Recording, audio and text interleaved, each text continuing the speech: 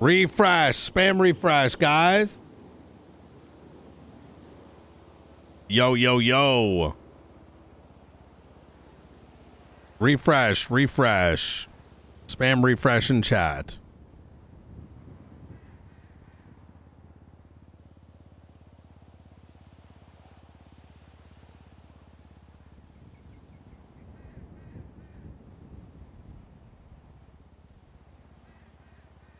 I think it's my shit got like fucked up.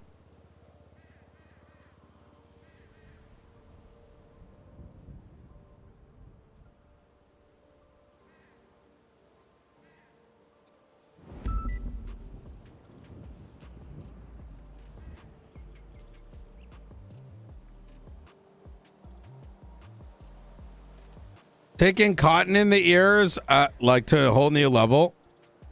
Let me just make sure my like PC temperatures aren't like completely fucked.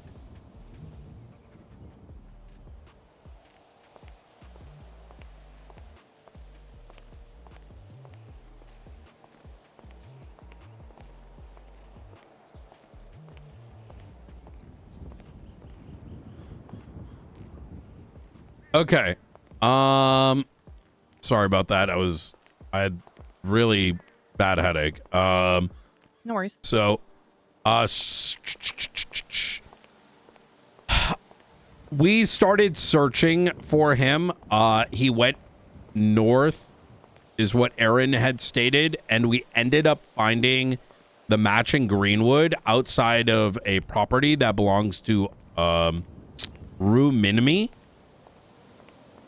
We were contemplating using exigence, but it turned out that Oxby lives there, whom gave us permission to clear it, which we did.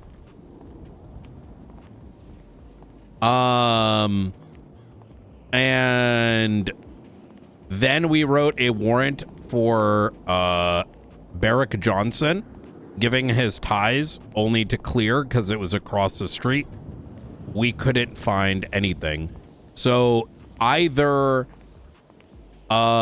it's more likely they were in a house, right? I think. Did you check because like Alice's house? I'll get there. It's more likely that they were in a house because I don't believe you're gonna like I don't believe that you would just leave your vehicle there. You know what I mean? There was a secondary vehicle. I don't remember exactly. It might be in Aaron's report. But that vehicle was not seen. So it's possible that you know, Brandon was put in a different vehicle and moved, but it's just very strange for that you know, for White to have just like left the car behind. Yeah. With that having been said, it's you know, so but then we had to stop. In regards to Alice's house, that is something I had considered. Alice says that Brandon has keys to it. However, like I think, listen, Tsunami was around the corner. I think everyone was cooked at that point. And was Alice taken with Brandon or left there injured? Left there injured. Unsure what kind of injuries.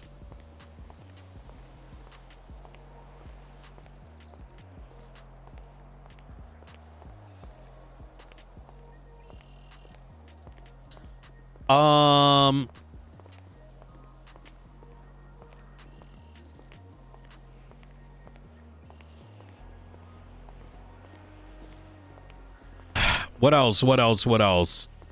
So you were unable to locate him. You guys stopped. Yeah. So I called Alice. She said she sold the house to someone like Loli Poly or something. I don't know. We'd have to look it up again. It might be written in there somewhere. And what else? Lolly Polly. And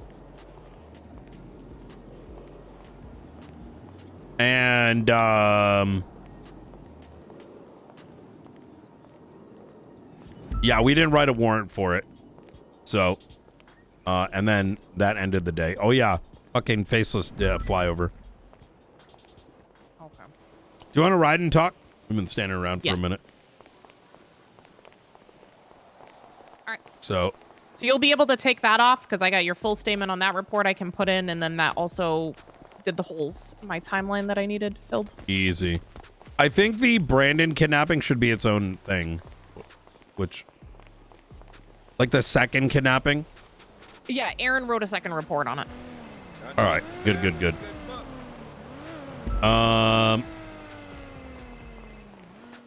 Carmine's calling. What's going on, Carmine? Director Knight. I don't have a marked car Oh, have you? Oh, sorry. Go ahead. I want to preface this. You want to try driving this? Yep. All right. Let me throw your keys. Let's actually go up north. Director Knight. Give me 1 second, Carmine.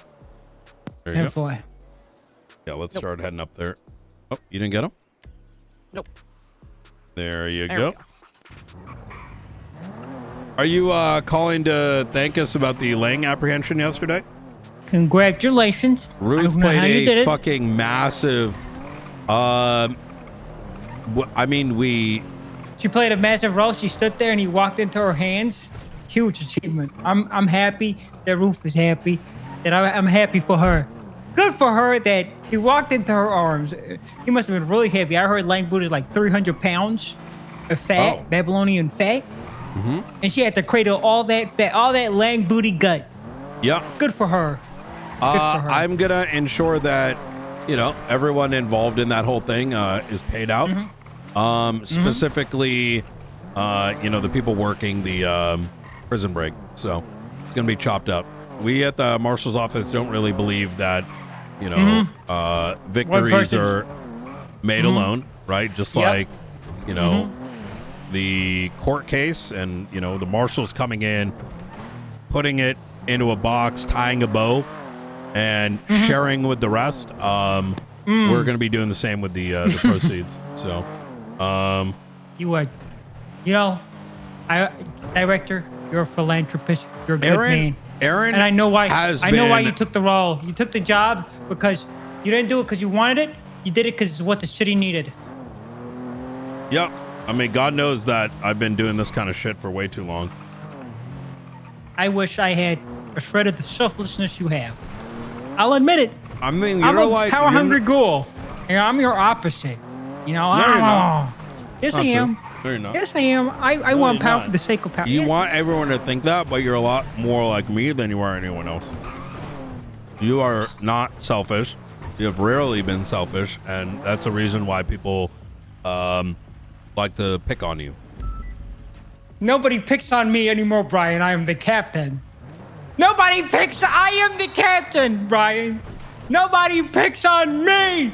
That Carmine is dead. This Carmine is powerful. So I don't know. I guess Ruth has been whispering in your ear that I get picked on. Ruth doesn't know what the hell she's talking about. As the she's guy lost in the sauce. I mean, Carmine, you were working under me for God knows how long. You know what I mean? I remember every time they tried to fire your ass, I had to remind them that you're the only one that can take accountability while the rest of these fucking dumb fucks like start to cry even if you raise an eyebrow at them. I hope that is honestly something that I hope that you begin to instill with the officers underneath you, that taking accountability is how you build character and get better. Brian, why would I do that? If I did that, then the skill I have would be made redundant. It wouldn't be a skill. It would be the norm. I'm not going to teach the thing I'm good at, and then I wouldn't be first draft, first pick. Well, that's because no matter how much you teach someone, they're only going to get a slice of what you got, right? Well, bearing that in mind, I'm calling you to inform you of something. I'm not on fuck shit. I'm going through the right channels. Okay. I got a complaint. Someone who wants charges filed against the marshal. Okay. Okay. The marshal's name is Jessica Springfield. I wrote up his statement. It is Bruce Baylor. Bruce Baylor. Omega lol. He's involved in a active investigation I So- assume that's what this is about. Yeah, She pulled sounds- him into a room, interrogated him, and before that, she pulled a knife, and he's claiming duress. That's what I got from it. I don't believe there are charges here to be pressed. Yeah, I'm and handing it Murphy over to Braun's you. his lawyer. We know how that goes, right? Murphy's the same guy that after I put a cop in for jail for the murder of his wife, after I got the guilty verdict, he started to claim he was on drugs, on heroin, drunk, so that there'd be a mistrial. So, I mean, I'm looking at this as an impartial government employee who Yeah, got I a appreciate that. complaint forwarded. What I I'm just will sending you do the. is I will, we can service that as a part of the case. And, You want the report number? I should be able to look it up. Okay. Yeah, I appreciate that. Thank you for notifying me. There is also another Thank you, Carmine. thing I wanted to talk to you I fuck about. with this. Yeah, go ahead. Is this about the situation in regarding patrol with Blunt and the justices? Yep. Yes. Yeah. So I wanted to ask you clarifying questions because I got I got answers from Blunt that I don't believe were the response you gave when we had that conversation at the observatory. things do evolve, but go ahead. All right, TLDR, Blunt said that marshals are going to start patrolling and that they're the Have supreme been authority. patrolling. They'll start patrolling, starting their own calls, and that they're going to be doing day-to-day type operations, and that they're the supreme authority. And that, according to him, he's not going to fall under our chain of command at all. And that he's going to operate. Here's the thing, Carmine. I think there may be. I'm okay to like re-engage on this, but keep in mind that I was informed about this scenario 10 minutes later, in which the retelling was not just from 2 marshals but 3 justices.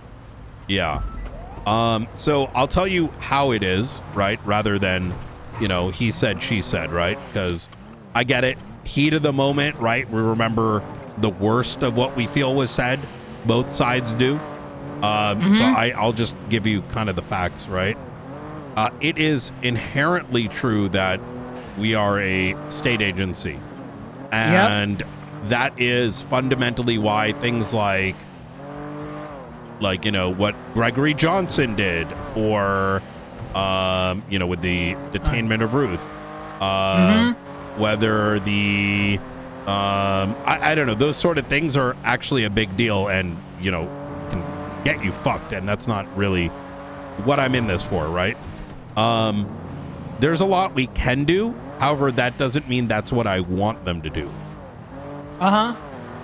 Will they be patrolling? I understand. That was my take on the situation. Now, will there be daily operations? Well, let's sort of be precise about that, right?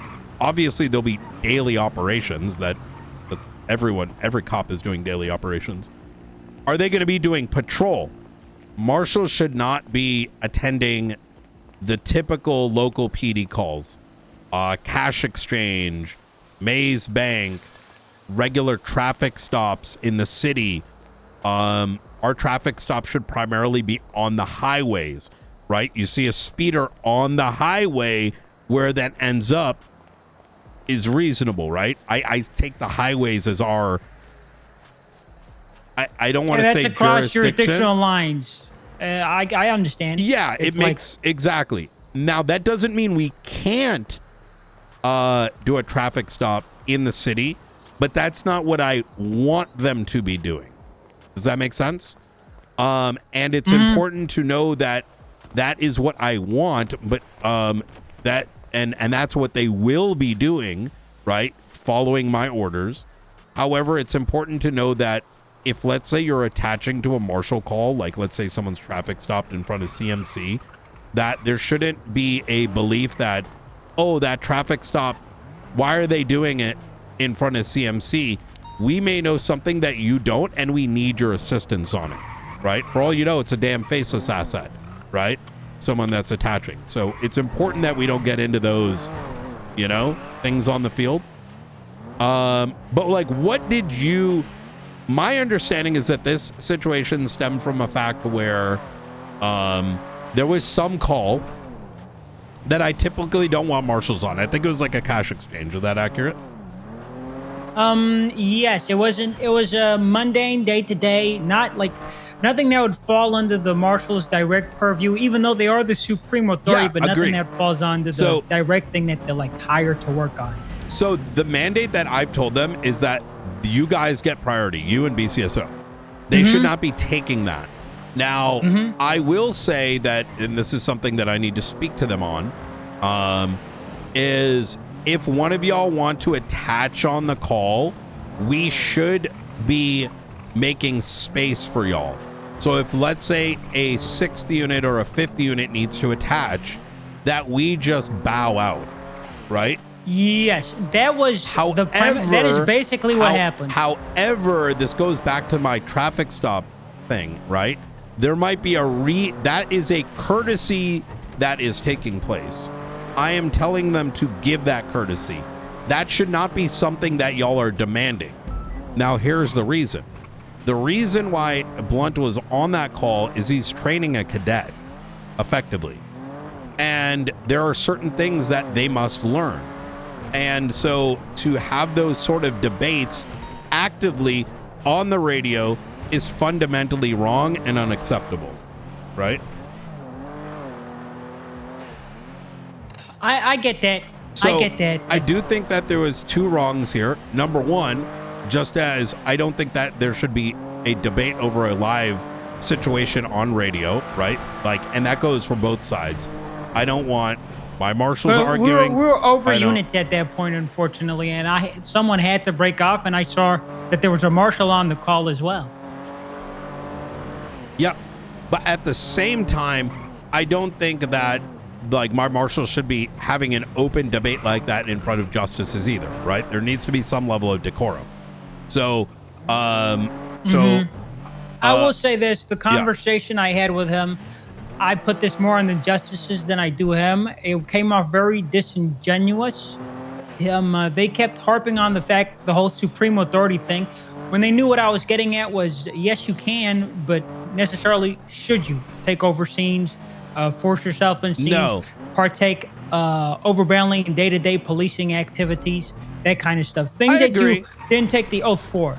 Yeah, I agree. You took the oath for overreaching, like huge affairs in the city, like corruption, internal corruption, jurisdictional disputes, that kind of stuff. But I think, like, once again, I think we're going off track a little bit, right? Yeah. I mean, this situation's a lot simpler.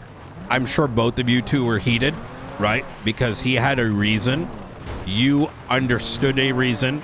And just like everyone does in San Andreas, it was blown out of proportion. It's really this simple is, you know, he was with a cadet. He's showing him some basic things, training that he needs to perform well on his job. In fact, some of the discussions that are happening internally within the marshals is some of them need training here in San Andreas, right?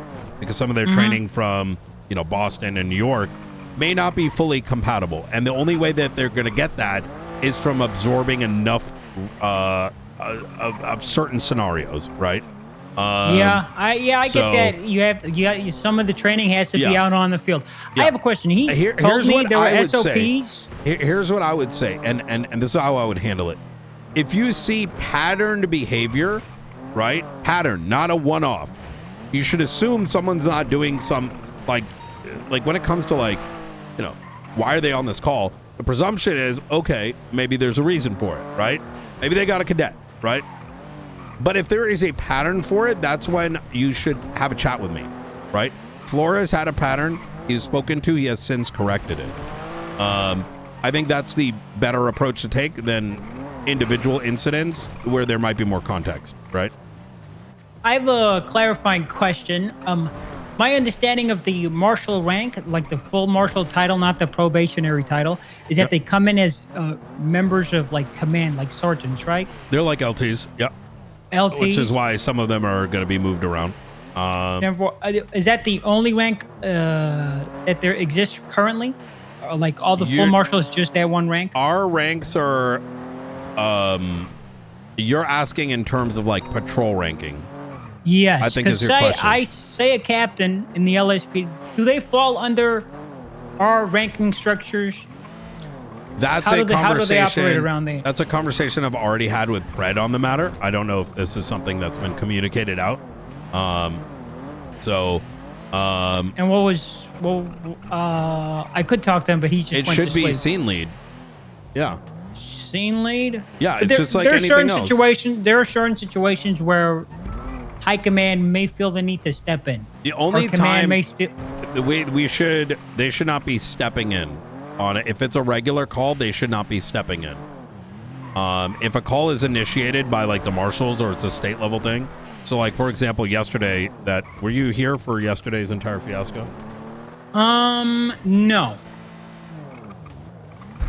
No. If I it's took- something I that got is out of- concerning the marshals, then it makes sense, right?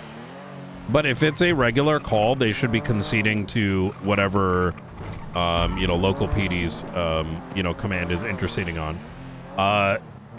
And an example of that is, a complaint I got on McNulty, in which there was a lot of upset individuals. They're like, McNulty's talking over us, blah, blah, blah. But what actually happened was there was a chase. In the chase, one of the vehicles like tapped an officer or hit him at like low speeds. So the call was to open fire on the vehicle. Understandable.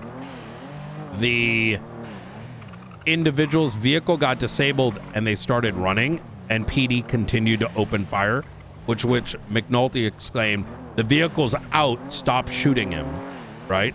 And which is the right call. Just a heads up, someone is listening into this phone call, so let's not discuss anything pertinent. I just got a fucking document shared with me. I'm in the park. Are you I'm not in in the a park. secure location having a conversation No, about internal police matters? How am I supposed to know that someone's? Well, I mean, that's. They just said. I understand how it They is. said very concerning. We at the marshals running away. typically we actually have SOPs in relation to secure conversations. That's precisely what I wanted to talk. That's the last thing I want to talk about. I'm moving, by the way. And I To still the see no one marshals. testing me Look, with their. I mean, listen. I don't mind taking you in, Carmine. You've always been one of my favorites. Director. But I am I happy don't where think- I am. I don't think. Oh, okay. I see you saw it coming. I don't think it's the right time. And I think the LSPD needs you. Director, I have foot soldiers out the wazoo. I get to pink chase. I get to do all the things know. I love. I get to do with some of my bestest friends. I'm living the vida loca, and I know it's going to come to an end. I just don't want it to come to an end soon. Before we end this conversation, there's one thing I want to ask you. Are you planning There's on been a making couple things you've asked me, but go ahead. All right, this is the last one. Are you planning on making the pursuit and chain of command SOPs available to us so we know what to expect from the marshals when we're out on the field? Because right now it's Is there like confusion over it? yeah, Because we don't know how you guys handle pursuit etiquette and shit. I mean, it's like 3 sentences, right? Like, it's number one. Well, no, that like pursuit etiquette is literally we take that on, right? So it's working off simple. of our so number SOPs? one. So I'll reiterate. Scene lead. Whoever starts the call, that scene lead is making the calls. Even if it's the chief of police or the sheriff or the director, we should be listening to the scene lead, right? We are not just because we have higher rank doesn't mean we get to be the movie star in every fucking scene. That's not how it works. That's number one. Number two, if it's a marshal, they should not be interceding on patrol commands, right? Unless they must. Right? So, like, let's say Oxby's on a call with 15 units, and Oxby says, we're going for a pit, right? Like, he says, I'm going to give you an example. Let's say fucking, give me a cop name, fucking Kingsman. Kingsman starts a scene.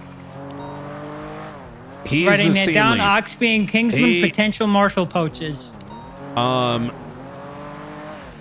It turns into a chase. Oxby makes a decision to tell that vehicle to pit, right?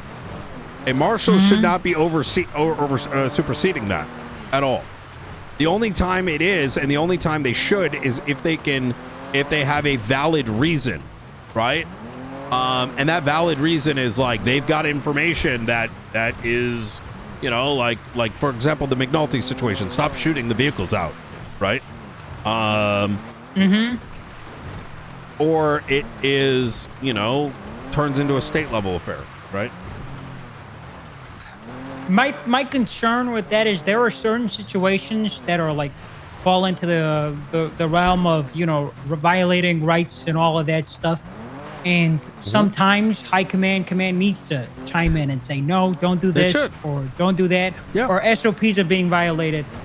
I want to know if a captain like myself orders a marshal to break off of a chase. There's valid reason for it. Yeah, if there's valid reason for it. And sometimes in those type of situations, you're not going to be able to explain what the valid reason is. I agree. Are the marshals going to say yes and bow out, or are they going to say no and tell me to go fuck myself? They should be. Okay. I will, I mean... But as with pursuit etiquette, you should be attaching via radio, right? Or via 301. Yeah, radio 301. So that when you attach to a call and there's already enough units, right? Okay. Well, I will say this. They did bow out. Am I correct in that? After like being told multiple times. Right. The initial response to the break off was no. Is it true that when they did, but did you consider that they did attach when there was, you know, appropriately at first? That wasn't whether it was appropriate or not. Wasn't the issue. It was that we went over unit limits. Well, it was when they attached it was the proper limit. I don't know. That's where the contention was. But just okay. Well, there's 2 77s requested. One LSPD attached, thus making one extra availability. There was a pending 77. They waited. No one was attaching, so they attached to fulfill the request. It was after they had been on that call for some time, someone just silently attached, thus going over the unit count. And I can't confirm or deny that. I wasn't keeping an eye on who was attaching. And that's what needs to, you know, that sort of thing is important, right? But that type of information, like, unfortunately, in those type of situations, you're not going to have all the context. You're going to have to make, you know, quick calls. And the quick call unit I could make was, maybe in the future, last call, last unit attaching, can you break off, right? As we would do with everyone else. And if I can let the marshals know that if it seems like you're not needed, you should be breaking off because you probably have other things to do, right? Is that a fair middle ground? Should not be calling off a fucking department and telling them to break off. I mean, unless we want a toxic environment, which that will lead to. Not toxic. It would be. There are departments that are like main departments for their counties or whatever, and main like day-to-day policing. Like there's certain things. Like I'll give you an example, right? I was the first to arrive to the Babylon holdout at the courthouse. So once again, Carmine, yes, asking the last unit to detach is a professional way to do it. Asking for a specific department to break off is not.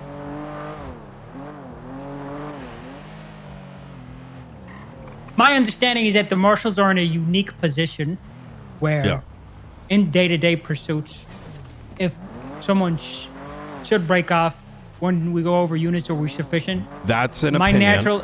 My natural inclination, just, you know, off of how things are set up is that the marshals, because their priority in their job description is not to it's like interceptor search, right? If you have 3 interceptors, even if a tourist. But see, now, Carmine, you're entering into like a philosophical debate as to how the marshals should operate, and I've had those conversations, right? But I think you're letting your personal opinion sort of affect, Hey, Robert. daily operations, right? Okay. I mean, once again, do you why specifically not just use courteous communications?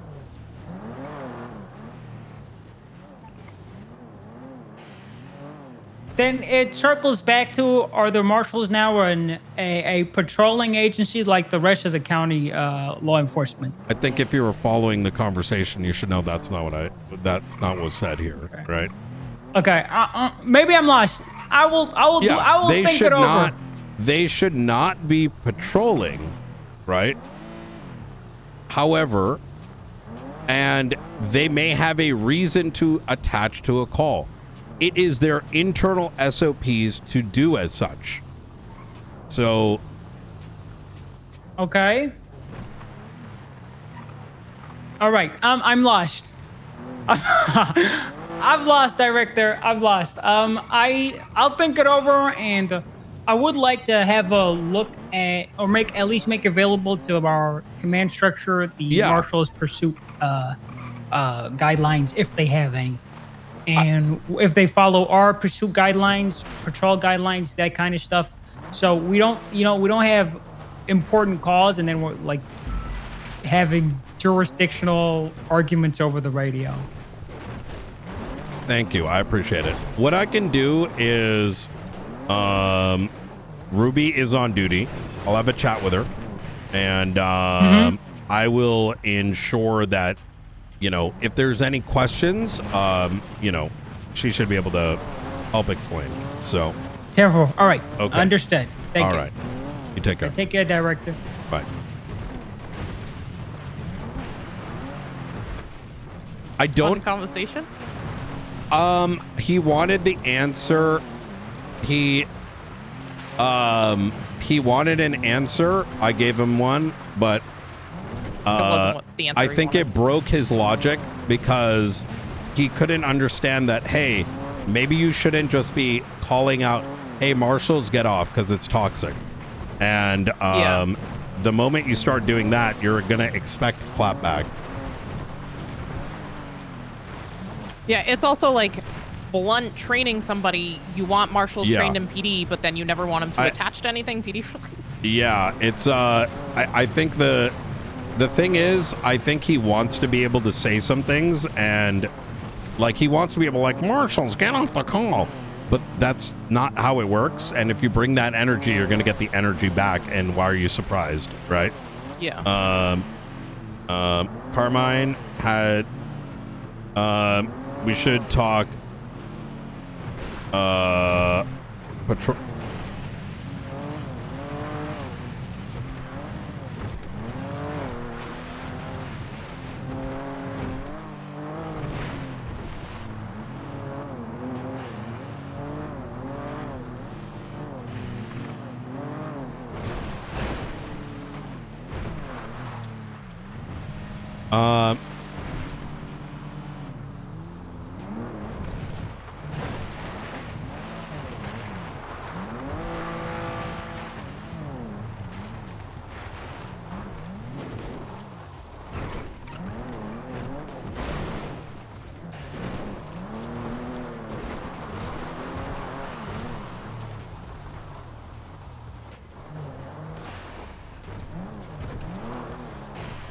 Okay. Okay. Anyways, how much time did I waste with that phone call? I was probably at least oh my half god, hour, 30 minutes. The LSPD is such a time waste. How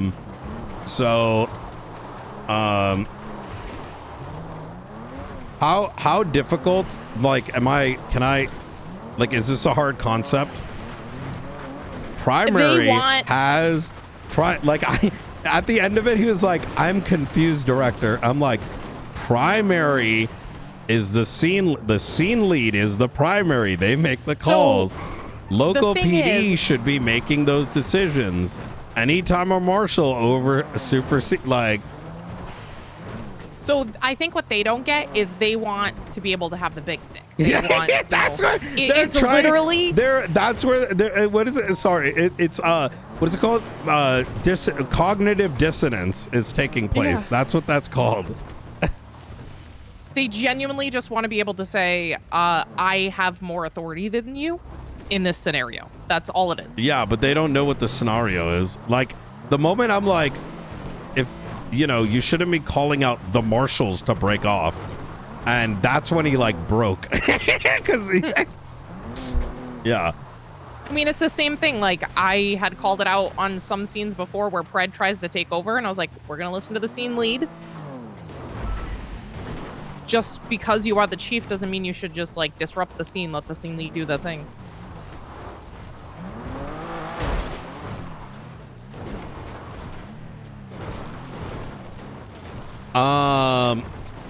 Yeah, it's also kind of, like, retarded, with all due respect to them, which I'm, you know, is kind of their standard at this point, that you can't one-hand cry about a marshal who's being trained on the call while simultaneously cry that some marshals don't have training. It's like so fucking brain dead. It's like I mean, that's why, like, marshals are gonna have to attach to things. These people, some of these people, they really training. latch on to like the smallest shit. Like it's. I mean, actually, it's kind of depressing if I'm gonna be honest. Yeah, I'd like to see them pull some of this stuff with. I mean, McNulty won't take that shit. Aldo would probably handle it the right way, but also shut them down. Yeah, like there's a few marshals that they're not going to pull that with because they know it's not gonna work. Yeah. I think that's the way to go about it, is talk to McNulty. I think where the logical breakdown is, patrolling is such like a simple thing. They need to be significantly more concerned at the inability for their everyday law enforcement to have the most basic training. Which that is why is so much in the shitter, right? Like, I mean, oh my God, this situation, like, fucking, the one scene I didn't involve myself in over at New Babylon, these fucking guys wrote a warrant to search for Lang, and they took shit to fingerprint. Yeah, I was like, bro, why didn't you just write the warrant to look for evidence of? They literally...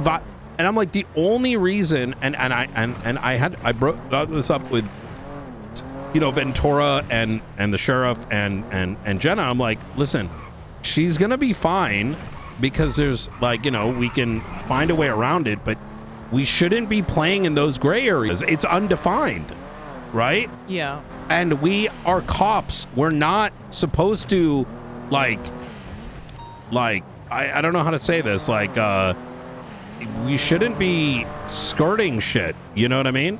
Like, unless we can, like, legally justify it. Because then what happens after that, right? It goes to court. And if they're then what? looking for Lang, like, there's no reason to take anything but look for a person. No. And but the thing is, like, I felt bad because I know it wasn't Maeve's call. You know what I'm saying? She did what she was told. Like, there's fucking 20 plus people in multiple high command. And, you know. Oh, is there any legislation about listening devices? Yeah, that's in the Constitution. You can't. That's why we don't use them. The other day, Dark, we had just arrested Jamal. He goes, I'm gonna go up and eavesdrop on his conversations in prison. Who said this? Dark. Jamal was asleep. I don't know exactly how he was eavesdropping. I did not, but just something to keep your ears out for if that's happening. We had this issue with Belle. She was a tea sipper on the... Oh my God, just put the gun in my mouth. it's not an issue yet that anybody has mentioned, but something to be aware of. It's a literal rights violation. I mean, that's what I would think, but I didn't, other people might try to justify. I don't care if they, I mean, it's our business, because you have to understand some of these people are really dumb. Yeah. So.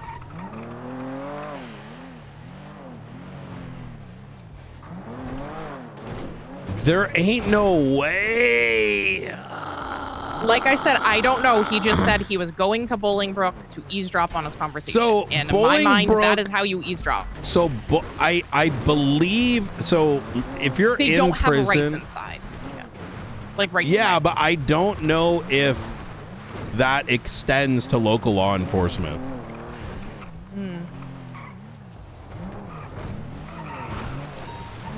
Oh my god. Okay.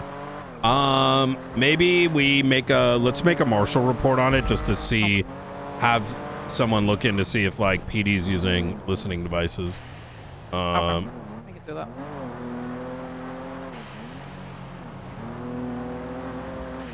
Oh my god. See, we're so Do you lucky see that there's no 311? So Brandy's doing a welfare check. Ruby is in the middle of we actually came across her. Ruby's in the middle of nowhere on a mountain. I drove past her. Asked for a welfare check. Carmine's response is, mind your business. That's just crazy. Yeah. You out-yapped Carmine? The only one that would consider that yapping is those that are mentally challenged, tween.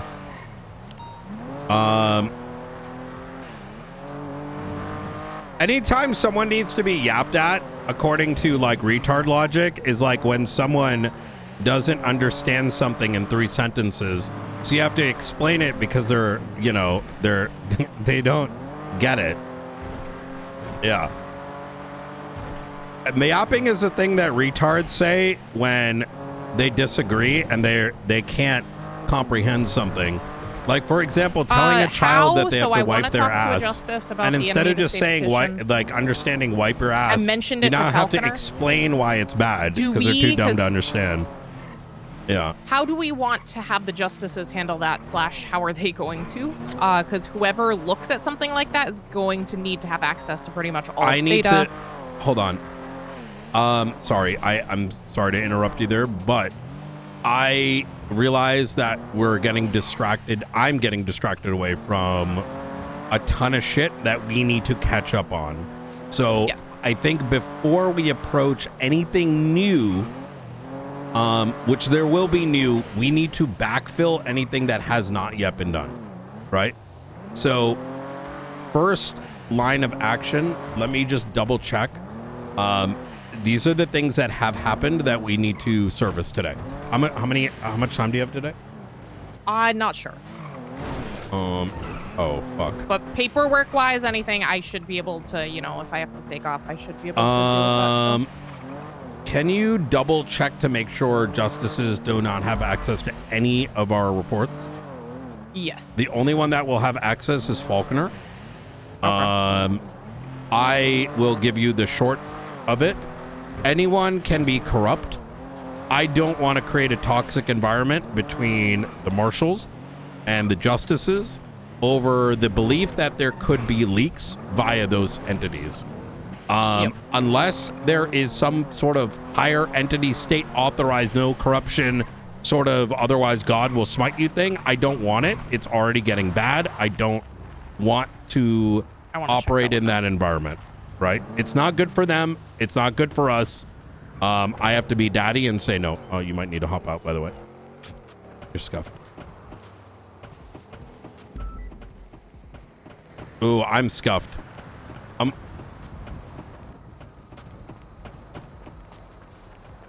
Let me run away and come back. Oh, wait, what if wait, let me see. Maybe if I pop my vehicle out.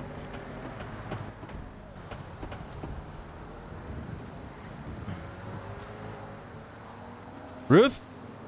I think she blew up.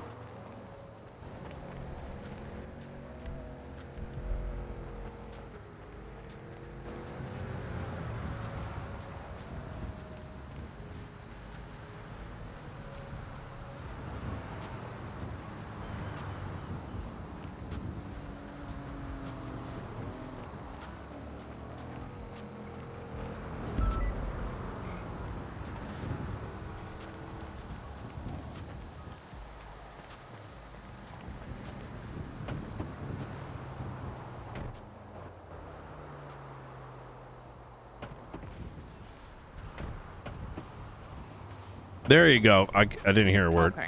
So does that make Okay. sense? Like, Yes. but what level of access should they have? Should they just have regular marshal reports? No, nothing. All classified? wait, have they had operational documents? I don't know. Check and Like document. the new ones we classified. Let's check now. Let's check right now. Let's just double check. Because that's why I pulled over. yeah. So the only one that I know in general, Faulkner Knight might, because he has, admin access. Yeah. See if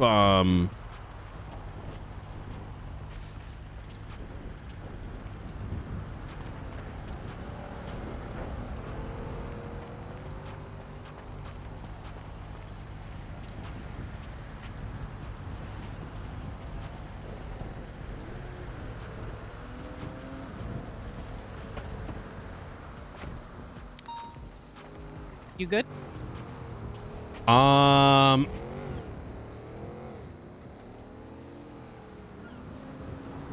Yeah, I'm good. I was just waiting to see what. I don't think I can hear you in the car. You might have been. Oh, okay. Yeah.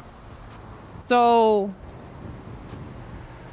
Falconer has admin access, so he's able to see just about anything. Yep. Faulkner is the only one cleared for it. Okay.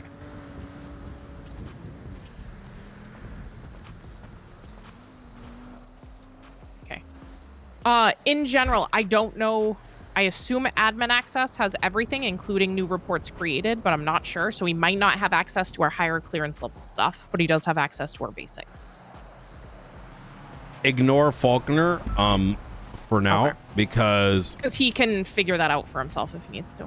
Yeah, so Faulkner I have cleared to be someone that can notify us if there's something we need to be aware of, because Faulkner and I share a similar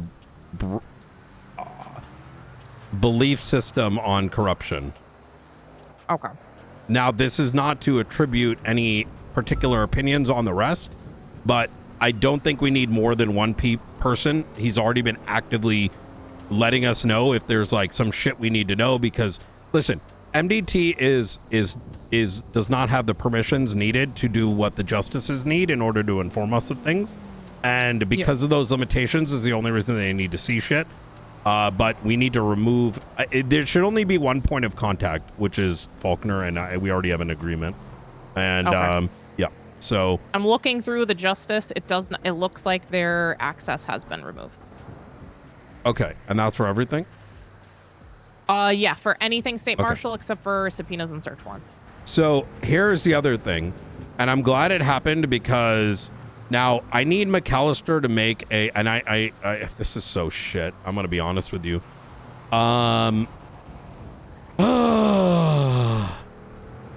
Yesterday McAllister told me that apparently during the court case with Norman, there was some thing. Actually, let's look this up. If we look up McAllister. It's a flop report. McAllister told me about it. It's something to do with flop was like behind the judge's desk during the case. And McAllister, I guess, made the report, and like he was approached by Gates and she freaked out on him. Which is insane. I mean, that makes it seem like the judges are tea-sippers more than... So now I have to go approach her and be like, what's going on, right? Yeah. So that's just not a confrontation I'm interested in. It's just so, like, it shouldn't be happening, and it sucks that it happened, right? So yeah. I'm going to approach it like, listen, I need you to tell me that this hasn't been a thing, right? Because... you know,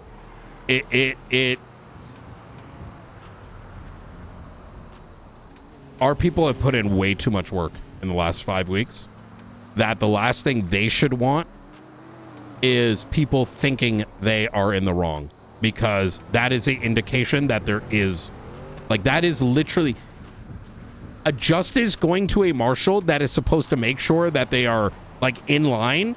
That's like literally that is quite literally an issue. Yep. was just like taking... it puts us in a position where like it's like we wouldn't be doing our job if we don't ACR. You know what I mean?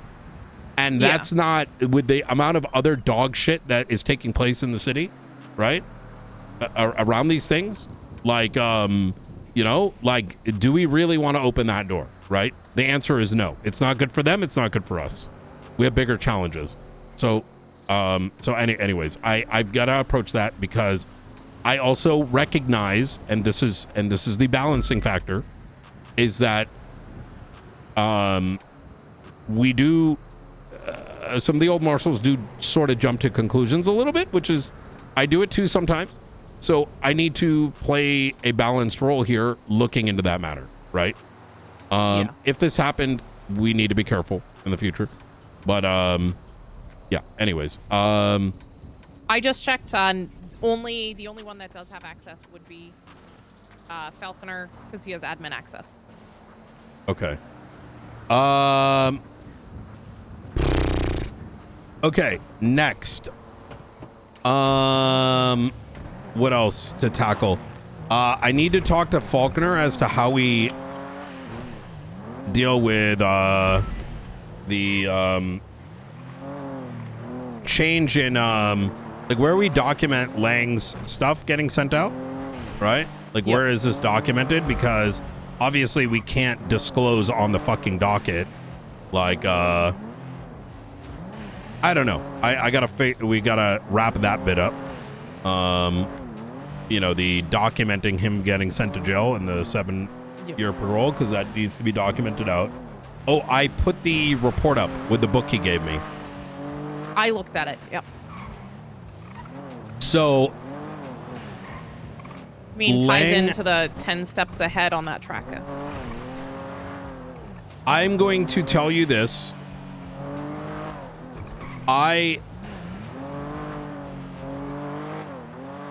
Wait. Oh, yeah, you told me about the tracker yesterday, but I didn't register because we were in the middle of other things. 10 steps ahead? Yeah, so after Delta One walked us through how to use those trackers and naming them and putting the tag on them and stuff, I went and checked the tag of the one on the cargo bob that we found related to that, and it was named 10 steps ahead. Oh, I thought you meant different trackers. Oh my God. No. Okay. That's why I wanted to check right then, because I was like, all right, that tracker. And that's why I asked, I don't know if you were there when I asked Delta One who has access to these. He said these trackers are only military grade. It would be Faceless or Delta One. Or Darkstone are the only ones with access, so. Besides the ones we get, it's Darkstone or Faceless related.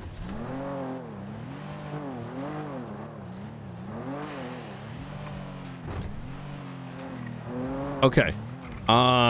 What else? Okay. So, oh yeah, we should be running plates here too. Excuse me. Yeah, okay, the next thing. Lang showed me something. Okay. He had back. Do not even mention this to him. I don't even know if he's cool with me telling you. You get the vibe, right? Yep. When I went in there, I'm gonna be honest with you. It's unfortunate that all this Brandon shit got in the way, because I would have wanted to spend more time with Lang. But like in the back of my mind, quite. Yeah. Hello. Hey, how you doing?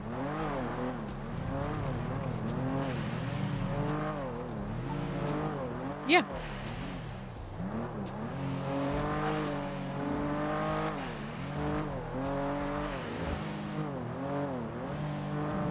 Okay.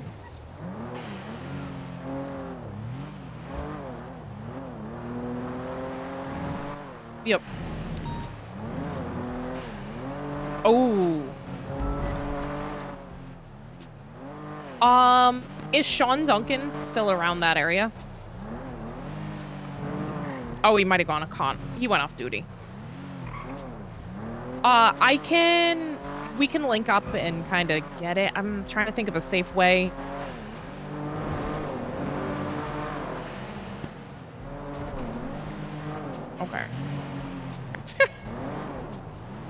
Yeah. Do you want to do the same to me? Yeah, because then I can get it into a report. All right. Thank you.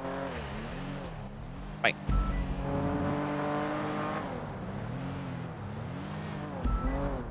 They have a picture of Lucian. They're gonna send me. Good. Okay, so I need to. This is me for my knowing myself. I need to get through this like ASAP. So, what was I just saying? Okay. You were talking about I wish. Lang. Yeah. I wish. Run that plate up ahead. That red car passing. It was the one we saw at Pleto too. Yep. That's why.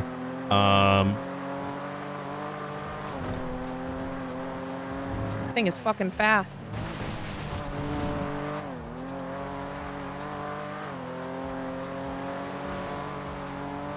Right ahead of you. Drive by it like you're not minding it.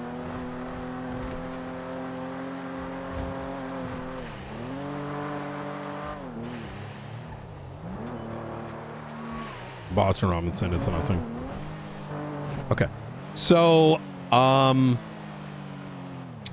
wish I spent more time with Lang yesterday, but everything got sped up a million miles forward because literally Brandon's calling me in the middle of speaking with him. All of this, yeah. When I went in there, it was Luciano and CJ. Okay. He provided me the book in there. I've got an interrogation in there. He only wanted to say it was the Faceless. He inferred it was the Besties, but he wouldn't name them. And apparently the stuff with Bjorn had to do with like Jaeger, who was around. I don't actually believe that, but it's a possibility, right? Okay. Because just it doesn't make sense because of the frequency and whatever. But if I'm gonna be real with you, I'm not on that give a fuck shit anymore because like most of it's already been sorted. I give a shit about it, but there's other problems, right? Like yeah. So really quick on that, Daisy is taking it. I did give her Aldo's timeline to work off of because they were interrogating Bjorn probably any minute now. Okay, good. There's and a problem though. They didn't have access to the phone records. Keep in mind, Ruth, that it is our responsibility. So yeah, I know. Yeah. So if they're doing the interrogation, they reached out to Aldo to see if he could be there, but I don't know if he will. I would assume not. You gave her the responsibility to interrogate, but you're still going to oversee the conclusion of it? Frost already planned on interrogating. She just told me that it was happening. I need to know whether or not they believe we've given them the entire case. I told her Marshall's working on it, so I would like a Marshall involved in the case to be there, and they said okay, good. Okay. So because I said, you guys can do that, but we need to be looped in on the ongoings of it. You understand my concern, though, right? Like, 100%. Yeah. Okay, good. Yeah, I just don't want them thinking like, hey, we've thrown it at them we are in a way we're liable, right? Like it's our role to ensure it's done properly. Yeah, and I told her we have a subpoena out. The 20-day that McAllister did got denied. They said it was too long of a time for his phone records, so he resubmitted one for 5 days. Okay. Everyone's phone. As long as they submit something to us, I'm gonna be good. I trust the BCSO to do it right, but we also need to make sure we have the receipts because it's gonna fall back on us otherwise. So. No, I agree. Okay, the next thing, and I'll put it this way too, and this is gonna kind of be a bit of a diametric shift. Yes, we have the Faceless, but these sort of corruption things may need to start taking precedence. Yep. And what I mean by that is like, sure, Faceless is dangerous and whatever, and yes, we got to solve it.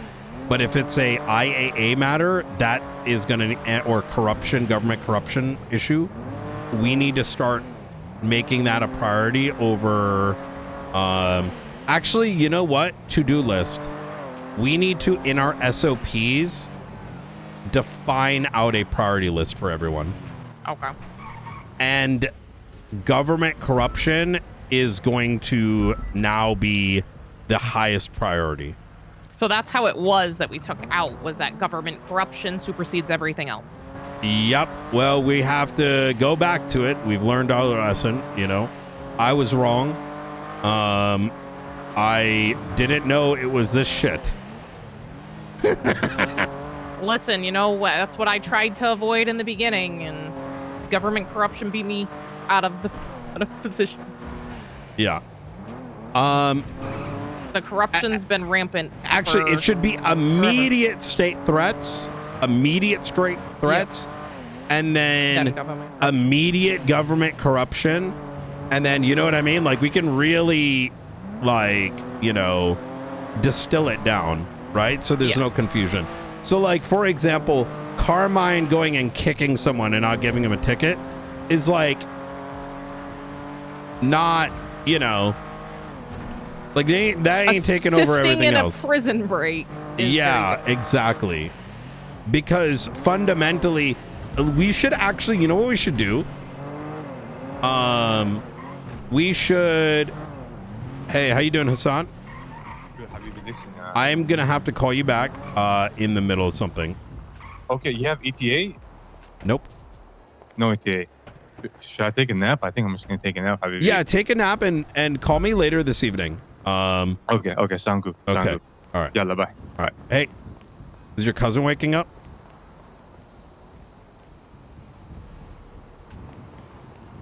Habibi, I'm sorry, I hung up on you. Is your cousin waking up? Exactly. Correct. Exactly. Okay. Correct, Good. Correct. My cousin from Tennessee. Yeah. Yep. All right. Talk to you All soon. right. Take care. Bye. Bye-bye.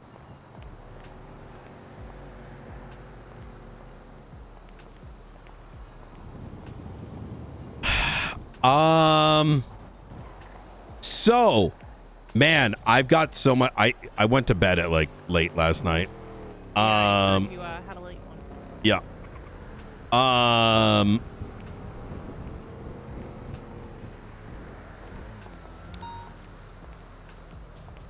Okay. Now let's. So, I need to get you. Okay. Give me a sec. I'm gonna write this down for myself.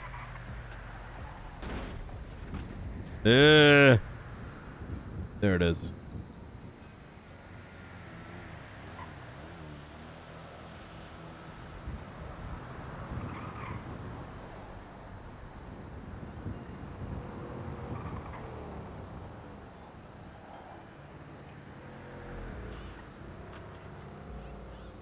Okay. So, he showed me something. It's like a back door to the fucking faceless shit. Oh. And I did document it, but I haven't distilled that information yet. I would love to see it. It didn't show shit at first glance. I'd still. No, Yeah, I was gonna say. I feel like there's things. I just don't know what I recorded, if that makes sense. Yeah. So I need to find out what the fuck I was looking at on the computer screen and how much of it got captured by my camcorder. Does that make sense? Yes. Do you mind if I drive for a bit? It's probably gonna help my AC. I was just looking because they had said they were doing the Bjorn interrogation after storm, and I don't know when they're doing it. We should attend that.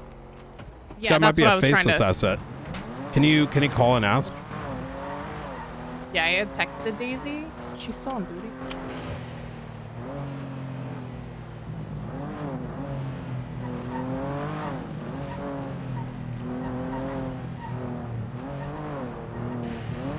I don't think she is.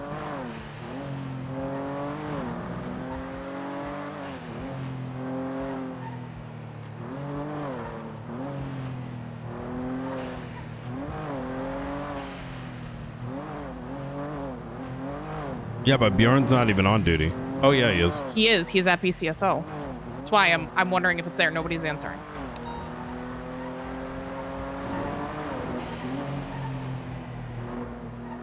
Let me just call Angel.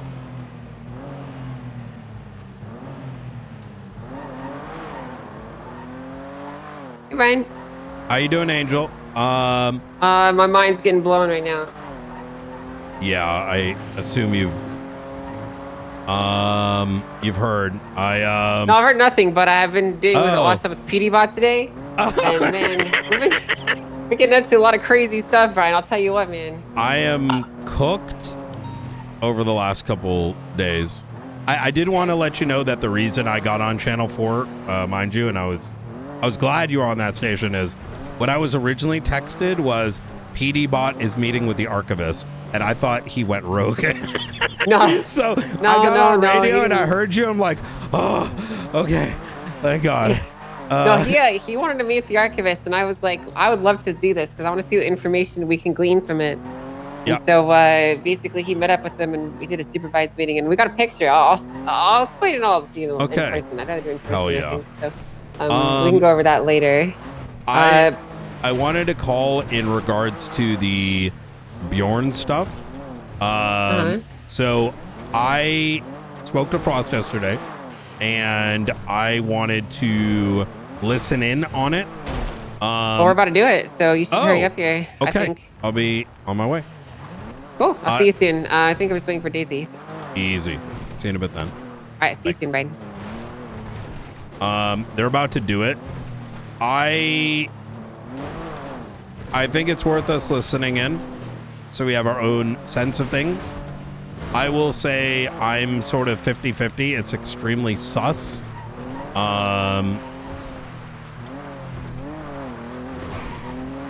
But I don't think we... I mean, I'll feel better once we get more phone records. They're trying to get a consensual phone subpoena, which would be easier, yeah, obviously. I think that's a good idea. I think the other thing too is let's not give our opinion. We only go in there as observers. Any opinion... We don't want to sway. Having two exactly. separate investigations. Yeah, exactly that. If they make the harder decision, that's great. You know.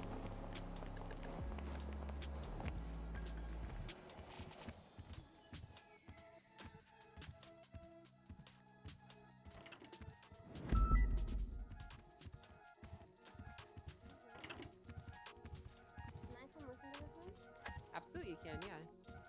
We were just waiting for Brian to get up. Hey, you guys doing? Let's head on in. Monica, let's go in, team.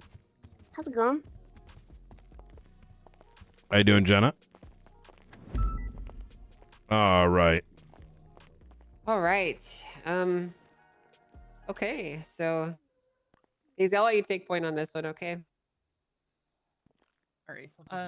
So Bjorn, some stuff has came up with the prison break situation, and I'm just gonna place a recorder here. Oh, what, you prefer them to be cylindrical? I'd prefer my beverages to be liquid. Can you ask them to like rather than go away from gelatinous this corner or something? Yep.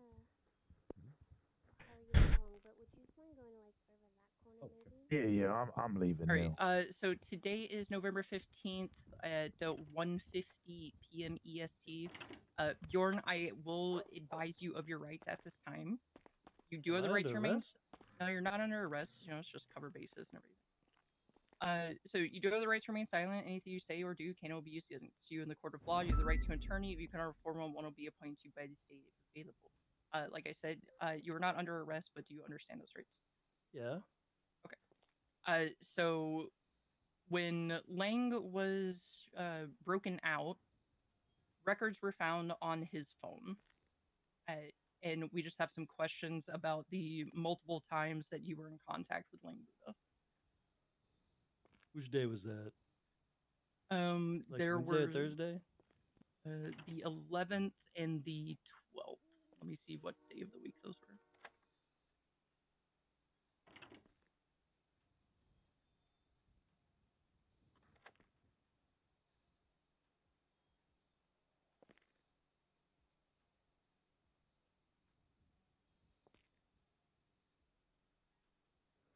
So it would have been Tuesday and Wednesday of this week. Okay. Okay. So on Tuesday, the 11th, Lang called you 3 different times in the span of half an hour. What were those conversations about? They're all about his son.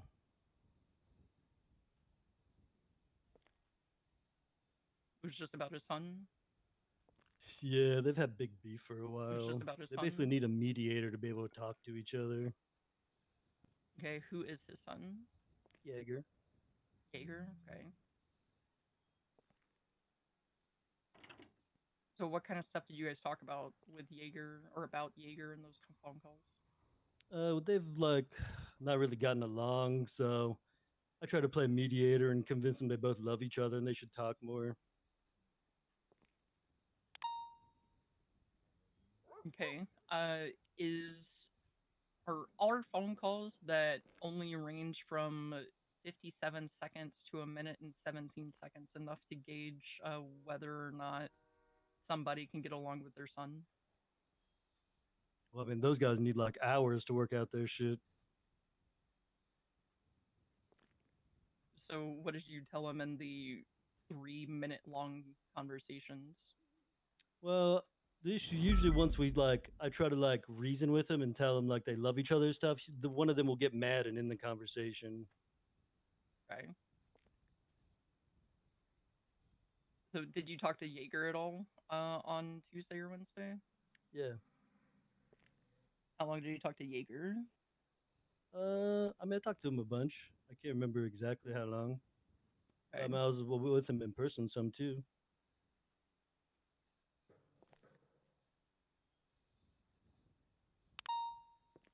How did you get this phone number that you talked with Lang on?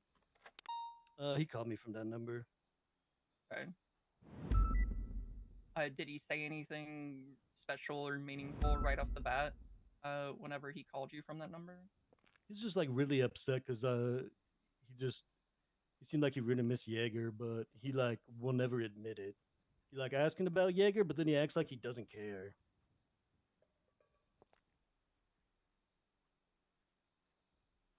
Okay. Was that every conversation that happened on Tuesday and Wednesday was just you and him about Jaeger? Yeah, I mean he was like dooming stuff. He seemed real upset or sad or something. Talk about how he's an old washed up man.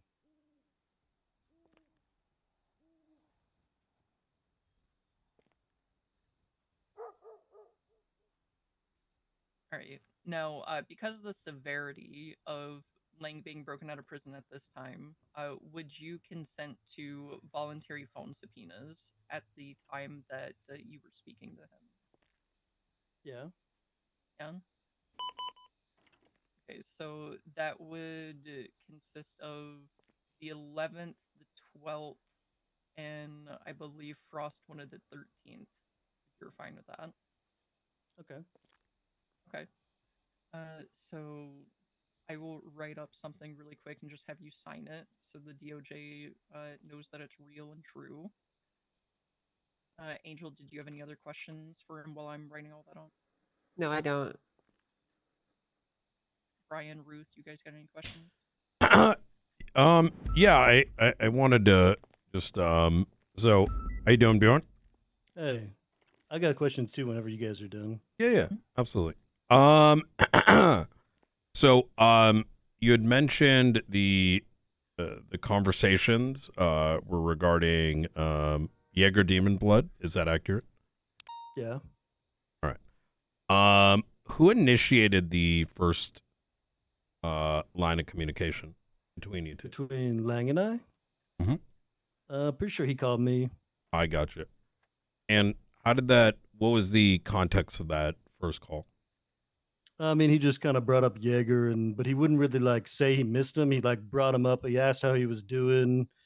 I haven't had like Jaeger and I haven't had much contact with him since like we had like a falling out a long time ago. But then we kind of made up in like a survival season like a year ago. But then hadn't really had much talking since then. You and Lang or you and Jaeger? Kind of both. Like I talk a little bit with Lang. Like I see him every once in a while, but Jaeger hadn't talked to him much in like a long time, I think. So in that first phone call, do you recall like the brief, like what specifically was spoken about? Like what did he When he called you, how did the conversation go? I can't remember like each individual one. I just kind of remember like an overview because I think it was like a bunch of like short conversations. Yeah. And instead of like admitting his feelings for his son, he'll just like hang up the phone. Okay. And after he hung up why did he hang up the first time?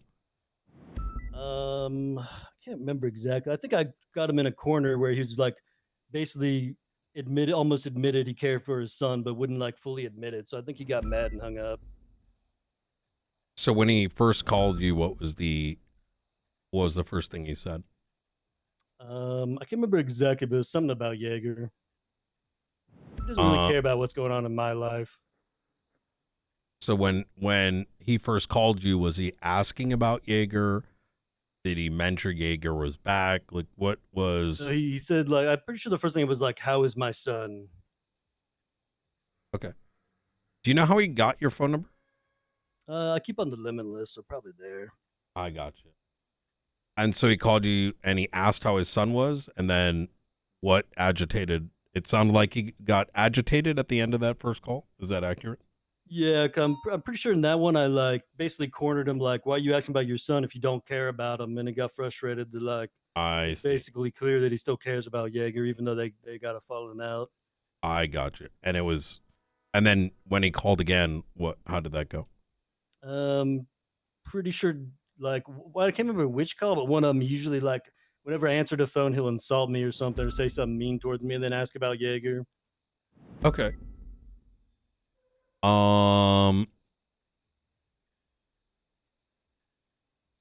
So he called back the second time, and how did that go? Like, was it just a continuation of an argument? Yeah, I mean, it was just like the same thing, talking about Jaeger. And I think I can't remember which one, but for one of them, I can't remember which one, but at one point I was with Jaeger, so I was like being middleman for him to try to get him to talk to each other. I see. Was Jaeger around during that time? Yeah. Okay. So why was he calling you? They got issues. Like I said, they kind of need a mediator. They got issues talking to each other because they're both I really see. stubborn. So And I think you know both of them probably well enough to know how they are.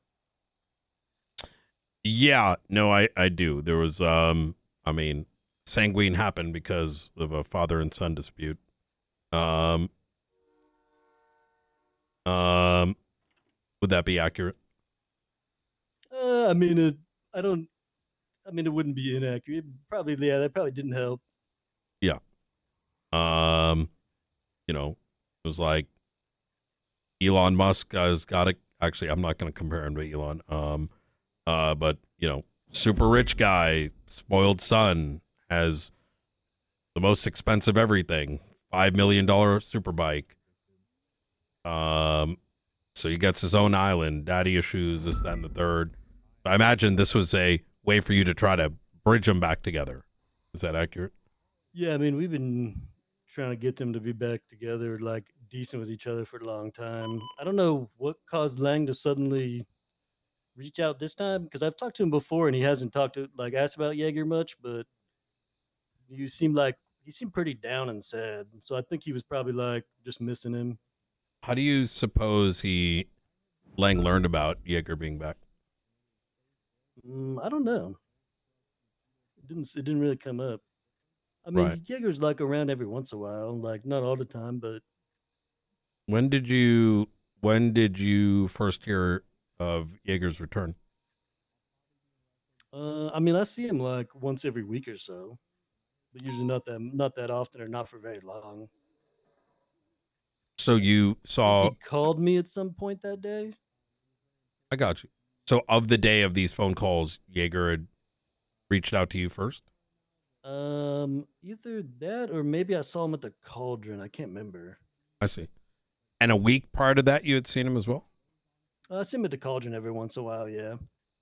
Prior to the day of the communications with Lang Buddha, when was the last time you saw Jaeger? I don't maybe like 2 weeks. Okay.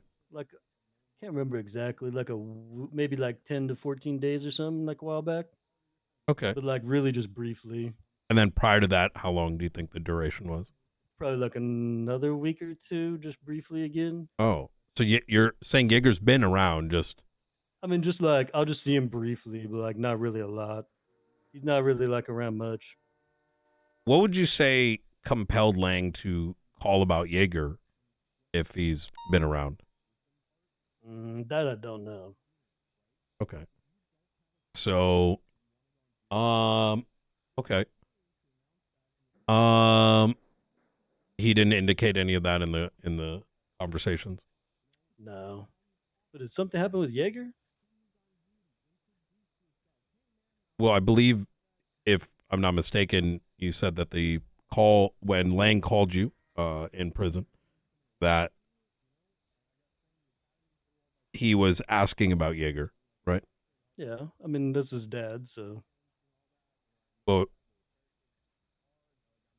what made this situation unique? I call about him all of a sudden.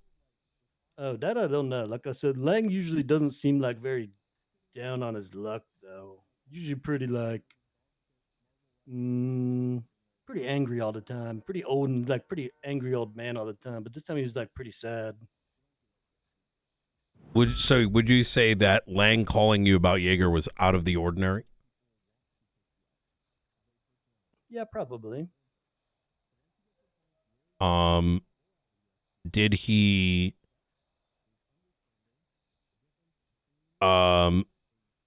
did he sound like he missed him? I mean, I'd say so since he was asking how he was and stuff. But he'll never like admit that. When I try to get him to admit his feelings for him, that's when he always gets mad. Okay. Um okay. And each one of these phone calls, did they end with you just, I guess, speaking your truth and it upsetting Lang? Typically, yeah. I think one of them was like, I forget exactly how it went, but I like basically I told Lang that Jaeger loved him, and then Jaeger got really mad because one of them I was with Jaeger, and then Lang was like, didn't believe me, so he got mad and hung up, and then Jaeger was mad, and then I gotta try to call him back to smooth that out. They get real mad over little stuff. Were you the one initiating the calls that day? No, I mean, I didn't have like that number in my phone. So Len called me, and I can't. I don't think I called him at all, but maybe I called him once when after he hung up. Okay. Well, I think most of the time he just called me. And each time you were upsetting him? Is that accurate? And he hung up? I think so. Yeah. Okay. So you're kind of unsure what those back-to-back calls were.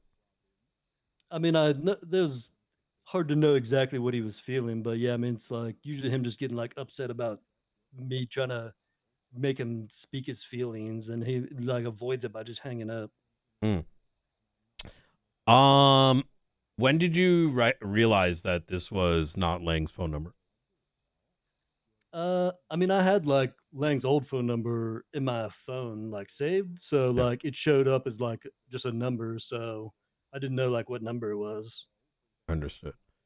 Did you notify anyone of Lang having a phone in prison?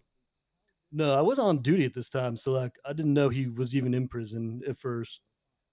I found out like later he was calling me from prison. Oh, so when he was communicating with you, you weren't aware that the communication was from prison? No, I didn't know. I see. I wasn't on duty, and I didn't know like the day like before something. I guess they had like a trial or something. Like I didn't know the trial even happened, so like I wasn't aware of this. Did you know Jimbo Sutton died? Yeah, I didn't know that, and I mean I was good friends with Jimbo. I was on his emergency contact. I see, but you didn't know the trial was Monday. Yeah, yeah, I didn't know like because I found out later like Lang was in prison then. So at no point when Lang called you, he didn't mention that he was in prison? No. Okay. Not in the first one, not in the second one, not in the third one, the fourth, the fifth, the sixth, the seventh, the eighth, the ninth. Wait, we talked that many times? Mm-hmm. I don't think so. I don't think he ever mentioned it. Okay. Did you are you aware of the okay, when were you first informed that Lang was in prison? Was it before or after the prison break? I think it was after, because I don't think I think later. I think I got it was either later that day or the next day I got on duty and saw the incident for it. Okay. Was that the first time you came on duty since the prison break? Since the break, yeah. Okay, so you were not on duty the day of the break. I don't think so, no. I see. So these phone calls were made off duty? Yeah. Okay. And what were you doing that day? I was hanging out at the Cauldron. I see. Was Jaeger there? Yeah. I see. Who else was present? I'd like the mayor and like Eve and Lexi and maybe Alex. I don't think Alex. I think like Eve, Lexi, and the mayor. I got you. So, were they there when the conversations took place? I don't remember if they were or not. People are usually like coming and going a lot from the Cauldron, so I can't remember like exactly who was around during them. But when you were having this phone call, was it in front of people? Did you walk away? I don't remember some of them. I know some of the later ones were like, yeah, I was with Jaeger because then I was like mediating between them. But you're on the phone, right? Yeah. Were you mediating while on the phone? Yeah. I see. So so you get the phone call from Lang. Do you recall if you left the Cauldron? Did you go outside? Did you go in a corner? I mean, I don't really remember. I mean, I usually don't stand like next to people when I'm on the phone with anyone because then you're like talking over people or whatever. So, I mean, I probably walked away except for like when I was meeting with Jaeger, then I'd probably be next to him so I could relay stuff. I see. So you were acting as a mediator with Jaeger present. Is that accurate? For some of them, yeah. Okay. Were those the initial phone calls? No, not the initial ones. I don't think I was with Jaeger yet on the initial ones, and then later I ran into him and like got started being middleman. Oh, so how long after the initial phone calls did you become the middleman? I can't remember. Was it an hour later? Was it 2 hours later? 3 hours later? I'd say after a couple calls, but I don't remember like what time span it was. Okay. After the initial call, did you call him the next day? I don't think so. I don't remember. You don't remember whether you received or gave phone calls to Lang the next day? I don't think I spoke to him the next day. I see. So the prison break was on Wednesday. And were you there on the operation the next day to look for him? Yeah, I was in the operation that went into Babylon. And so that would mean that Wednesday you were off duty. Is that accurate? If that was the day of the break, then yeah, that was the day I was off duty. And then if Thursday was the day of the operation, I was on duty that day. Yeah. Okay. And then the day prior to the breakout, so Tuesday, were you on duty? I can't remember. I think I might have been for a little bit, and then I hung out at the Cauldron the rest of the day. Yeah, that was Tuesday or Monday. Tuesday would have been the day that these initial calls took place.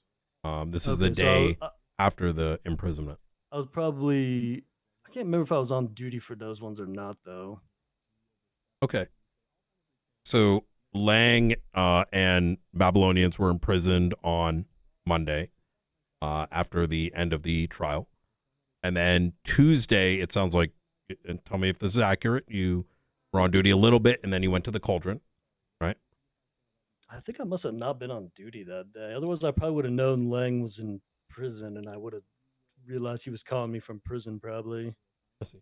I was probably off duty hanging out at the Cauldron, but I don't really remember. So the day before the operation in the New Babylon, there were some phone calls between you and Lang.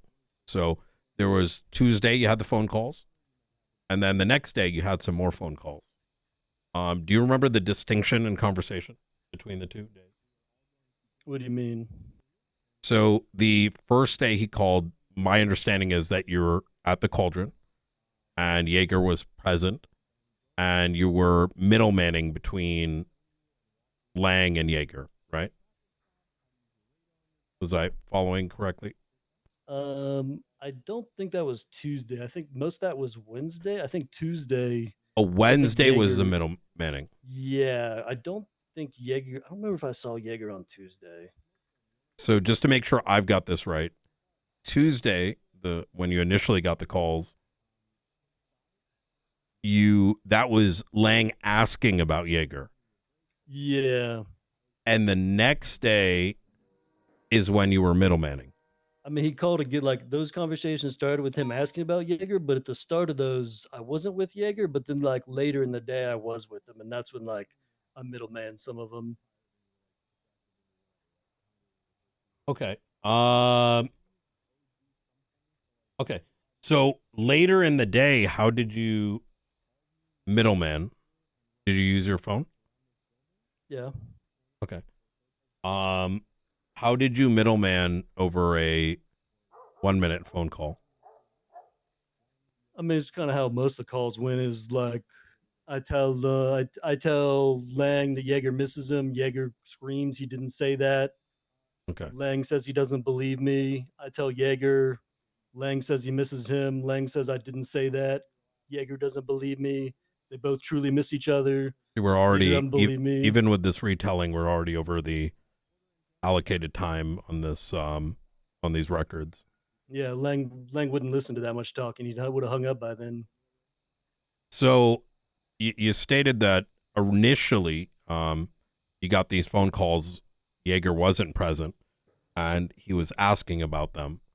But then later in the day, a phone call conversation was initiated with Lang Buddha in which you middleman, but there were no other calls later in the day.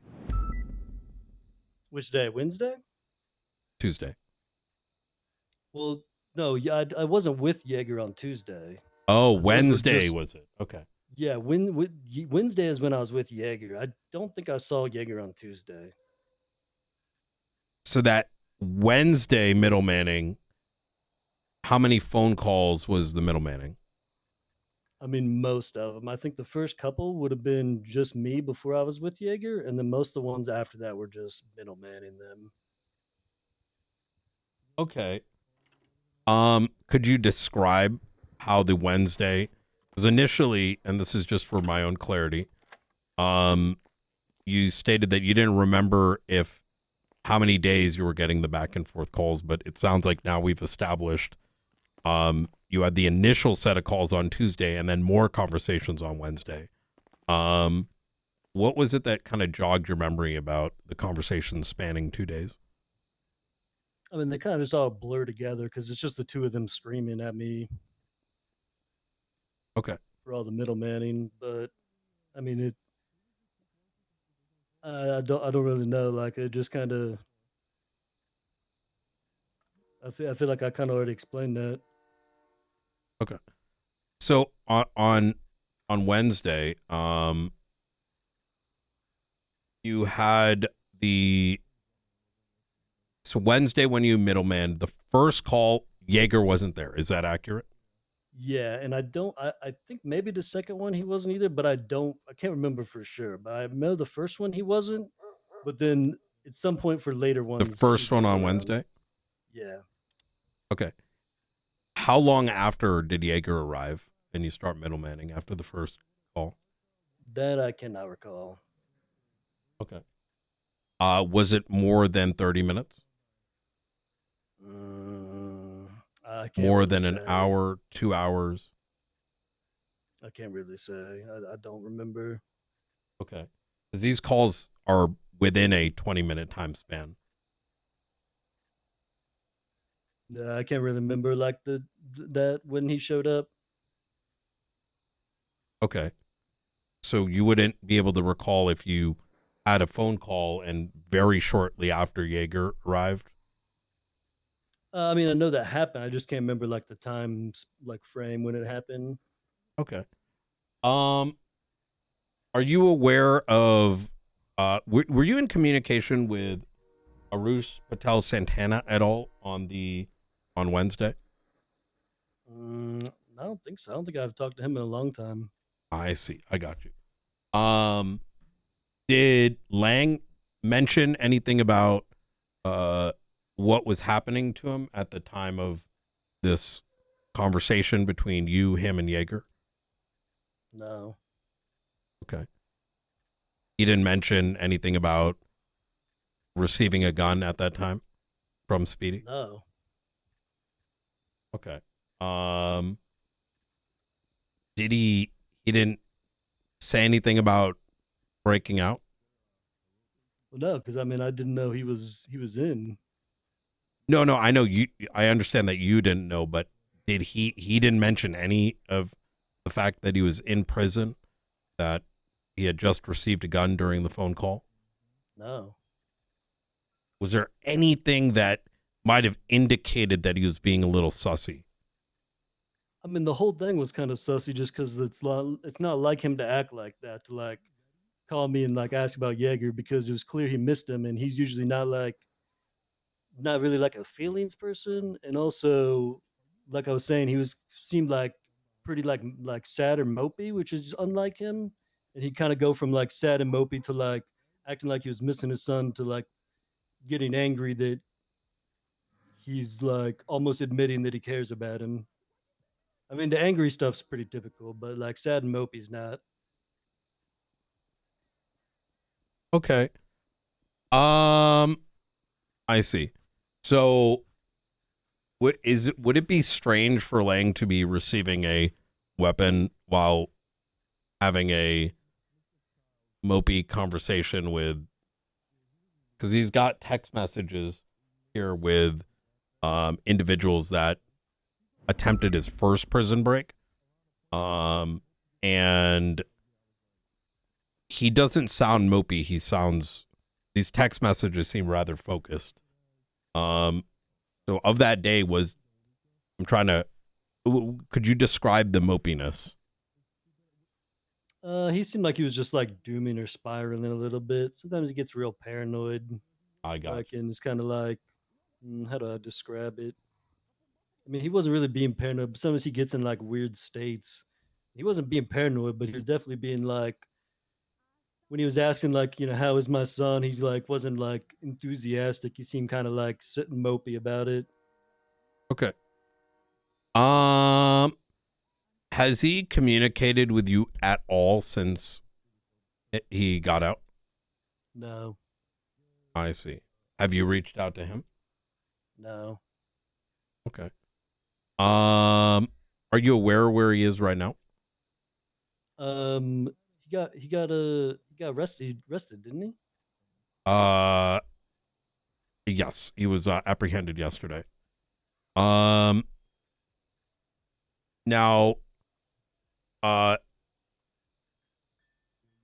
would he ever lie about you helping him escape? Why would I help him escape? Well, would he ever lie? I mean, we have beef, but I don't know if he tried to like. I don't think so, but I mean, he does like lying, so maybe. I don't think he hates me that much, though. Okay. Have you spoken to Jaeger in the last 24 hours? No, I don't think so. Okay. No. When's the last time you've spoken to Jaeger over the phone? Maybe Thursday. Okay. Did he mention any offers I gave him? No. I got you. He's all right. He didn't mention my offer to bring him into the marshals? No. Okay. He seemed rather excited, which is why I'm a little surprised. I think I only talked to him briefly Thursday, maybe. Oh, Thursday. So the day after the prison break, you spoke to Jaeger?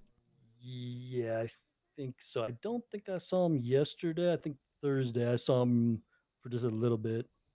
I got you. I see. Give me just 1 second. Do you understand why these questions are being asked right now, Bjorn?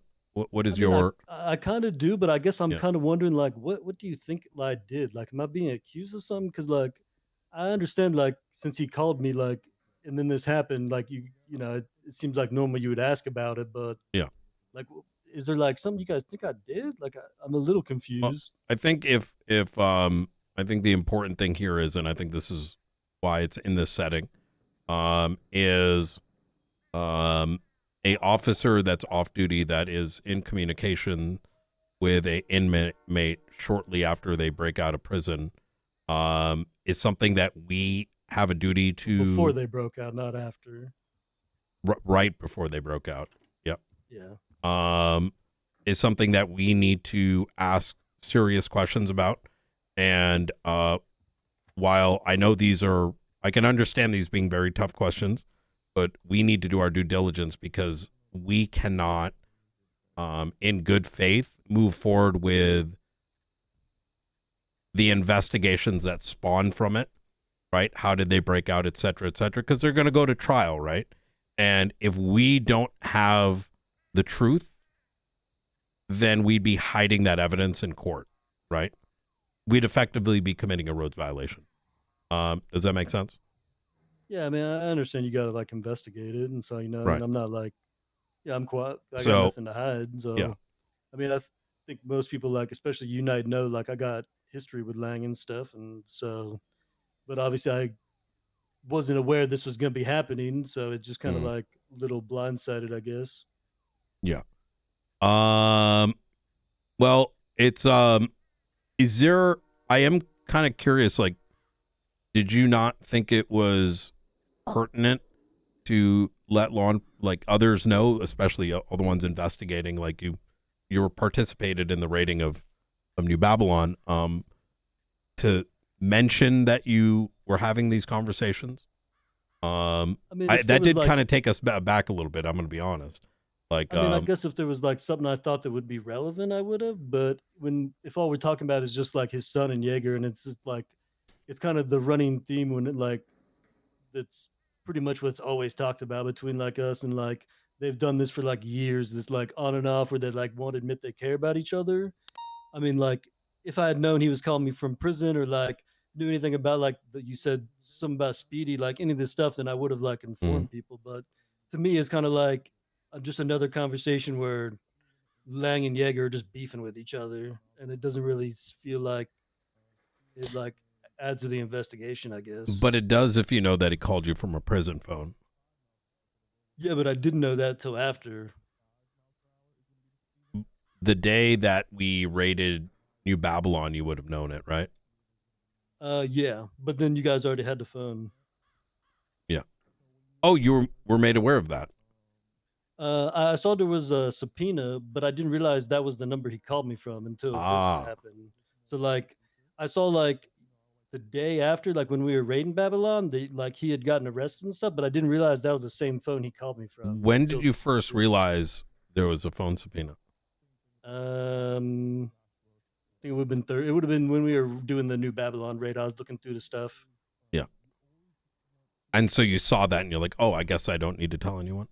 Is that accurate? Well, no, I mean, I saw that, but I didn't realize that was the number that called me because I didn't have it saved. Right. I see. So did you make that connection? I mean, I did when we started talking like this, I made that connection. Oh, but when you saw the subpoena, you didn't make the connection. I didn't realize that was the number he called me from. I thought it was like you just subpoenaed one of his phones or something. I didn't realize that was the one he called me from. Otherwise, I would have been like, hey, like I knew he like called me from this phone. Right, but and this is just for my, making sure I've got this accurately. It sounded like you were saying you didn't provide the number initially because we already had the phone. But now it sounds like you're saying you didn't know that subpoena was for that phone. So which Wait, one I'm is it? confused. Can you like Yeah. explain that better? Yeah, absolutely. It sounded like you noted that you did not provide the number or let us know that he had the prison phone because we already had the phone, and that you knew that because you saw the subpoena. Well, at first I didn't until Thursday, I didn't realize that he was even in prison. So like Mhm. I didn't even realize this happened Thursday. And then when I realized that is also when I saw like that the subpoena happened, but I just didn't realize that was all connected to like the phone he called me from. Right. So when did you realize he had called you from I prison? didn't realize he called me from that phone until this meeting. I see. But when did you realize that he was calling you from prison? Because you said, didn't you just say just a little earlier that you didn't tell anyone that he had called you from prison? You had realized that when you saw the subpoena. Are you kind of taking that back, or? Um, I can't remember. Trying to think. I mean, I think I would have realized when I don't know. I can't remember when I realized that. Okay. So did you realize it at this meeting? Did you realize it with the subpoena? Do you not remember when you realized what the phone was? I think when I saw the subpoena, then I might have thought like that could have been like then that's when he could have called me from that, but I can't remember exactly when that came together. But I Okay. didn't realize that that subpoena was for that number until this meeting. I see. Okay. But so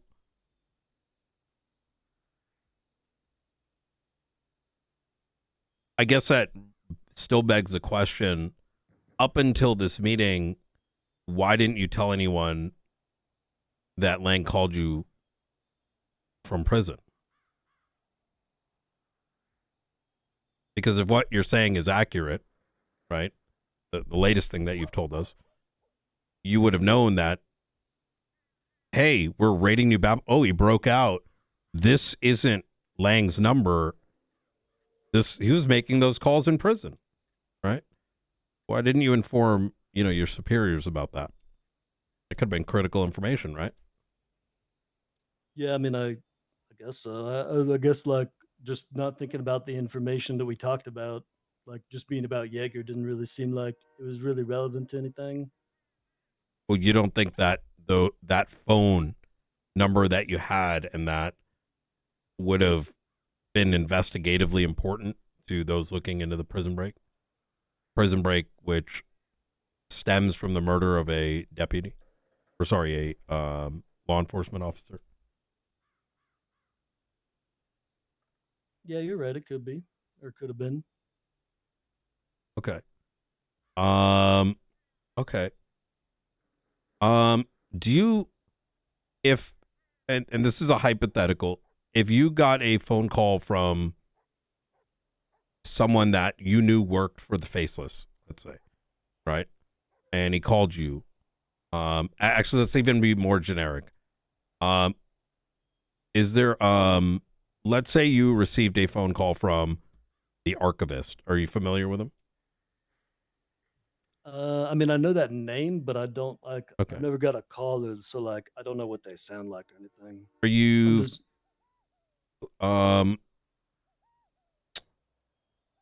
if you got a phone call from a murderer, would you notate that phone to your superiors? I mean, are they like actively being investigated for murder, or like they've Yeah, already someone like that's they're out just on an the run unknown for murder, right? Yeah. And but so I guess, and that's kind of what the question I'm really begging here is, this is you're conversing with someone that murdered Jimbo, and now you know that he's broken out of prison, and you're aware that he's communicated with you on a number that he typically doesn't use.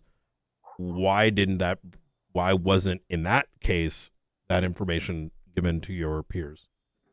I guess I just didn't think about it like that. I just thought about like what we talked about, which didn't really seem relevant.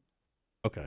So because, is it accurate to say because you're familiar with Lang and whatnot, you may have treated it a little bit different? Maybe. Okay. I mean, I don't know if I'd say it was because of that, but just because of what we talked about, I guess, like, because that's like it being a conversation that I've had repeatedly for years, just made me, I guess, not think much of it. I understand. Okay. So, all right. I'm pretty, and just to kind of finalize on this, since then, you have not spoken to Lang? No. Okay. All right. All right. Well, fantastic. All right. That's all I got. Okay. Bjorn, if you could look at your documents for me and your contracts, and then sign that statement for voluntary phone subpoena that I sent you. I don't see it. It's under documents. Should be under your contracts. I'm not necessarily convinced that he did anything wrong, but listen, I love me a good interrogation.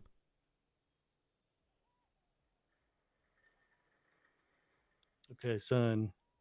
Okay, thank you. All right. I heard people in chat say, why are you asking the same question? Do you not remember what he said? Angel, do you have anything? Don't question the best interrogator in the city. Not at the moment. You ask the same questions no, I don't really have any to questions. gauge accuracy. Okay. And So whether or Bjorn, not they from what retain it. Frost told And me that's how we is, know he was slipping up. that you are going to be suspended until we can review the subpoena. What? Yeah. How long is that coming going to from the be? sheriff. Is that the financial DOJ records as well? No, just phone records. Would you be averse to providing those as well, there, Bjorn? It would allow us to confirm some of your movement. Yeah. Okay. Okay. Then I also need to send you another document for that, saying that you're approving bank records as well. But yeah, Frost said that you would be suspended until we can review that phone subpoena. If the DOJ gets us those records pretty quickly and we can sit down and go through everything, it could just be a day. Hopefully it is just a couple Yeah, of it's a days. common tell that his accuracy. But I can assure you that I will dig through it all as quickly as I can. Okay. Yeah, exactly. You're seeing if the answer is shifting. Give me one right? second and write up this bank one for you, and then I think we will be good. I'm not, Brian. Listen, Brian is not convinced. Brian is sus, but I wouldn't say Brian is convinced. I think Brian is convinced he's hiding something. Brian is not convinced that he assisted with a breakout.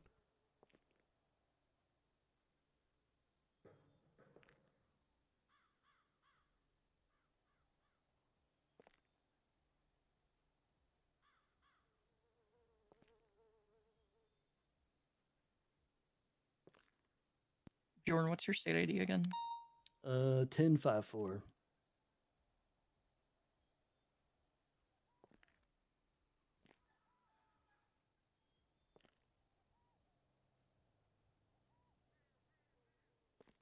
Okay, the bank record one should be there as well. And I'm sure some of you probably think I'm crazy for thinking that, but I'm going off the RP, right? Y'all know shit I don't. I'm only going to go on based on what I reasonably know on Brian and based on my interactions where my disposition on this character would be. Like I said, your Like, suspension is... for everyone who's a, multi-viewer, which is everyone nowadays, obviously for y'all, it's obvious because you know what certain things mean or what bits are actually lies. I don't even fucking watch clips, right? I know he up to something for other reasons, including but not limited to, by not like giving that like, there's other things that kind of popped up, but like I'm being a little coy to let the RP also That's, build a little. You can see right? from our side of things, it doesn't look the bbest, but that's why we came in and talked to you. 'Cause who I cares? understand you got Like investigated, eventually but, he'll like, do some imagine shit. There'll criminals be just, more like, call RP. people up before they do crime, and like, what does it like mean? I was in any way like did anything, you know? No. To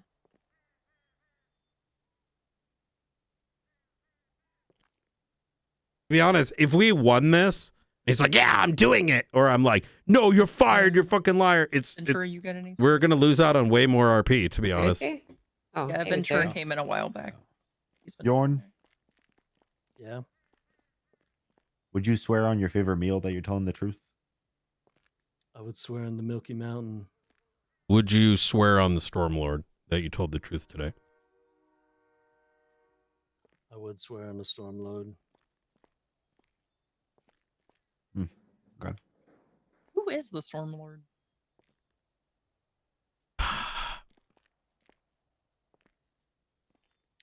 The great and all-powerful being that controls time, space, and the universe.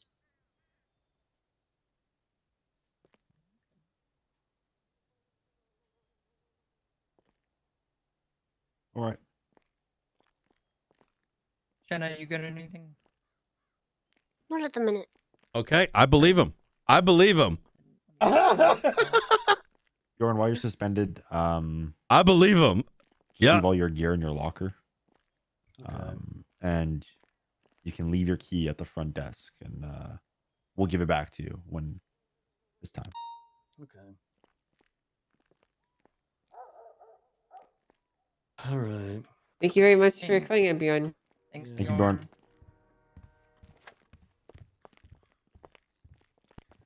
Okay, so the main thing that like sticks to my head here is there's multiple things that he said that are straight out lies.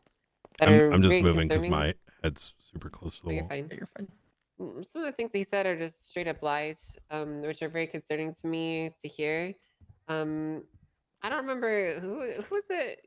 Daisy, were you the one who brought it up to me, or was it Jenna? I don't remember. But someone mentioned on the day of the prison break, he was on duty and he was there. And he was asked. Wasn't He was asked to assist with pursuit of the vehicles, and he Not the prison basically break. That was the Sebastian apprehension. the Sebastian Yeah. apprehension. Yeah. 2 days ago. Okay. Right. Okay. Yeah. Okay. So I may be mistaken then on that one. Mm. Well, never mind then. I thought that was I was getting things mixed up from him. But regardless, the way that he was answering a lot of these questions was very evasive. There's a lot of manufacturing that I could see taking place. Mm. And I don't believe he was telling us the truth in the slightest on most of what he said. And I that agree. doesn't honest, really that doesn't really get us any further other than knowing that he's a liar. So I think that in your subpoena, I actually think you should include right up until this meeting, and maybe even the hour after, to see if he contacts them again, like to be like, no, you know. I think that might be valuable. Well, he consented to the days surrounding the break itself. If you guys are looking for criminal charges, then like I agree with Jenna. I think for due diligence we were gonna push 2 weeks phone and financial. yeah, get as much as you can. Yeah. And maybe even 30. I mean, murder, prison break, faceless. They denied the 20 days. They said it was too much time. Okay. 14. I'll take a look at it. Does Bjorn have phone records with Jaeger? I'm glad you asked that question. We That's don't kind of know. why I was poking at that, because by establishing that and him claiming he did, that means the number's in there somewhere, right? Which or it should be at least. I just think the timing of it all is very odd. Like, why now? Why at this point? Why that exact day? Like, it just feels a bit odd, and I find it very difficult to believe that, you know, he had no idea that Lang was in jail or that the court was happening. If he was in such contact with Jaeger and he was in such contact with Lang himself to mediate for an ongoing issue, how is it possible, even you know, as PD, that he doesn't know that that's going on. I find It's, that well, unfathomable. it is essentially unfathomable. Also, the timelines that Brian pointed out during some misdirect questioning, how it's not possible for some of the conversations that he's claiming to have occurred to take place in such short moments of time. Because some of these calls are like 30 seconds long, right? Yeah, 30 that's seconds what to a I minute. started trying Like to a ask 30 him. Brian second. poked at. Start a timer, okay? Start a fucking timer and time how long 30 seconds lasts in a conversation. Just me making that statement to you guys was like Yeah. 10 seconds. Exactly. So how the fuck are you supposed to have like that insane back and forth Yeah. with like 10 different people plus like another guy that's not even on the phone while you're translating for Yep. him and translating responses? It's just not possible. So clearly something's fucking wrong, guys. And I don't like, I mean, obviously, we don't know what it is, and we may have our own suspicions, but ultimately, we have a sworn law enforcement officer that's being very deceptive to superiors and is engaging with some very, very dangerous people in a very, very suspicious way. I don't really know how to proceed with that outside of continuing our investigation, gathering more information. But this is not good, guys. Yeah, I am confident. I like the way you put it. He's being deceptive. What is he being deceptive about is what makes this challenging, right? It could be as extreme as he quite literally assisted in the coordination of the prison break.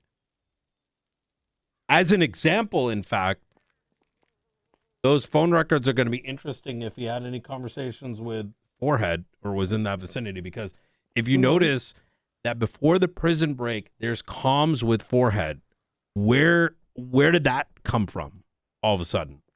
Right? Yeah. Wait, what do you mean? Oh, There was comms with Forehead? Yep. So it is Lang and Forehead. Yeah, Lang and Forehead. Oh, okay. So Right. it is right before the prison break. Aubrey is calling Lang. Lang is calling Aubrey. Where did that come from? This like at 3:31 p.m. Eastern is the first time Lang is in communication with Aubrey.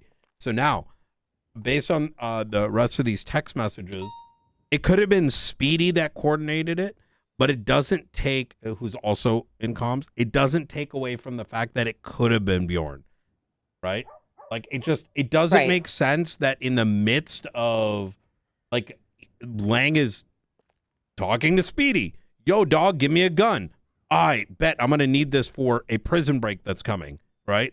Wait, oh, Brian, wait, but you know what? are you implying that Bjorn potentially help facilitate the breakout? Is that what you're insinuating?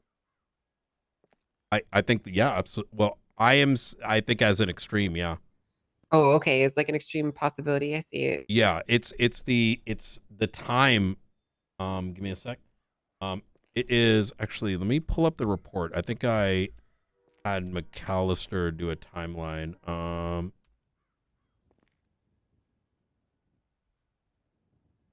Phone supporter calls with Lang during prison break. Can you share this what's your state ID, Angel? 11:57. Daisy. 1623. Jenna. 1910. Angel, can you sign that subpoena for me really quick so I can just send it off to the judges? Which one? 35838. Yeah, I'll sign. I think the most suspicious part is the majority of Lang's contacts is with Bjorn. Mm-hmm. Yeah, I Like, wouldn't. There isn't many other things happening. On Lang's phone? Yeah. That is very strange, actually. Mm-hmm. Who else did he talk to? You mentioned Forehead. Speedy and Forehead. That's it. Speedy and Forehead. If you Okay, take a look at wow. that shared report, It breaks it down really well. Aldo did a great job putting this together. Let's take a look. 1058. 1058. Oh, sorry. I haven't tried. You're in the back. What's your state ID? 1058. We'll say those Speedy and Forehead are two of the people that, I mean, you confidently assume helped in the immediately helped in the breakout. The breakout occurred on the 12th, right? Yes. That is correct. Yep. Okay. I actually remember being here for part of this.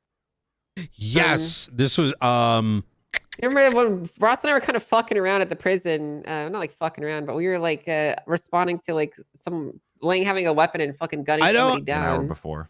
Yeah, we were actually kind of there before this. I didn't even really think about that till now.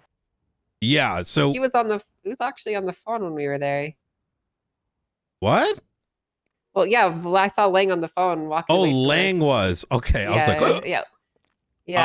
I didn't even think about any of this until now. If you want to know who Lang was on the phone at that point, it's like probably 2 minutes before I called you, Brian, that day about fucking Pred being in my house. So, What time was that, Ventura? Do you remember? I don't know, but if you want to subpoena my phone call on that day and see what time I called Brian, I actually have a that. pretty good timestamp. It's when you told me, you told me to call Aldo for There that was a shit, report and- created on that one. Actually, whenever Yeah. you texted me, I don't know. Okay. Yeah, whenever Brian told me to call Aldo and texted me Aldo's phone number is within 2 minutes of, I guess, when Lang would have been on that phone. So, to give y'all context of the creation of this report, we received the phone records, I believe on Wednesday. I think it was the day that we raided New Babylon. This had popped up, and just the durations and the frequency, and as Ruth mentioned, just the individuals on this phone, this seemed like a breakout phone, right? Right. And if you look at the rest of the records, this phone has been used by another entity up to, I think, like the 6th or the 10th or something. It's very clear it was owned by someone else at a certain point. But when we believe Lang had constructive possession, it was very specific numbers, right? And as a consequence, I gave this to Aldo and McAllister to start cranking because we didn't want it to get in the way of, the apprehensions and whatnot. So the intent there was, we need to know what this is because this looks bad and we need to make sure whether or not there's wrongdoing.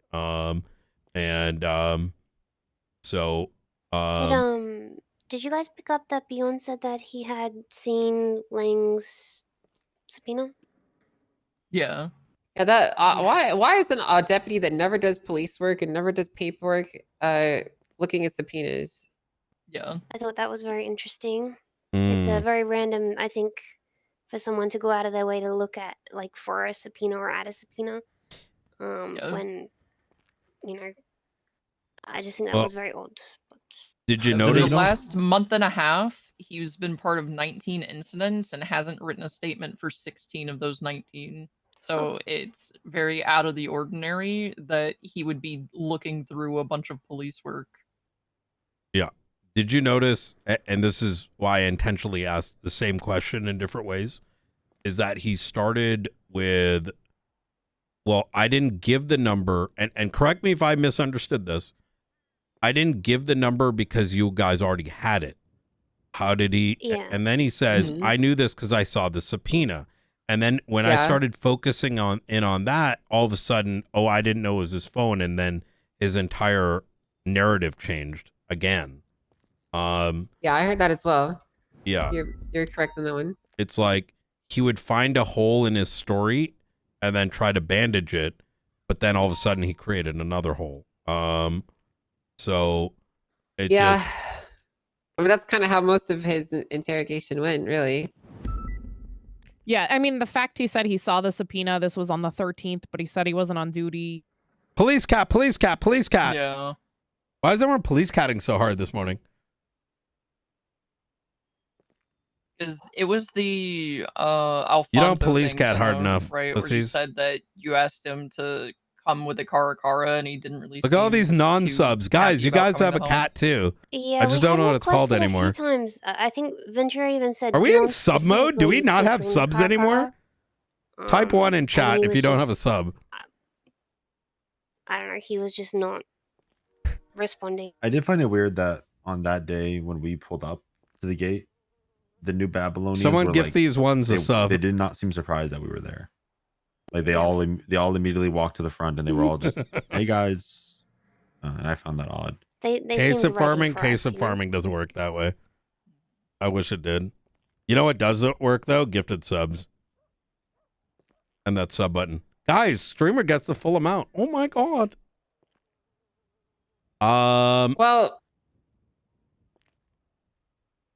More to look into. yeah, this is yeah. very concerning, truthfully.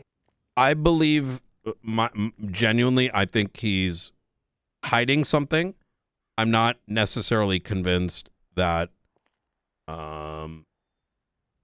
yet that he crossed the line into like assisting a prison break or having knowledge of one occurring and not reporting it. I won't say that's off the table, but I haven't, for me, I haven't like crossed that line just yet. Yeah, I can see that. I do think you should expand your subpoena. Lost, thank you, the 5. Up until and a few hours after this time, though. Absolutely. I think at the very least, I feel like he knew this was a prison phone and he didn't tell anyone. And yeah. There's no way from the little bit I've interacted with Lang that he wouldn't be complaining about the conditions in prison. Oh, yeah. He would have been like, Bjorn, your fucking else... cops did this to me. I think something else that we should be yeah. Something else we should be considering too is the story that he's providing doesn't even make sense contextually. Why the fuck would Lang be calling Bjorn to have a 30-second familial dispute over and over again while also talking with like other people that are smuggling weapons in for him? Exactly right? that. Like imagine it from Lang's perspective. Like why would Lang be like, hey Bjorn, I fucking hate you and I love Jaeger and he's the great, but fuck you, man, you're a dumbass bitch. Bye. Anyways, so let's get some guns in here, guys. I'm breaking out soon. Like it just hold on, let me call Bjorn back. Fuck Jaeger. Fuck everything he stands for. Oh, hold on, let me call Speedy. Make sure he's on his way with my gun. And it's just like, Not to mention he said like he was mopey and this and that. While on the flip side, this guy's got his adrenaline pumping also to break out of a prison, right? Exactly. It just doesn't. It does not make sense. You know what's interesting? What's that? He is now mopey. Oh, Lang is? Yeah. Well, I mean, I'd be mopey too if I was him. I will say, so when we apprehended him yesterday, it was, you know what worked in our favor when I told him that I have to put him away for 11 and a half years if that dumbass doesn't turn himself in. And that shook him. And he was very cooperative. But yeah. And turned himself on those conditions. He had broken at the end of it, but that breaking was yesterday. And the reason I bring that up is that mopiness description was not present the day before. The day before, he was screaming about the Babylonian raid, this, that, and the third. Yesterday, he was moping. I found it interesting that today Bjorn is describing him as moping. Right, because I see what you're getting at here. That the most recent contact that Bjorn has had with him, potentially, maybe, we don't know, but could have colored his perception. Yes. And the way he was providing us. Exactly. Yeah. I see that. I can see that. Well, I really want to see these subpoena results now. Yeah. And honestly, part of me is kind of sad that we're suspending him because maybe it would have been better to let him stay on duty and just observe his tracker and kind of shadow him and see what he's doing. He spends most of his time at the Cauldron, so I guarantee on duty, off duty, you go there, he's gonna be the. Yeah, I think you're not wrong. I think it's even something that was Frost wanted to suspend him the first day. I brought it up, and I had the same sort of take you're having now. Angel is like, hey, let's see what happens because that might allow him to generate more evidence that gives us a clearer picture of what's actually going on. But I think in lieu of this being a prison breakout, this, that, and the third, and holy fucking shit, yesterday was godly insane, which I'm sure Ventura and Jenna can attest to. Which, by the way, they took him back. Smile 5 minutes later. Wait, what?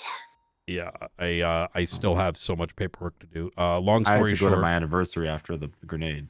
we were surrounded. Mission Row PD was surrounded by faceless assets trying to watch him leave, and I pulled a Fast and Furious where I took an LSPD car, blacked out the windows, and then had 20 cars leave Mission Row PD.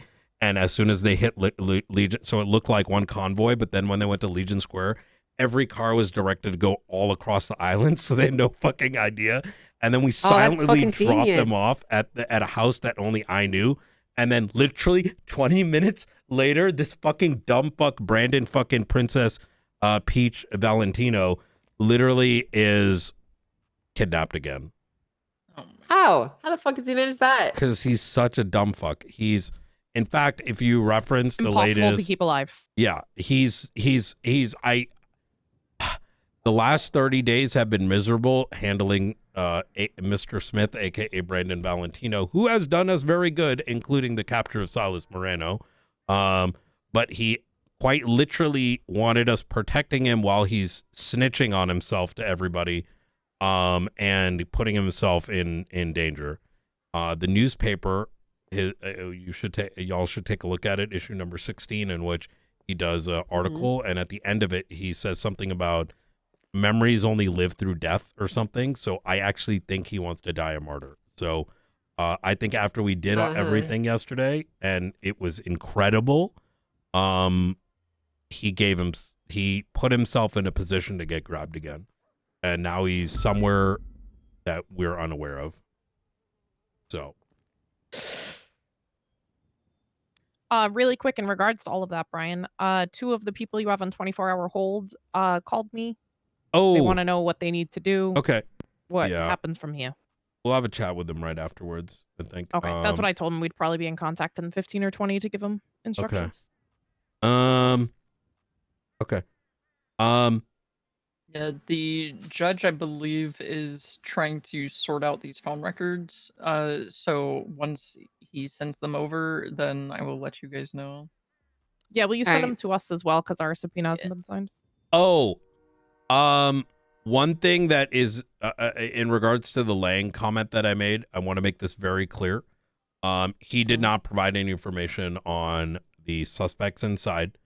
And we have to be very careful of implying such a thing, because as coincidence would align, as we got him into custody, it happened to coincide with a fucking gang Olympics race at the observatory. Okay. In which, so as he showed up, Rissa all the gangs and another bestie member fucking had it on camera. So it's important. But it does help because, he held up a marshal at the time. Yeah. As well. Yeah, he did. But the reason I bring that up is, we don't want to put ourselves in a position where he's already okay. We have a real issue where people have outed when he does snitch. Right. And so that was initially why he probably would have said a lot, but didn't. But I will say that what he provided was well worth the turn-in, which I can discuss with you directly, Angel, after all this. Absolutely. So, well, that's good. Okay. Well, I think this is a really productive interrogation, to be honest with you. I'm glad that we got this done. Hell yeah. What do you guys want to do going forward here? What's the action plan? Just review the subpoena, see where we go.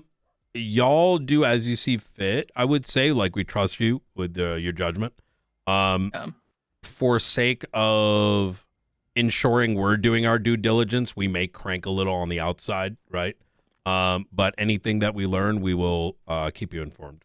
So, yeah, if you could do the same as well, like any subpoenas, anything you get, just pass it our way, just so we're in communication. Yeah, absolutely. Like we said 1,000 times before, and I'll always say it, you guys got our full cooperation. We love this joint operation that we do with you guys, and it's very wonderful. So Y'all, the Anything that we only got, we'll people send we to you. trust. I'm gonna be real. I So, appreciate that. Yeah. There's some good I appreciate eggs it, but that's in the concerning that we're LSPD. the only one. There's some that we like. I can work well with the LSPD shift too. They're quite professional. It's just we're here to do police There's work. a lot of holes. There's a Yeah. lot of holes. Yeah. Brian, I know you wanted to. I wanted to catch you up on some of the stuff I talked about PD by. Do you want to do it later? Yeah, we should. We've got a bunch of stuff to kind of wrap up. All right. So Sounds good. Yeah, Okay. I'll chill out in my cubicle while you Yep. guys talk about the other stuff. Sounds good. Give me a call whenever you're free, then, Brian. I know you're Yep. a super busy person, so I might have to grab you Absolutely. and pull your ear a little bit if it comes to that. So. Absolutely. Okay, we'll do. Awesome. Yeah, we should probably deal with the 24-hour hold people. Yeah. I don't think that'll take long. So Good luck with that, you guys. Yep. I just need to tell Angel something just real quick. Oh, yeah. Can you give us the room really quick, Yep. See you guys? guys. Thank you.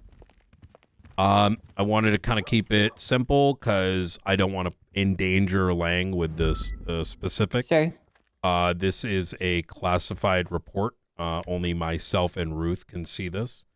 And even its writing is vague because we have problems right now with permissions. Sure. And you're worried that, like, yeah, I got you. Yeah. Yeah, we've leaking is really bad right now. Yeah, it's always been bad, but I think it's the worst it's ever been right now, to be honest with you, Brian. We have strong evidence to suggest that the moment Springfield put up her subpoena, which was initially a private report, that it was leaked directly to Bruce Baylor, as he immediately took action to rectify before it was even signed. The verbiage in text messages with the mayor, the actions such as buying a plane, which he had not, which happened within 20 minutes of the subpoena getting signed, is so cooked.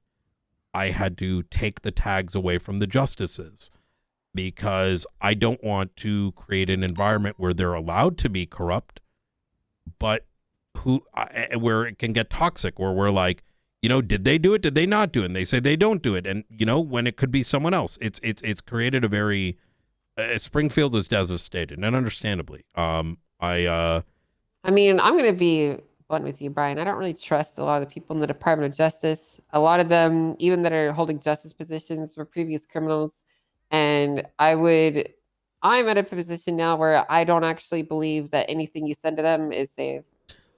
I am putting my trust only in Faulkner at this time because right, that's the same person I trust as well. Yeah, I know that will use his when he says he is only going to look at the titles to inform us if we're missing something because of roads or whatever.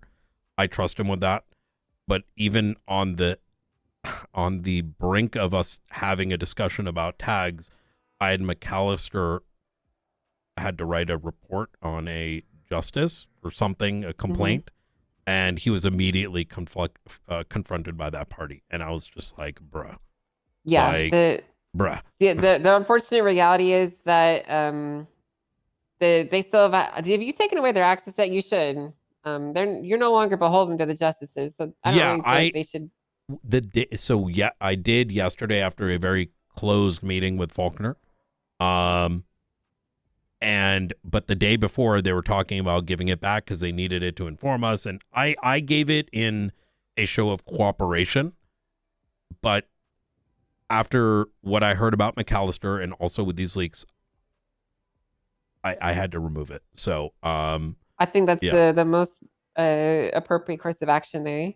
Yeah, I think I needed to be burned in order to see it. You know what I mean? Right. And I mean, having talked to some of these justices, Justice Gates is always talking about how she hates the job and wants to quit and become a gangbanger. So, I mean, like when you have justices, and it could just be a flippant joke, but when they're making comments like that, it already starts to make you wonder how much of it really is a joke, right? And then you have these really important things being leaked out there, and yeah, it's just better to do that, I think. So I'm glad that you took that action. Yeah. I'm gonna share something with you temporarily. Oh, I can't. Okay, so I'll just tell you verbally. Sure, that's fine. Lang has confirmed that the Faceless broke him out, which we already suspected, but it was coming from a prison breakee. That's very important, especially as we move to push the Faceless as an organization and two of its main actors, Mr. Blue and Charlie, as a enemy of the state, which gives us a lot of legs when it comes to prosecution. Instead of pushing terrorism and treason, we can make them aiding and abetting the Faceless instead of, hey, it's just a regular shootout. And yeah, they're just, you know what I mean? Yeah, I got you. He provided a document that was given to him by the Faceless that he got after the breakout, in which they effectively said, hey, we got you out.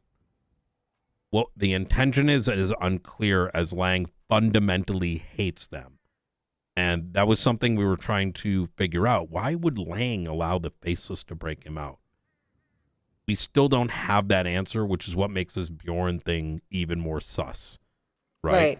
It's Especially knowing the history books that I shared with you, Brian. I mean, the Faceless have been firebombing New Babylon. So it really makes no sense that they would be helping them all of a sudden. Right. And they were harboring ex-Faceless assets. Edgar de Castillo, who burned his blueprint for SMGs. Speedy, who burnt his blueprint for ammo. And Edgar, who was 2 days ago burnt alive by the Faceless in the Ron Oil building, leading to his own people not willing to say a word to us without a black card on his possession. He's currently in ICU. We don't know if he's even going to make it. So I will say that Darkstone has made it clear that some of the operations are kicking up, and there are some things that I need to collate and inform high command of. But their movements are not normal. It's getting bad enough that Hammer Squad, who was part of Darkstone, they're kind of like the dumb fucks of the Darkstone org, actually yesterday assisted in the attempted murder of Brandon Valentino and his apprehension. 2 are dead as of last night. Members of Darkstone assisted with the Faceless? We have a 30-year sentence for Brandon Valentino, in which he has multiple counts of terrorism and treason. About 30 counts of incidents with the Faceless. We have him on recording stating he was involved in them, because even if he's helping us, he still needs to serve his time. We have been working with the state to extract him off San Andreas for his own safety and spend 30 plus years in federal prison. When those coordinations with the state, which is still ongoing, and coordination with Darkstone got intercepted, Delta One ended up with a mutiny within his own ranks by an individual named Lars. Some Hammer Squad guy, and some of them defected and were present here with Blackhawks last night. So, what the hell is going on over there? It gets worse. Okay, I'm ready for it. You know how I fired a bunch of marshals because I'm like, bro, some of these guys started like we're trying to start Waco after. I remember that. We're on the verge of pressing treason on Bobby, who we Bobby Russell. No. Oh, Bobby Russell. Listen, she comes back like either you get her or I get her, because she was just reaching out to you on 311. So. Oh, she is. Yeah, I don't know. That's why I was. Oh my god! Yeah, I tried to Bobby Russell 311 for you, and I was like, you're that Bobby Russell? You want to arrest that one for treason? Oh my god! No! Holy fuck! No, Sounds like you got a pickup then, buddy. It was like 30 minutes. It was during the interview. Yeah. Let me see. Let me text her just real quick. Yeah, absolutely. So what ended up happening was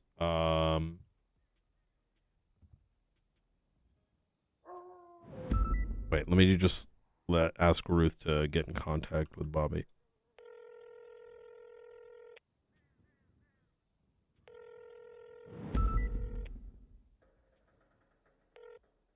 Hello. Hey, you should see a Bobby Russell in 311. Can you get her phone number and make contact? Let her know to meet us over at the observatory.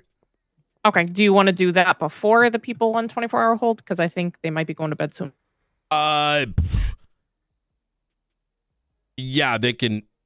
We can do it afterwards. Let her know that. Just stick around, and then we'll go. Yeah, people in prison can wait. You know what I mean? Yeah. Okay. Yeah, just let Bobby know to stick around. Okay.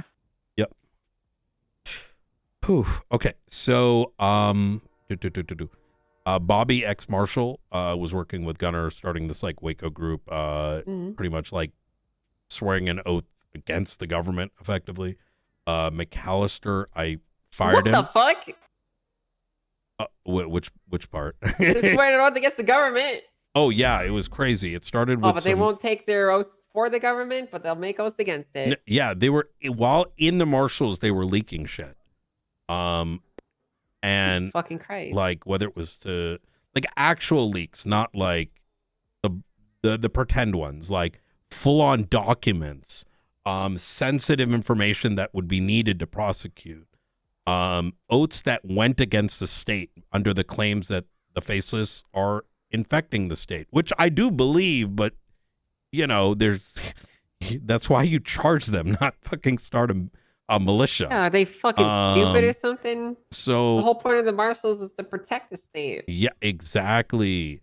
So what the hell are these fucking dumb idiots thinking? Given after the many firings I did, Bobby included, after catching him out, I realized Gunner Kane was probably related to this. So I convinced everyone that he was fired. I would walk around even with my marshal's dog shit, fucking, you know, militia, whatever, just, and I told him to do the same about me.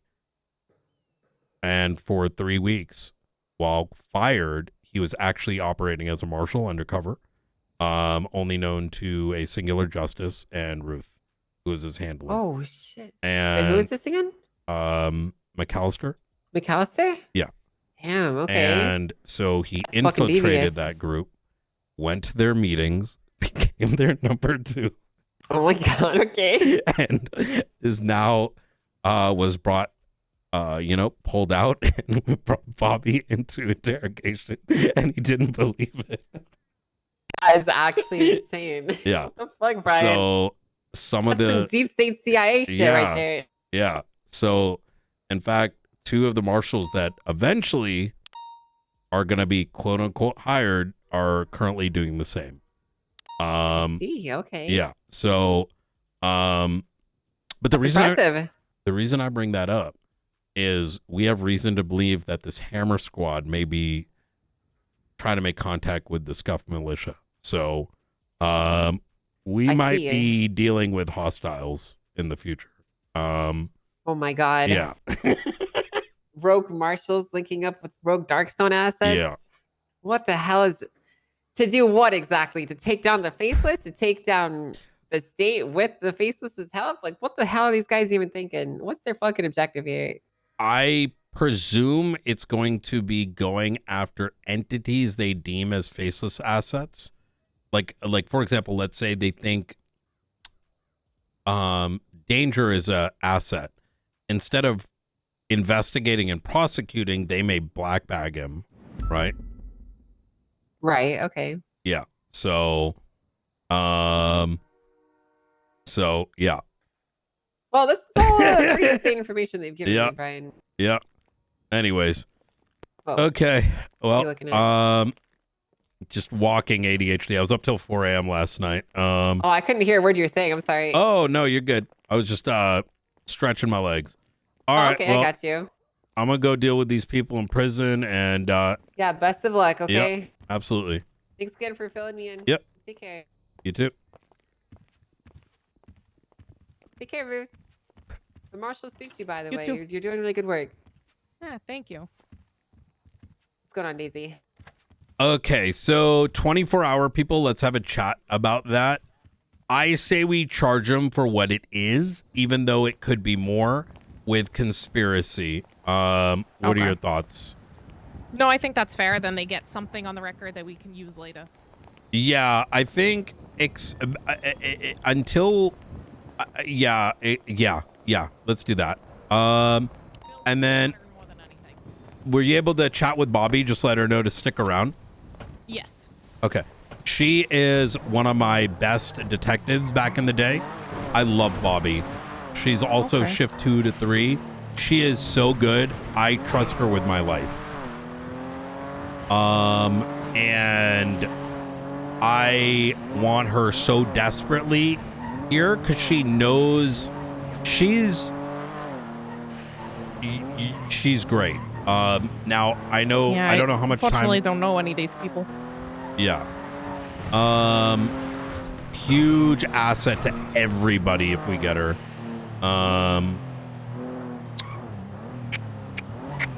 Let's go to prison. Could you help me sort out their charges? Is it all? Could you double check their charges in there? Well, like,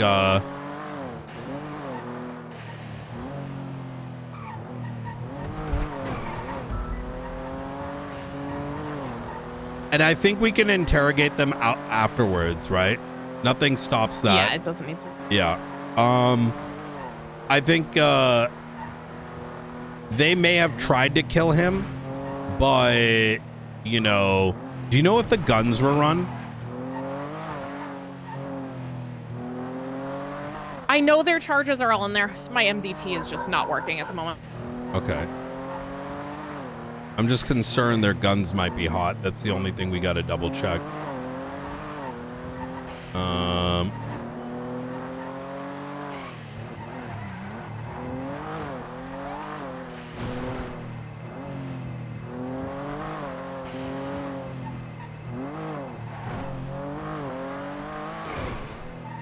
I can't use this MDT right now. I'm so annoyed by it. Do you want to take a quick nap? It's not that. It's just super slow. Oh, right. I understand.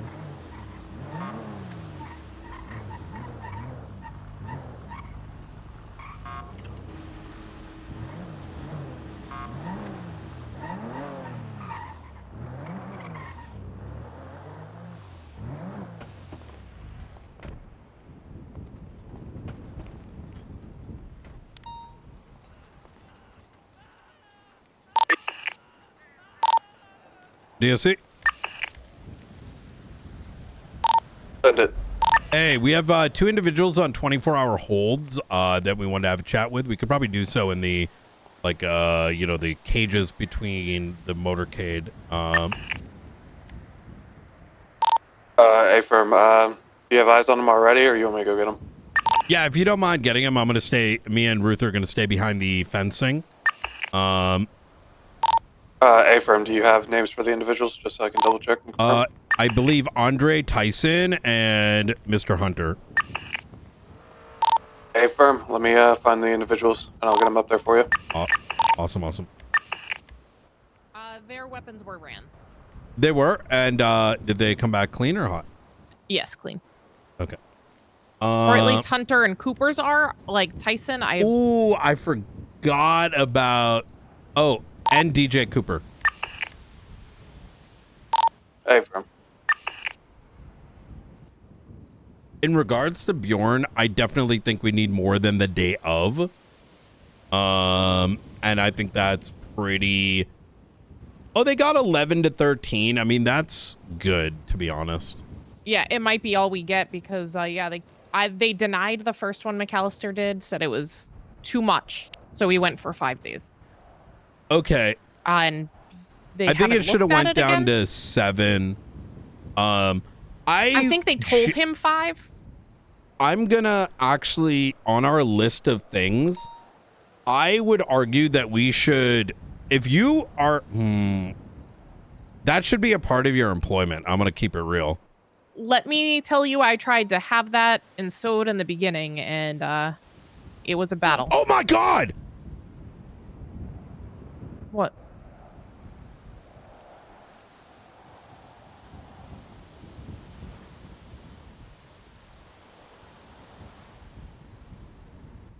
You okay? Hold on. All right, I've got Andre coming up to the visitation side. The other individuals took a nap.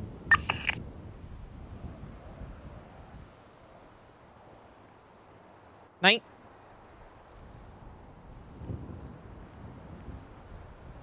Most of our tools are in after tsunami. Ooh. Nice. Brian, What about our shared garage? Oh my god.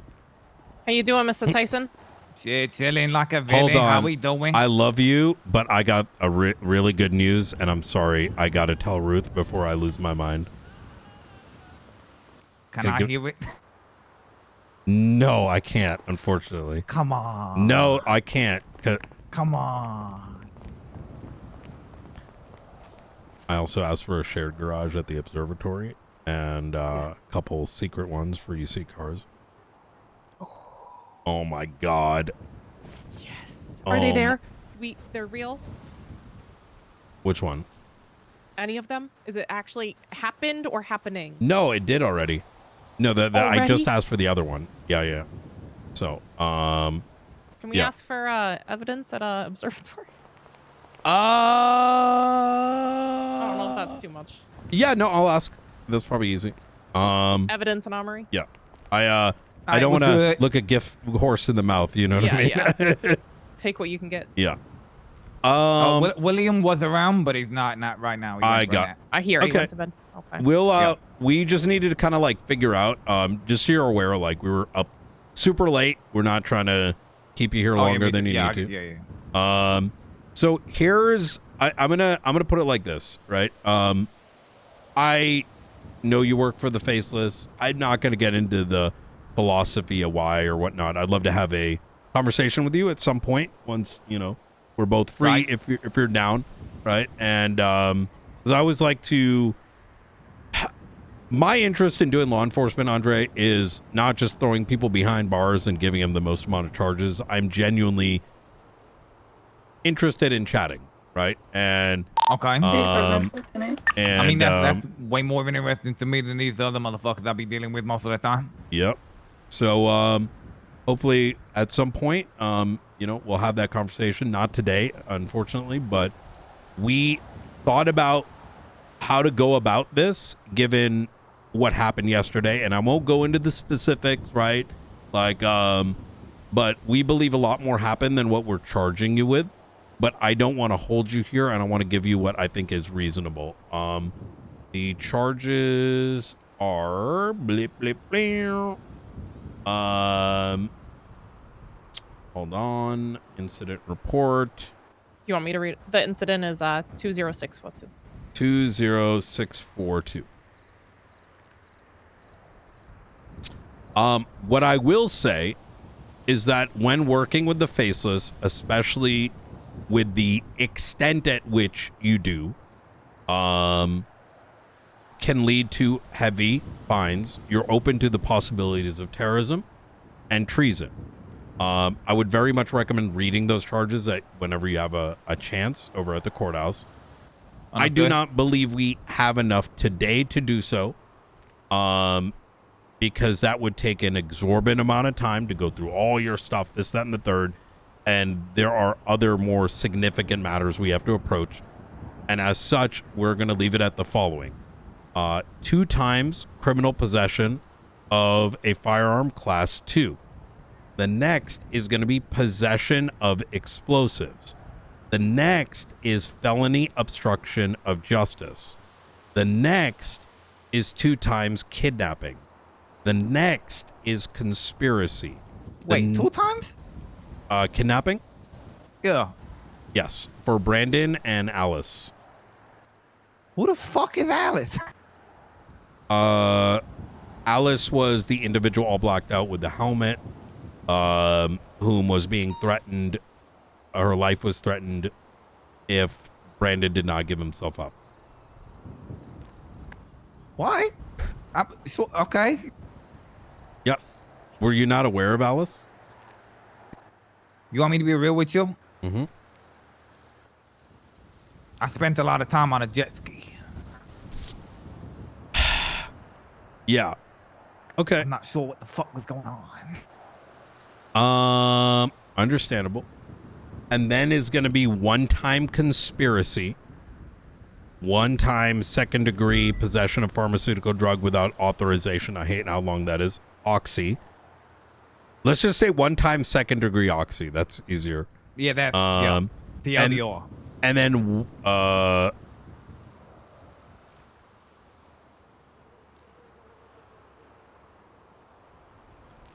and then the attempted murder charges, which is going to be mass murder.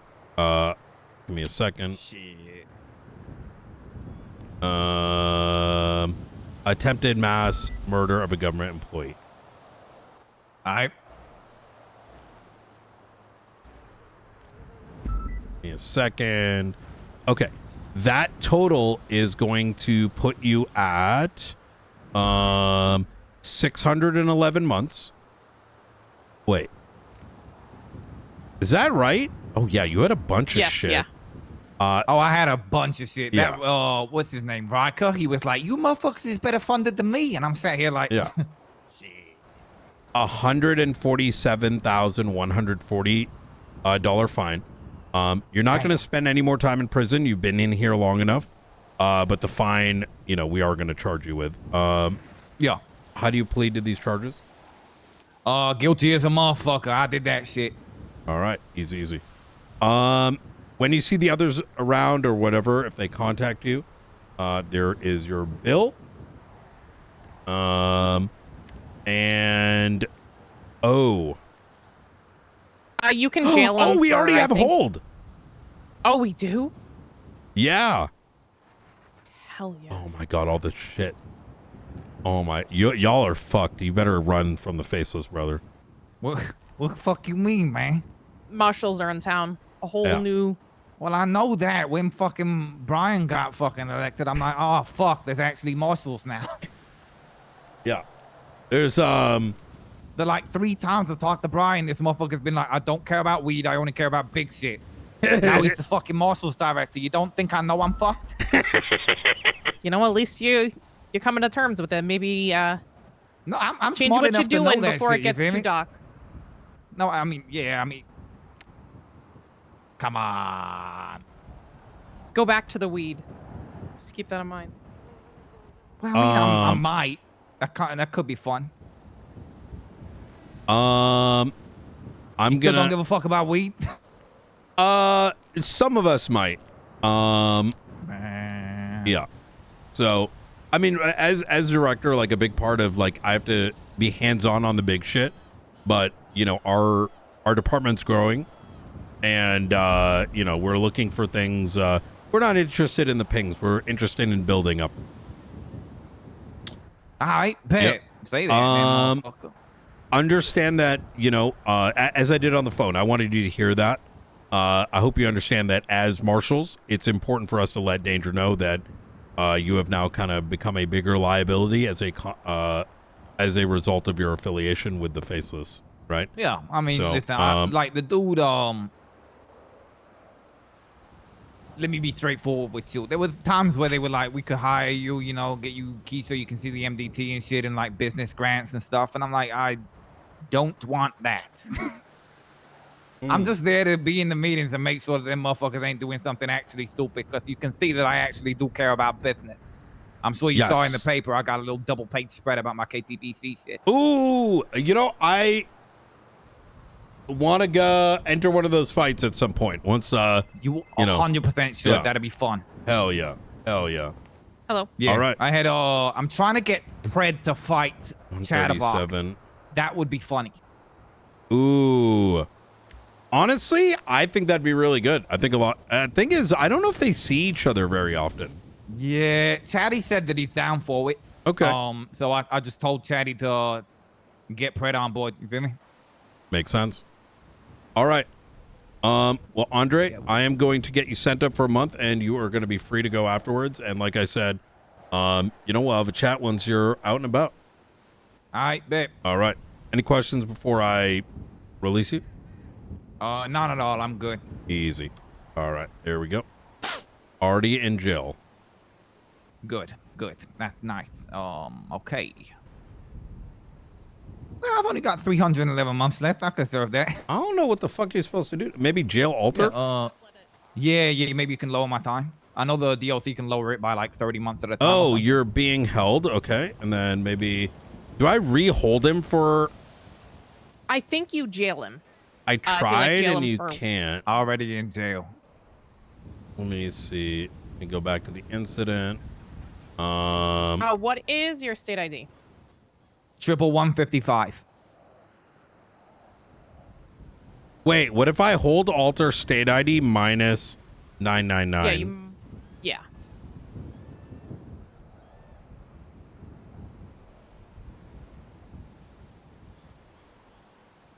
Could you go over here? Yeah. I'll go to visitation. Let's go check over there.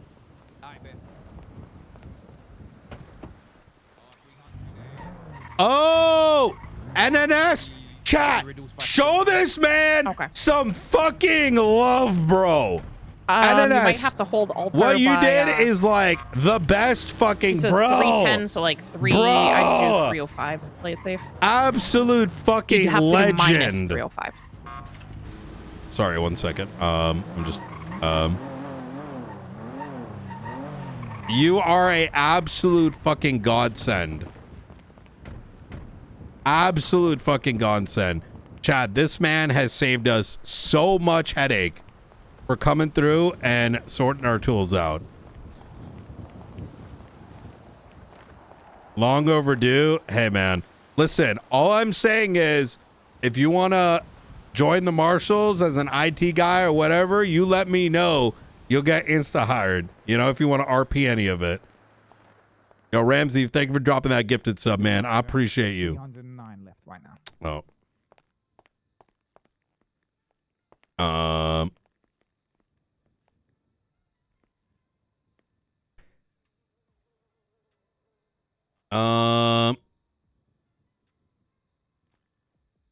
Y'all good? You're giving me the stare right now. Oh, let me see. I am going to, it looks like that one's coming after Tsunami there, Ruth. Okay. Alongside with the, that new weapon. I'm fucking with him, by the way, Andre. Who's on duty right now? Jenna. Sorry, what does it say on the little tool? I feel that. 309. 309.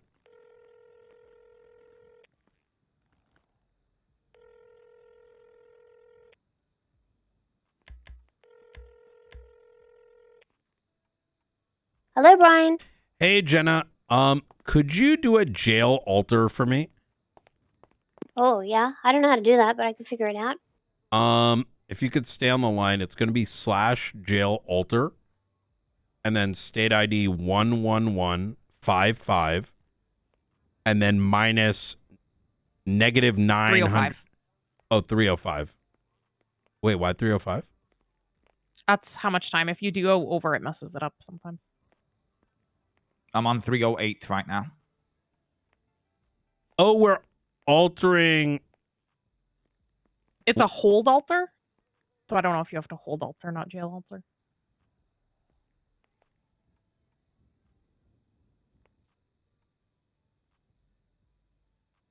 Oh.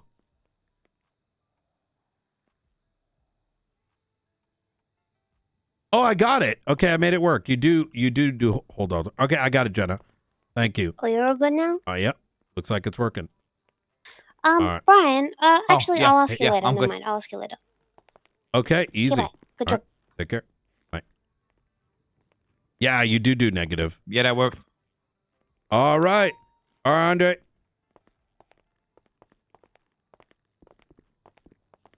All right, bet. All right, look at that. Free man. Hey. Easy as that. I know you're probably going to do that shit with them again. Be real careful with JJ, bro. That boy going to get you dog. thrown in. brother, like half the fucking people are fucking useless. Yeah, that's what I tell people. I'm like, hey, how are you gonna go and like go do all these jobs and ain't nobody gonna say nothing? You know what I mean? Are you gonna try? You look to your left, you look to your right, and you're like, yo, I'm gonna put my life in their hands. Dog, I was in the fucking car for like 15 minutes with 2 tires because you shot them out. And I'm like, can anybody fucking follow me? They're like, where are you? I'm like, on the highway. Just go down the fucking highway. And I haven't come off the highway. I'm going on the highway the same fucking way the whole time. They're like, where are you? I'm like, I'm still on the fucking highway. Oh, brother. Well. Oh, man. All I need to go fucking follow. Oh man, fuck! I need my nightclub decorating. All right. You mind hopping out real quick, Ruth?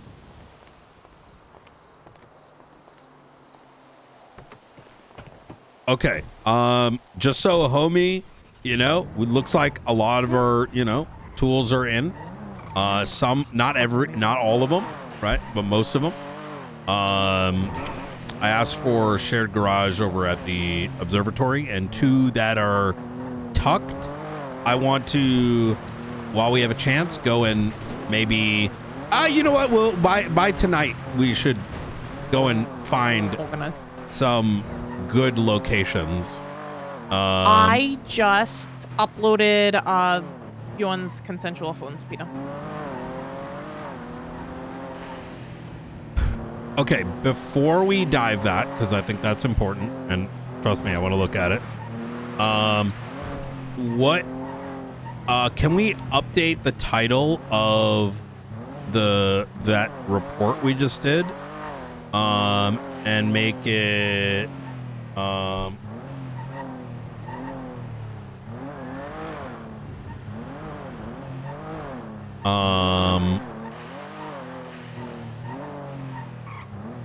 oh, wait, what the fuck? Ventura updated it. Oh, he did, and Ventura.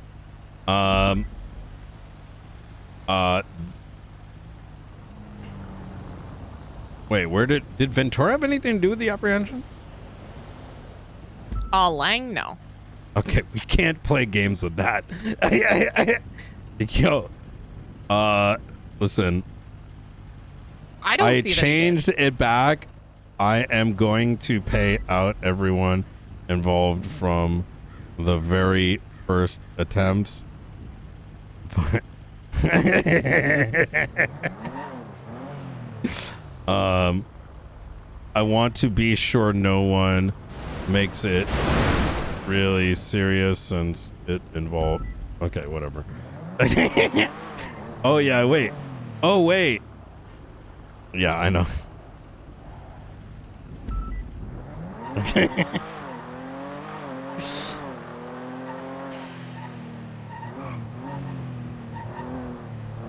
Bro, I don't sleep. Sad face. Okay. Could we update the title of the channel 18 to say tag it with Faceless, and let's say Faceless attempts to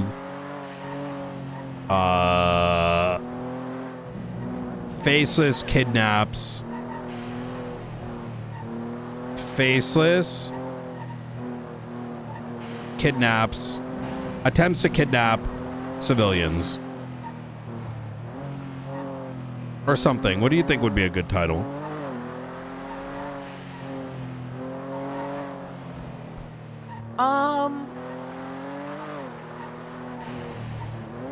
Self-describing. Tries to kidnap Brandon and Alice.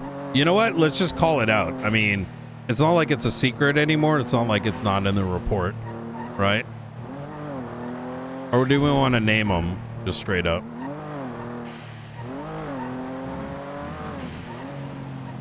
All right.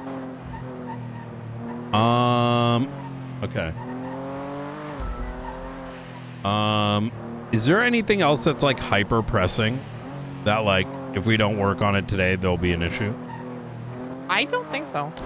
I think there was some like SOP-ish shit that I wanted to do this weekend, and I've completely forgotten. How long do you know how long Bobby's going to be around for? It didn't seem like for super long. Okay. Let's have a chat with her, and then let's take a little bit of a break and look for some shared garage spots. Okay. I'm ideally looking for somewhere that like tucks away where we can park our main car and pull out a UC car. And I'm thinking strategically in like somewhere in the city and then somewhere up north maybe. Yeah. Where we can slip in, slip out. I think Fort Zancudo is not a bad shout, to be honest. Oh, didn't we talk about this? Noose Center. Yeah, we talked about Noose. Yeah. Yeah, Your only Noose. concern was the one in and one out, but I think it's a lot better. Even in that garage that that guy had that shine hole in there, nobody can really see. I like that. Okay. Noose, Fort Zancudo, and maybe somewhere in Polita. Yeah. All right. Could you give Bobby a call? Have her meet us up at the observatory. Little bit of a background. She was one of my detectives back in the day. Command rank. Extremely intelligent, thorough. Is very amazing at... Hi there. I was wondering if you could meet us at the observatory. We're on our way there now. All right. See you soon. She was also a major part of getting us through the Warren Sanguine. Fantastic, like insanely good UC operative. And quite frankly, if I'm gonna be honest,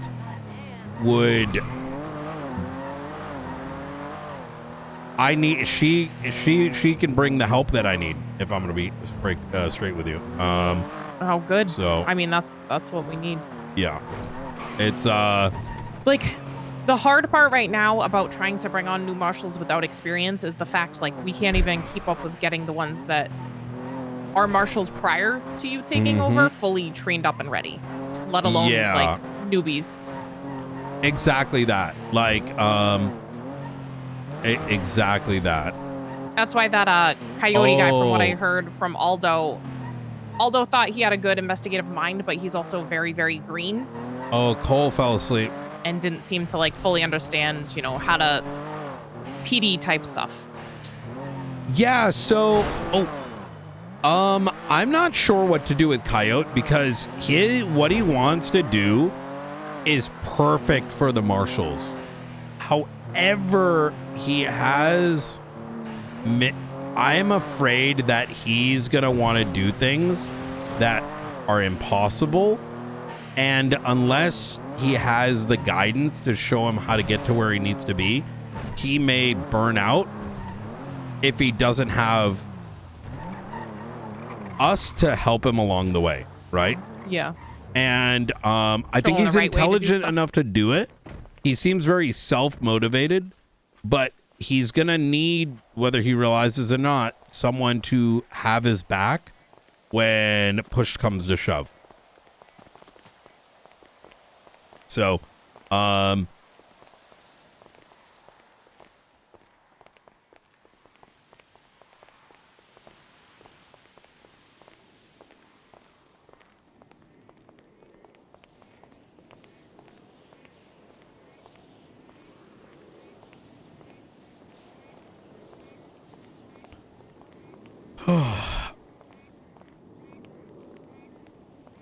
okay. Oh yeah, I got to do these two. Norman Adams, we got to do. Marshall Crim profiles. Oh my god. Oh my god. This has been sorted. That one's... Oh wait, no, I got to put the thing on. iRing, newspaper. Oh my fucking god. Chat, look at this list. I don't think I've crossed any out, dude.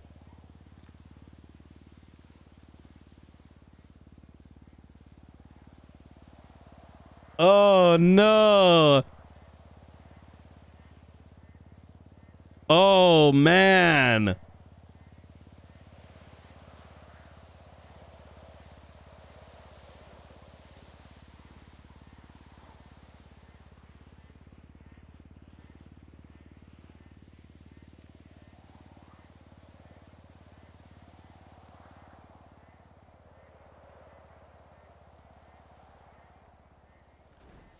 Wait, is Lang crossed off? Where's Lang? Oh, yes. Okay.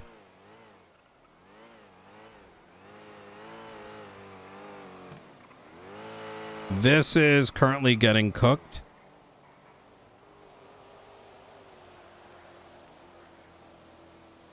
That's been sorted.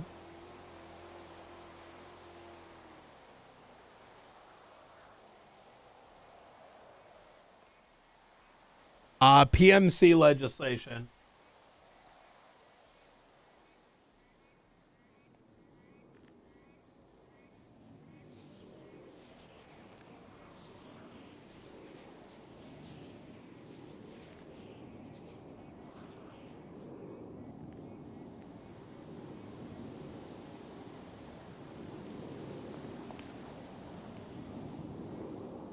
Oh my God, Bobby Russell. Chat. If I can convince Bobby to come back, that is going to be a huge fucking W for every law enforcement agency. Competence, zero drama, diligence, and knows what the fuck they're doing. Like, Bobby is amazing. She is really, really good.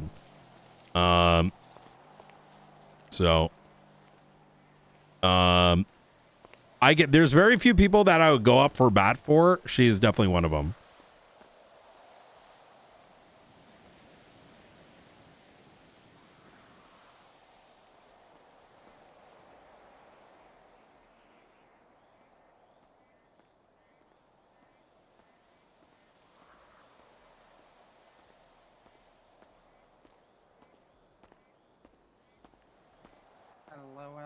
Hello. Hello, how you doing? Nice to Hey. meet you in person. Nice to meet you in person as well. We met like 2 years ago last time. Oh. Okay. Oh, I do remember that. One of the worst interviews ever. But let's lay that behind us. How you guys doing? Very good. It's good to see you. Yeah, good to see you too. Well, I mean, how have you been? Been fairly good. Been working for Interpol the last months. So, you know. Fairly well. I don't know if I really saw you much after Sanguine. Shit kind of. Yeah, we talked a little bit. I remember we were talking the tower over to the west, and then you had your entire panel, and then we talked a little bit. That's it. Yeah. That panel was embarrassing. Yeah, no, I know. But you know how things go. You know, it's almost like life works on a bit of a cycle. I'm gonna Yeah, it be usually happens. I'm gonna be very forward. Things in San Andreas have slowly began to deteriorate at a level not too dissimilar to the months leading up to the invasion of Sanguine. Government corruption is at an all-time high. Corruption in the police departments, individual officers, judges, magistrates who may be leaking critical information. What? Yeah, lack of discipline, paperwork. I know back in the day, you know, there were times where people didn't even want to hit up a maze bank, and now it's like, you know, go to a bank robbery call. Now it's just about everybody. Now we're not kind of dealing today with a foreign nation that is attempting to export and enslave our population. Or, you know, the weapons of medium destruction and whatnot we dealt with. But in some ways, things have kind of gotten far worse. We've been dealing with an organization known as the Faceless. A multinational terror org. 1 second. You see that? Okay. At the bench. Where's the bench? Right across the way. Just to the east. You'll see an individual walking with a backpack. He's walking towards the monument now. He was there last night.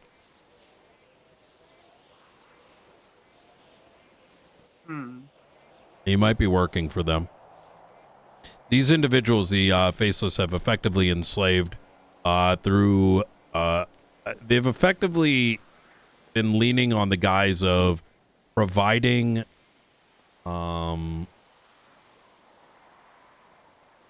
weapons, power, money, influence to not just various gang entities, but also members of the government. And no one says no to them because they can provide.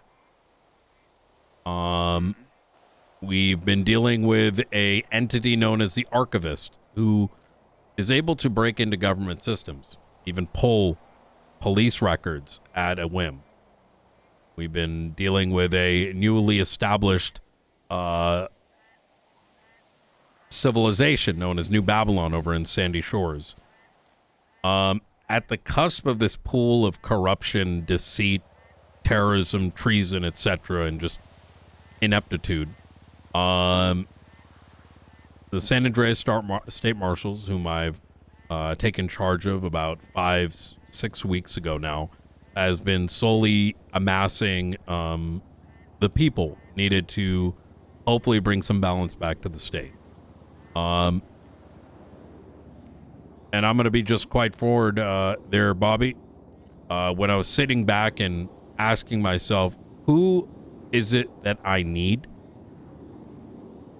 You're at the top of that list. And so, I've worked with you for a very long time. I know your diligence. I know your professionalism, and I know what you are capable of. I believe that this is, if you were to accept, this would be this would be an organization that I think would fulfill a lot of the things that were really up your alley, and then some. The state marshals are not too much different from the MCU in terms of investigative work, but our breadth and scope is significantly larger, and our ability to oversee other government agencies brings with it significant responsibility. Makes sense. So Now, back with MCU, my main responsibility was usually civilians. That's why I have intelligence running underneath me. Where would I be needed here? I think it's important that I preface that with all this, I would need to do a full background check. Takes a couple days to get feedback, of which you would given. 6 month, I believe it's either 3 to 6 month financial phone records, ensuring that, you know, you may not have fallen, which I don't believe, it's standard, fall into the entrapments of some of the, you know, make sure that you're not working for the Faceless effectively. And after that check is completed, I would bring you in as a deputy marshal to begin, to get your feet wet. Our ranking structure goes recruit, which is effectively someone that's never policed before. We almost never take those unless they show special capabilities. That makes sense, yeah. And then rookies, which are effectively of the quality of a senior officer. Very, very just diligent all around. And then comes the deputy marshal, which are pretty much sergeants. And then marshals, who are effectively lieutenants. Marshals are those that are fully capable to find a space of expertise and take it on. They can take a case and they become the owner of the case, either working independently, knowing when to lean on other marshals for help, and working with LSPD and BCSO detectives as need be. So the question of where I would want you, quite frankly, it's wherever you find yourself the most in need, whether it's assisting those that don't have the knowledge you do, whether it's leading a case, be it wherever that space may be, or assisting, for example, Ruth and myself with some of the biggest cases that have statewide implications. So I'd probably give you the time to kind of see how things are as a assisting deputy, and then over time find your niche and build. Yeah. Because there's gonna be like a lot of laws over here in the city that I don't know about yet. I know about the good old standards law, what you can do, stuff like that. But you know, there's new laws, new legislations that I need to memorize and get up on. Yes. The law is significantly more complex, sometimes pedantic, but sometimes a little bit more clear. And the beauty too is we have the capability of petitioning for legislative changes. So, Good. There was a lot of time we couldn't do that like in MCU, so that's good. how do you feel about this offer there, Bobby? When you reached out to me and I was told you're running the marshals, I was intrigued. I still am. How much time do you expect from me weekly?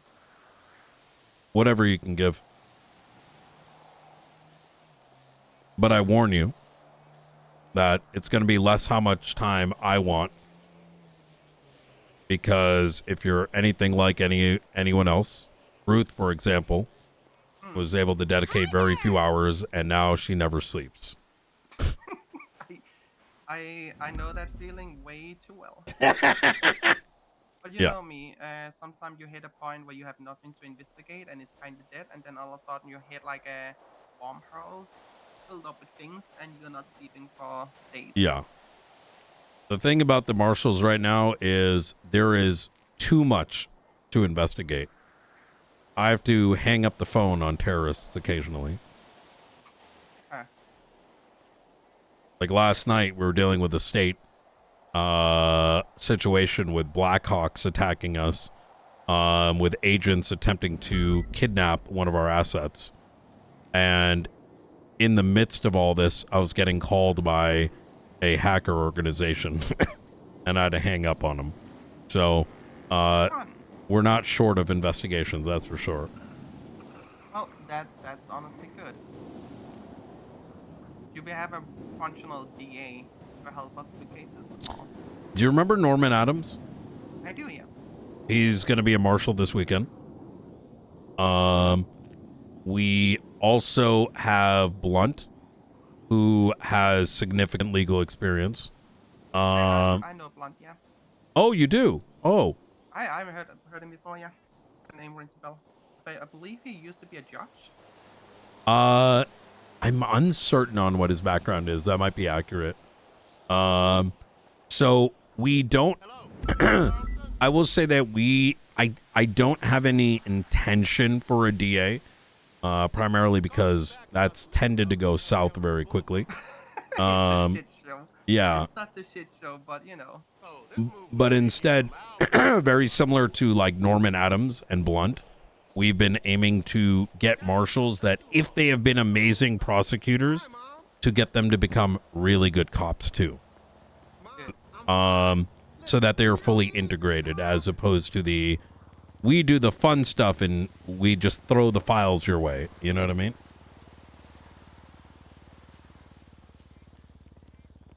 Let's go down to the range later and fire off Yeah, a few I rounds. like that. I'll always love to dig my nose into things and investigate. Okay. Well, When do you need an answer? Whenever you're ready. Give me a week. I want to see how I can move things around and all of those things. Okay. And within a week from this time here, you will have an answer from me. That sounds good. If you'd like, we could initiate the background check as well in the meantime. Yeah, you go ahead. We'll say, a year and a half ago, I did do things with a group called Chaos Legion.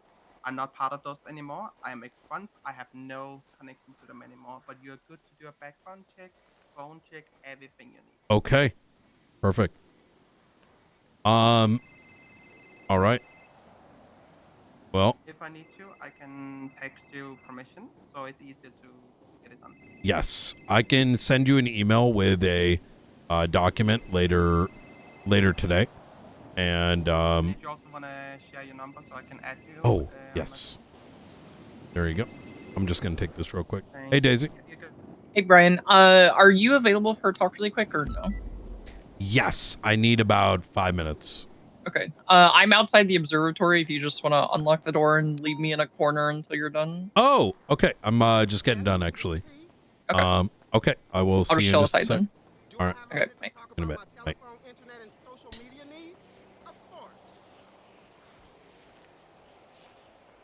Yeah, send me the form so I can send you all the permissions so it's easier to do it.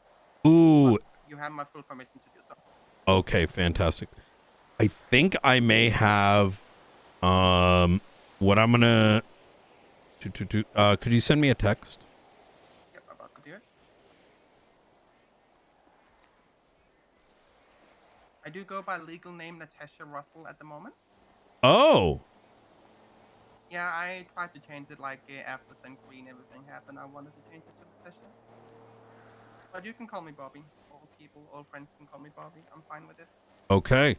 Well, you know what? That's that actually works well, to be honest. You know, people may know you as Natasha, and you know, okay. Well, Bobby, thank you so much for coming on down. I look very much forward to hearing your answer. Of course.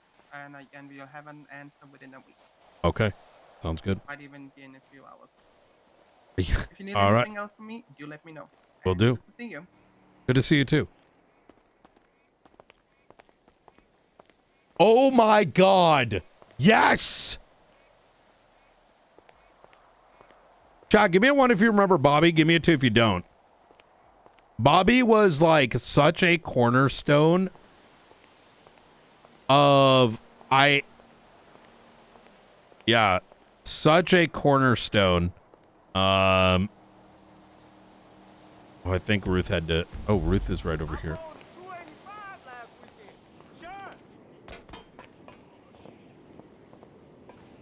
Oh. Hey, Daisy. Hello. All right. So I don't know much about this whole like Lang thing and the Bjorn stuff. Ross just asked me to deal with it. Mm-hmm. And I was looking at the records. I sent them over to Ruth, so I assume they're in your subpoena tool thing now. Yes. Okay. Sorry. There's a couple of numbers I don't know who they belong to. But from what it looks like, only 2 people called him after the prison break. One was Lexi Law for like 2 minutes. Let's, and then given the sensitivity, let's go inside. Oh. I've never actually been in here. Oh, it's we're getting it remodeled right now. But I noticed a individual that's been hovering around the observatory lately and is taking extra precautions. Wears Yeah, like this purple shirt and walks around with a backpack. I think he's looking to apply. But he might be Maybe. too shy. That 'Cause- monitored bank activity. Oh shit. Oh. He also keeps showing up at the marshal's office. But back. Yeah. Ah. Let me see where she uploaded that. So after the breakout, Lexi called him for about 2 minutes. And then someone else attempted to call him, but I have no clue who that phone number belongs to.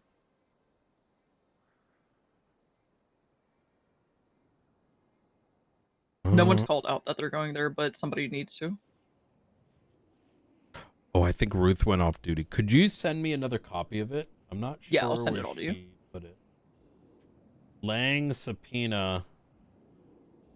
What date is it? 11/15.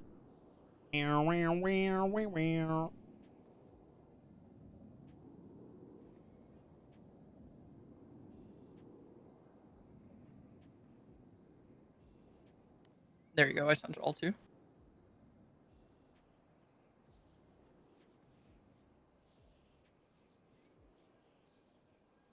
His bank records, he had about 6 or 7 transactions in 3 days. The only thing that is, I guess, abnormal is a $50,000 cash deposit, but even that is pretty normal for Bjorn because he's always death rolling people for like 50,000, 100,000.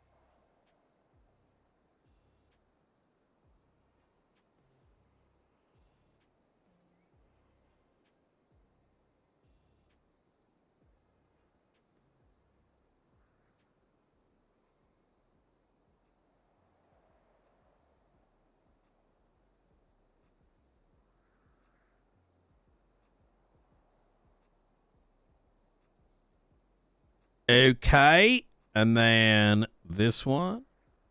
And click that. And then load. Load.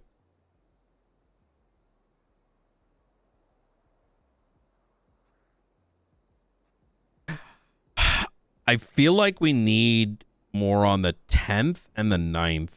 I will say that we're probably going to resubmit for like 7 days. I don't know why I was denied. I didn't really ask at the time. Let me just text the justice. Nearly done with meeting. Because I'll get like clearer insight as to whether there was communication prior to this. Yeah. Because I went into that Cargo Bob and the prison break report and got whatever names and numbers out of who was listed as being associated with that, and none of them were any of the people that tried contacting Bjorn. Unless they had burner phones that they had just purchased.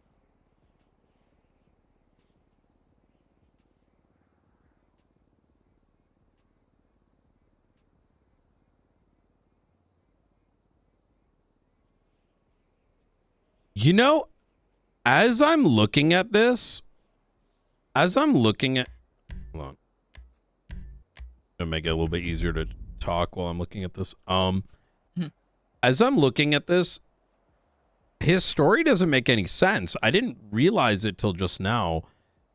The conversation is at 1:59 for a minute. And then 10 minutes go by and he calls again for a minute. And then another 24 minutes go by for a minute. That's not making sense. Under the conversation while we were interrogating him, I, for some reason, was looking at this like there was a call and then immediate callback. No, this is like the time gaps are odd. This is asking for something. This is this is almost like it's waiting for something, an answer or something. And then eventually, even after that, after the third call from Lang to Bjorn comes Bjorn calling Lang at 2:38. Which is just strange. And then looking at let me load up Lang's side by side. What was that? 11 at 2:38.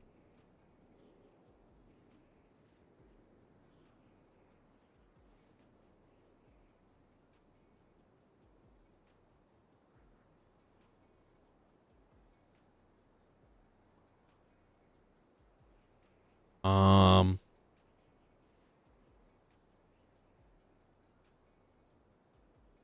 Yeah, that's very strange. If I'm not mistaken, and let me pull up the timeline a little bit further here. Reports.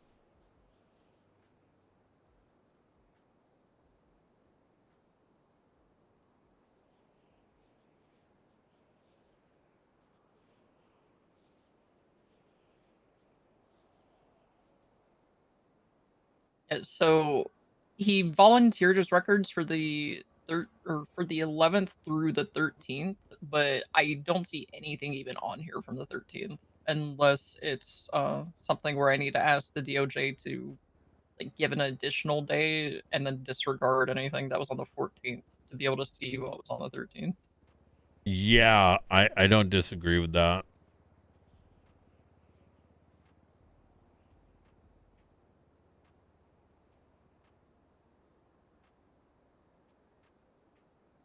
Because the 13th is when the Alfonso Sebastian stuff happened, and this was when Jenna said that she tried to get him to come help, and he didn't seem too keen on coming to help.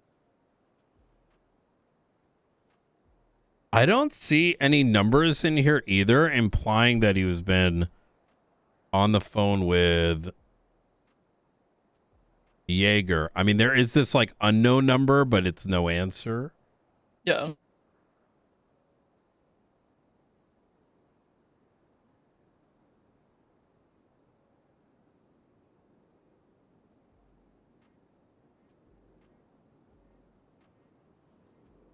Are you guys coming back to talk to us?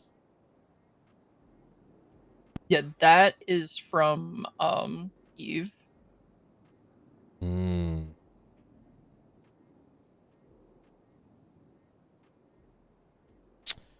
Yeah, I wouldn't say there's anything in particular here that sort of maybe rings any or sounds any alarm bells in my mind. No. But those phone calls, like, it doesn't make sense, the story he provided. Like, I feel like that he's hiding something significant, right, that he doesn't want us to know about. The problem is, it's like, that could be anything. It could be something really bad given the timing, but it could be something less bad, and it's just making it look worse than it is by him being deceptive. Yeah, because the story that he gave doesn't make sense, but the records don't scream anything terrible. Taking a look at the bank records now. Because I am assuming, based off of the records, that Johnny Sinatra works at the Cauldron, and that's what a couple of those transactions are, and then he just bought some gas, essentially, and a couple of store purchases. The $50,000 cash deposit, like, that's not like unheard of from Bjorn, because like I said, he death rolls people all the time for cash. Yeah, I think you're right. Who's Glenn Anderson? Who's business charge 1C? He was a financial person for like the state when I was in the Marshals, if I remember right.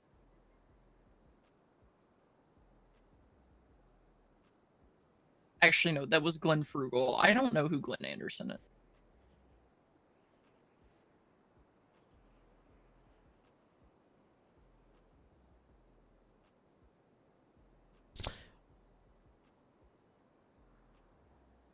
I think that his story here is reasonable. I am going to find out what the bigger subpoena may show, because there may be evidence in the records that come the days prior to this. Yeah. But I think at face value, I don't think there's any indication of wrongdoing. Yeah. However, there is the reality of I'm going to be a little forward, and I know this may sound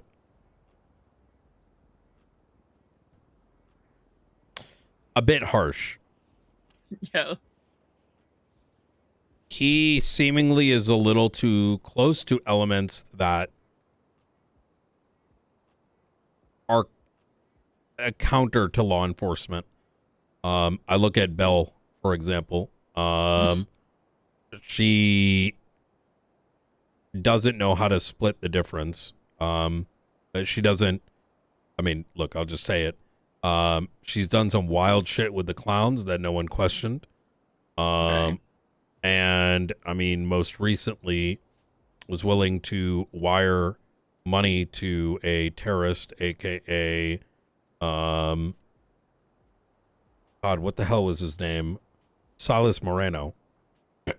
While he was on the run. Wait, she was doing that? Oh yeah. As a magistrate, mind you. Oh my god. And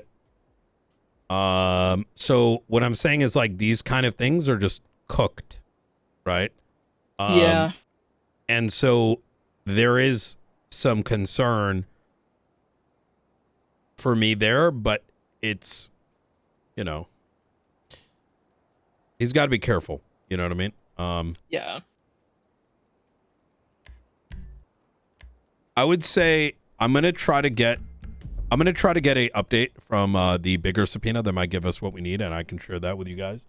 Yeah. And you know, I think once that's done, I'd be, if nothing else comes out of that, I'd say, you know, perhaps it'll just become like a monitor situation. Yeah, because at the end of the day, it's pretty much whatever Frost and Angel want to happen. And I mean, Angel was in there, and she straight up said none of his stuff made sense. And she messed up the times of the Alfonso Sebastian incident, but even then, Yeah, it didn't add up. And no one can have a full-blown familial meltdown in 45 seconds and then call back 10 minutes later and have another minute-long meltdown and then hang up and call back another 15 minutes later and have another meltdown. Yeah, it doesn't make any sense. It's the problem when it's an age-old issue. We require honesty because it without honesty you erode trust, and this job hinges on trust. So I mean, remember years ago when Michael Simone faked his death? And I had no clue that he faked his death, and he called me when I was in the middle of a motorcycle trial. And I told you, and you were just like, "Can I have 30 days of your records?" I said, "Sure." Like, I didn't know he faked his death. I didn't know about anything. Yeah, I don't remember that particular incident, but oh my god, that case brings me trauma. Yeah. I mean, that's what led to the MCU. I remember Soze coming in, he's like, "Yo, fuck all these leaks. Here, this is your unit. You have control." Yeah. Because I didn't know anything about any of that shit. Jenny, like, kept in touch with him as far as I know. And I was trying not to fall off of Mount Gordo, and then I just get a call from an unknown number, and Michael Simone's on the other end. Yeah, there was and I know, you know, to play devil's advocate for Bjorn too, like, he may not have known these things, and you know, this is in many ways his family, right? And so there's that other aspect. We can't expect him to cut ties.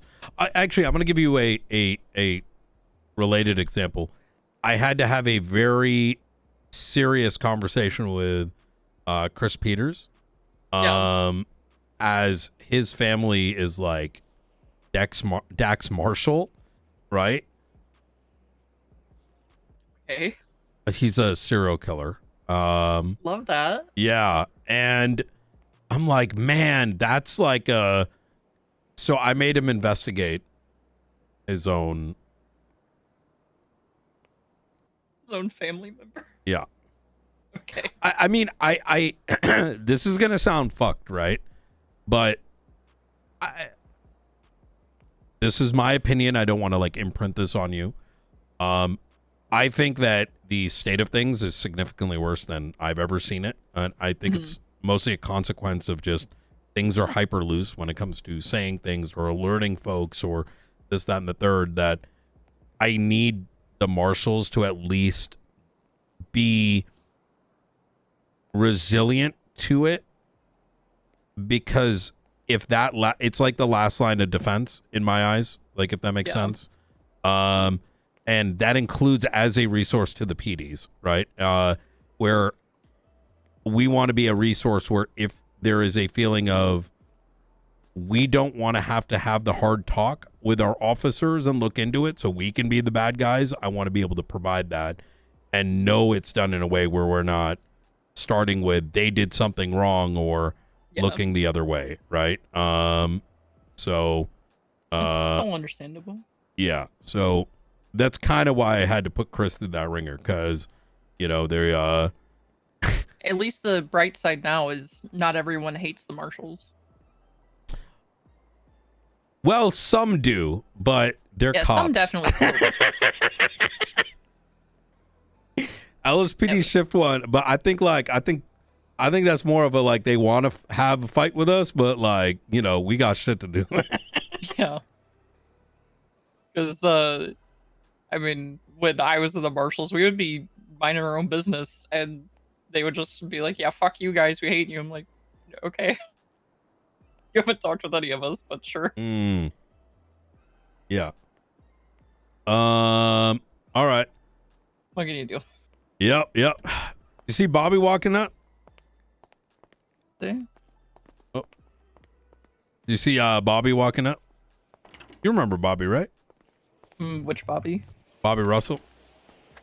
Oh, yeah. I'm trying to convince her to come on over. Should be good. Yeah.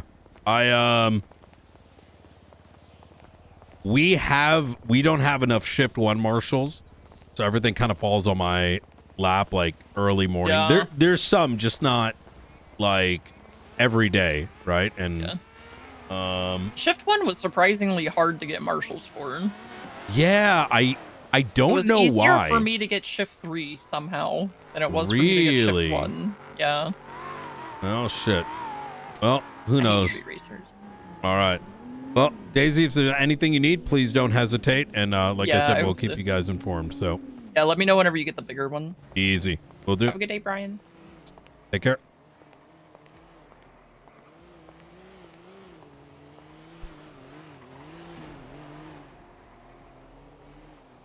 Okay. I'm going to go jump in a car here soon and start cooking. Sorry, we have been busy all day. Mr. Cole. This is Boston Robinson. Robinson.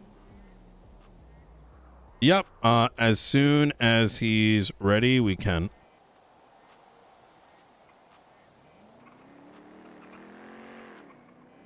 DOC.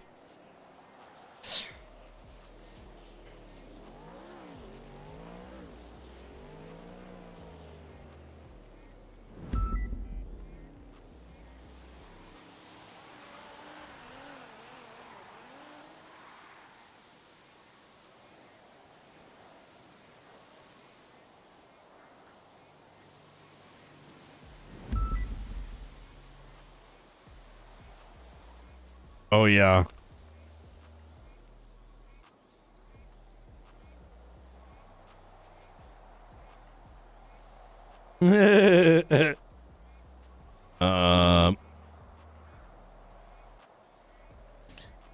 I think he lost himself, TBH.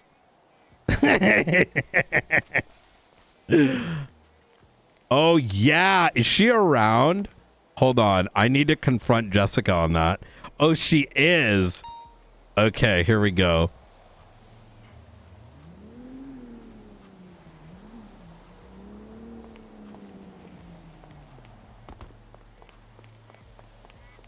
Hey, Jessica.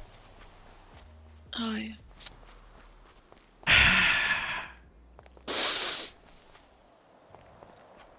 So, remember all that trash that just kind of lying all around, you know, the observatory and SASM office. Mm-hmm. Found your flashlight on the ground. Yeah. And then a torn piece of paper just sitting there ready to recycle itself into a plastic bag. Well, that wasn't my paper. What about the flashlight? I was You're angry and I threw my flashlight Okay. at the wall behind McAllister. Okay.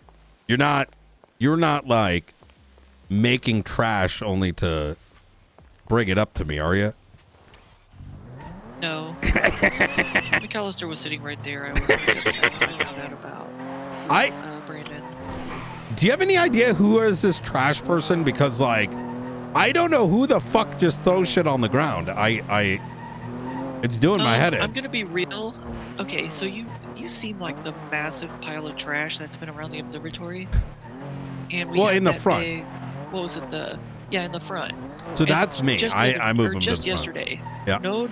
Well, I mean, I moved a lot of them last night to them. After the Oh. storm, there was probably like 40 bags. Like, I ended up having, it was like me and McAllister and some random civilian that was out here, like a local. We all spent like 10 minutes cleaning up all the trash. What? There was a massive collection of trash in the parking lot. And I'm pretty sure that was related to whatever that event was yesterday. Because didn't they hold something at the observatory yesterday? Oh my god, yeah.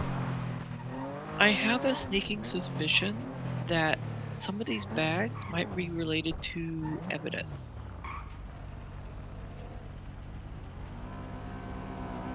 That Like makes casings and projectiles and sense. We're That's why eventually we never see stuff laying around, but then all of a sudden we wake up and there's trash bags everywhere. And it's That like, makes where the fuck is this all sense. coming from? And then the parking lot being completely covered. Like, I know we're garbage aren't like clean and they're typically messy. You know but what that it was is? A lot of shit. I think And I know what it is. suspected those. What's that? The marshals, we have to pick up everyone's trash. You know what I mean? We're picking up It's all just the fucking PD's trash because they don't settle shit correctly. Oh my god. Okay. How are the injunction that went up? I don't know what that is supposed to be about because it's like, yo man, open our properties even though you probably have a warrant. Oh yeah, I already responded to it. Oh, you did? Oh, let me take a look. There is an issue with the subpoenas. I didn't realize how it would look when it was printed in their printed out version. Mhm. It looks like it's blacked out when in my version it's highlighted. Yeah. And so I tried to get the justices to try and correct just the formatting, and they couldn't. Oh, I see. Yeah, there is a But I was bit of an like- issue with that. And I was trying to make a clarification. I was like, hey, it looks like it's blacked out. On my side, it's highlighted, like the complete opposite. Mm. That information is recoverable and should be viewable. Because like, even though it's blacked out, it's literally just black text on black. That makes They can sense. highlight, they can copy and paste it. Yeah. And I was trying to let them know, hey, this is visible. And the part about the search warrant saying that it's being locked down for 3 days and then three additional days for the court docket, that's in the blacked out part. I intended to highlight it for Bruce and his counsel, and it said it blacked it out. Oh, Quite literally I opposite of what was see. intended. That makes sense. Yeah, So I they. made some clarifications on there. I mean, I'm gonna be honest with you. What better way to put it out in the public? Oh, right. He's putting it out there himself. So, we can now speak to those things. So, if you so desire, and you would like, and I'd like to be a part of this to ensure, oversight of it in case anyone makes it a thing. If you want this brought up in the latest newspaper, which I think would be good, right? Let me know. I didn't fully read the newspaper. What was mentioned in it? Well, no. I don't know if it was. I'm saying in the next edition, right? If we Oh, want I to go got to the you, the paper and next be one. like, hey, you may have seen the injunction. Let us tell you what we're doing. And I would say even frame it as like, hey, you know, we're building up this thing. We're looking for indiscrepancies and, you know, we're going forward with it, right? And, you know, Yeah, I'm gonna have to strategically decide how to approach that because I have to keep in mind my court strategies, and I don't want to open my hand for the strategy I'm gonna take. yeah, you know what? That's a good point. Like, I want to be open, but I don't want to. Well, you don't need expose my strategy. You don't have to, right? So the way to approach something like that is it's generic. Yeah, we're you know they already know about the filing. It's like you know we're there was some. We can't discuss the particular like you know ongoing legal matters as it is an active investigation. But we are taking this serious. Details of the case. Yeah, exactly. The subject matter. The general concept. Yes, you tell them how much we care about the subject matter, and without using any specific terminology, right? Like be it extortion or you know misappropriation of funds or any of that, because that kind of gives it away. But just the general area of it and. Then let the paper go and say da da da da da, right? Yeah. So anyways, but you let me know on that. Yeah, no problem. Okay. Anything you need from me, I'm gonna jump in a car and be paperwork Andy probably for 2 hours. I want to request a martial gauntlet. Because the penumbras that we had last night were fucking awful. And I'm surprised I managed to keep up as much as I did. The penumbras are cracked. Was it blue or was it gray? Well, I tried the gray one at first. That was Peter's. And I kicked him out of the driver's seat because he kept crashing. Oh. And then I realized how pitiful it was. So I kicked him out. Or I made him take that one and drop me off at the marshal office and I grabbed the blue one. And that one was also pretty awful. Huh? That's... He couldn't turn for shit. I didn't check the tires, but the tires might have been worn like to fuck. Or maybe it hasn't been worked on in a while. Yeah, something because that thing doesn't... couldn't turn for shit. Yeah. Let's put in let Blunt know and he'll get you one. Or actually, we got most of our tools this morning. We don't even really need PD keys anymore. Oh, really? Yep. Fuck. Like, can I like kick in doors now? I was told the majority. Some are going to be after this next storm, and some other things as well. For example, I may ask for marshals to be able to turn off their blips, and that would be phenomenal. Please. To flip a blip to a like color red, which means stay the fuck away, or like you see, right? I wouldn't do red because it would be too close to EMS. Okay. It might get good. Maybe purple. Yeah, maybe purple. Yeah, I'll see. If there's I just know anything like tow trucks are pink and EMS are red or something. Yeah. And I don't want to get inside that red hue, like that whole variety of red hues that are aligned with civilian government employees, like non-law enforcement employees. Yeah. You know what I mean?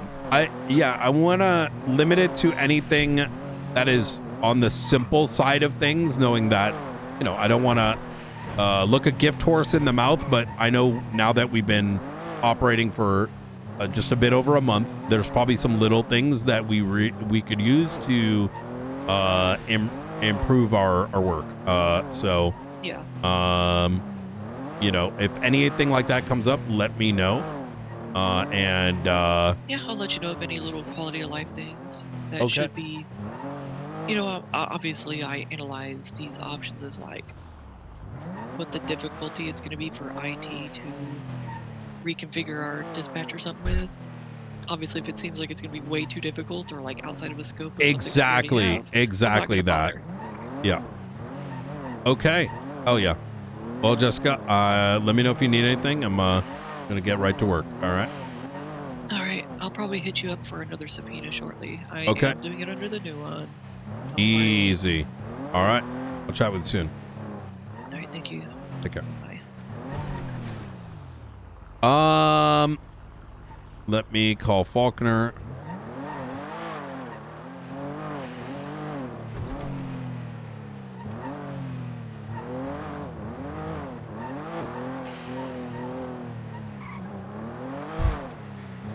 Hi, Brian.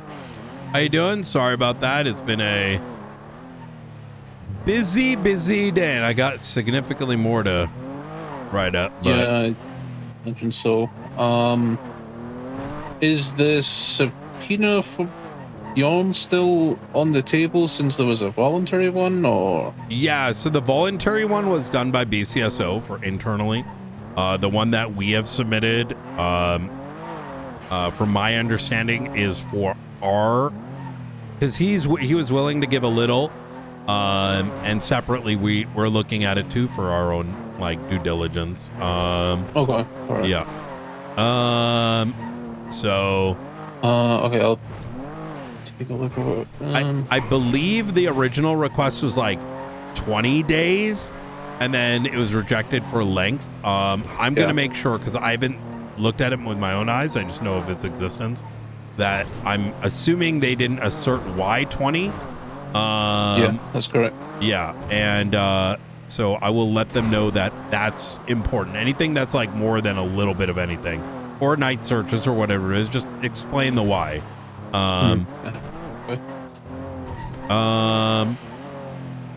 But you know, I got a lot of training left on my side as well.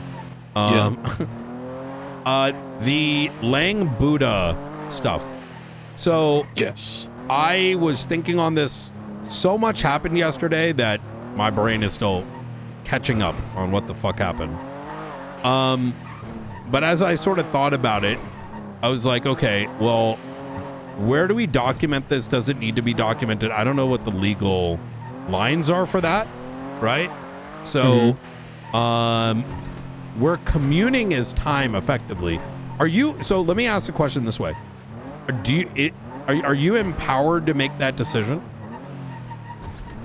Yes. Okay, well then that's all that matters then. I did want to document it in some fashion though, so it's on record, so that you know, it's obvious that both you and I did our due diligence, and it's not just some under the table thing. Yeah, I think just having it in a report, even if it's sealed in some fashion, is okay. Enough. I am there. I'm going to provide a sealed one, which perhaps I share with you, with some bits redacted for a reason. Unless you want to see it. It's always just like, do I conflict him? Yeah, I mean, when I'm conflicted on this, well, not the broader sense, but yeah, that's fine.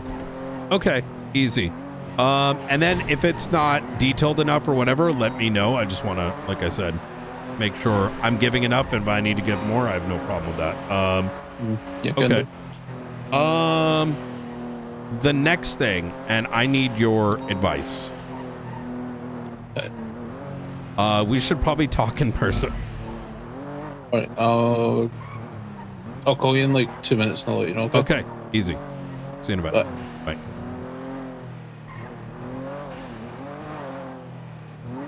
I'm going to have a chat with him about what came up, only to, you know, find a way to make this work in a way that it doesn't turn into a bigger thing. Because what happened to McAllister, you know,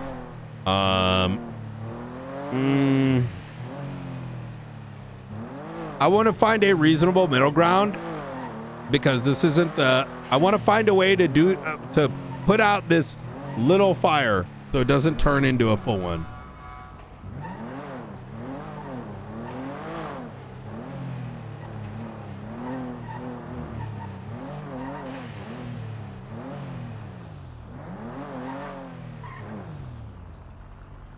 Wait, stateside ballas? Wait, what? What you talking about, chat?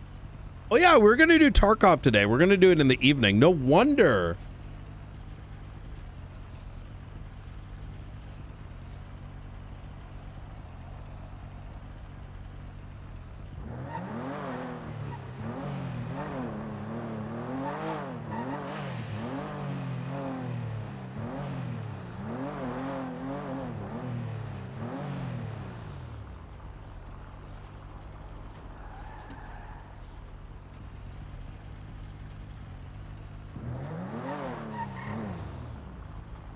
Oh, yeah. Okay, that's good.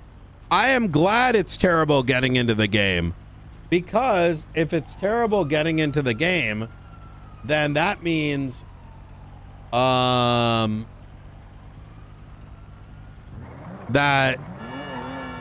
no, exactly. I rather RP. There's so much RP left to do today. Wait, Eric Trigg is around.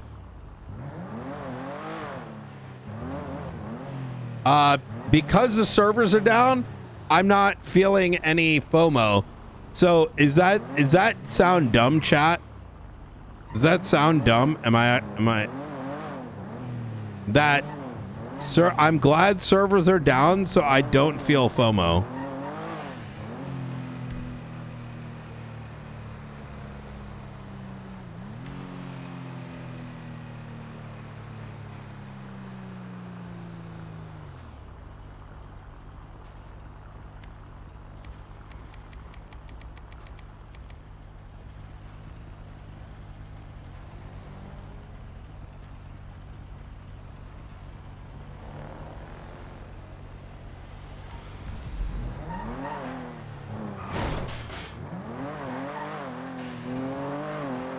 Can I be honest with you?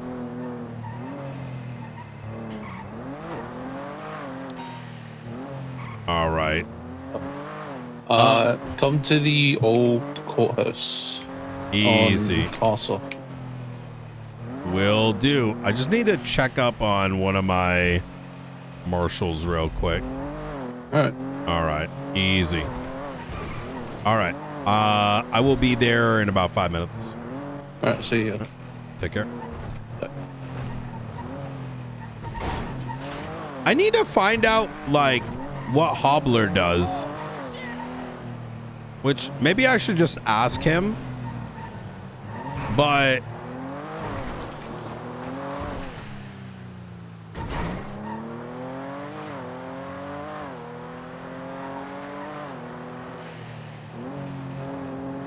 yeah, I'm glad the servers are bugging on Tarkov so that what do you call it? I don't know what he's been working on lately. I'm gonna be honest, because it was the one thing. I need to make sure he's got something to work on. You know what I mean?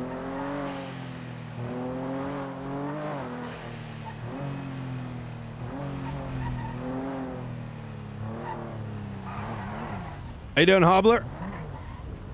Hey, pretty good. How are you, Knight? Pretty good, pretty good. Do you hear about all the new tools we got?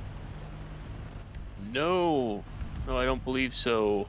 A lot of the PD tools have come our way. Oh, really? Yeah. Okay. So. Perfect. Yeah. What are you up to? I was just doing some investigative patrol. Ooh. I just left Sazam. Oh shit, hell yeah. We need to catch up at some point. I'd like to understand. I want to make sure you got some stuff on your plate and it's kind of on our radar and whatnot. Yeah, I was actually gonna ask you if you had a list of things that you'd like action on. Because besides the voter fraud case, I'm looking for things. Okay. And I was gonna look into the Shang Lu information as well and get something going on that. Shang Lu info. Remind me.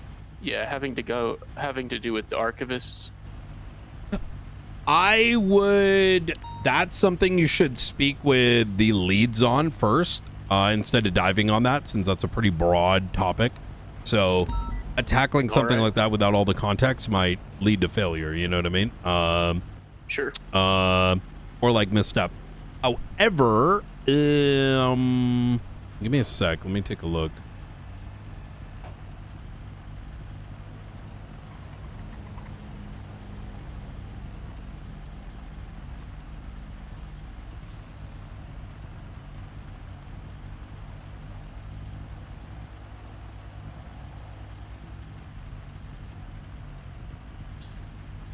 Are you going to be around tomorrow? Yes. Okay. I have a shitload on my plate. However, what I'm going to do, because I can't think offhand, there's a lot that needs to be done. I want someone to spend some time with you to understand like your availability, to know what to throw your way that's going to fit the, you know, the time you got. You know what I mean? So we don't throw you like a big chunk and then it's like, bro, this is too big. You know what I mean? Sure. I understand. Let me take a look at the reports. I'm sure there's something, but I'm also equally cooked. Well, if there's any kind of supportive role action that I could do, I can definitely do that in terms of like writing subpoenas. That's exactly what I'm thinking. Yeah. What I would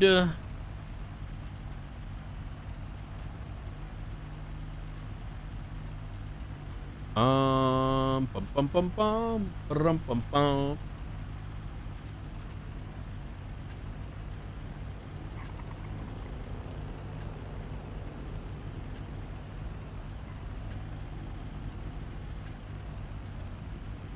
Here's what I think you should do. I think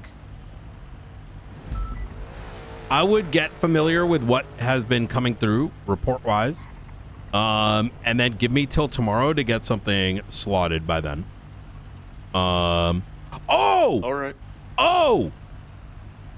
There is this like Swedish or like Dutch like embassy that has been attempted to pop up, and like there was talk about Trig getting like extradited and a bunch of shit along those lines. Trig is actually on duty for the first time in a while. I think that's a string worth pulling on because I don't think anyone's looking at that. All right. Yeah. I'll go talk to him right now. Oh yeah. I genuinely don't know what you're going to find out of it. Because no one's had a chance to look at it, but there should be reports about this sort of thing. So all right. I think it's I'll the look Swedes into it. or the Dutch or something along those lines. All right. All right. Easy. All right, brother. Talk to you soon.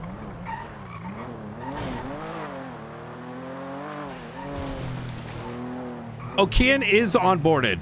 Yeah. Okay.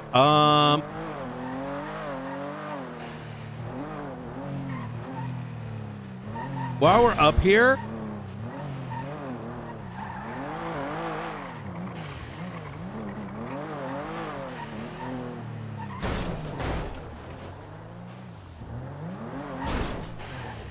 okay, that doesn't break.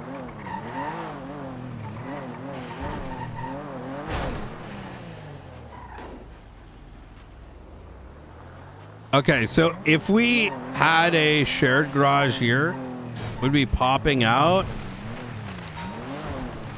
and we can dip, which I think is actually not bad.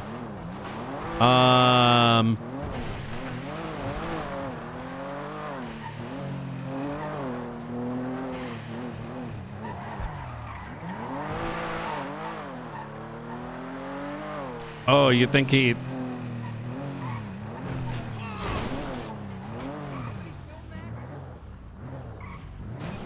Oh, yeah.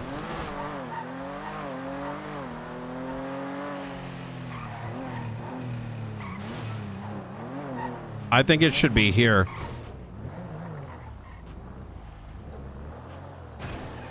But then again, we might need some more space. Or maybe like here. right? You swap it and then, you know, I kind of like that spot.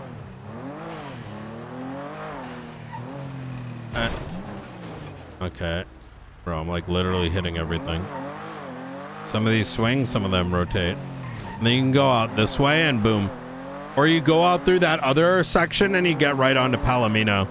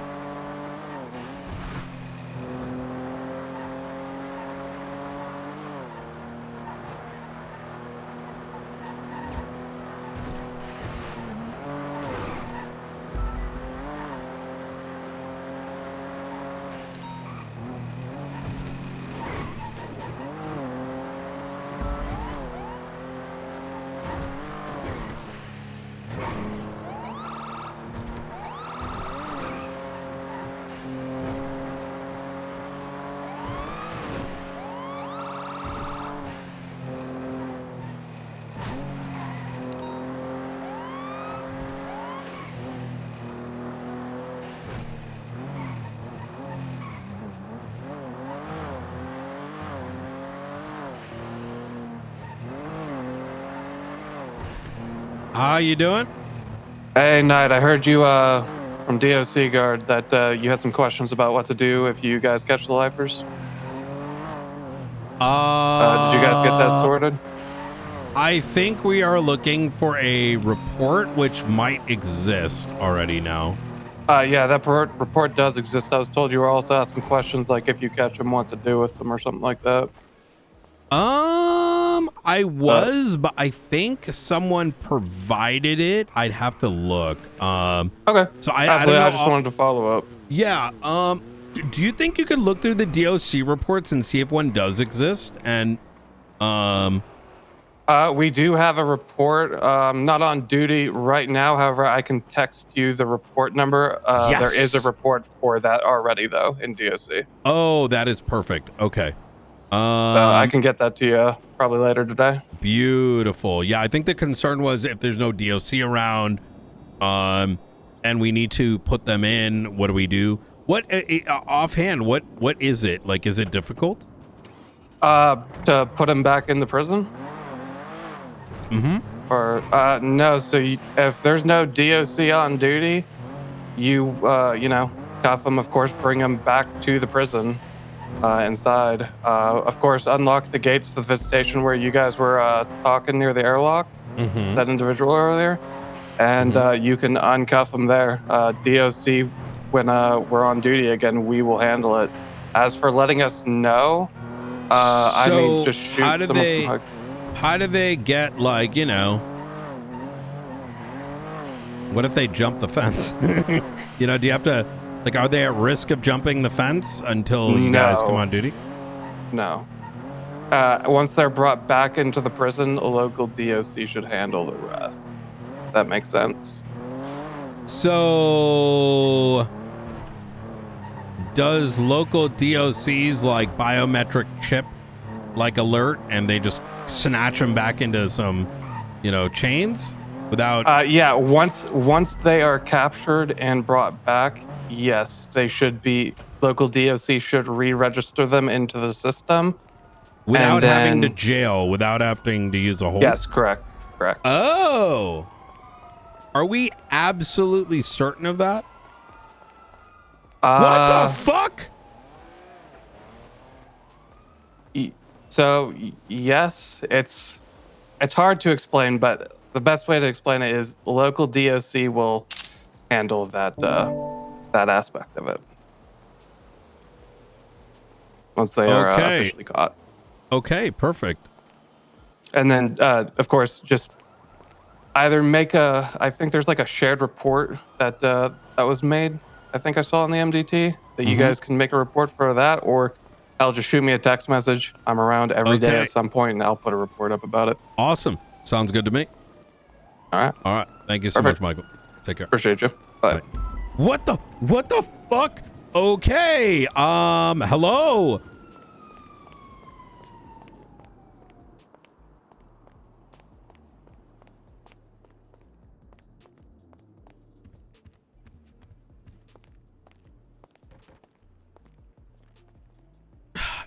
You know, I'm so old that I when you said old courthouse, this is the first one I think of. Yeah, I was speaking to Angel before this, and I said old courthouse, and she said which one. Yeah. Do you know where the old courthouse was? It's like Pink Cage, right? There's one older, believe it or not. Very few people know this. Where would you guess? No, if I had to guess, that place on Morningwood. Old Marshal's office. Oh. Yeah. Didn't look too great. It was very rudimentary. Yeah. Have you seen this place before?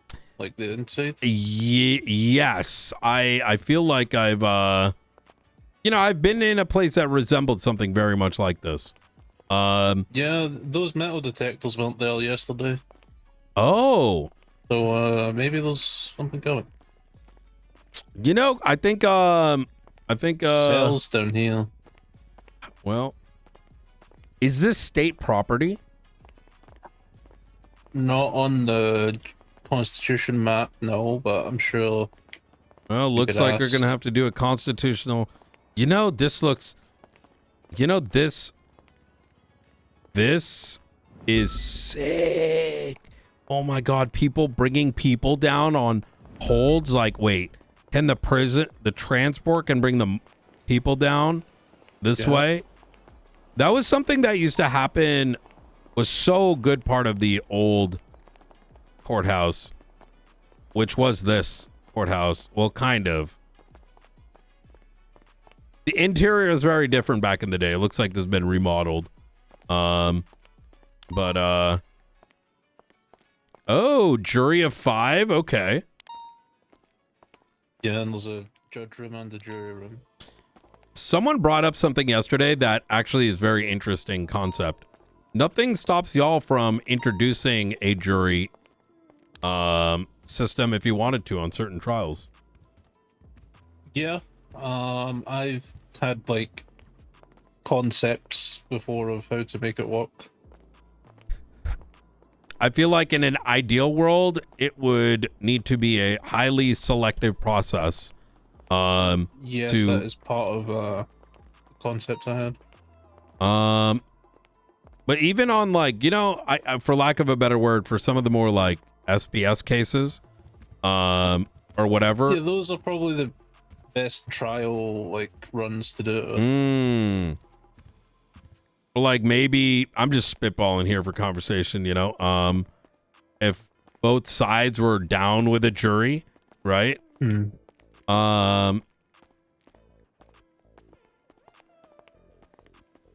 Man, that would actually bring me spicy as fuck.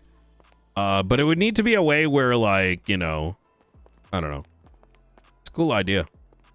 Because, like, the idea, while I would hope it would never happen, the idea of maybe, jury intimidation could be an interesting thing to hear. There's jury intimidation, then there's also, like, other external factors.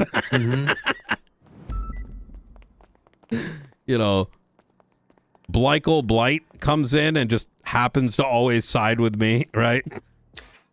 Yeah, that's definitely an issue. All So what right. do you want to chat about? Okay, so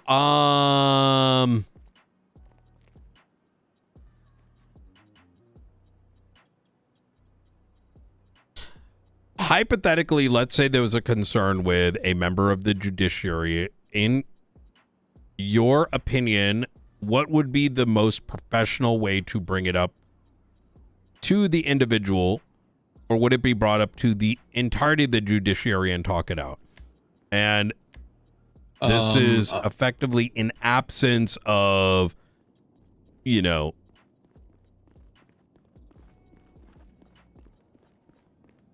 I would recommend you file a bar complaint.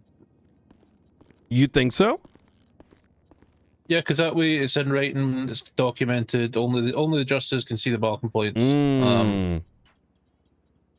Then we can discuss it and then address it if it rises to a level of, do they need to be suspended pending investigation? Do they need, just straight up firing or whatever? A justice. Okay. Yeah. Hypothetically, of course, the reason I bring this up, right, is effectively I'm going to give you an example of how I've been handling PD related stuff. If something arises to the point where I'm like, okay, this needs to be discussed, and resolved in some fashion without it going to, a bar complaint, ACR, etc. I'm trying to find a way to do so in a way that the conversation is understood to be professional, as opposed to accusatory, right? So I've never had to do that before, so I'm hoping with some of your experience, you may have a, some guidance how to make sure that happens in a way where it's conducive and doesn't blow out of proportion, right? Okay. I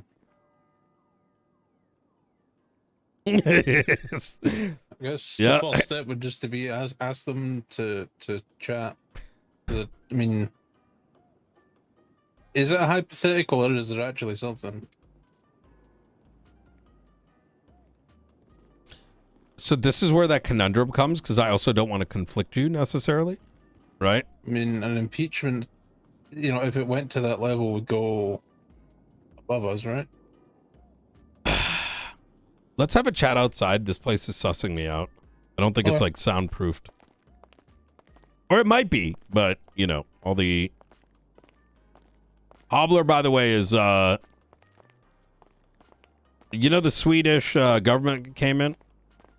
Yeah, that's why I came in here earlier, because I drove past, I seen the Swedish flags, and I'm like, oh, they set up an embassy in here or something?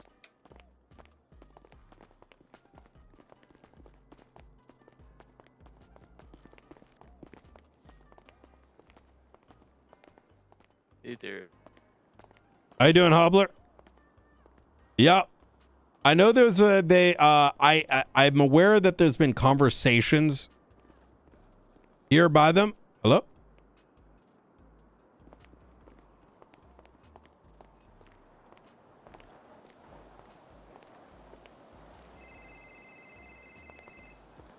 Hey, Springfield. Hey, real quick. Are you signed into your police key right now? Nope.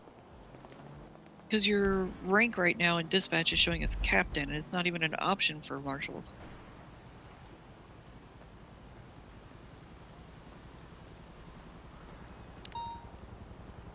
What's my blip color? Where are you right now? Let's see. Old Courthouse. Tasm Blue? Yep.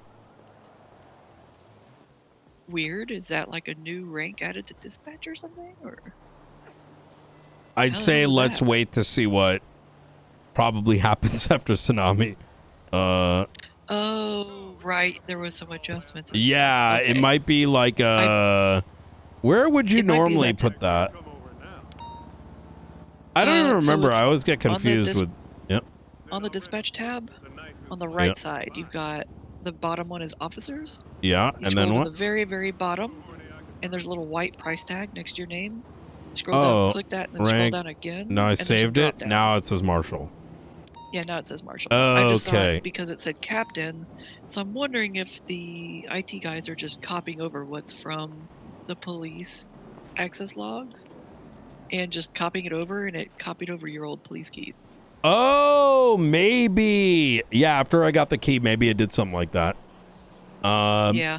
So. All right. It just made me think that you were signed to your police key. No. you're At good. least I don't think so. It may have something to do with some of the adjustments coming through. Yeah. So Sounds good. all All right. right. Thank you, Director. Easy. I appreciate Bye-bye. it. All right. You take care. Okay. So here's kind of I'll tell you what came my way. So let me start by saying I'm not interested in being in the business of it's a fucking shit show out there. I have no intention of I rather have a conversation than go down any official means, this, that, and the third. But I know that this particular conversation may go well or may not go well, so kind of looking for a bit of advice here. But this is what I've been told, and I told, here's what has been communicated to me. I'm just going to be out with it. Apparently during the Norman Adams trial, there was a complaint made to one of my marshals, and they created a report, and then they were immediately confronted on said report, which is indicative of the individual having seen the report. Okay. So, let me see if I can find the specifics.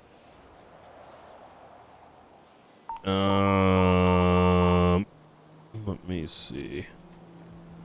McAllister. Chris, that's a lot. Yeah.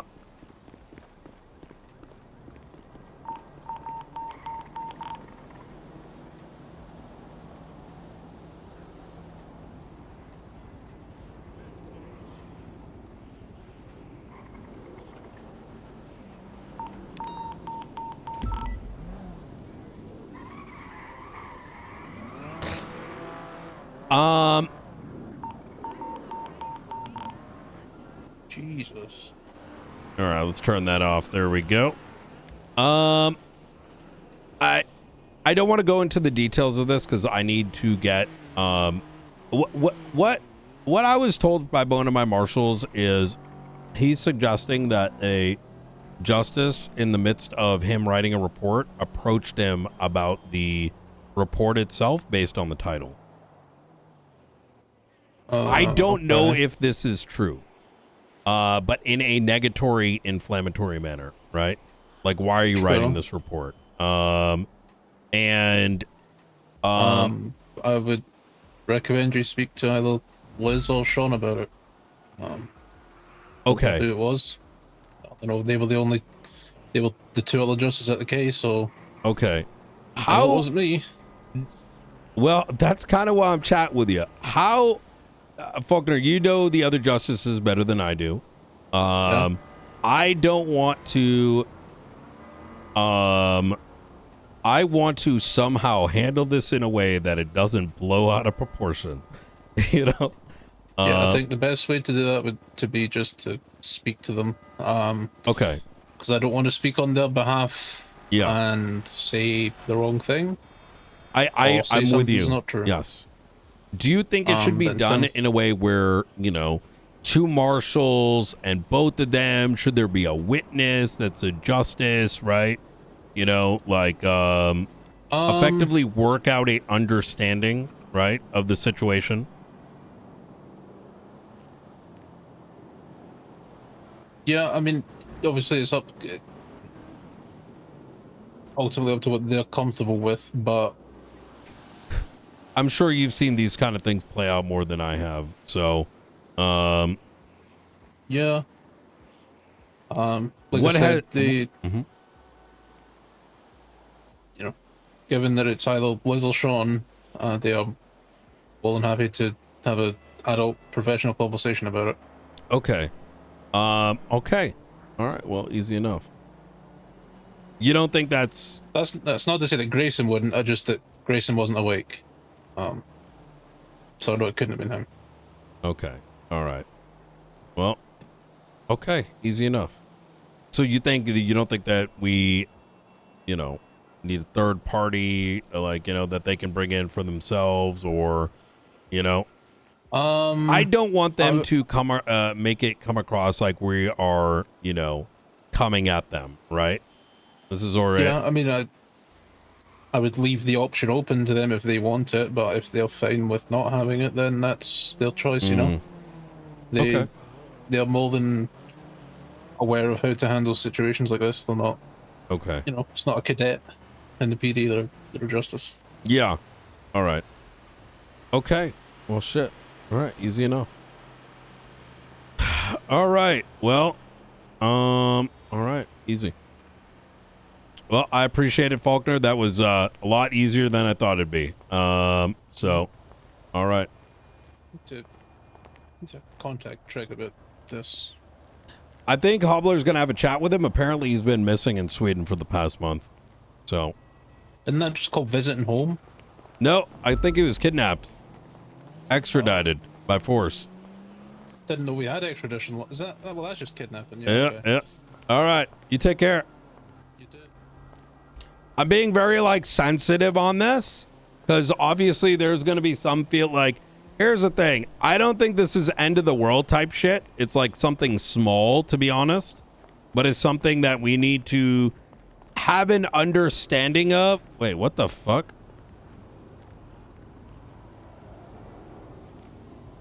Contact Frank Skinner. They have pictures that will be of major interest to you.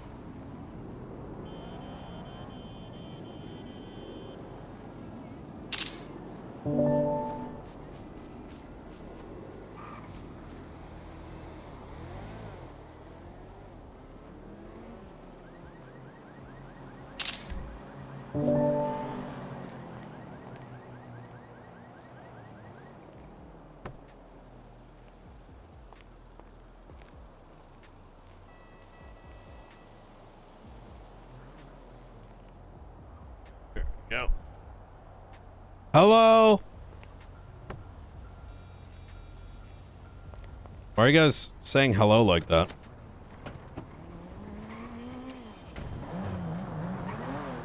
Thank you, guys. That E pickup is probably one of the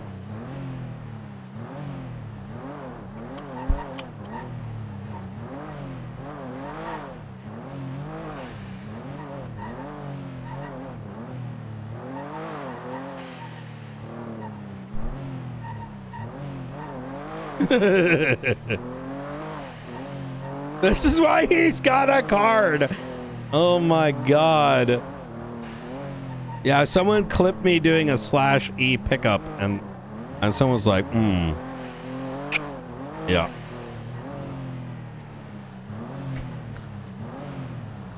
All right.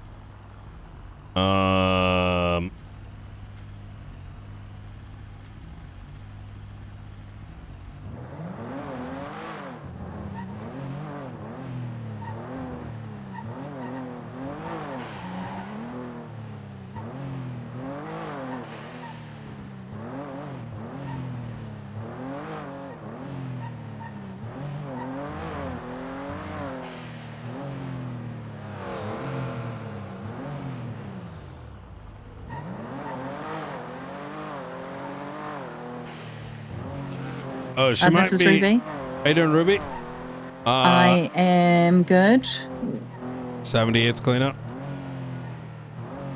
Yeah, you might want to leave. They're hunting around that area and shooting any cops they see in any vehicle. Oh, wait, where I am? Are you speaking to someone? You are. I'm watching you. What the I'm fuck? watching. You're right in the. You need to get away from Mission Row. Okay. Do you know who? I'm unsure who. Mine's down. Clear is down. They tried shooting officers at MRPD. Hey, firm. I'm gonna come y'all's way. You move a little. Oh, another one down. Move further. Move further. Where are you guys? What channel? Just get out of Algin and Strawberry. Okay. On from across from CMC. Surrounded. You should not have shot them. Yep, Brian, you're going straight into the 78s. They're all out on Crusade Boulevard now, shooting down. I'm going to Polito. Hold tight. Any are there? Okay. Do you guys need backup on the cleanup scene? Yeah, it's 5v1 No, right we now. can't man. clean I would up say yet. We're just stay waiting. Okay. All right. Okay, one's pushing up to your door. All right. I'm gonna hang up and I'm gonna come join Yeah, you. I'll call All right. you back when it's All done, right. okay? Easy. See you in a bit. Bye.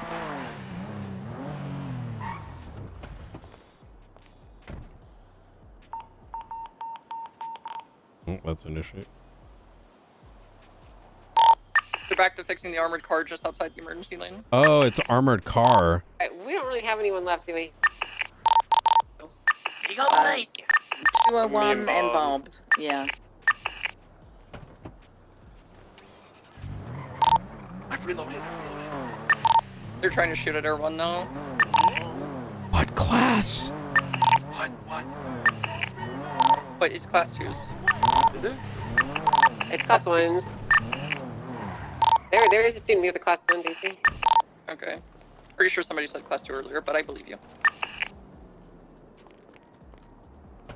They're ramming the car into the emergency lane even further.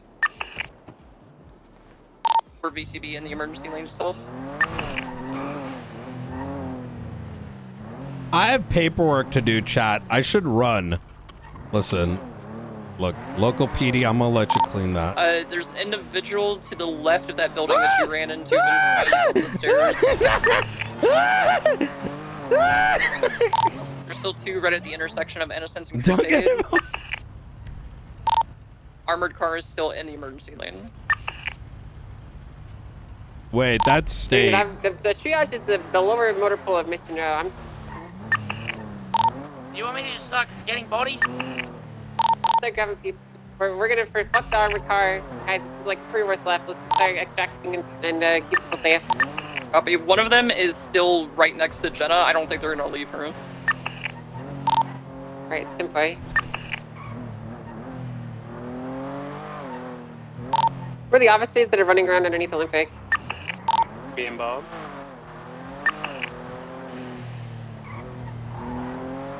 They've repaired the armored car. They're probably leaving now. Ventura, are you down? No, I'm in an apartment complex here on the side. They're watching me where I am. They all took off. The what Maju took off? They all took off. They're heading east on Capitol now. Or Innocence, rather. We have to land for fuel. Transporting an officer. I don't want to go in there without knowing what the fuck is going on. It sounds like they've got some are holed up here. Alright, let's jump in and let's get it the hell out of here. Good job, team. Good job.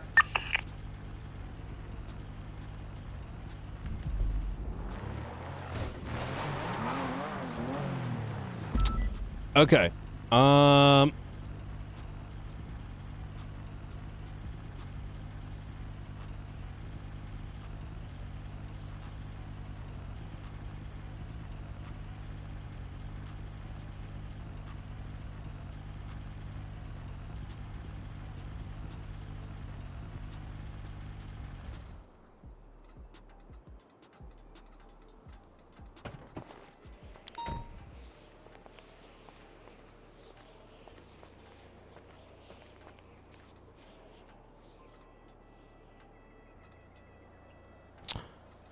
Okay, let's do this. Uh-oh. They're just gonna grab me.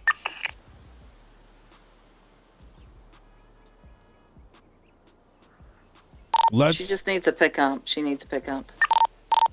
Alright, I've got Jenna loaded up. Where are we converging? Lower motor pool of Mission Row. Copy that. I'm gonna stay with Angel till we all roll out together. Me too! Angel, make sure you hit the elevator for him. Okay, y'all ready, chat?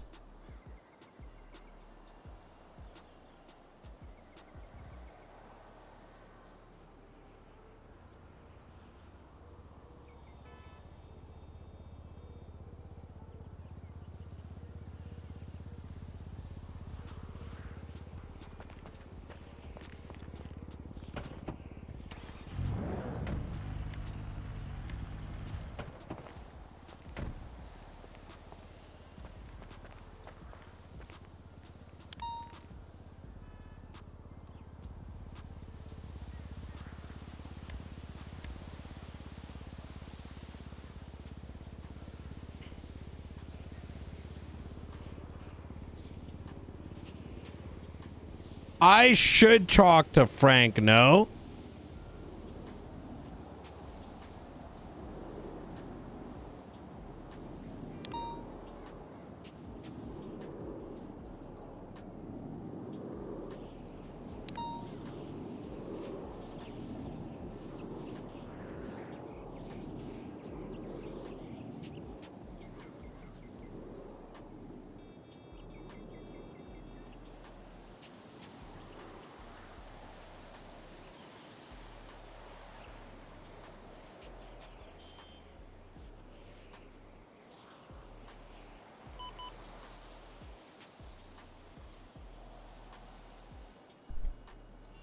Okay, let's go here. Reset.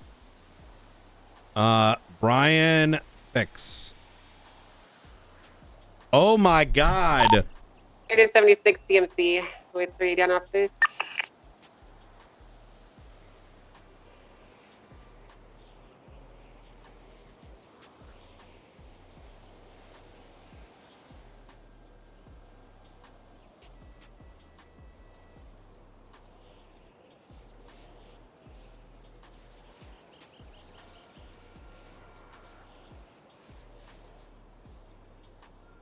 Okay, let's pop this open and then image history. And oh yeah, we got to talk to Hassan today too. Okay. This was on the 11th. And this needs to be faceless.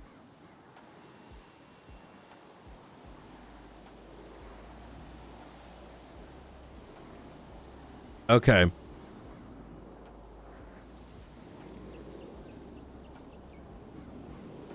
Okay, and it was at 8 o'clock. Okay. 2 cars leaving MRPD. Thank you, folks. Oh my God. Wait, I never looked at any of this. I think I'm upstairs. Edgar possessions. Hold on.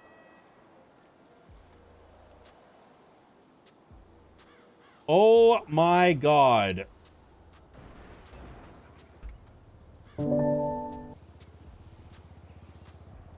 Wait, I have to look through his shit. Edgar possessions 1 EDW. Oh my Lord. Hold on, guys. I completely forgot about this shit.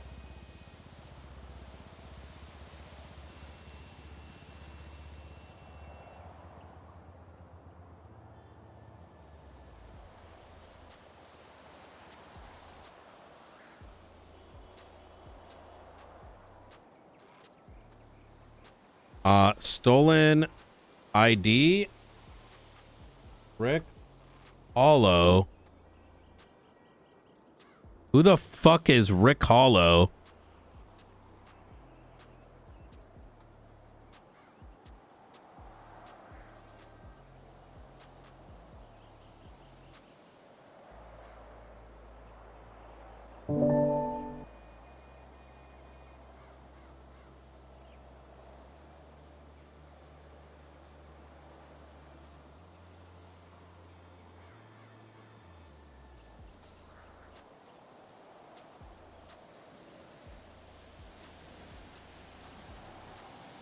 I never. Oh my.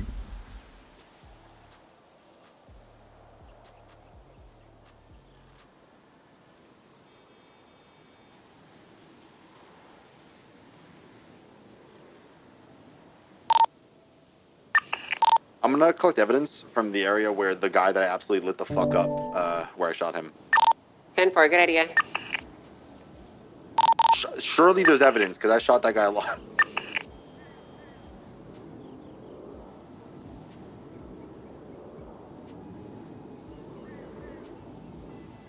Me and Nikki are documenting the car that was disabled outside of Mission Row.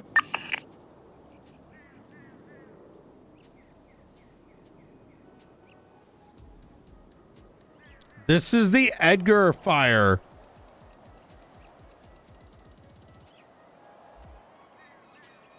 That is his number. 452 back on Freak. I'm running back to the intersection.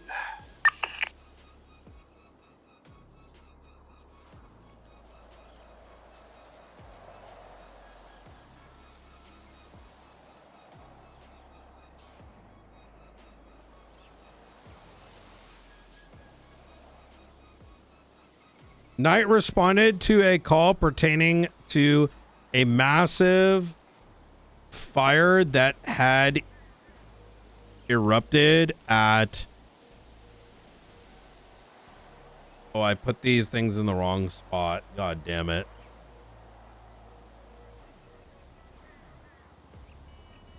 It's an incident.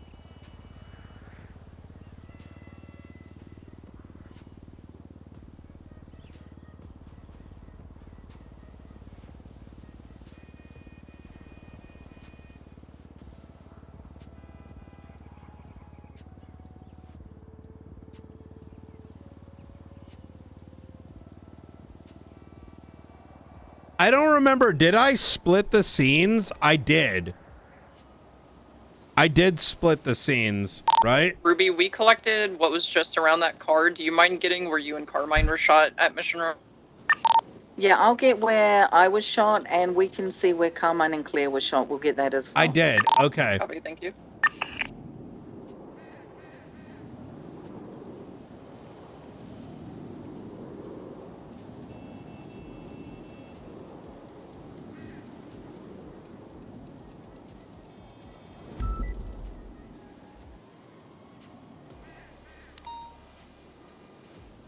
Pertaining to a Then where are you? responded to a call pertaining to a massive fire that had erupted at Ron Oil.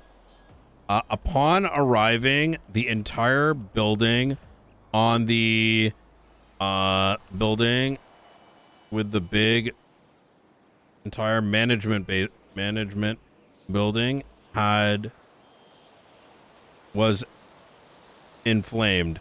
On scene was Hassan Bashari,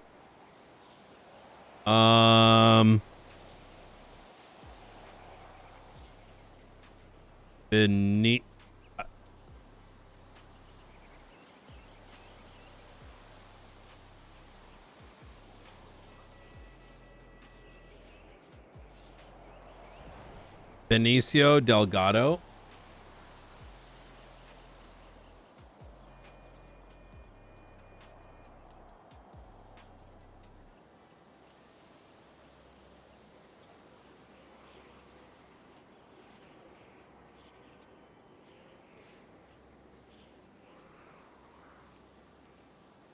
How the fuck do you spell Benicio, bruh?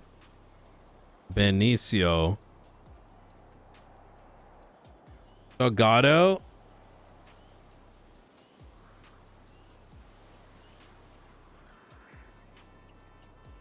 Family Tuttles. They were exclaiming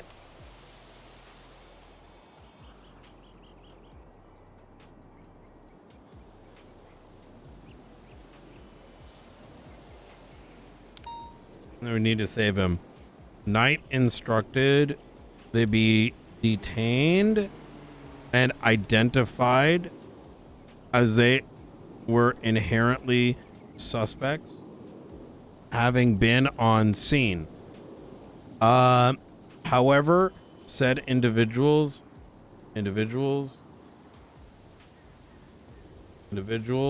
refused and evaded and ran, leading to some of the Leos on scene to pursue, ultimately leading to these dumb fucks shooting the very cops that were there to help their friend.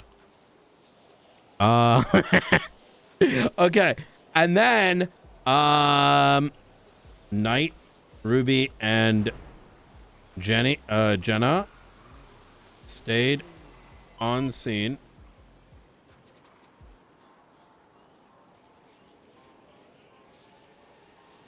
Assist fire marshals in putting out the fire and looking for injured parties. Upon the fire clearing, Edgar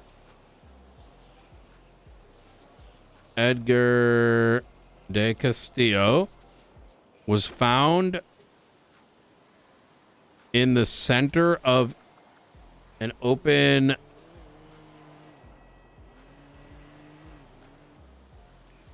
of the floor in the main cavity of the building. Near him were 3 tanks of what was it? Of methane gas.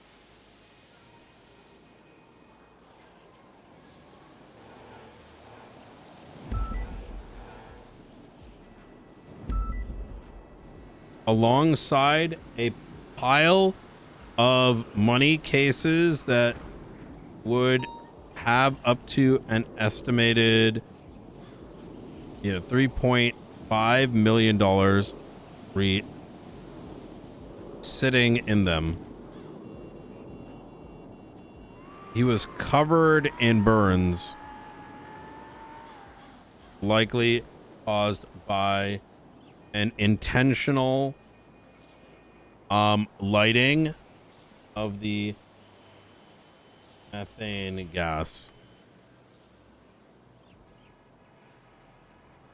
Edgar was rushed to the hospital after Knight inventoried his pockets in search of any clues to his attackers.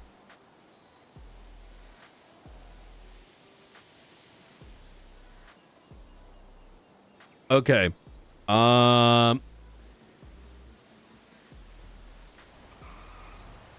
Was found with a stolen ID belong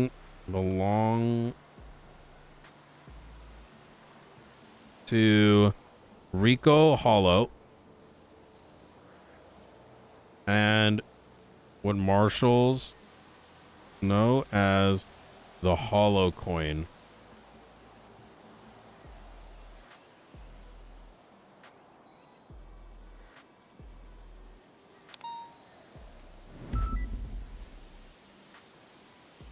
What was seen by the Faceless with the message burn shortly after Edgar was saved.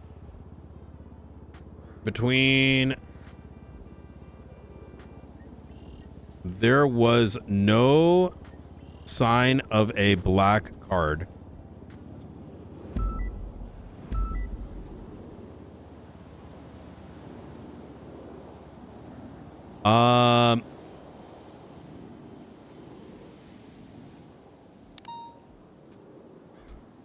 Knight believes that the Faceless set Edgar on fire. Perhaps past transgressions in their eyes. Alongside a sign alongside the messaging of not caring for money was a lesson from them, but the reasons unknown. It is also believed that Edgar likely went there willingly and there wasn't an intent to kill him. RE, no black card.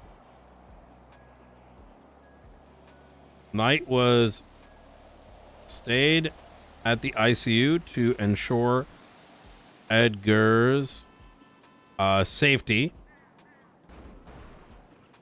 from outside forces. Also convinced Hassan, Benicio, and Stanley turn themselves in given the circumstances. They did. Okay, there we go.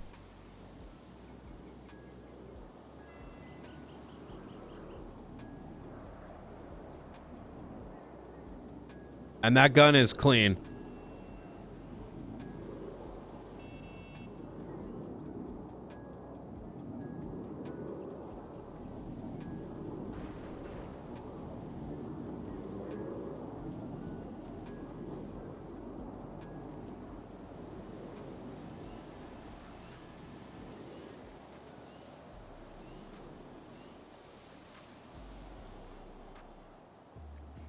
Okay, so next, Edgar Possessions, Rick Hollow. Who the fuck is Rick Hollow? Like, that's too much of a...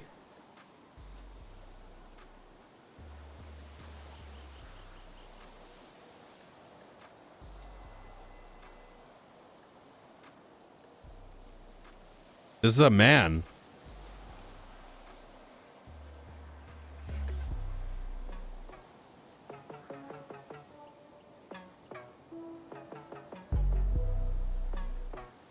This is a real person.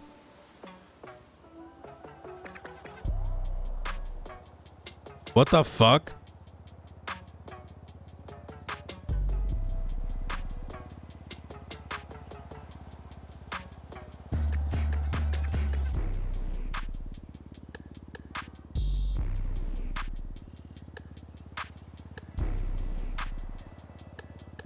He just came into the city.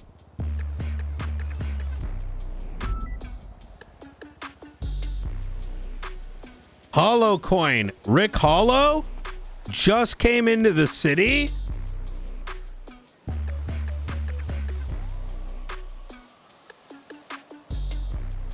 Is it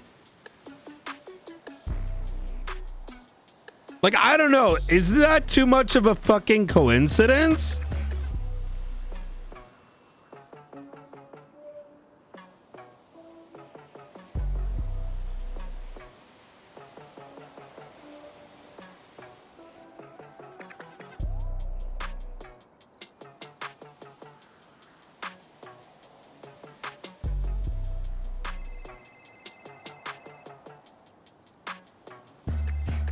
Hey.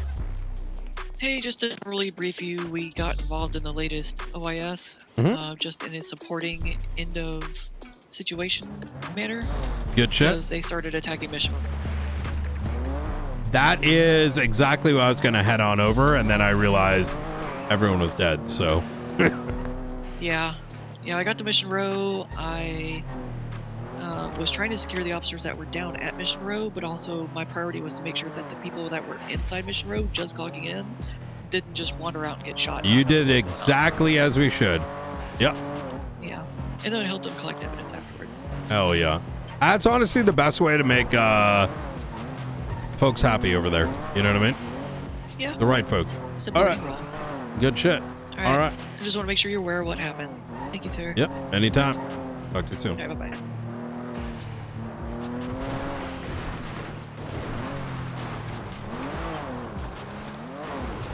It's not his coin. That's a fit. It's not Rick Hollow's coin, but then again, maybe it is his coin. The thing is, though, the Hollow coin is tied to the Faceless.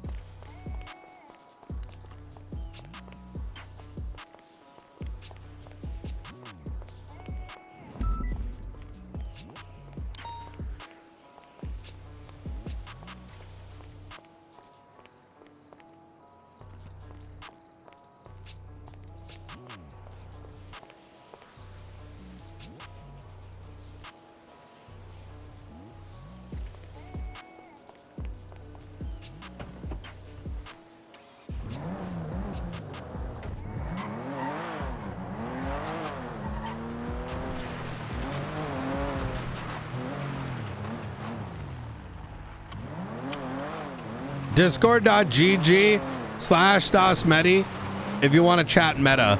I don't want to know details, especially on an investigation. As an investigator, you know what I mean? Mysteries are great. Being wrong is even greater. Making decisions based on inaccurate, imperfect information is even better.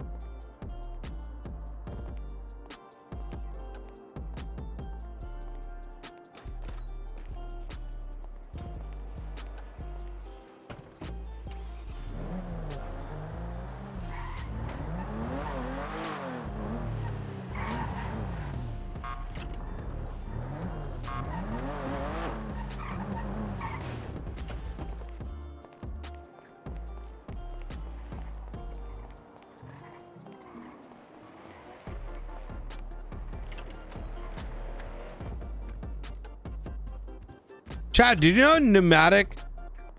Wait!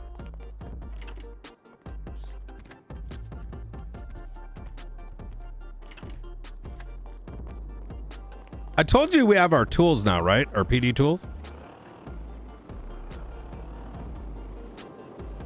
Hello? Did I tell you yet that we got our PD tools? You told me that some of them are there. I don't have any toe slips, and ooh, some of that might still. Yes, that is true.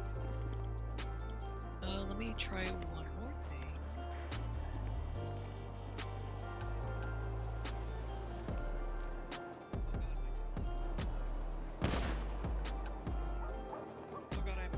You can still shoot. That works. Okay, no sign of tampering yet. My MDT is in my face, and I can't see what I'm doing. Is my gun in my hand? Nope.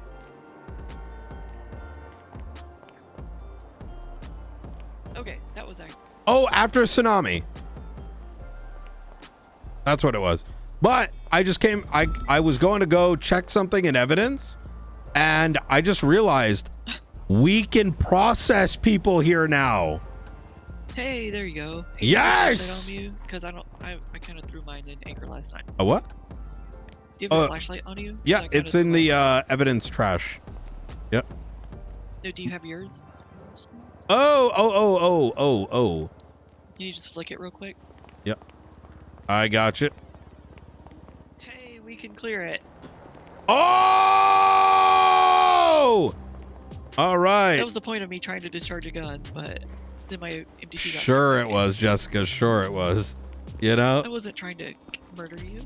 Well, I mean, no, you shot at ADMC. I get it. You know, some of them work for the faceless, but, you know, they're still human. I mean, their block is blown up, isn't it? Yeah. Actually, I haven't really seen blew it. them up anyway. I think they blew themselves up. I think I heard somebody. Hello? Oh, hello. How you doing? Doing pretty good. Alistair Kingsley, City Chronicle newspaper. I have like some copies for you guys if you are interested. Ooh, issue 16? Yes. Feel free to leave a couple here and a couple there. And I'm sure maybe a couple on the desk, and feel free to always send them through. And we'd love to, you know, maybe guests come by, take a look, and we'll probably leave some copies over there as I have well for some of the others. I have like 3 copies on me right now, but I can definitely bring some more. Okay, awesome. Yeah, absolutely. Yeah, feel free to kind of lay them around. Yeah. All right. Okay. Thank you, Do y'all sir. have any positions for paper boys, and we can like pay for them to have a bicycle to drive down the streets of. That might The make south things a side lot and throw 'em on easier. Fortune. Yeah. Well, I'm thinking about doing that. I'm getting paid like internship kind of, and yeah, I'm learning. I'm doing the weather report usually. So yeah. Yeah. Yeah. Oh, hey, I'd love to chat, but I got a million things to do. No, Good no, to of see you. course. Love Go the ahead, sir. newspaper. Thank you, Yeah, sir. thank you for the newspaper. All right. Hey, where's our food? We had an order delivered because I saw it earlier. I came in just did to put something my with stuff away so it. we could have some off-duty time. I don't remember what I did with the food. Did you eat it all? Wait, no. I never picked it up, actually. It might be an M I food. saw it like I looked in food. It was in the front office at about 3.5 hours ago. Someone may have stolen it. What a bunch of criminals! I went to the fucking food stalls and there was nothing open. Give me a second. Night. Hi, Brian. It's Daisy. How you doing? I'm okay. How are you? Not too bad. Doing a little bit of report writing. Fair enough. I got a quick question for you. Mhm. Flop Dugong is inquiring about officers entering into his daughter's house, and I just wanted to know who I should refer him to because I believe this is a Marshall's thing. No. I think it is and isn't, but if he wants to chat with his his son-in-law, that should resolve it. I mean, he should know this, but Have him talk to Oxby? would it be Connor Oxby? Okay. yeah. So I can tell you it's an you know what? Have him give me a call and I'll explain as best I can. Okay. He was Yeah. I'll give you a little bit of context. He was asking for a report number just for the future. I told him I would be just happy to take down the information and contact some Oh, you know what's kind of So- funny? I'm gonna be upfront with you. Give me a second. Hey, I'm just on the phone, Eric. 1 sec. So, I unfortunately Okay. I don't think that's his daughter should probably bring this up with us because Yeah, that's what Yeah. that was kind of my initial thought. look, Moss, but I'm gonna I- tell you so you can best sort of see how to navigate this. It's a critical state investigation that That's- spanned multiple hours yesterday, I and figured it was related to that stuff going on yeah. yesterday, and so I didn't want to say anything to him. I just took he started his sti- Karening outside and demanding an explanation. He was like, this isn't his Oxby's house. So I think there might be like a dispute there. I don't want to get in the middle of it. That's his daughter, but that's her husband, and but Are they long story. married? They get married? Well, Oh, yeah, it's either a- way, they Flop is an equal resident of that house. Mhm. And so he's more than capable of asking his roommate, who's also law enforcement. But I told him, I did tell him that it's an active investigation. And Yeah, as he yeah. stated, that's not his house. Well, Moss, it's not his house. He doesn't get to get that information unless he. Yeah, I mean,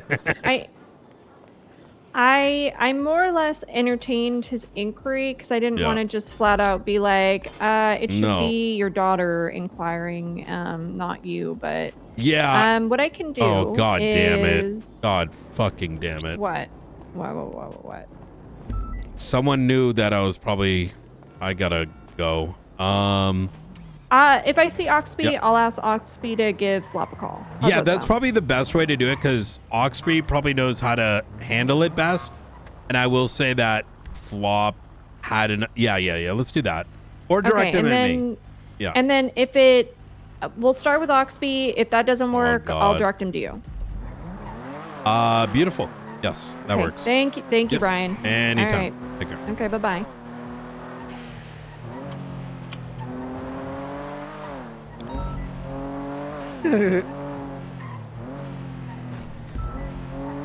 I like fucking with Flop.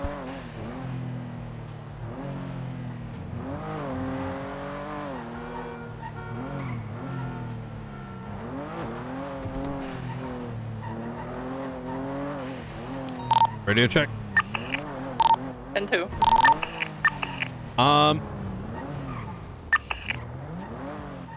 Like a different, thing up there. I'm responding to an anonymous ping that led me to a car show or something. 7 has one too. Oh, this is one of those.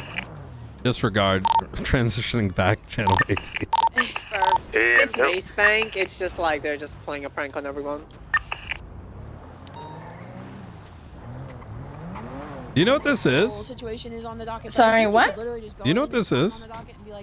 A bunch of people up at Mace Bank Tower throwing each other off. Oh, okay. Thank you.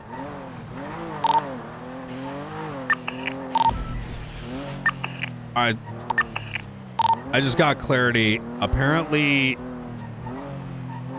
the pings are being sent off as people are just throwing each other off. I'll let y'all take that for how you will.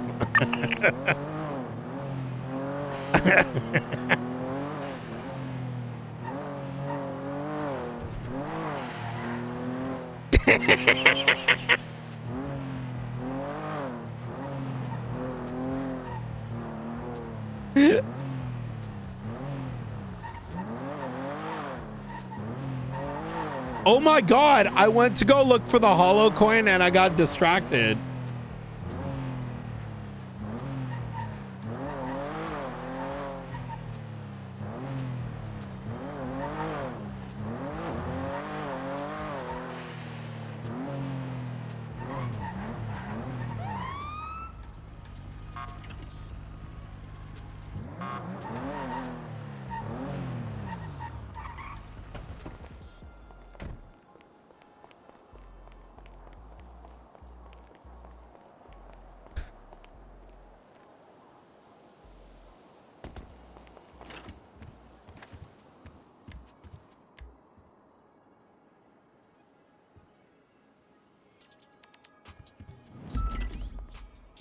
I do need to talk to Frank.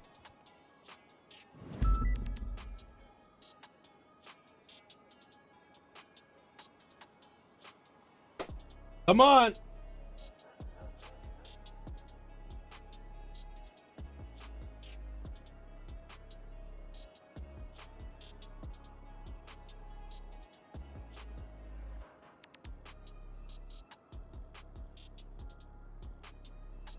Wait, this is gonna break.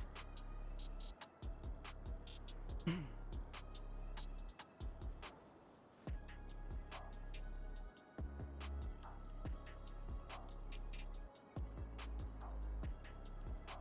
ever just find shit in your pocket and you're like, where the hell did that I need this stuff needs to go back to I'll give this back to Edgar afterwards. Obviously not this, but some of the other shit. Like the coin and stuff. A coin to make a wish. But wait, that other one had a number.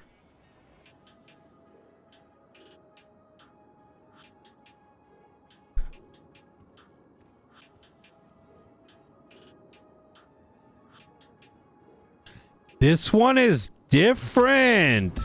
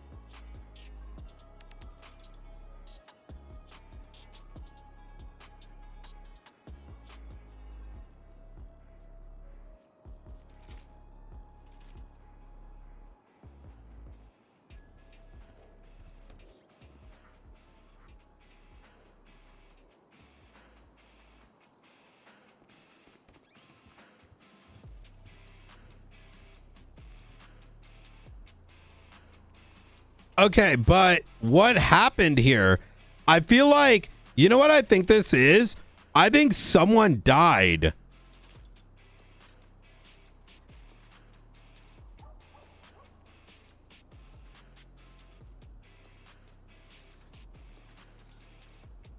But these old reports are so bad. Like, there's no context at all.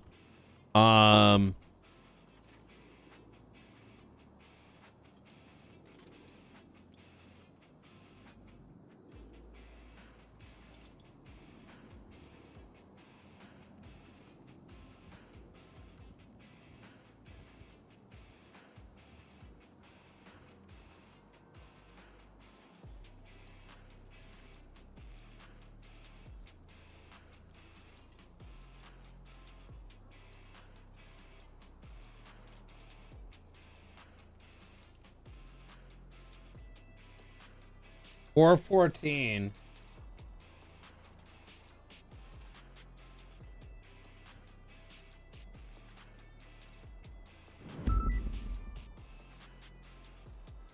Wait, this is the Niseko was injured.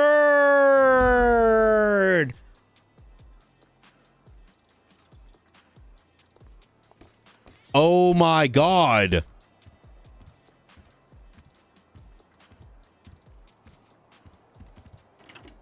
The hollow coin may have been on Victor Blackwell. Maybe it fell out.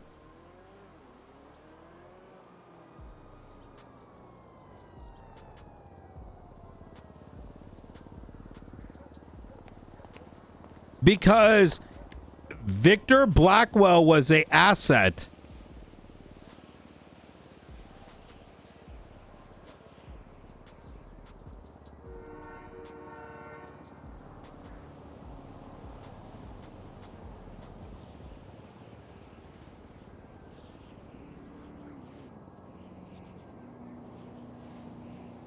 That ended up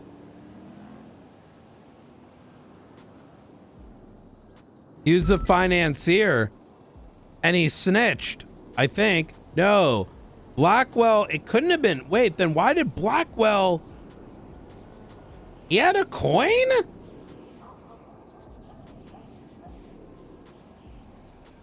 Wait, is he Darkstone? Wait, we're missing something. Our shit's all over the place. There's so many fucking names.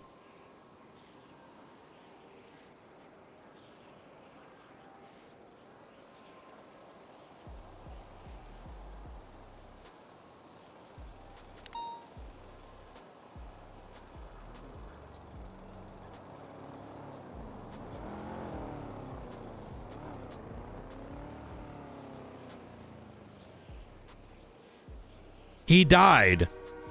Okay. No! Reload, reload, reload.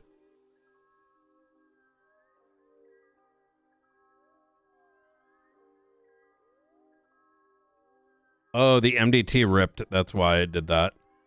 Go, go, go, go, go!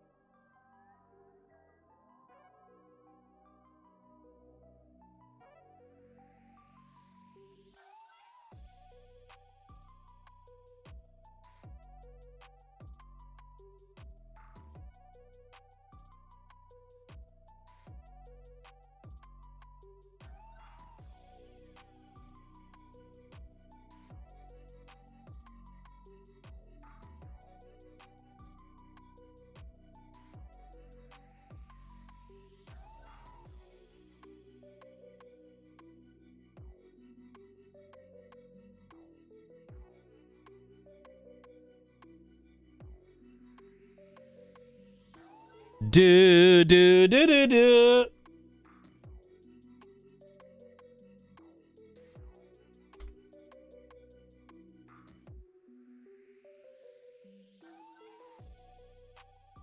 No photos of the autopsy. Blackwell found. Dakota responded to it. Photos. All Kappa links. Fort Zancudo. Blackwell. Blackwell's the one that got missing and then was ripped. But why is there a coin?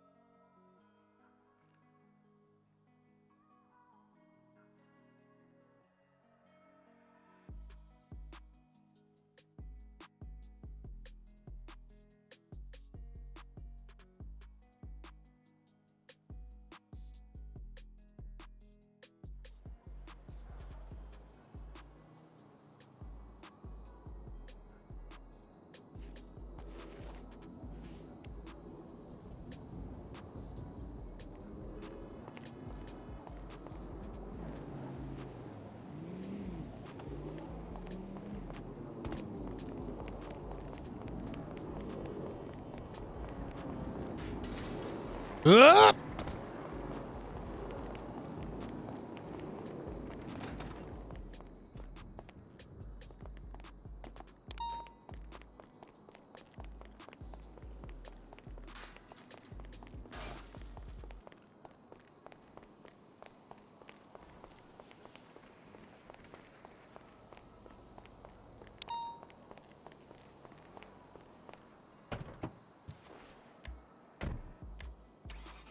Okay. Let's go to the next thing. Let's cook through all these.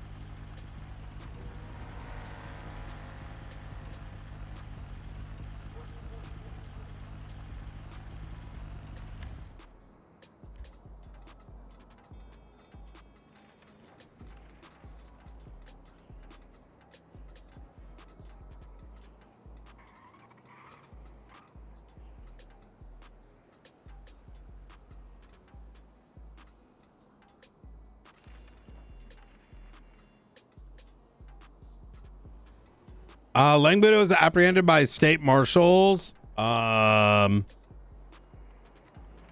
Was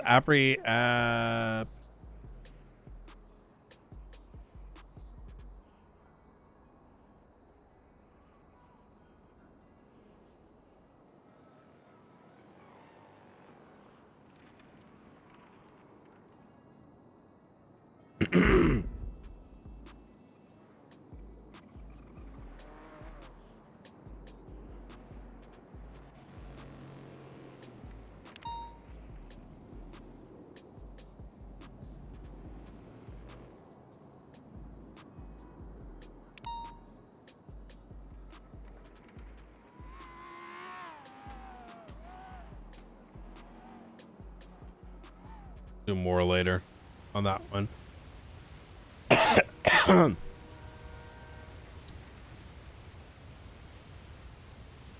Anonymous paying a purple dinosaur. That was the one at 2:30 a.m.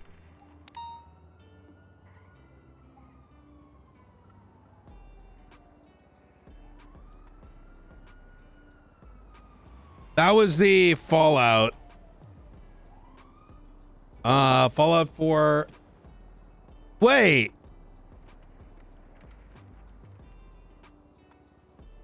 Wait. Isn't this the same one? It is.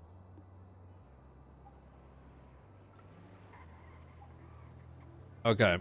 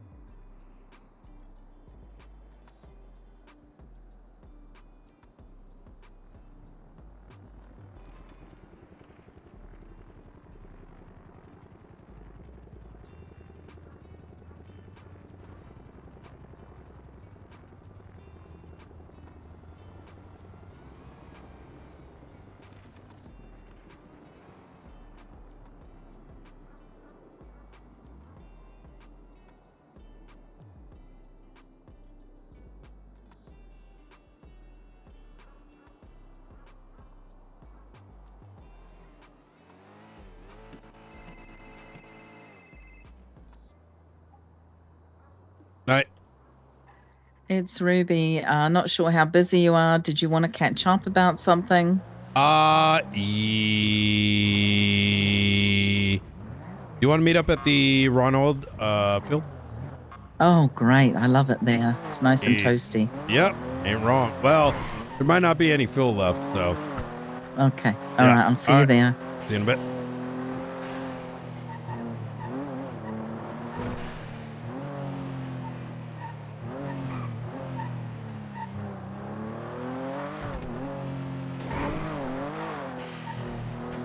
Da na na na do do do do do.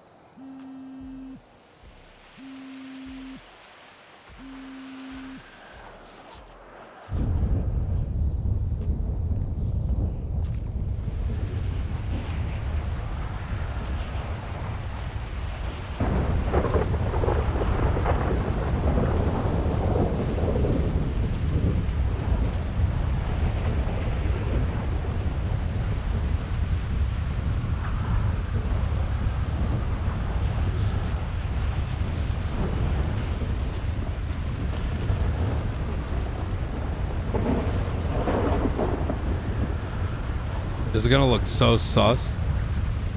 More in the dark.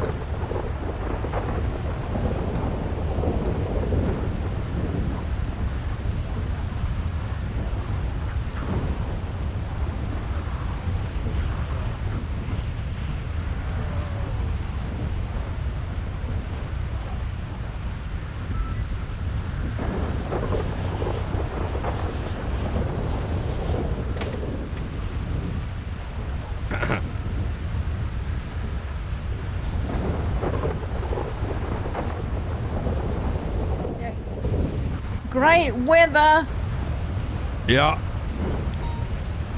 Ah! Okay. I don't think this is gonna work. All right. This isn't gonna work. Yeah. Let's go to the observatory. Does that work for you? If we make it. Okay. All right. Wait. Oh, that's right. All right. I'll see you over there.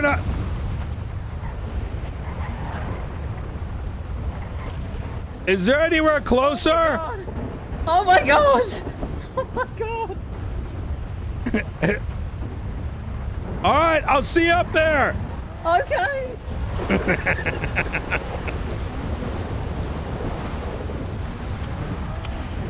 Uh-oh.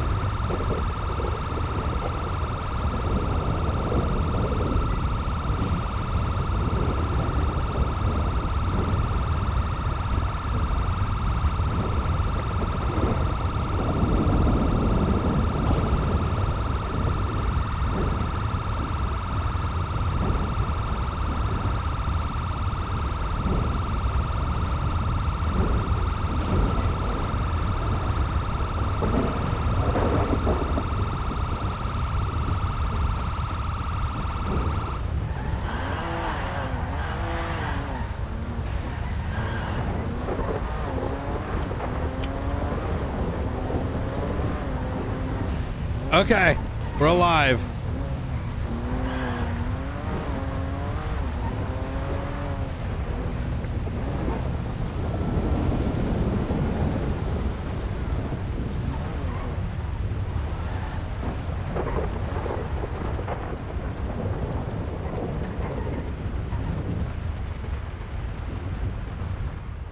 Help. Help. You need a ride? Yeah. I don't know. Well, hold on. I'm gonna try and get out. Oh my lord, son of a! How did I get here? Yeah. Holy fuck. Did you go over this thing? I was on the roof.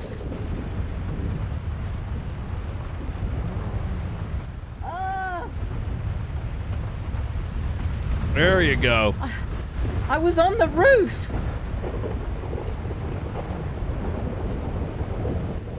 I think I'm stuck. Wait, like the vehicle or Yeah, it's. Yeah, I don't think you're getting that out.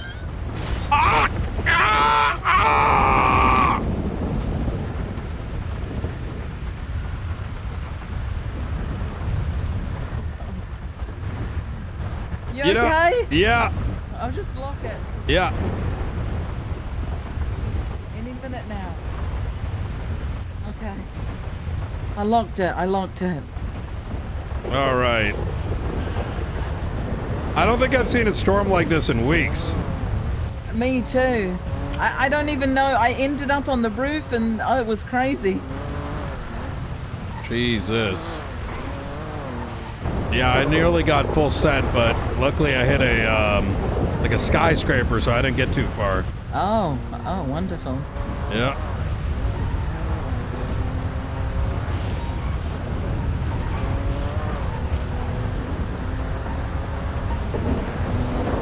Oh my God, all these officers going down. Yeah.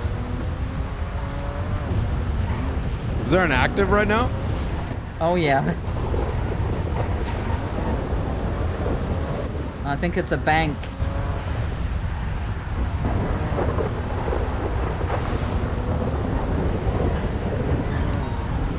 All right, we should be good on the inside, I think.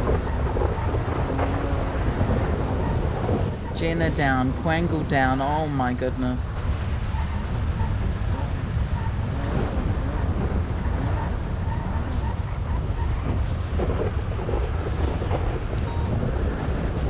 Oh, Pier 1 is down. Oh. All right. Oh, it's been changed. Yeah, it's still being worked on.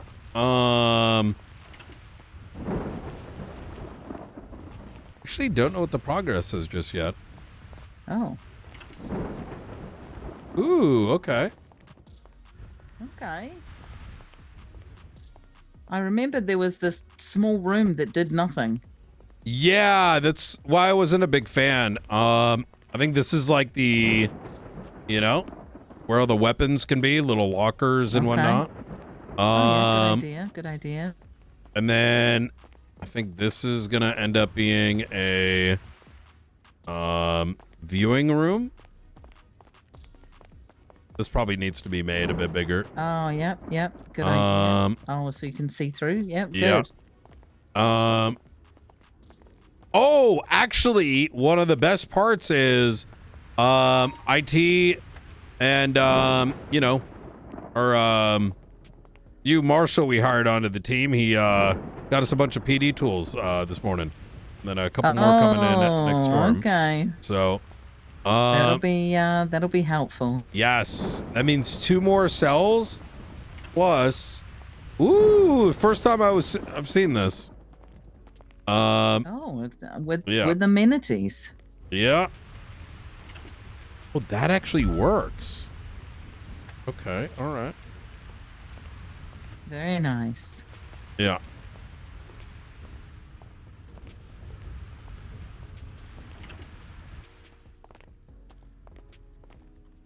Okay. All right. So, the Edgar situation. Yes. Very interesting. I right now believe that Edgar willingly decided to meet some entity of the Faceless. I say entity in that it's hard to say who or whom exactly. The reason I believe that is due to the severe apprehensiveness of any of them wanting to chat. However, Hassan, whom I've been unable to have time for, to be honest, did eventually decide to tell me some truths. After having spoken to Stanley Benicio before I released them, I did a bit of an interrogation, right? They broke out during that big prison break on Wednesday, and then they turned themselves in about 20 minutes later. They claimed, we don't know. We just kind of showed up and, like, you know, it was on fire. I was like, bullshit. You knew Edgar was inside. They refused to say who, indicate who, if almost as if to protect what he was trying to do. But the thing that I found interesting, and we know it's the Faceless because of the twat that went out. It said burn. Yes, I saw that.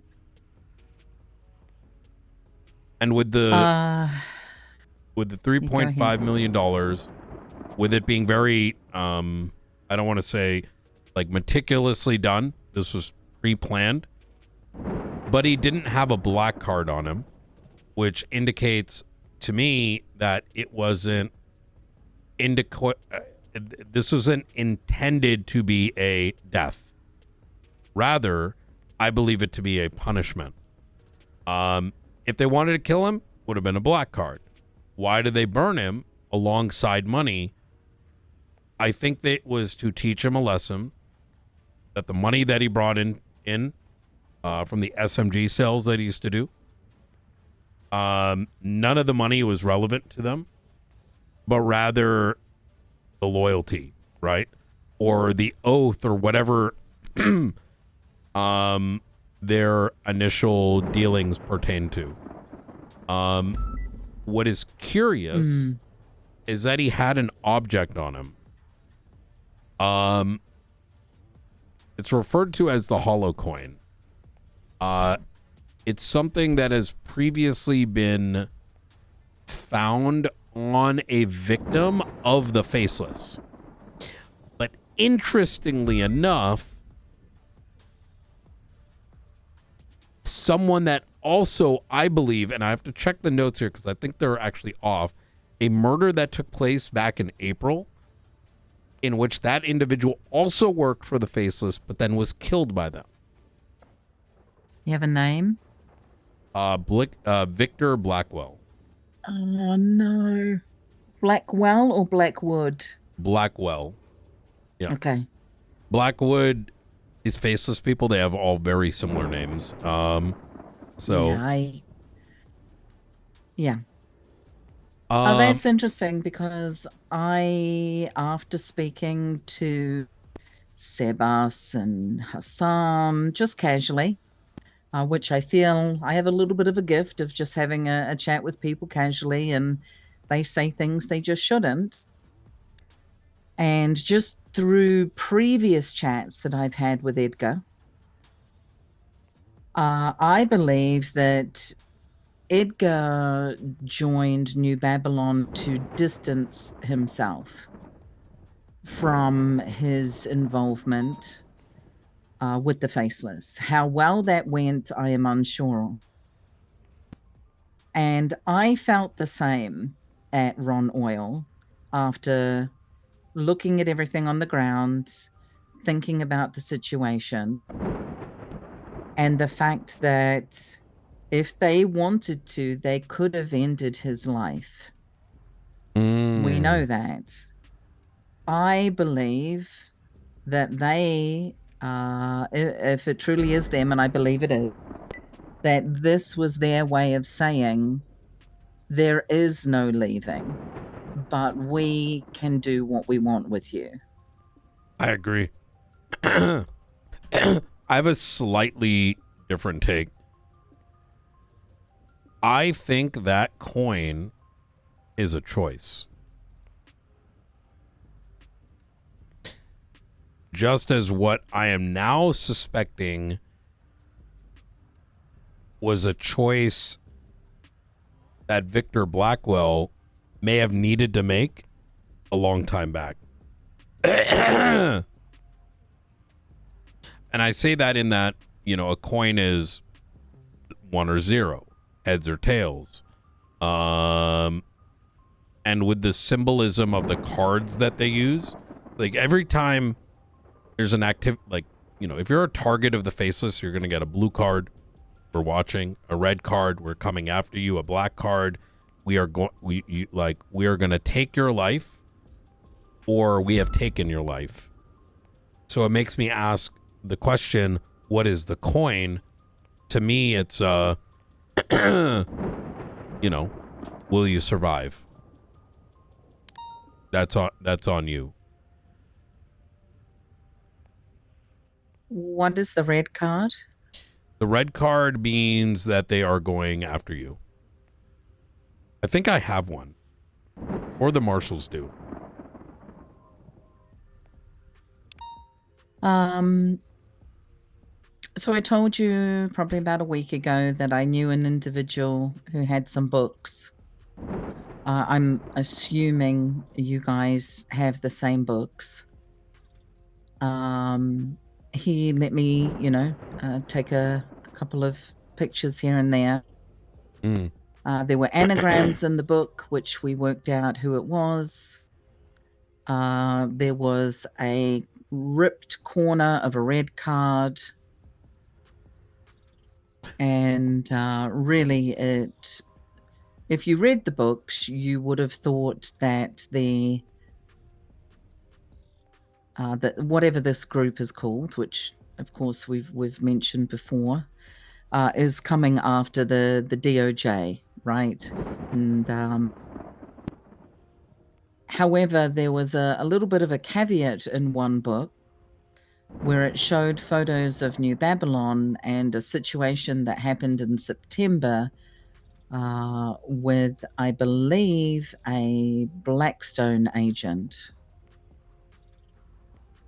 I'm assuming you guys have these books? There's so many. I don't recall, and that's a good Ruth question, to be honest. I have not made a report because I do not need the stuff leaked. Yeah. And I am sick and tired of loose lips. And so I have them documented somewhere else where people can't get their sticky fingers on things. Yeah. But I'm assuming it has to do with the situation that McAllister was involved with. There's so many. Sorry, what was the situation? There's so many faceless ones. I'm kind of like, yes, thinking of which of the 100. You know? I believe it is a group that is impostering themselves as the faceless. Oh,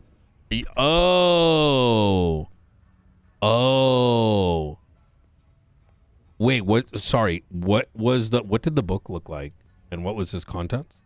It's black. It's a black book. Mm-hmm. And I believe the author is Sanctum. Oh, yes. Yeah, that's Bobby Treason. Oh, no, there's more names. I'm assuming you've got them all. We have, I believe, 5, but there may be more. The information in the books clearly refers to marshal reports. Really? Well, if you're in the know, like I am, and I've been around a while, yes. Okay. Truthfully, I don't even know if we I didn't even pop them open. I received a bunch of them, and then I haven't personally looked at it. I will say that I'm not surprised, since we suspected as much, and then there's been little tidbits, so it wouldn't surprise me if something like that's in there.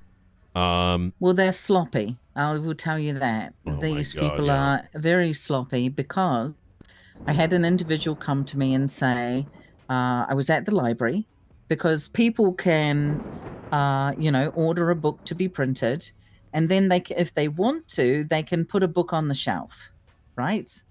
Free will. They can put a book on the shelf if they want. And so this individual thought they would go to the library in their spare time, have a look around the library. And one of their friends said to them, "Hey, have you seen these 2 books? They're new. They're on the shelf." He went and took the 2 books. There were no others, just 2. And somebody who else was there said, "Oh yeah, I saw this person put them on the shelf." Oh my God. Was it Bobby? No. Oh.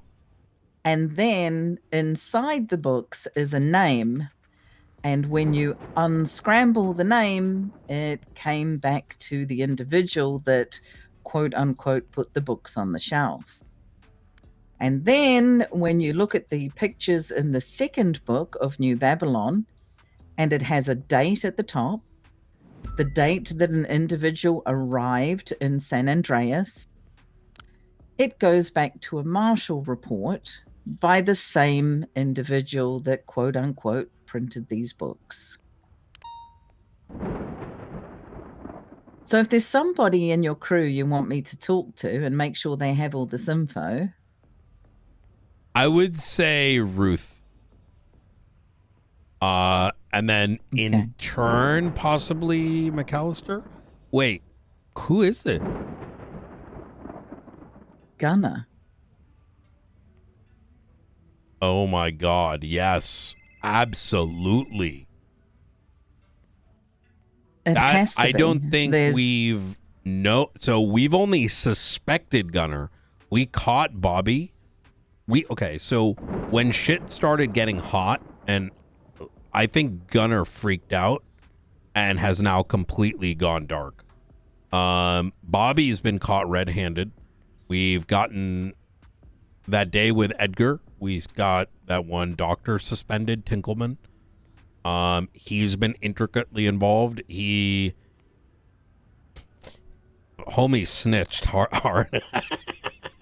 Yeah, so So- the names I was given by my CI was Bobby Barnes, Gunner Kane, and Tony Tinkleman.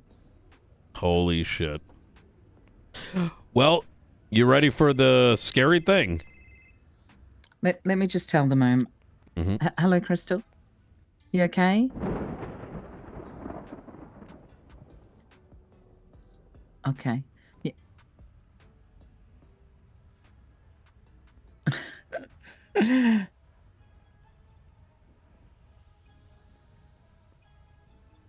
I agree.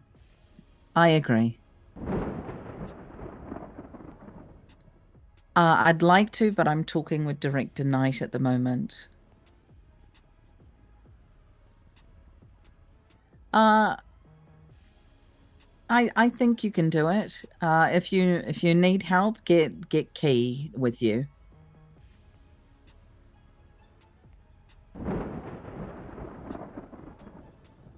Okay.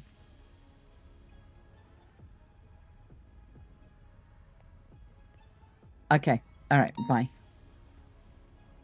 Too many officers down. Okay. I will try my best to catch up with Ruth Yeah. when she's around next. Yesterday's events. Were you present yesterday? I wasn't, but boy, oh boy, was I told about them. So, Brandon's out in the open. It was so ridiculous what transpired that this dumbass, he didn't contact me for 3 days, and 2 hours before shit popped off, I got contacted by Delta One that, let me take a step back. I've been working with the justice and the state to file the ability to put Brandon away in federal prison. I believe it is the only way that two things can happen. One, a time for him to garner his own safety. Number two, get him somewhere that is going to keep him safe. Because whether he's on the run or whether he's in Bolingbrook, he's a dead man. Number two, he needs to pay for his sins, right? And specifically, justice needs to be served. So it solved a lot of problems on multiple ends, but we have yet to get all the signatures needed, whatever that means. There's a panel of senators or something. I don't know the specifics. Well, that has been a big part of the whole delay. We wanted to get him flown out by Friday, but things have kind of taken its time. The Darkstone was intended to be the courier, right? As we do not have the capabilities, the means to do any form of extradition. Well, it turns out that elements of Darkstone didn't like the fact that some of their friends and colleagues have been hurt by this individual. Mm-hmm. And so Hammer Squad broke away from Delta One's control.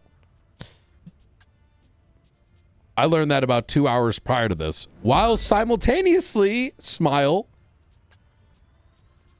in the midst of getting Lang Buddha to turn himself in. So, oh, did I mention while I was talking to Lang, I got a call from the archivist? Yeah, I heard he called a few people today. So kind of to fast forward, 6 o'clock rolls around, and this guy, Brandon, is sitting under a bridge out in the fucking open with Alice. And within 5 minutes, the Faceless have him. And fucking Blackhawks shooting everything up. 3 hours later, we get him into custody. And this guy, it was so bad that he wasn't letting us put him in cuffs. Instead, he was running away from us, wanting to just do things his way. I don't know where the ego comes from. It's fucking insane. We brilliantly pull a maneuver after everything seemingly is done to get him into a safe house that only I knew the location of. 20 cars leave Mission Row with him. We drop him off safely, and 10 minutes later, he's back in their custody, and now we don't know where he is. Okay. And I can guarantee like 95% this guy gave himself up. And here's the worst part. He had a article published in the newspaper that is very clearly about him, this, faceless asset, something. And given the fact that he's pretty much advertising that he snitched on the Faceless, everyone's going to know it's him. But the last line in that article says, memories are only like woven in death or something. He wants to die, I think. I believe that it was Brandon Valentino's car that I saw at the bodega. Today? Not today, no. Maybe 2 days before Edgar's situation.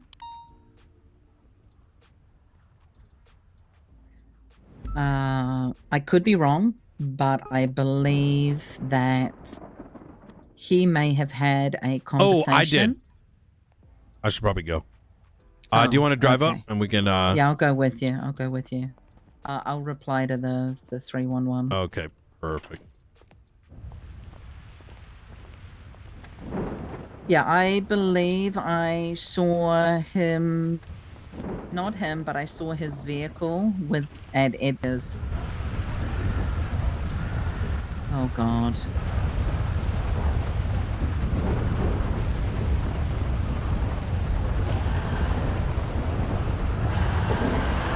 Yeah, Hunter was one of the people involved. We sent him up for 24. Hey, I'll be back in a little bit. No, I have nowhere to go. Can you unlock the door for me or something? Okay, all right, follow me.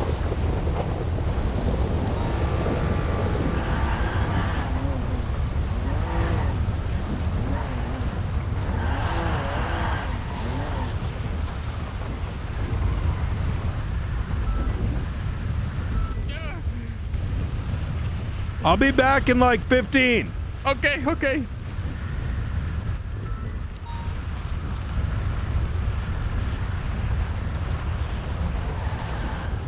Is that who I think it is?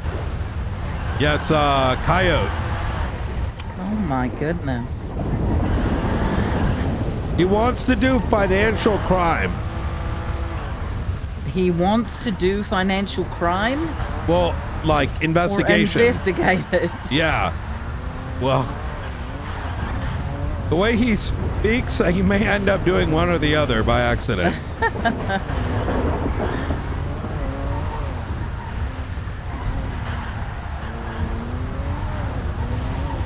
Do you remember Bobby? Which one? Bobby Russell? Yes. Oh my gosh. Yes. Yeah. I've been trying to convince her to come back, and I just spoke to her this morning.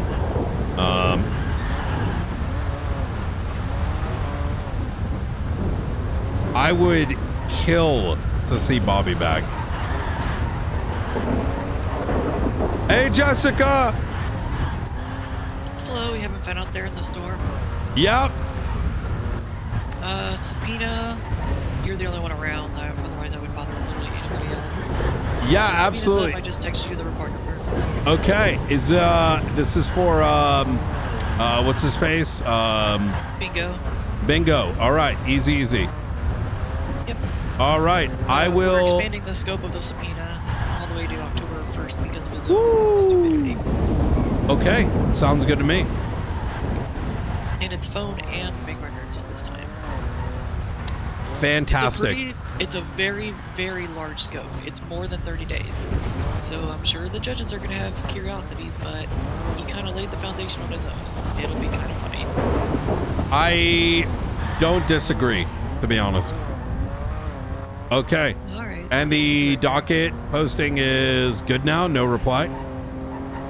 No reply yet. Okay. Awesome. All right. I mean, other than the justice saying that she tried to correct it and it didn't get corrected, and it's like, well, Shruggers, I guess that system's fine. Yeah, I mean, he could just copy and paste the file or use like a translation tool. What you gonna do? You know what I mean? Yeah, I mean, quite literally, I was like, look, it's still there. It's just black background, black text. Just copy and paste it. Sorry, Yep. I tried to highlight it. Not my fault. The system's up. Yeah. But either way, just if you can review that subpoena and let me know. Will do. Thank you, Director. Anytime. Take care. All right.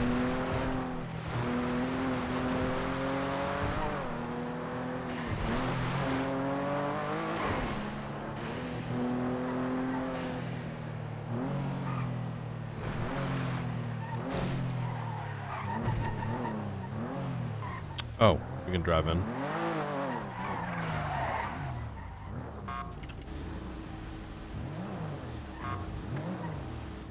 It looks like they're in visitation. Oh no, Yep. there he is.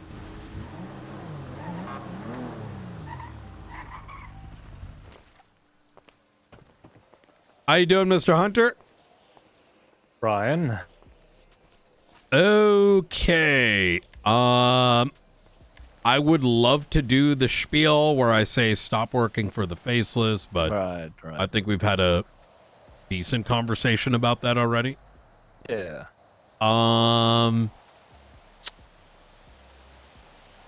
Let me see. What do I want to remind you of? Remember, when you do these things, you at any point you could end up with terrorism and treason. You're well aware of that. You're not going to become an enemy of the state. I'm sure you understand that at this point. Let me see. Oh, here we go. We updated the report name. There it is. Mr. Hunter. Okay. So, Mr. Hunter, Andre has been processed already. You know, I'll say some things. Okay. I'm aware White was there. So, please do say hi to him. Say hi to Mr. Blue for me. Okay. Let's see. Do you know if DJ Cooper's inside? In here? I don't know. Who is Ooh. DJ Cooper? He was with you guys. So sorry, I just saw the 311. He got we caught him before Fine. we caught you two. So Okay. yep. I was about to I just need help. So here are the charges. It's going to be one-time possession of a Class 2 firearm. I think One-time he's just possession, finishing his second-degree 24-hour oxy. hold. 2 times kidnapping. That's going to be for Alice Omen and for Brandon I Valentino. think it's okay.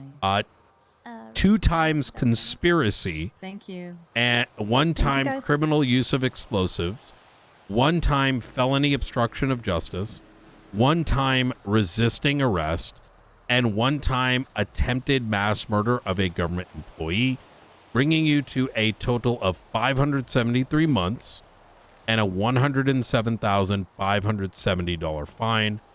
How do you plead to those charges? Not guilty. Okay. I'm going to, you're just going to be billed today.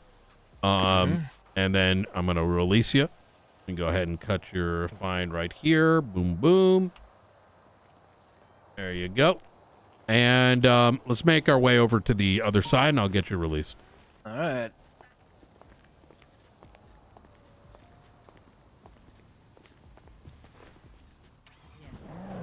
Yes.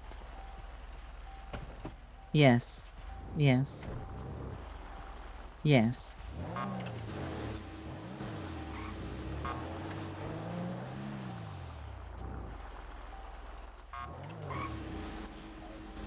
I just saw him. He's at the marshal's office.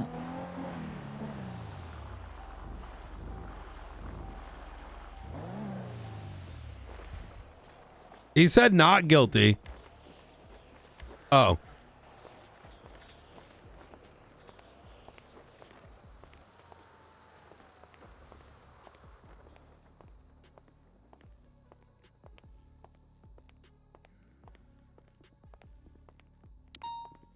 Mr. Hunter?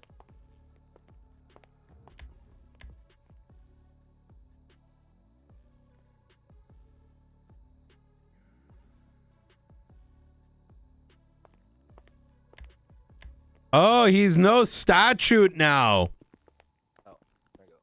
I'm going to be honest with you. You know, this one's free because I forgot you don't have a statute of limitation.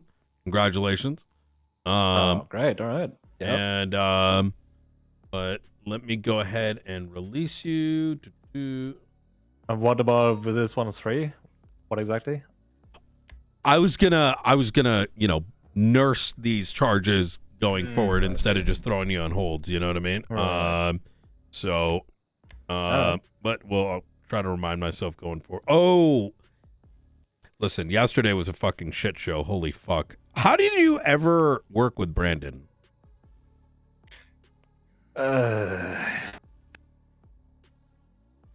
Brandon is an interesting individual. Let's leave it at that. Yeah. I think he wanted you guys to kill him. I'm going to be honest. Yeah. Oh, take a look at your time. Is it good? 115 months. Okay. Check again. Still, but I will check if I can leave the thing here. Nope. 115 months. Try now.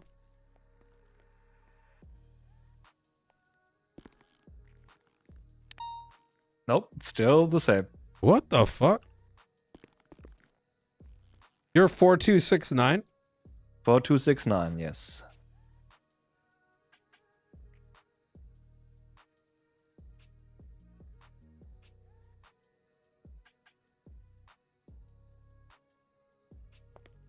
Oh! I'll be right back. Hey, Ruby, could you do me a favor? What's up?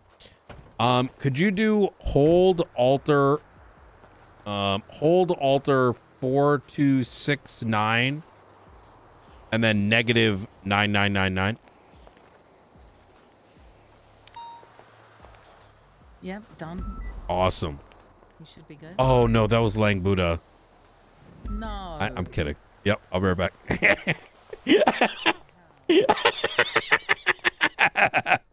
All right, you should be good. All right. Oh yeah. Yeah. All right. Okay. All right. There we go. Yep. so mean. All right. Well, All right. appreciate Give any your items time. you needed, or Oh, is it here? No, I have everything, I think. it should be here. I think I have everything already. DC Isn't it? already gave me this stuff. Oh, they did. Okay, Oh, okay. All right. Oh, appreciate your time, guys. Anytime. I will definitely change my ways and all of that stuff. Okay. All right, Mr. Hunter. Yes. All right. Have a good day. You too. You too. Bye bye.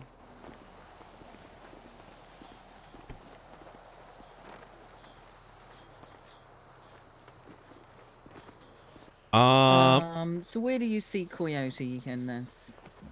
Now that he's back around. Oh, I'm hopping out and getting back in. I am uncertain. I know he wants to have a chat with Fred. I told him that it's a good idea. I think it's important for him to find what makes sense for him. I have some reservations that his goals are going to be wider than he wants to do a lot, and he's going to learn very quickly. Some of those things are legislatively excruciating. However, I think he's got the passion. So I don't know. Part of me kind of thinks that he needs some. He might do well by having experience doing. How do I put this? I think he would do well if he takes things slow. You know what I mean? But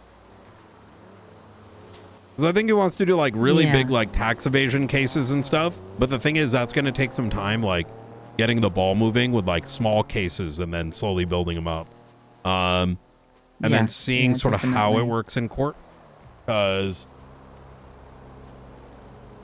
but you know, I think I would say if he's looking for a slow burn type of thing, maybe the Marshals. I don't disagree. I think between Springfield and like Norman Adams sort of coaching, Norman's a big finance nerd. Springfield, I don't know if you've seen her recent efforts. It's kind of cracked out. Have you seen the Springfield stuff?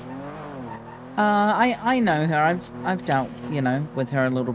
I know what she's capable of. Oh, do you know about the Bruce Baylor stuff?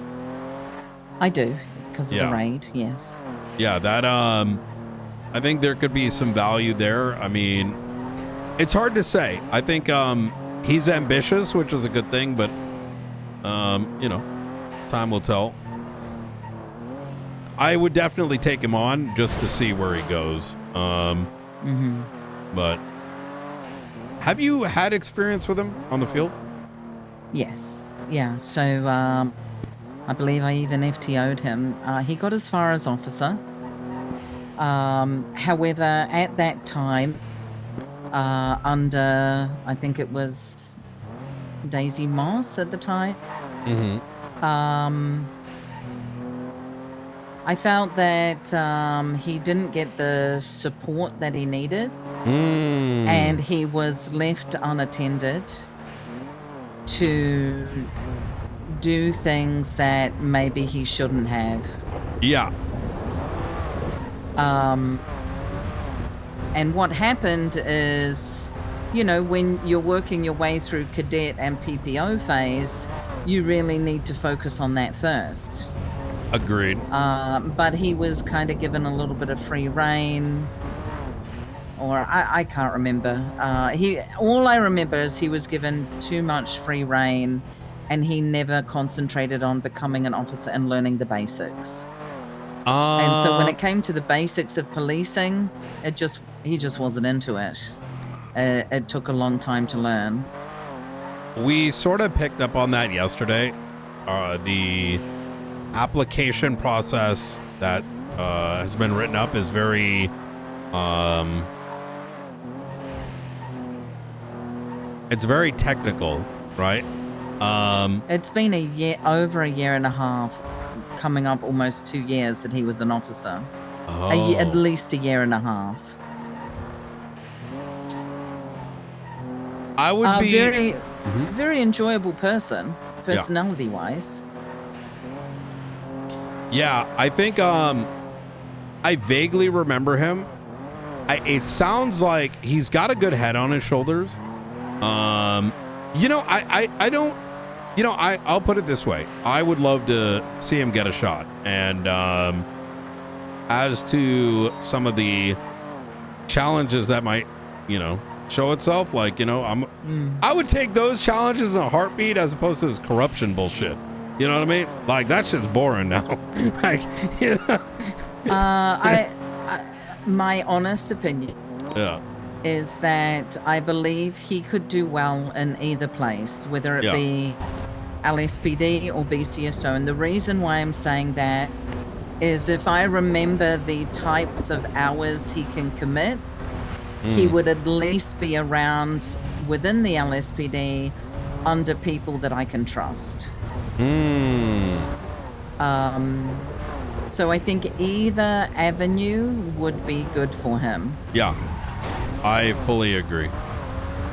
I think he would have to start out small, and the way things are going in Los Santos for us personally at LSPD, we have a lot of very small cases that need to be worked on and not enough people to help us.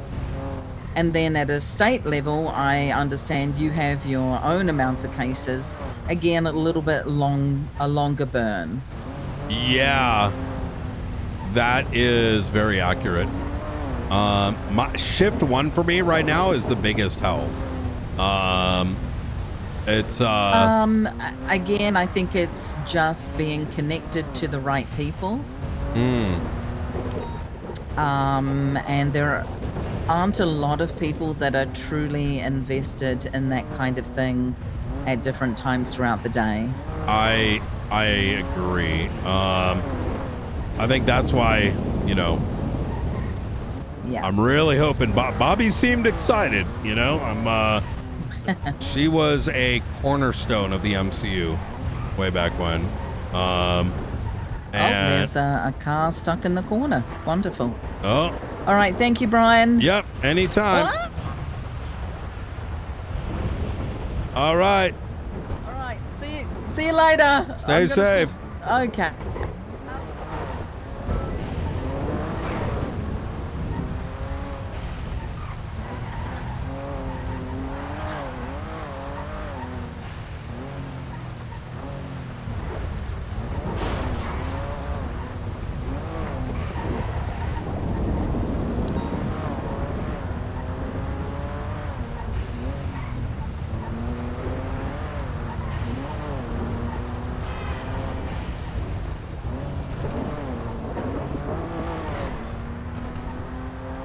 Chat, any of you been able to play Tarkov?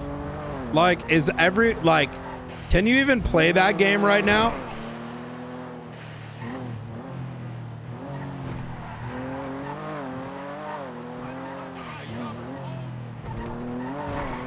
Nice having adult conversations. I agree.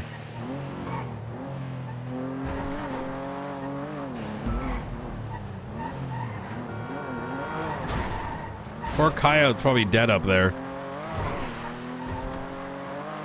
Wait, how long have Ruby and I been gone? Not long, I think.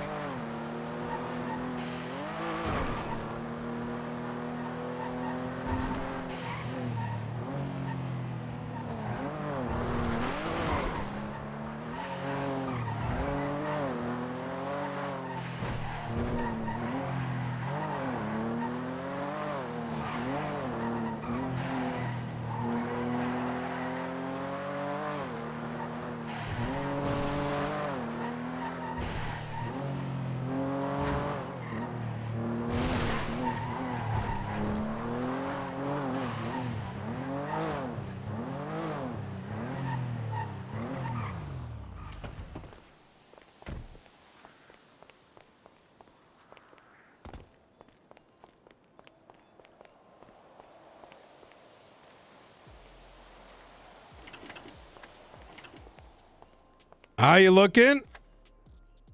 Hola. All right. Very interesting. All right. Mr. Coyote, how can I help you today? Well, I just want to follow up today. Oh, okay. Hell yeah. All right. Have you had a chance to talk to LSPD? No, I haven't had a chance to talk to Kyle because, I'm starting to feel a little bit pessimistic about our odds of matching because he an early bird and I'm a late bird. Mm. And it might be weeks until we finally have a proper sit down. Yeah. Oh, yeah. If you're, yeah. Fair enough. All right. I really want you to meet Ruth. Let me see if she's going to be around this evening. One sec.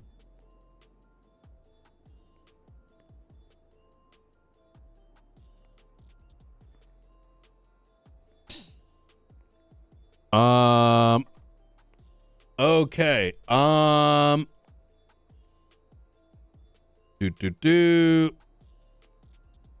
right. Let's see what she says. Yesterday you caught me at the 11th hour. I think I went to bed at like fucking 3 a.m. I got no idea.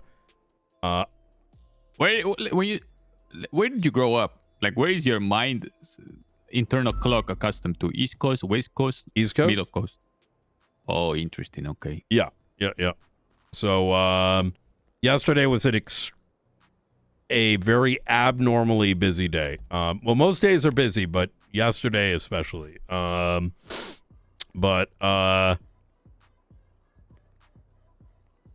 You probably had some time to think on what we had to tell you. You have any questions about the department? I kind of want to just get started. Okay.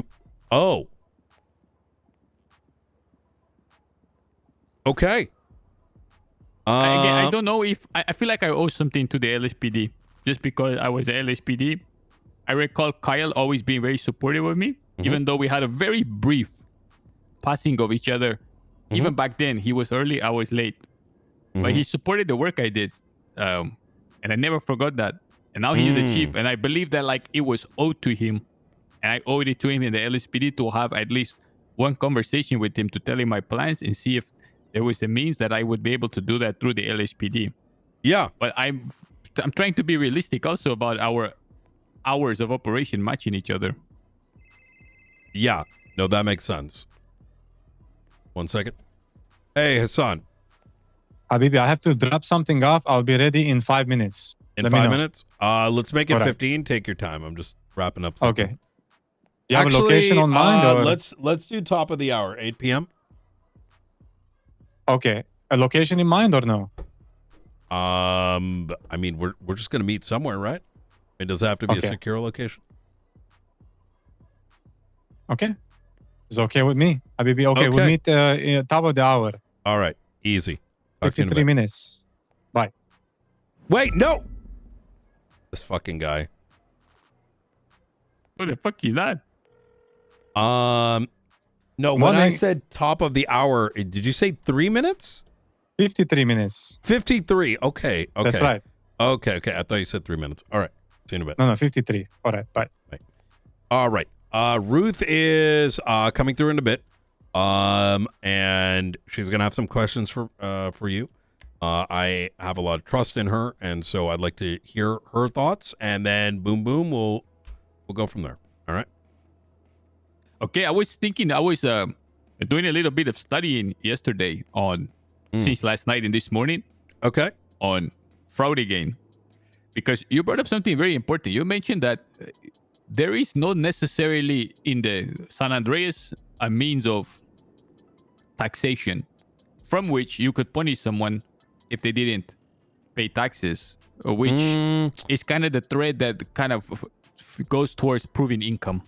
I want to make a more clarifying point.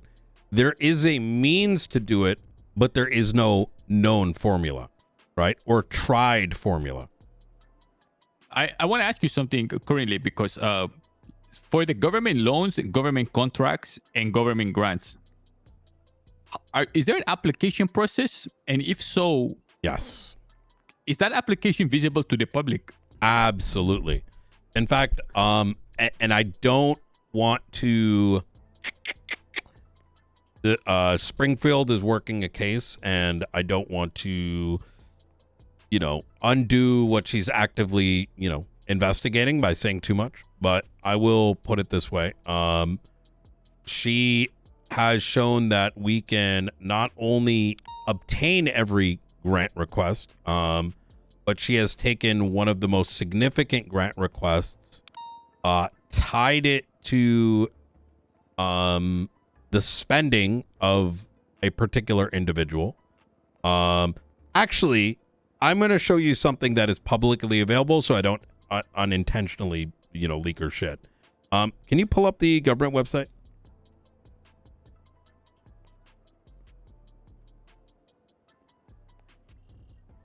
And let me know you got it up.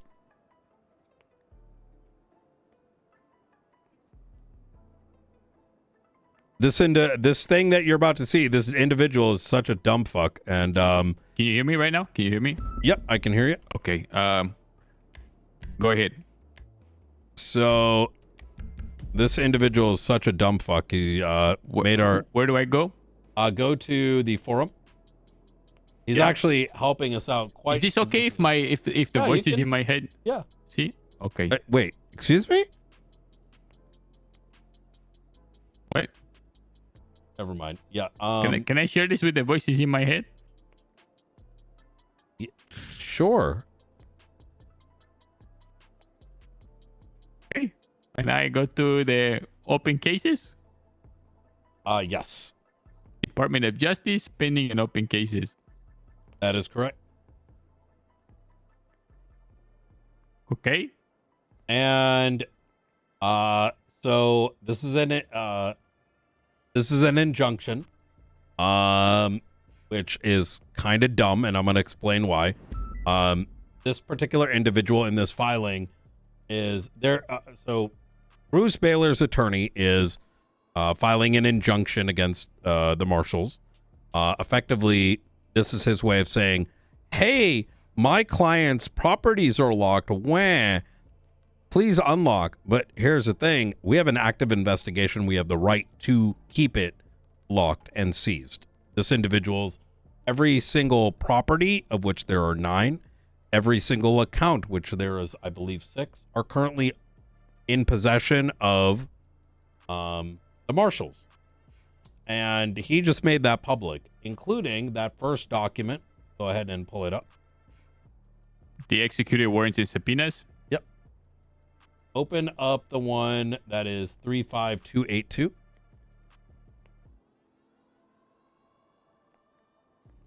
And where your questioning is going, this should provide a bit of an answer. What you're describing is what Springfield has been working on since the 6th, a little over a week now.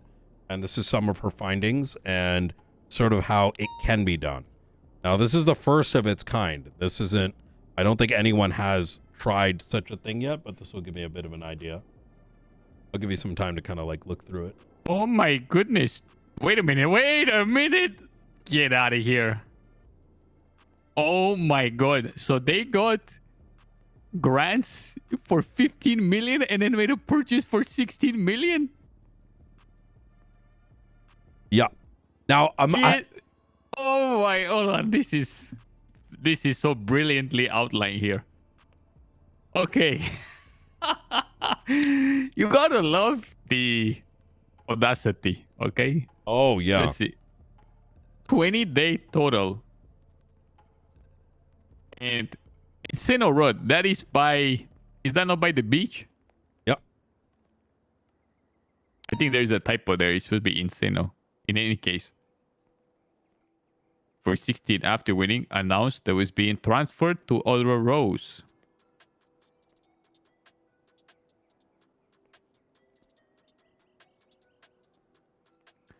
Interesting. So okay, I'm surprised. B2 Angel, okay, this guy have a paper trail. There's money being transferred. There's loans being given out. A more so, there's things that are undocumented, business being used for things that it was not registered for. This is the first case of its kind in which we are challenging, if you get money, you must use it for what you claim. And if you do not, then we can take it back and give it back to the county. And we're talking upwards of 24 million.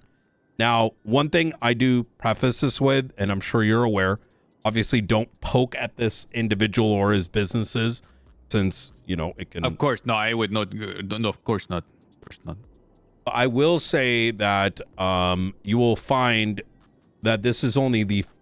They're only aware of the first set of documentation because we had to give it to them. There is significantly more to this case that is yet to be known to the public.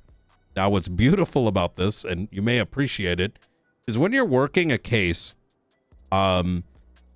we tend to keep marshal cases among the marshals, as you don't want a situation where someone pulls up your report and starts yapping about it, right? When there's some 200 or whatever. And as such, we can't even tell the public what we're working on until usually it gets to the docket. Well, beautifully, this Murphy Braun guy made an injunction. So now these documents that would normally only be in possession of the attorney and the client, Bruce Baylor in this case, are now on a public docket. So, of course, now we can go talk to the newspaper. I just want to bring something up here because he is receiving 4.5 million on October 25. Is that during the current mayorship or the previous? I think it's a mix of both. And without going into detail, there is something called the delayed discovery rule, which very few know how to utilize. The notion that if within the 30-day of statute, you have discovered something that references a crime outside of the 30 days, that discovery allows you to reach outside that 30-day statute and press charges. You know, it's funny talking to you. It's so funny how your mind is so coded towards the courtroom eventuality. Oh, absolutely. It's really funny to hear because I think on one line, but when I talk to you, it eventually always ends up the answer is like we're in court. Yes. And that's the key. We should always be thinking that way. Let me ask you. Yeah, you're a very end game thinker when it comes to this sort of thing. So the 4.5 million that's offered for operations and advertising, operations and advertising, because I was drafting a document right now as we were speaking, where let me pull out my chart. Just give me a moment. Okay, so a loan and a grant is given, and there's supposed to be some sort of intended use that is stated. Yes. Okay, and if it's not, then this qualifies as a lie, which in legal terms is fraud, if the money is used for something else. But if we can't convert and articulate that into a crime, nothing can happen, correct? So somehow we have to convert the lie into an actual fraud crime case. Is there anything, whenever they sign the document to grant the loan, in actual like verbiage where it says, I like declare that this money will be used for this purpose under penalty of law? And does a caveat or some sort of verbiage like that need to have been there for us to actually articulate a crime taking place, other than just like it was all like vibes? We were just we were just giving money and we're supposed to do something with it. And so this is sort of where we're testing the waters. My position is, if I was a justice, that if someone brought to me that someone asked for $4.5 million and just, I don't know, I'm going to use an exaggeration, held a $4.5 million orgy, right? That you can't just write it off on that, right? I need the receipts. It needs to be sensible. And if it is not, then it's not actually properly appropriated. Let's take Bruce Baylor out the picture because he's an active case, but let's just say it was Friedrich or let's say Dale. Dale gets a loan for $5 million because he wants to do operations and advertisings. That's a very clever title because operations can mean literally anything, and advertising. Could we not alone, if this was someone else, of course, say, okay, I would like to see proof of what adverts you put out? Yes. And that's could that be enough if there is no adverts to say, okay, it wasn't done? But then they say, well, where's the crime? Well, that's the beauty. I don't know. See, my boss, Senator Chavez, he wrote a lot of these laws for some reason to assist people like us. Every single loan that the county takes out, it is contingent on it not resulting in any kind of crime. And if it is, it results in a clawback. And as such, there is a charge of embezzlement and give me a second, one more, embezzlement and fraud. Can you cite that? Where can I pull that up? Or is that in the legislation? So just repeat charges. what you just said, please. Just repeat what you just said. Absolutely. The first one, open up legislation and look up. Can I do that off of the government website? No, you have to pull up your MDT. I don't have one yet. Oh, just say it. I will jot it down. I'm a fast jotter. It's gonna give me a second. You want me to read you the buyback? Exactly what you just said, because I feel like that right there was the groundwork for the charge. Sure. Base. So when the senator originally wrote this legislation alongside the previous mayor prior to that, Michael Rizal, they wrote it in a way in which every grant is subject to clawbacks in the event a crime is associated with the usage of those funds. And I'm going to actually read you the writing. Go ahead.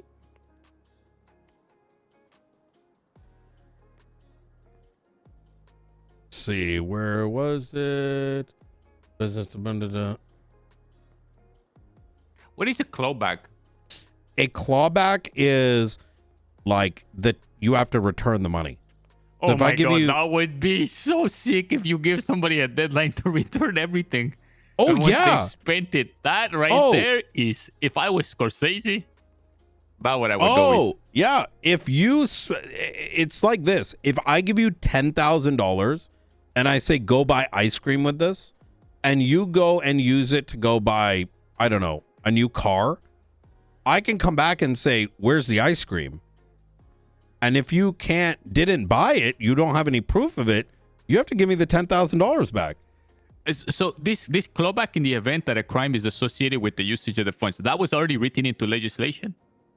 Yes, like about a year ago. That's an active law in legislation? It's sometimes if I wonder. Then, because that's what I was trying to like this morning, trying to figure out how are we going to preemptively put a note in there that people agree to, so that later on when the funds are not used, we can cite and say, hey, you signed here and therefore you're liable to be responsible for what you promised you're going to use the funds for. But if this is already here, according to Razel and your boss, that right there is it.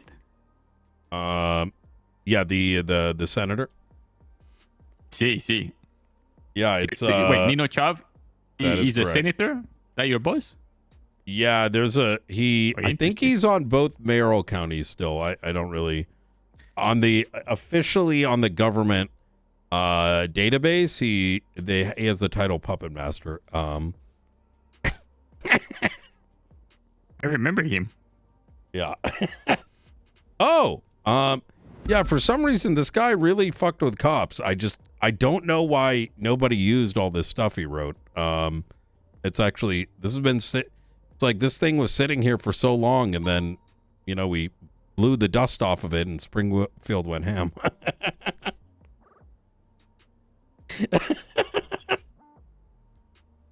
Man, if I only came around like 1 month prior.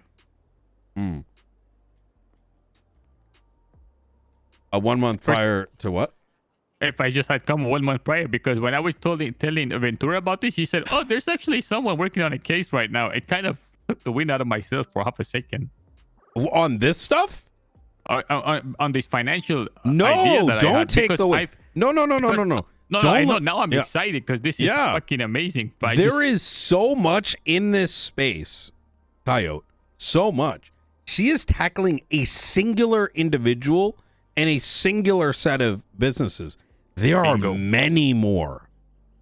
And this is sort of what I was advocating. It is great that you are both interested in a similar space, because she will learn lessons, you will learn lessons, and can share notes on how not to make the same mistake, right? Because I've almost grown allergic to any other sort of sphere of crime. yes, there is, and there's so many avenues. I mean, you brought up, Senior Buns, right?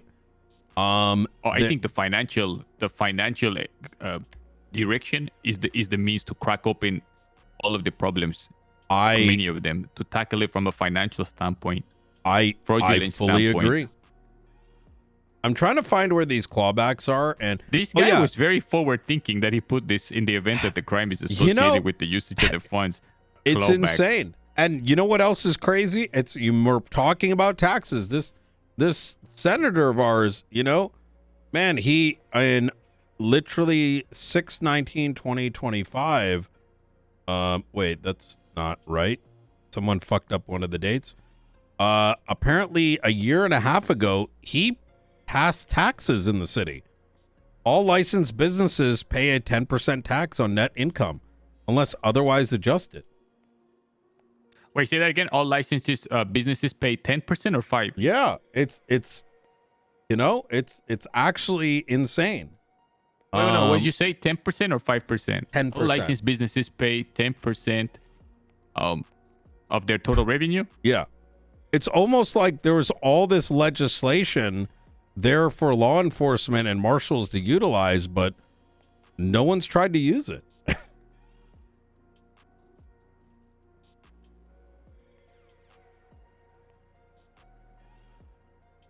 It's almost. I wrote. It's almost like he wrote.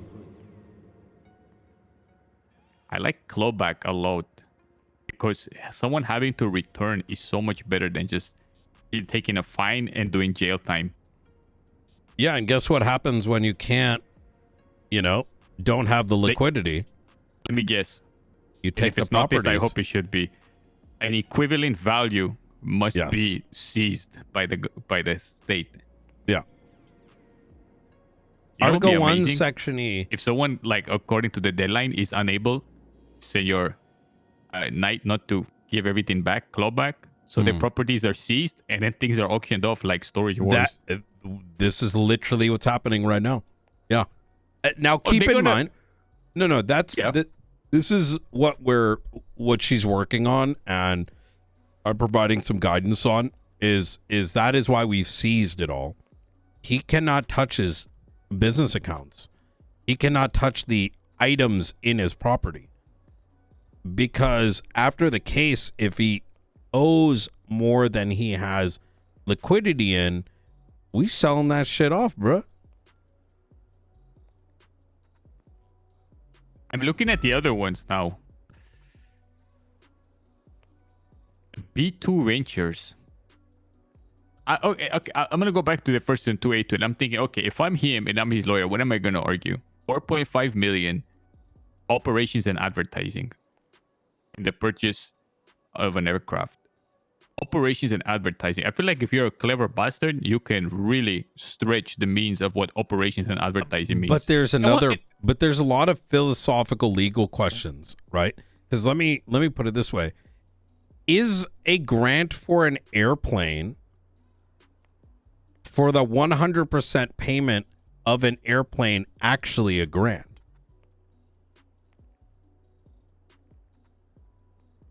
That's another legal question that can be posed. Explain how so, because So, sure. as a layman, I'd say, of course, I was granted money and I bought the plane. I just converted the cash to a plane. What's the difference? Let me see. Acquisition support. Was someone actually granting fucking money in 5 million for acquisition support? So this is insane. Someone needs to look at the bank account of this mayor or whoever it was granting these. He add funds to request to support office gambling. reserves the right to audit, suspend, or revoke any grant of subsidy. So I'll put it like this. The mayor's office is fundamentally responsible for utilizing those funds in a manner that is responsible. Otherwise, they, per their role legislatively, makes them liable, right? If I was the mayor and I give someone $100 million to go, get their dick sucked, I'm liable for that. I can get impeached. So that's responsibility at the top. The next is the person, like, they're responsible for not doling out money and doling it inappropriately. Is this right? going to be the first RICO case, Mr. Knight? Well, no. RICO is pertaining to gangs, and RICO would never be applicable in San Andreas until we got to a point where we could actually build up gang dossiers and actually tied people together and actually proved that you can't get to the top because the top is so inaccessible, right? This looks like a big criminal mafia family. Well, that is true. And I would agree with you, as this is likely the business that funds the other activities, and those criminal funds are likely getting washed with the legal funds, which means what is legal and what is illegally obtained. I mean, there's going to be a lot of questions that arise, right? Must you as a business be able to prove, like, to have receipts? I mean, we're not going to have the answers to these, right? You're going to feel a certain way. I'm going to feel a certain way. But at the end of the day, it's the judiciary and the legislation that will define, the legislation will define what it should be. And then a judge is going to interpret it and make a ruling based on the evidence and the argument that we present, right? This is insane. It says the county, he wants the county to cover the purchase of a $6.3 million property in addition to another $5 million. Oh, yeah. These are some obscene numbers. Only 10 days after being granted $4.5 million. 3E? Yeah.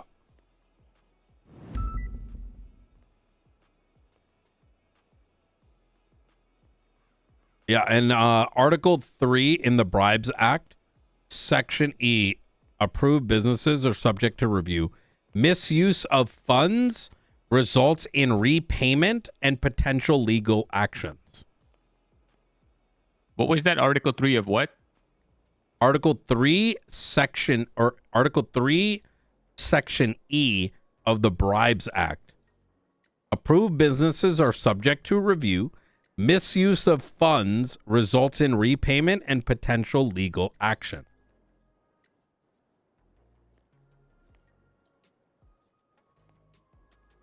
There's another one about clawbacks. I love this. Okay.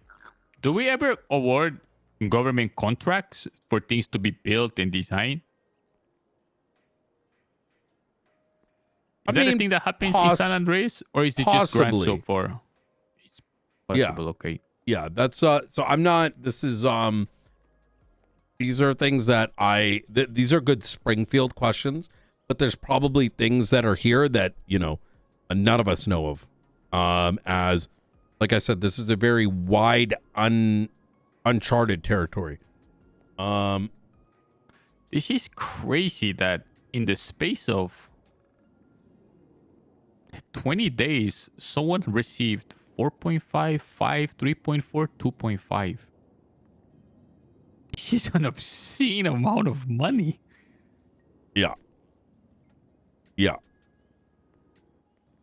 This is crazy. Keep in mind, this is only 30 days.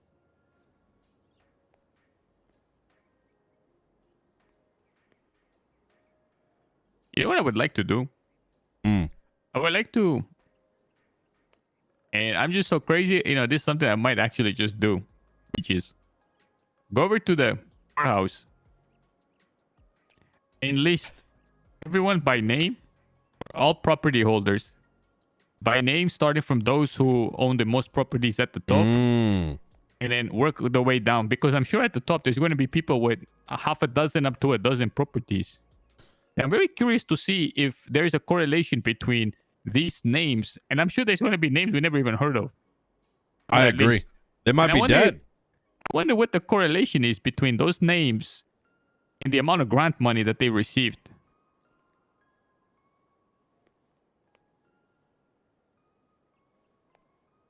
Is government grants public money, public information?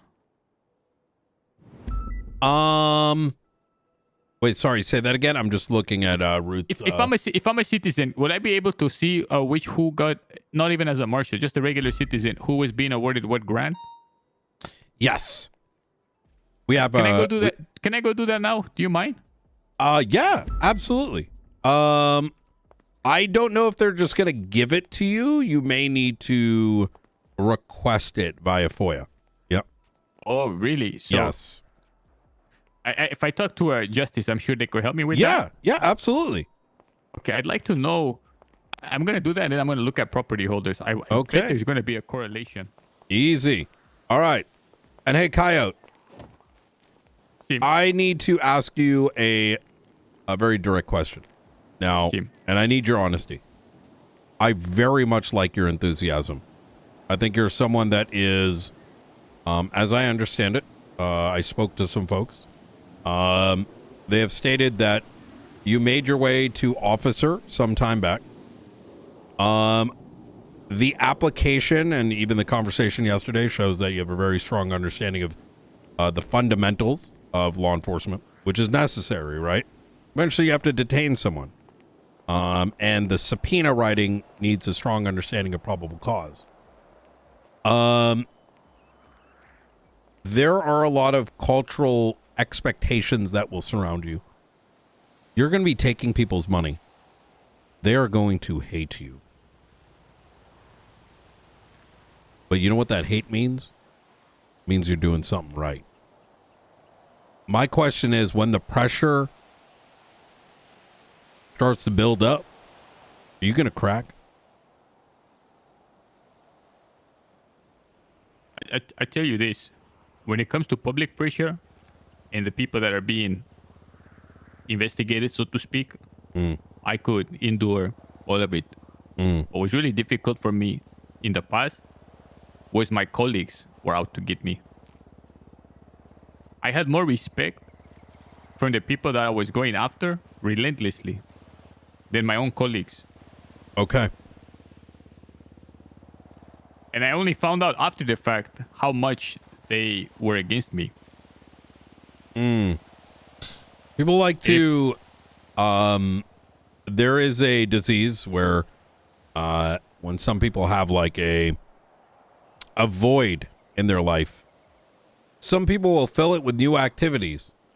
Unfortunately, a lot of people find those activities to be trying to suck the soul of someone else to make them feel a certain way, right? I'll give you an example.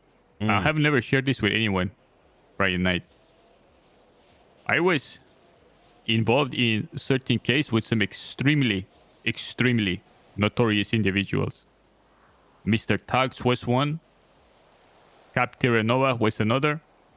And they were connected tangentially and in a very deep way to a man named Mr. K.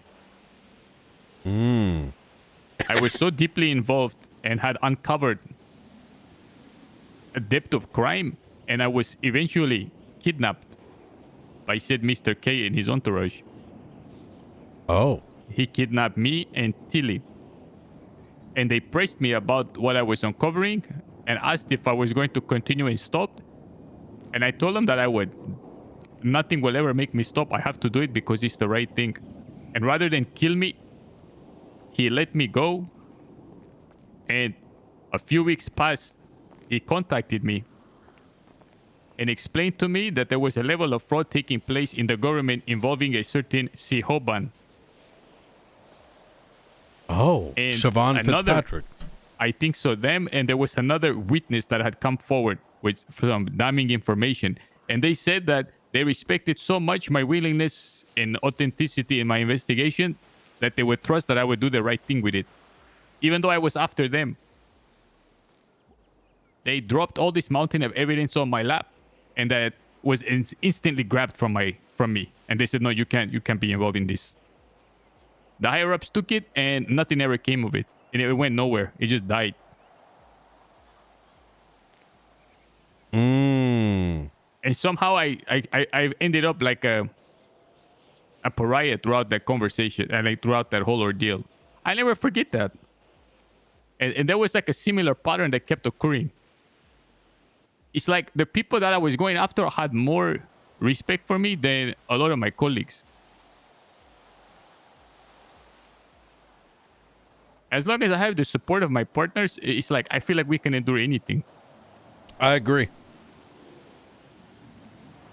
SASM is built on the journey of learning and doing things that seemingly are impossible, knowing we are likely to walk out of that situation battered and bruised, but get back up to do the next thing.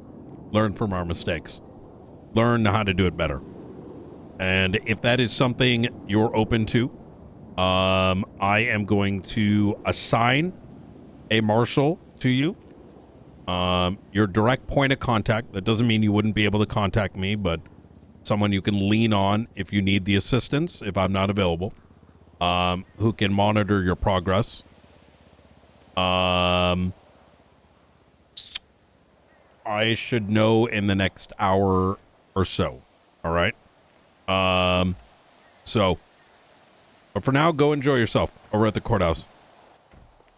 Oh, Thank you. wait, someone arrived. Who is this? Oh, it's McAllister. All right. Fantastic. Let me, give me about an hour, and I just need an assigned marshal to take you on. All right? Okay, just call me. All right. I will be at the courthouse talking to a justice. Beautiful. See you soon.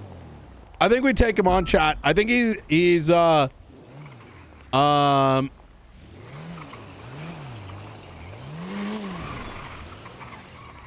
yeah, I just need I agree. Hold on.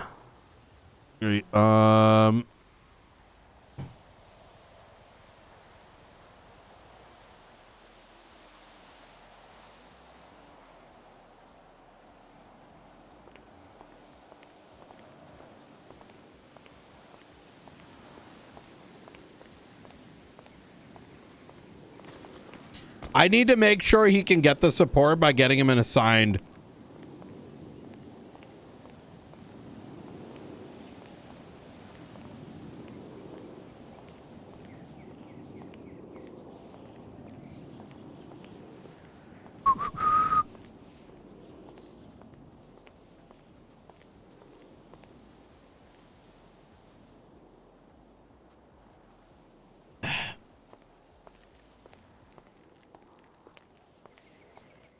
Hi, Director. How y'all doing? Doing all right.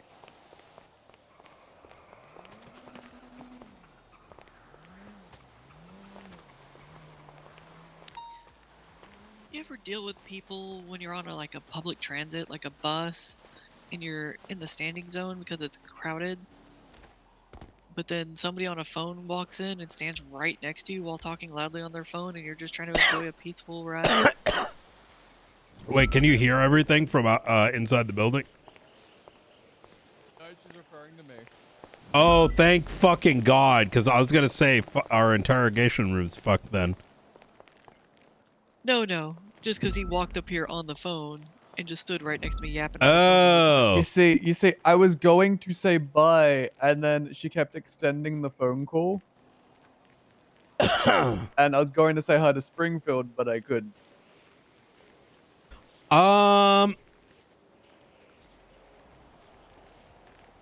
Springfield, I have a question for you. All right. You saw Coyote the other day. Yeah, You had I a did. chance I to just saw chat with him. just now too.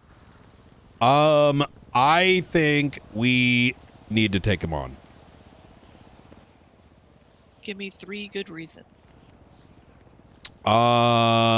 He's got a character. Number 2, he's good vibes. Number 3, he's motivated. Yep. Those first 2 are the same. He's not toxic. Okay, no, but genuinely. Fall into the characters? I'm sorry?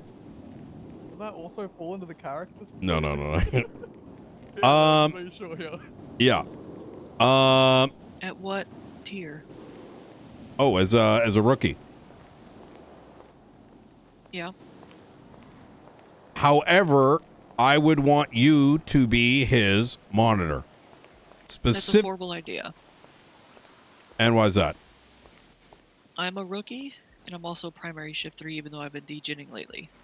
Well, specifically, that monitoring would be checking his reports. Specifically in this field that you have experience on. So, in other words, someone that can effectively point out red flags, right?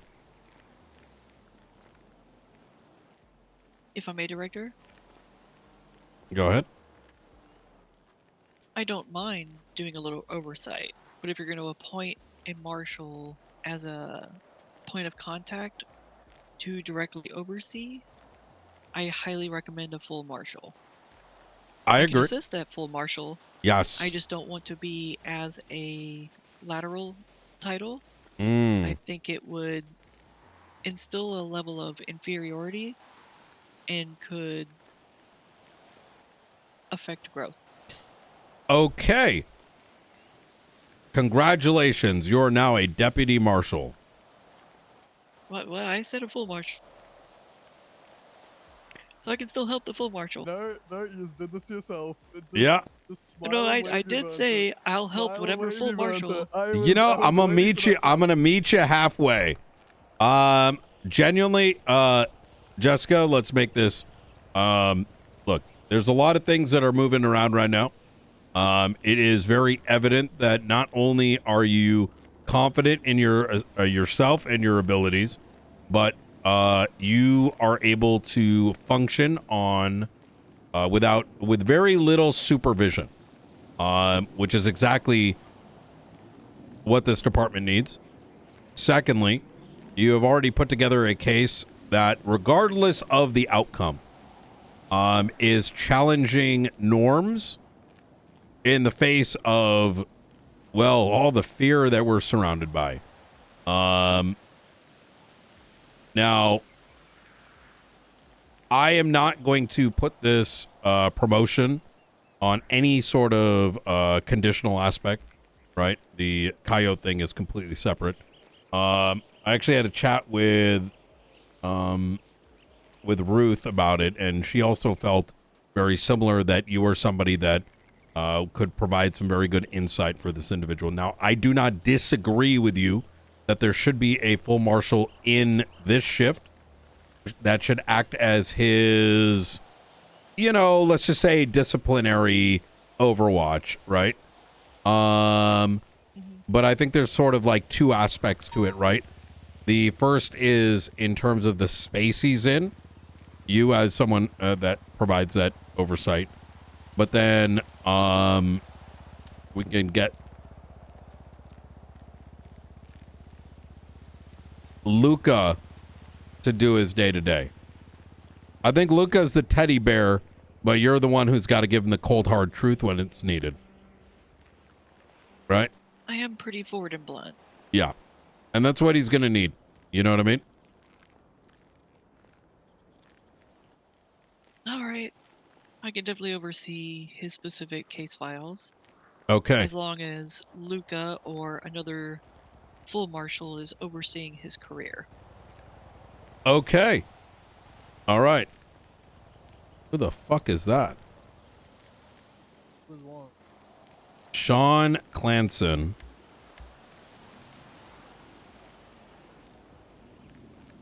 Probably just another marshal's kick me. Don't hate him too much. Is that Bobby?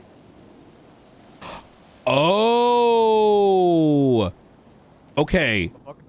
Actually, Springfield, that might be for you. Not fuck you, Stop but trying to add cases on my case. no. This is actually worth making mental note of. Sean Clanson is ex-New Cyprus, who Bruce was in connection with. So that twat, this guy may have been affected by this case. That's just funny. Yeah. I love that he's targeting you, even though literally I'm the one that's named everywhere. Yeah, isn't that kind of weird? What the fuck was Murphy? Why did Murphy Braun tag me and Blunt? Oh, because that's what they always do. The lower tier marshals are never responsible for their own decisions. It was the same thing during the camp bill, if you remember. With Speak Up? Oh, what? So during the cap bill, everyone went straight to Gunner Kane because everyone assumed that it was Gunner Kane. No one ever believes that the lower tier marshals are ever responsible for anything. They think it's on the purview of the director. Oh my God, should I be a motherfucker and like go on there and be like, Murphy, it seems our rookie has or our deputy marshal has. I don't know. I be funny to say some cheeky shit. You know what I mean? No, go ahead. What were you gonna say? Well, I was trying to find a way to be like, you know, you should, you're able to punch his rank type thing. You know what I mean? Oh yeah, and also you could try to make. Oh no, that would be too much. That'd be pushing it. Never mind. I was gonna say mentioning about my rookie status when I developed that, but congratulations, I'm now a deputy. You are Like a public promotion. I still need to do a, I actually do want to do something along those lines at a public swearing, which I wanted to do 4 weeks ago, and then everything under the sun just started to, you know. Yeah. Sorry, what was that? So, are you referring to like an event which every single marshal does a public swearing of their oath? Yeah, it's pretty common, Effectively, actually. yeah. Okay. A lot of law enforcement agencies do that. No, yeah. It's like a It's like a ceremonial reaffirmation, swearing. effectively. Yeah. Yeah, it's a ceremonial swearing, but there's usually the moment they get hired, there's an official swearing in, but then they have like a public ceremonial one. It's like tradition. Um. And you know, when an officer works third shift, their whole family doesn't want to wake up at 2 in the morning to go watch them get sworn in officially, so they get a regular daytime swearing in. Okay, I've removed your rookie tag, and now I'm searching for deputy. And I'm fired. There is no deputy, it's just state marshal. Oh, okay. Yeah. All right, easy.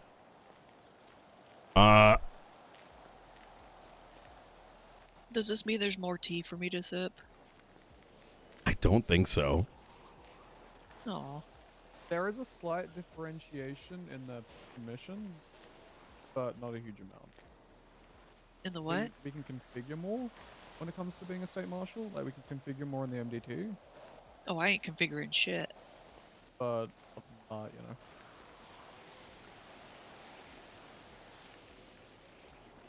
We should really figure out as what we want the rookies to have access to. 'Cause I think all that was set up by Gunner. I made some suggestions. That's why I wanted to be brought in as a rookie. Like, we've already changed it so that rookies can't see command plus reports. So command, high command. I don't think we can see EMS reports. Yeah. Because we were concerned about like rookies exposing PIPA violations. Yeah. Probably best. Yeah. I Stuff that think we need people to know before they get above the rookie phase. yes. Which speaking of, McAllister, let's have a quick chat right over here. All right. Actually, you know what? Both of you should have this conversation because, this is more for you, McAllister, but Springfield's gonna keep you true to this. All right. So I had a chat with Ruth earlier. I understand that you're doing some like transcripting of the interrogations and whatnot. Yes. And whatchamacallit? Did she complete her conversation with you specifically? You know, you want to start sort of zooming that case into past the finish line? Yes. Okay. Well, all right. I don't know if she ever finished everything she wanted to say, but I believe so. Okay. All right. So what I want you to do and is start to get a docket filing to the best of your ability. Norman Adams is going to be onboarded soon, and I want him to review effectively what that case is going to look like.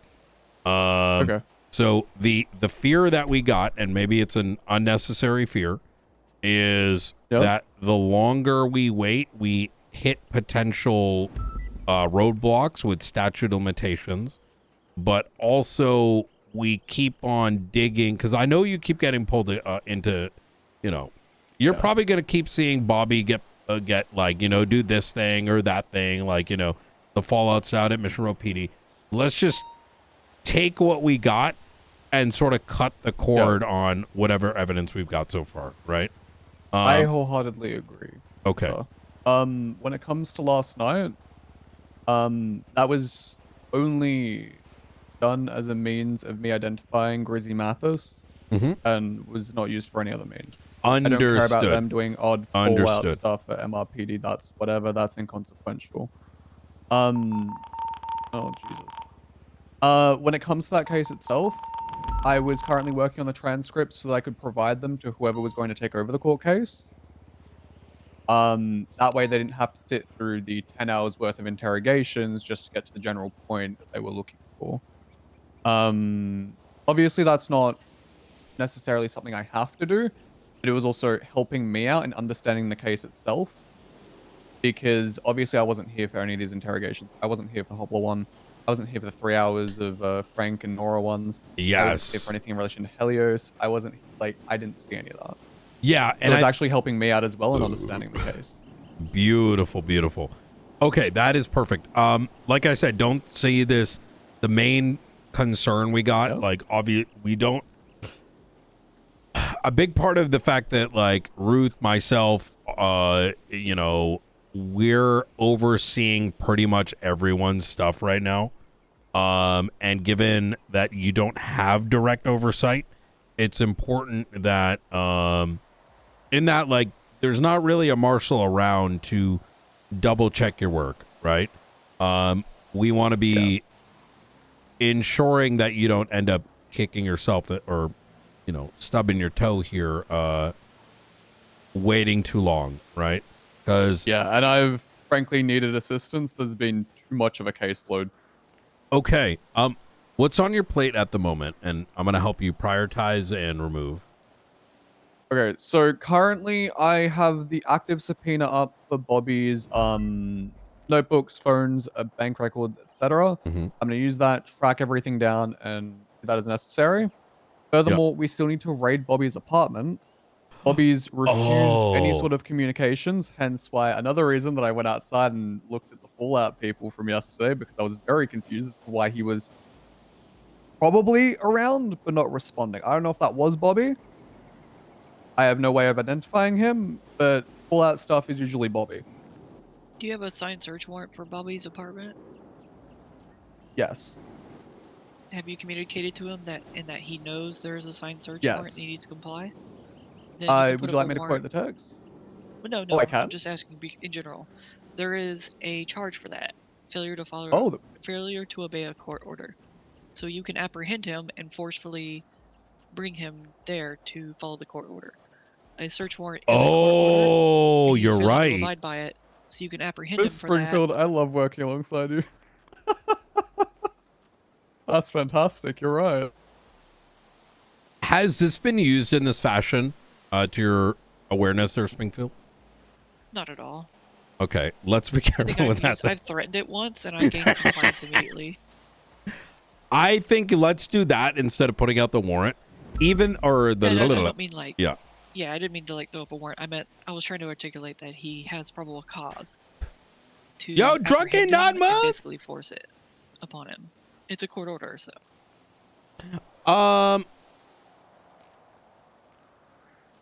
Okay, so now I'm opening. I want to open like another door here, momentarily, which is, why he needs to be around, only because we need to know his ID number, right? No. So, apartments require like a fingerprint scan for you to get into them. Ah? No, they don't. Yeah, little By soul fingerprint apartments are scan, fucking I mean, stupid. Wait, what? They are. Wait. Are you sure? We have to. Yes, we have to go to him and go. Whoops. We have to go up to him and go. Checks your apartment number. Oh yes, we're gate? saying the same thing. Yeah. Because we have no idea what the fuck is. So We have no way to recover that without him physically present.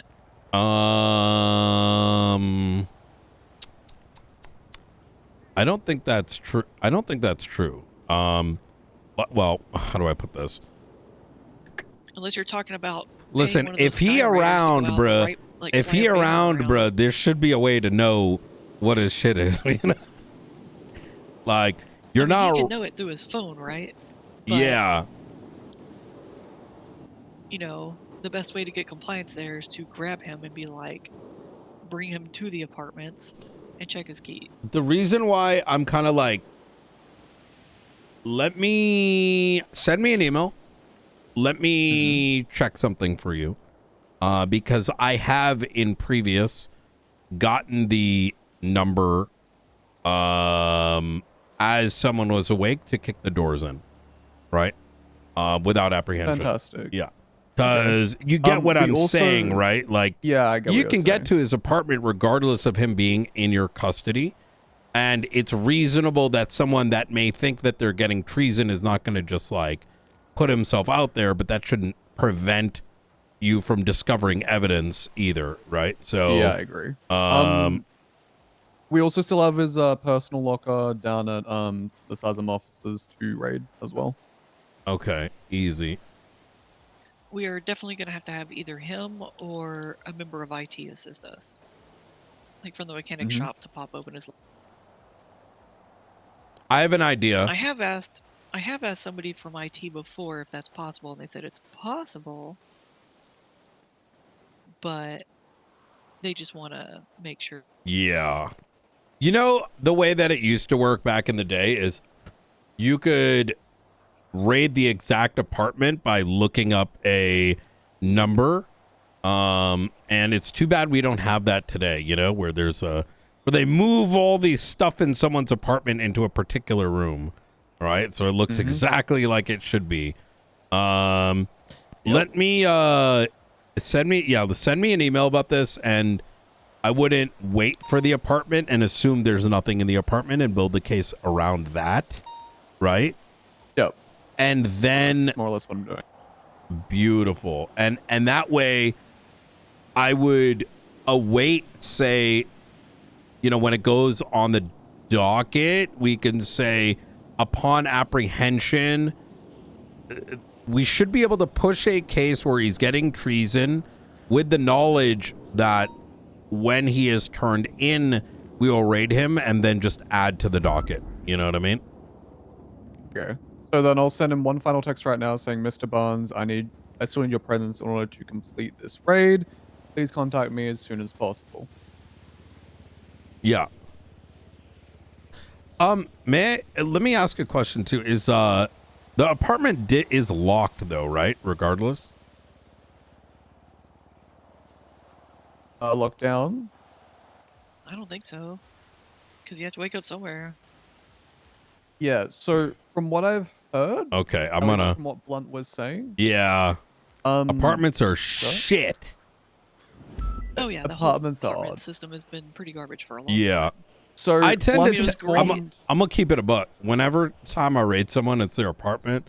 You know, they'd receive a notice in the email You know, saying like, hey, by the way, the shit's locked. You know, don't walk out with all the shit. Because people will do it unintentionally, right? Even though it's geotagged and whatever. So I wouldn't hesitate from utilizing that means either, because that is well within reason. Yeah. You know what I mean? Blunt already informed him, I believe. Okay. I've already kind of informed him via text. He's just avoiding. Or what was said on that radio the other night was true, and I guess Radko kidnapped him. Oh, I the have no situation with the justice. I'm gonna have a chat with him. I need you to expand your report with more details. Because when I read it, it was kind of vague. The thing with the flop dugong. Yes. So, what do you want me to expand upon? Expand upon how that conversation went. Was it appropriate? Okay. Was it inappropriate? In the most salient way possible, right? So Here's what I will say. She explicitly said, you can change your statement and tell the other marshals that I pressured you into doing so. That is a specific quote from Justice Elizabeth Gates. I gotta go to a meeting.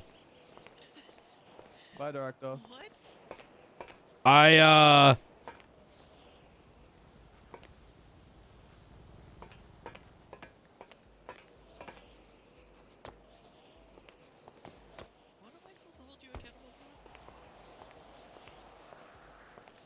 Oh, Springfield. That he gets to the finish line on preparing a docket argument. What was that? You want me to make sure McAllister finishes? Yep, that's right. Oh, Jesus Christ. Well. Springfield, you're good at making people finish.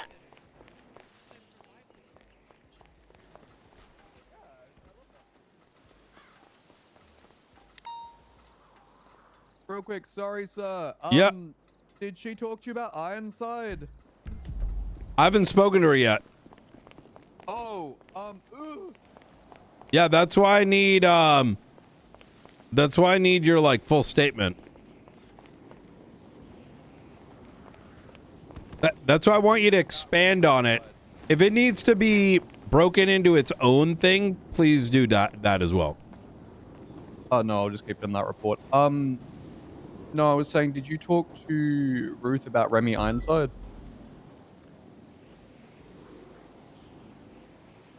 So have you have her help you on this case? Yes. Yeah, to a degree, right? I think that's good. Yeah. I understand that this is going after another marshal, so you don't want to put her in a position where she feels like she's having to do something. She should only assist with some of the side things. Yes, I agree. But I think that like Norman or someone should be help you bring this to the finish line a different way. You know what I mean? Fantastic. I agree. Yeah. Okay, cool. I was just seeking clarification. Yeah, you're good. All right, cool. Do you want me to grant Springfield Kappa tags then? No. Okay. Yeah. Don't ever touch the tags. It's only going to be me and Ruth at the moment, please. Yeah, sounds good. I was just asking. Yeah.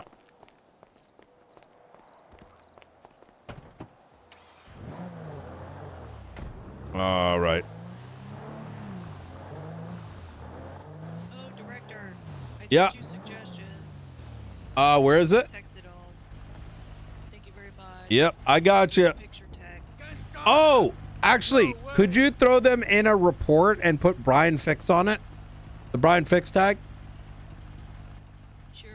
Awesome. Thank you. Thank you.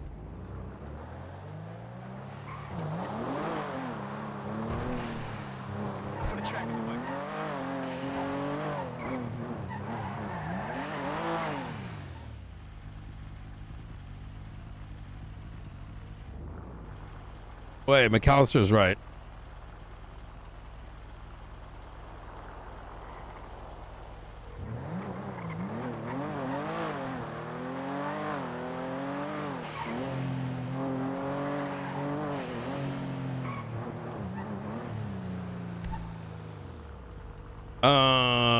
Where is it?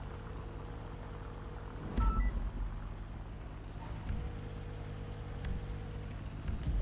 right, I'm gonna go meet him up this way.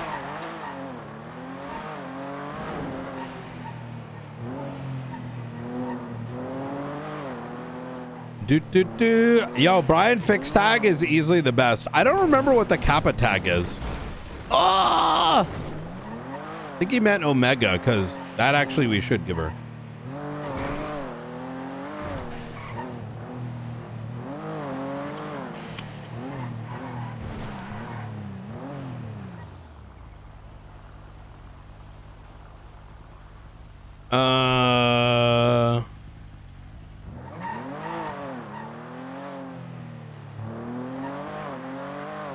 Where do we meet him?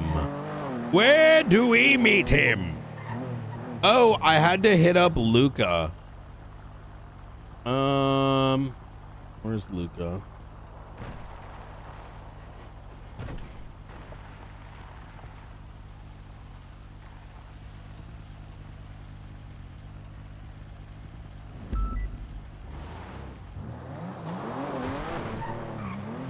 And then Hassan.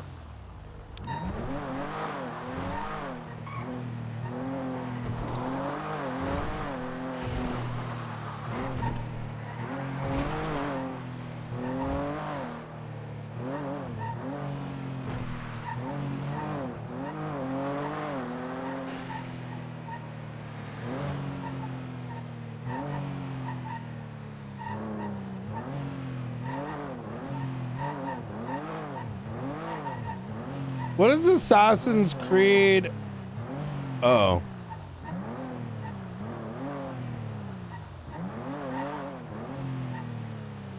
Hassan, no!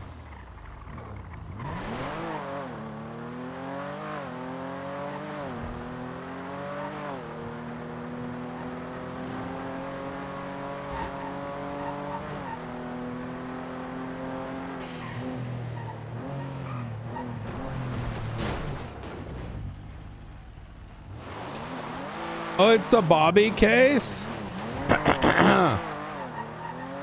Oh.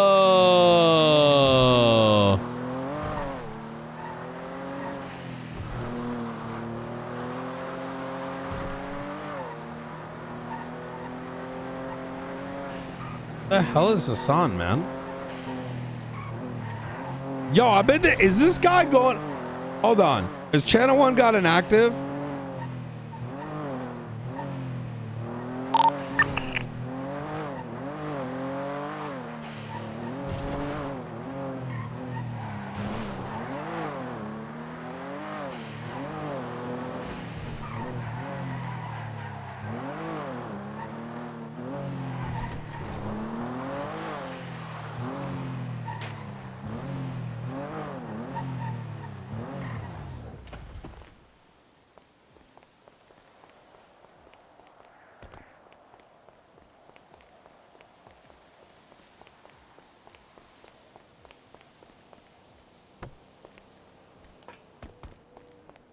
Just bubble the shit out of that.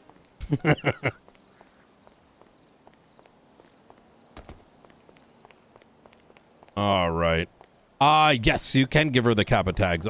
For some reason I was thinking the other one. I think Kappa and Omega question mark. Actually, do me a favor. Could you ask Ruth? She's gonna remember which one's which, just so there's like a singular point of remembering. Sorry, I was in my head. What's up? When it comes to Omega, yeah, all deputy state marshals and above already have access to Omega. Oh, okay. Yes. What the fuck is Omega? That's been the Silas Marino stuff for the most part so far. So, all state marshal reports are rookie access, and then anything that is Omega is anything that we want to share with the police department, right? Specifically detectives in that unit. So like I would say, like, let's say we're working a case, and that case is not like needs to be strictly marshals, right? And the scope is wide, and we need, like, you know, other detectives involved. Like, let's say it was like a, I don't know, whatever it might be. It would, you could put it in Omega, and those that are approved would have access. So I think that's like Maeve Wolf, Riker, Opal, etc. You ready? Hello? Hello, yeah, I'm ready. Come down to the observatory. Well, Observatory, okay, I see you there. all right. See you in a bit. Bye. And then Kappa. Is Kappa just the Bobby stuff? For the moment, yeah. Okay. It was meant All to right. be the other thing as well. Yeah. You know, his best friend in relation to that, but we haven't started on him yet. Mr. Tinkleman? Well, I guess him, but also Kane and, you know. Oh my God, Ruby mentioned some things to me that actually implicate Gunner, and she mentioned we may have access to some book and some anagram shit, and I wasn't exactly sure what it Most was. likely. But I told her to have a chat with Ruth, who could then assess it. So. Yeah, well, I also have a little bit of information in that regard. I told it to Ruth last night. It's nothing, you know, hugely crime related, but it was kind of odd. Falconer came up to me the other day. He told me that, you remember that doctor that we I don't think talked to the Frank other is day, going to be Legs, awake right now. about Tony?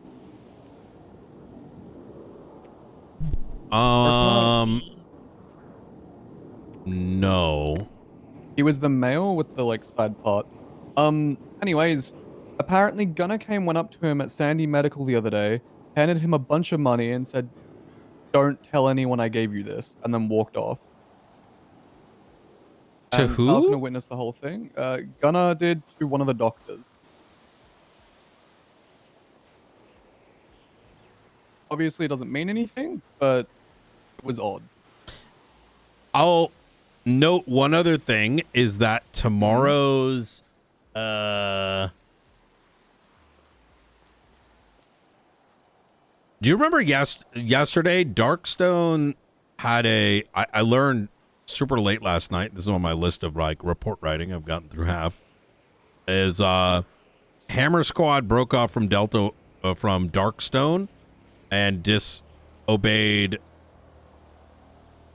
Delta 1 in order to do their own shit, specifically to kill you know, Brandon. So it would not surprise me if this rogue unit is now might be helping someone as crazy as Gunner. So there's a rogue group of PMCs operating military equipment in the area of San Andreas to murder one of our own citizens? Yep. That sounds like perfect enemy of the state territory. Yep. Ruth has written up the faceless one. We are, you know, gotta wrap up that gavel. We should start getting profiles made for these people now that we got the 3-digit profiles approved. I agree. Just need more people. Who are these people? Oh, she's working on our Oh, the designer? Yep. Interior decorator? That's right. And then I got to go meet up with San about some things. All right. I will catch you. Oh yeah. Those when you asked about what is Kappa and what is Omega, yeah. If you look at if you go to reports and when you pull up that category, there should be like a README document. A README? I believe so. I will pre-warn the both of you, the Kappa one is not that great. Yeah. Probably go to Omega. Hey, what generation of marshals are we? said what? First generation was Angel. Mm-hmm. Second generation was Dark. Barrett. Oh, wait, did Barrett come before Third Dark? generation. Oh yeah, he Yeah. did. When I looked through the history of the Marshals, it was Angels, and then everybody from Angels generation quit except for Barrett. And then Dark rejoined, and then Barrett left, leaving Dark in charge, and Alright. then Dark left, leaving Gunner in charge. So that makes Wasn't us Weiss generation also 5? somewhere in there? That sounds about right. Weiss was also somewhere in. Oh, Weiss was in there, yeah. Take Weiss it- was, oh, that's what it was. I think Weiss was over the Barrett. It was Angel, then Weiss, and then Weiss, and then to Barrett. Oh. Barrett fought to relieve them. Oh, he impeached him. He impeached Weiss or something. So it was Angel, Weiss, Barrett, Dark, Gunner, Knight. So we're Gen 6. Before we really expanded that polka dot. real quick, pull up 35374. That number sounds familiar. And so, if you're ever wondering, like, what is what, all the links to the different, classified categories are on the right. So when you click that, it'll get you right to the master doc. Though I do think we need a tag for those master docs so that we can, pull up all case file or like master docs with just a tag search. Tags are underutilized, in my opinion. I made one for state of emergencies yesterday. Was that? I made one for state of emergencies yesterday because I realized that we didn't have one for all. Good fucking shit. All right, I'm gonna go have a chat with Hassan, and I'll see you soon. Forget about it. You're hired, Hassan. That's right. It's you, Lucky. Hello. All right, how you doing? Good, how are you? Pretty good. How's everything working out so far? Really, really good. Do you want to take a gander? Yeah, sure. Yeah, I think you should. Hey, can I come, Actually, guys? Not yet, Up to Hassan. him? You're with all due respect, you kind of work for the For what? Well, that's what this conversation's about. How about this? How about after me and Hassan are done having a chat? Go ahead. I insist. Let her show you around. She's been working hard for it.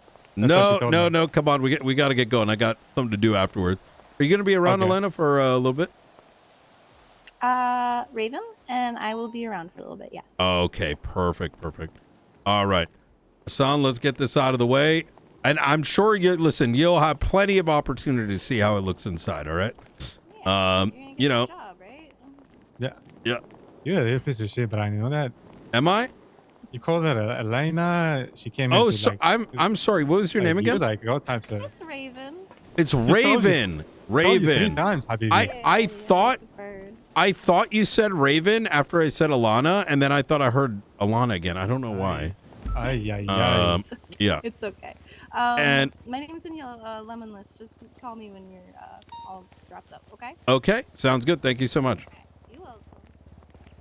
I don't know if you can call me. You let your buddy die, like almost. Maybe he's dead in a fucking. Just so you could save your damn class too. You think I forgot about that? I don't think that's how I recollect the stories, Habibi. Am I jumping in? Yeah. All right. So is this going to be a waste of my time or?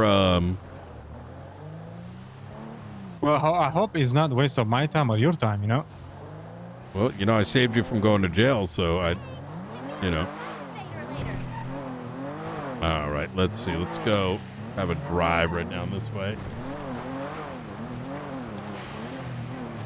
How's the business, Brian?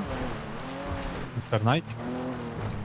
It's been pretty good. I can't really complain. I mean, it's busy. I need more heads. But outside of that,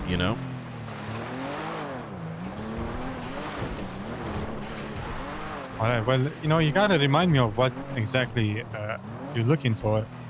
Well, I'm And, hoping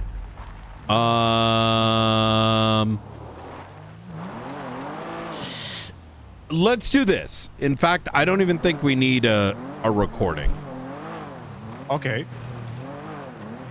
I mean, you can record it if you want, Habibi. No problem with me. No, it's fine. I'm not looking to press any charges. I no longer think that, you know, you tried to kill him.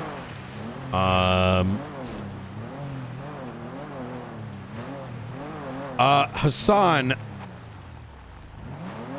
let's start by, you know what, let's go ahead and do that. Plus it's a nice setting, you know. Okay.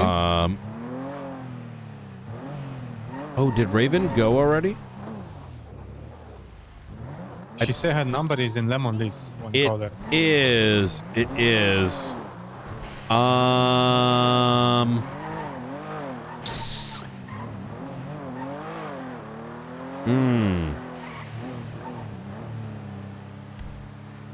So we're off the hook. You're not gonna kick our doors in. Everything good.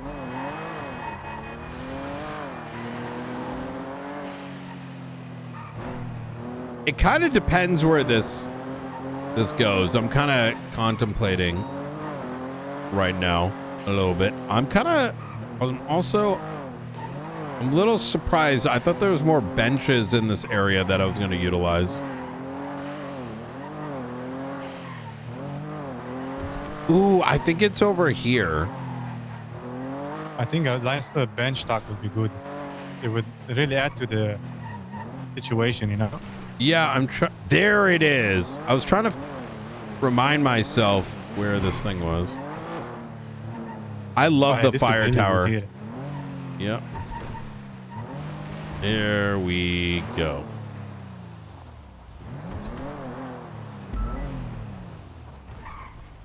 Okay. All right. Feel free to have a seat, or we can just kind of stand. Don't matter. Whatever. All right. Maybe I'll light a cigarette. I just stand. Go ahead and have a coffee here. All right. It is November 15th, 2025 at 8:26 p.m. Eastern Standard Time. Like you, Brian. Look at that. I'm going to be Director Brian Knight, San Andreas State Marshals, call sign 0495. You go ahead and state your full name for the record. Yes, name is Hassan Bashari. Take ID 10062. At this time, you have the right to remain silent. Anything you say or do will be used against you in a court of law. You have the right to an attorney. If you cannot afford an attorney, one will be provided for you by the state if one is available. You understand your rights as they've been read to you today? I understand. Okay. So I'm going to kind of cut right to some more conversation left off previously.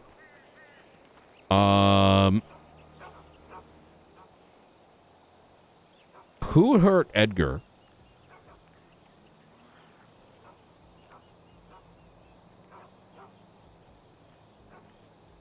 Wow, straightforward, huh? Yep.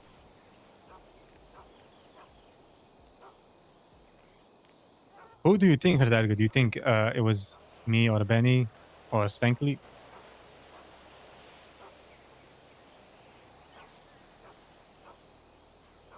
You're asking a question in reply to a question. That's what I did.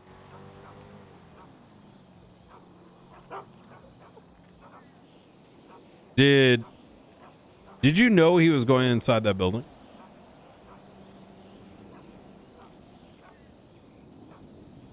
If I tell you otherwise, I don't think you would believe me either way. So you said you want to cut the bullshit last time, let's cut the bullshit, right? Okay. Let's hear it. What happened? Well, Brian, I can't sit here and tell you A to Z. I'm not in the position for that. Okay. But Did I know him going in there? Sure, yeah, I did. I did know he was going there for something. That's right. So you knew that he was going into the Ron Oil building, but you didn't know for what reason?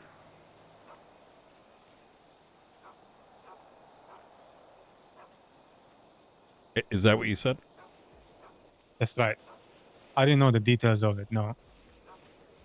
So you had no idea the Faceless was behind it?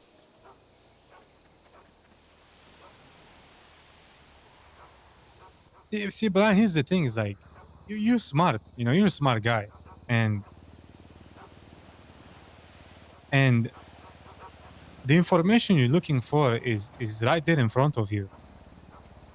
I think you sort of mistake the intentions of these conversations. I think in your mind, you think I don't know the answer, when in reality, I'm looking for confirmation, right? And it still begs the question, if you had no involvement in giving Edgar to the Faceless, then why did you run?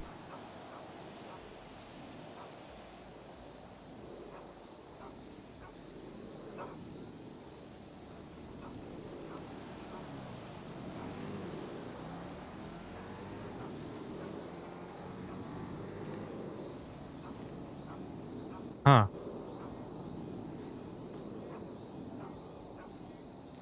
Why was the first thought that went through your mind, oh no, they may take my guns, or oh no, I might get put in handcuffs? And not, look, I don't give a shit. Just look, here, I have a gun on me, just take it. Just make sure my friend's gonna be okay. Habibi was never around about the guns. You think I give a shit about coupled guns? I have to ask that question because you shot the very individuals that were attempting to save your friend's life. Well, I'll tell you this, Brian. In the situation that we was in, I thought I could help them more if I wasn't in cuff. And the shooting only was a reactionary. So, see, we jumped in the helicopter, me and Stanley. The helicopter was parked on the Fudge lane, and the moment we took off, fire was opened upon us. And whoever was on the ground at the time, seeing that we were shot at in the air, they opened fire back. We never had intention to shoot you guys. It was never part of the plan. Who fired first? Your boys It on was the Fudge? law enforcement. It was you guys. I specifically remember someone said on the radio, they're shooting the helicopter, I'm going to shoot them. And that's what happened. And our helicopter was, you know, taking shots and it was smoking.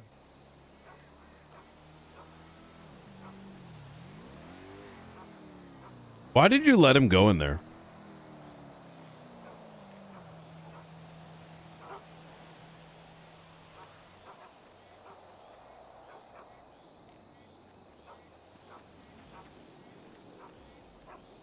Well, if Edgar was supposed to go in there, Edgar's going to go in there. I don't think I can stop him. I don't think even you can stop him, to be honest. I've stopped him plenty of times. Maybe he wouldn't even be able to stop himself. Who knows?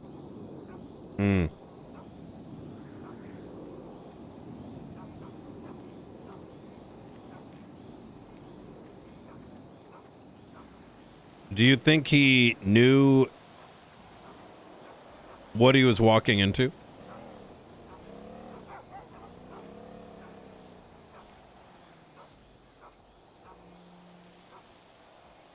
Probably, yeah. So he knew he was walking into a death trap?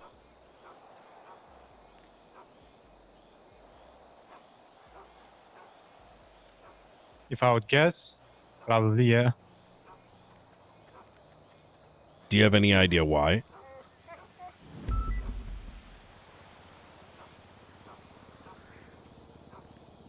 Well, there's like there's 2 big puzzles for that piece, Brian, and both of the puzzles are out and about. Funny enough, it's right in front of you. You just have to connect them, you know? So you believe that he probably wanted back in? 'Cause that's what I'm suspecting. That he wanted to get back in with the Faceless. Maybe they take him back open arms. Not necessarily. I think the first puzzle goes all the way back to Babylon, Habibi. Yeah. I get it. He owed them a debt. A debt that he decided to pay off.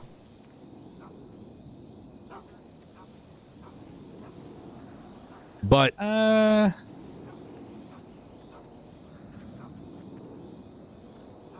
why you say that? Why you think he owes them a debt?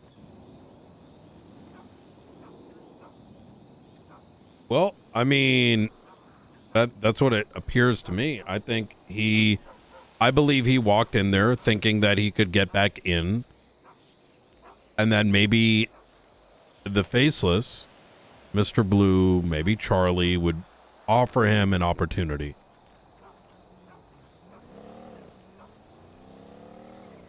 You know what's interesting? Edgar and Brandon seemingly share a very similar characteristic in that respect. They both run towards death. With Edgar having most of the luck. Maybe the luck ran out this time. Well, I believe the luck ran out for Brandon as well. Funny enough, you bring that up.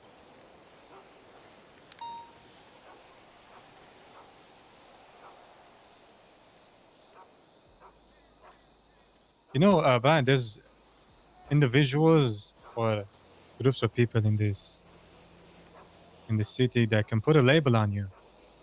And no matter if you did that or not, that label will stick, and everyone will call you that label, will stick with the story, and you're fucked. That's why talk about I'm being very Brandon careful and here. the whole snitching bullshit. You know, it's crazy. It's funny how that goes. You know how I first learned about this label you're talking about? I learned it from Frederick White. Actually, I heard it from JJ, Jamarius or whatever. One of the Faceless dick riders, right? He loves that blue popsicle. JJ, in many ways, I think, is all about self-preservation. He's willing to go and do their bidding. One of the guys that probably has everyone's back, so to speak, but will do whatever he can to ensure that his record isn't the one that's touched.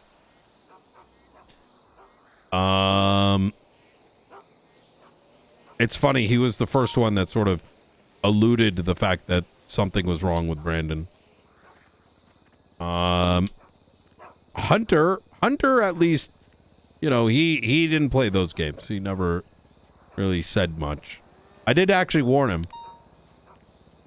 I warned Hunter. I said, you know, one of these days when you look left and right, one of these guys is going to stab you right in the back. Whether it's throwing you under the bus for not getting charges pressed, or alternatively, you know, they're going to throw you under the bus just so they are able to climb up that ladder that everyone's climbing, you know, for the Faceless. And then, of course, you had Frederick White, who straight up started accusing Brandon of ratting to the cops. It was almost as if it was coordinated. But it's funny in all of it. Mr. White, JJ, oddly enough, it was almost like they were doing the very same thing. And now, for whatever reason, and I'm sure you'll hear the stories, I had to save Brandon's ass. Might even read about it in the papers.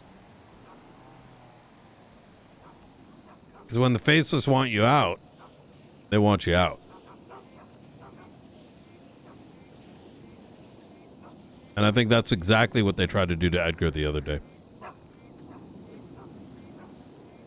May not be the same alleged sin, but in their eyes, it was a sin nonetheless. There's no loyalty between these guys, but Brian, I'm sure you figured that out. The loyalty is towards, the popsicle, like you say. But it's funny, like the what happened to Edgar, I think in a way, is all done in a very specific way for you to put it all together. I think you're just missing it. But the information is there. Like I say, it goes all the way back to Babylon. Something happened there. I'm sure you know about it.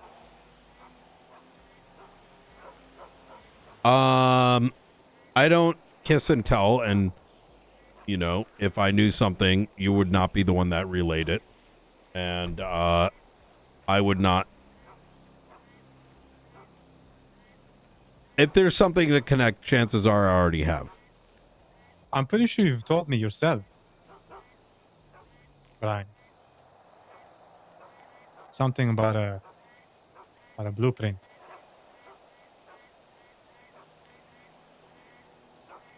You're talking about Edgar and the possession of the blueprint? But aren't you aware what happened to it? Edgar burned it.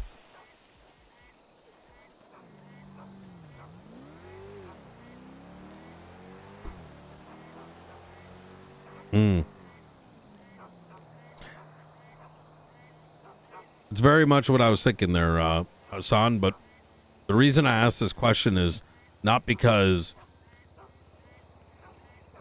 it's not about whether or not I believe it. The reason I asked the question is to see if you believe the same thing.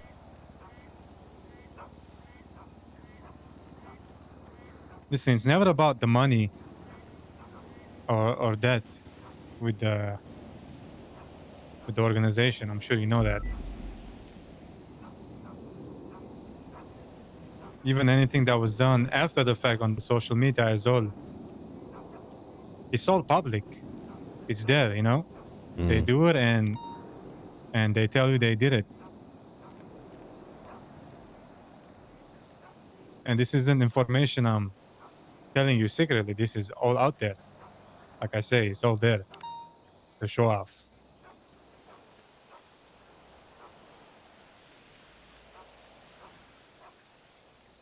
Did you assist Edgar back in the day? Were you close when it came to, the manufacturing for the faceless?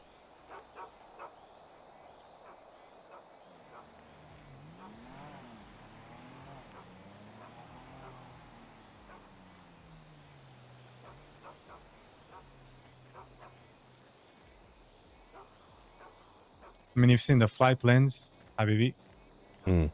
I've traveled a lot. Yeah. That's kind of the most I would say about it.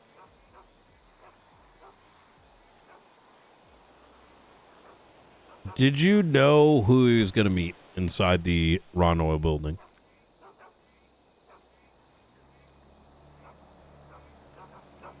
Before they twatted.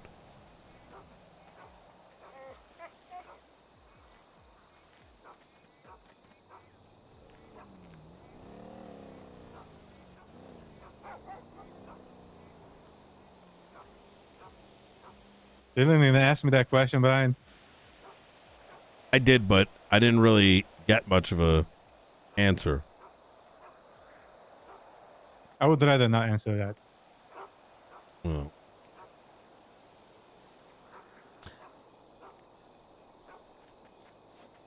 I'm going to be honest here, Hassan. I was hoping this would be a little bit more productive, but I feel like most of everything that you told me is, hey, you should be able to figure it out.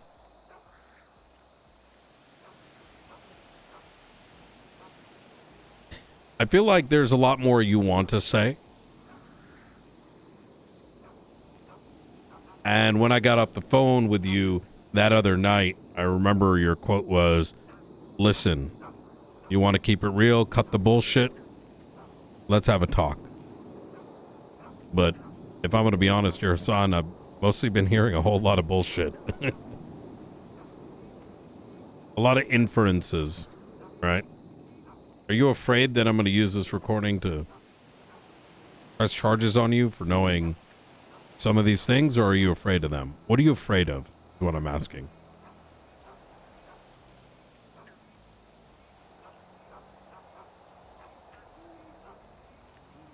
I need to understand from your own words, because I have my imagination. I don't need you to point at it.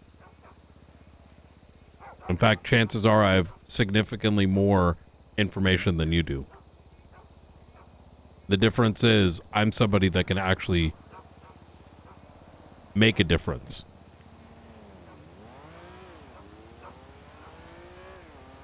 Brian, the issue is, like, fear aside, I wouldn't necessarily call it fear, but you really can't protect me or anyone that's in my circle from anything at this level, you know? So I'm not expecting protection. I know you don't need protection. But I think there's a different level of damage I can do to that network than you ever will be able to. And that's not meant to be offensive. It's just guns aren't the weapon of choice in the business that they are in. I agree, but the problem is the information you're asking for and the information you want from people like me that allegedly could be associated is a very dangerous ask. And there's a reason, obviously, why I'm not here and standing here and telling you everything I know, because I can't.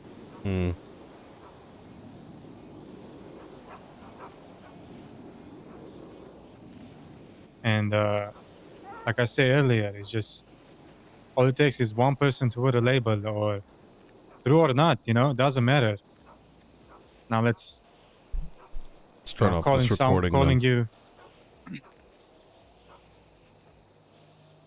Listen, Brian, calling you on a dead person's phone and all that stuff is not really the smartest, and they're gonna find.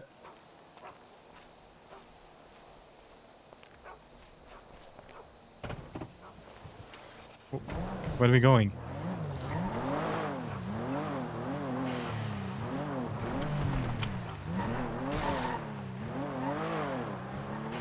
You were saying? I'm just saying they're gonna find, you know, there's always gonna be a way, and the people that are gonna come to you and tell you the information you want, they're just gonna be dead men walking. I don't want to follow that bad person. Let me ask you a question. When Frederick White gave you those records, or told you about the records, how did that make you feel? I don't talk to Frederick White. Well, I know that's a lie. That's the truth. We haven't talked to him for a long time. So how do you know that?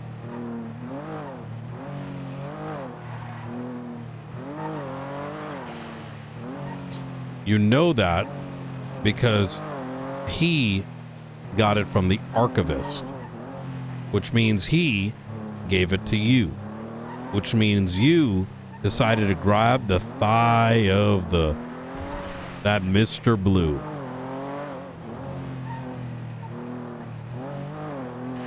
Brian, we've been out of favor with him for a long time since Babylon. Are you aware of that or no? There's what people say, and then there's what people do.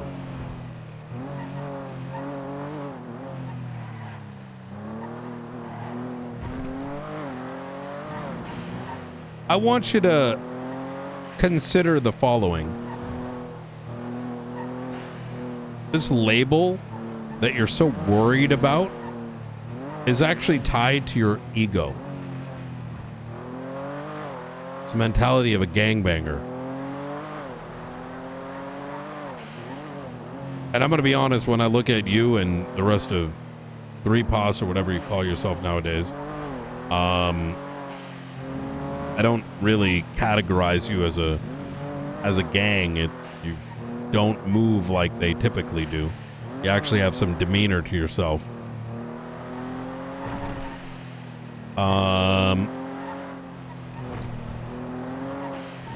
And I think those that work like you do at some point are going to learn that that word snitch is only powerful for the lowest forms of criminals in the fucking city.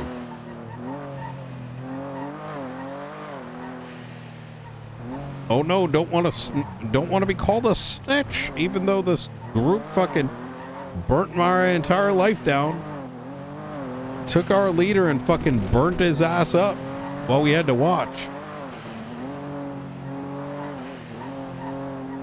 Are you gonna be afraid of fucking Frederick White?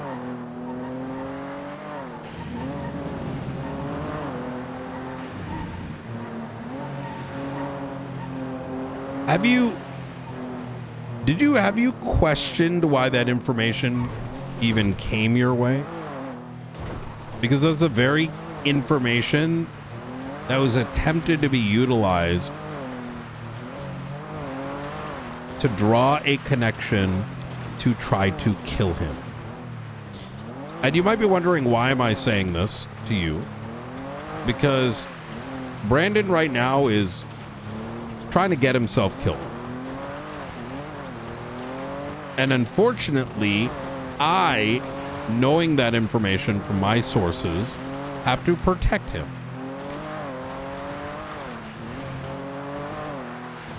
But it was very convenient that when I arrested some of these assets, they wanted to make it a real fucking point to make sure that I knew and I believed them that he was the one that was talking.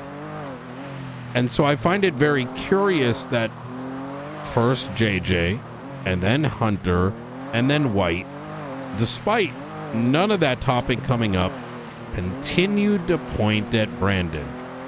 And somehow the very same information landed in your lap. So now I'm wondering why. Because I asked for it. Because maybe I was thinking about, hey, like Brandon, niche, in what world is this even possible? So you want me to believe Brandon gave you this? No, it didn't come from Brandon, but, you know, if I was going to help him. The fact that you knew of its existence. Hassan, you're smarter than that. Think about it. How the fuck did this even come down to your table? Because I asked for it. You had knowledge of its existence. No, I had. How you doing, Coyote? Say your name. I'm going to ask you something real fast. Mm-hmm. What is your official title? Director. You are the director? That is correct. I had a very strange experience, and I have a message to relate to you. Okay.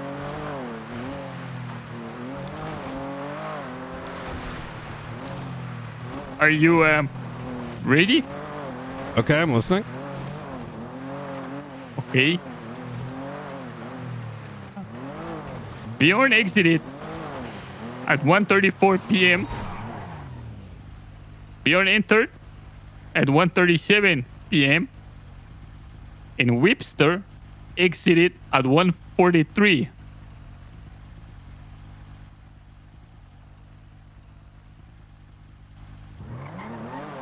And are there photos? There is one photo of you in it, next to a really big fat guy. Exited what? Exited, entered what?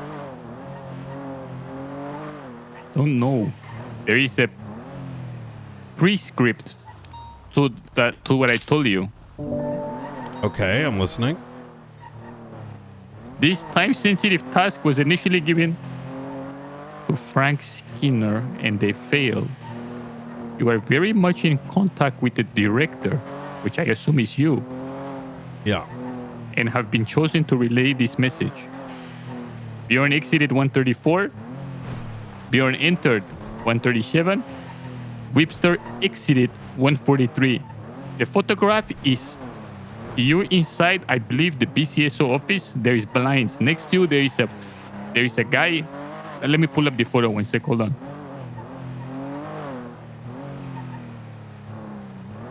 Yeah, I'm already familiar with the context here.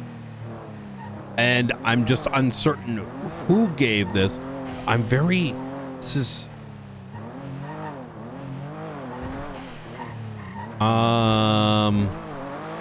Okay. Look, let's have a chat in a little bit. That makes sense. That is...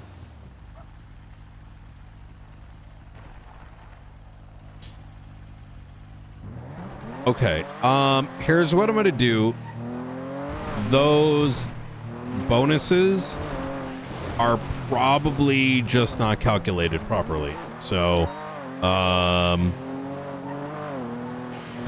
oops. Okay. So just go ahead and give me a call when you're free. Yep, okay? Absolutely. Okay. All right. Goodbye. Talk to you in a bit.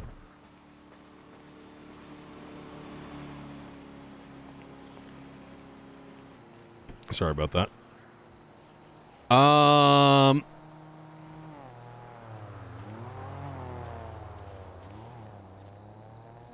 Sorry, we had like a funding mistake. No, it's okay, nobody. What were you talking about? You were asking me how I got the information. I believe. I'm not Well, mistaken. the fact that you asked for it means that someone told you of its existence and meant that there were arm's reach of it. Why do you play so coy? No, I mean, I'm not trying to play calm, but I'm trying to be You as are- honest as but I you- can. But if you asked for it, that means someone told you of it. Let me ask you something. If someone was fucking your sister, right? And you Okay. didn't want that, all right? I don't know, the guy's an alcoholic or something. And like you don't need and I don't know where I'm going with this analogy. The point was trying to make, maybe I could use a different one. That information that you asked for was only known to exist by the faceless. They were the recipient of this very specific information.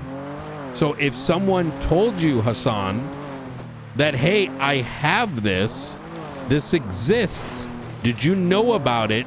That means that they're one of the ones that we're trying to paint him a certain way. Is this making sense? No, it does. Yeah, it makes sense.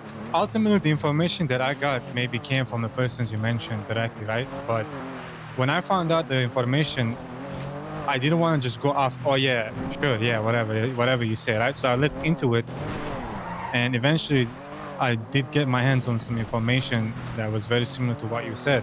Sure. Now, but I'm telling you, I don't know if it even matters who the person is I'm getting it from, but I'm telling you, it wasn't.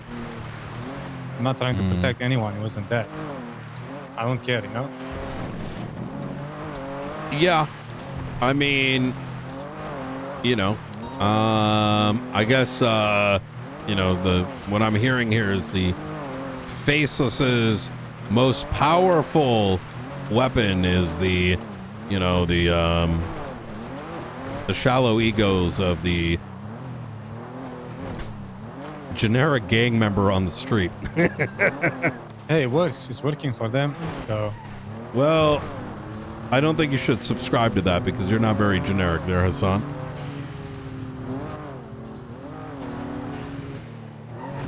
I don't want to say I am subscribed to that. The fact that being labeled a snitch as a weapon being the most scary thing in the world while people hold hands, sing Kumbaya, doing the work for the faceless. Also that they can get a little piece of that pie. You know what I look at that as? Subservience.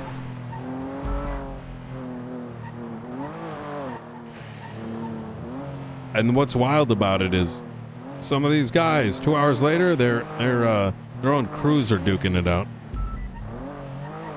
Yeah, I mean that's how it works. Well, I think it's a little bit deeper than that because. Well, y'all had there's a head hand that's start. feeding.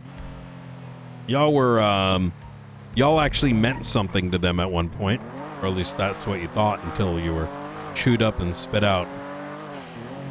And that's exactly what's happening to Brandon right now. Unfortunately, you know, Speedy learned that lesson. Edgar learned that lesson. A lot of dead people learned that lesson. And now it's just Brandon's turn. I think it's just a little unfortunate, having had this conversation with you. It's starting to sound like y'all are starting to get a little bit, getting those feelings again for Mr. Blue. But let me ask you, do you want the faceless not to burn down the city? That's why I'm having this conversation, right? Do you really care, Brian? I care significantly more than I think you would, obviously. I mean, the damn director of the Marshals. Quite And literally do you think my that job. you can put a stop to it? I think I can begin to do damage to it, but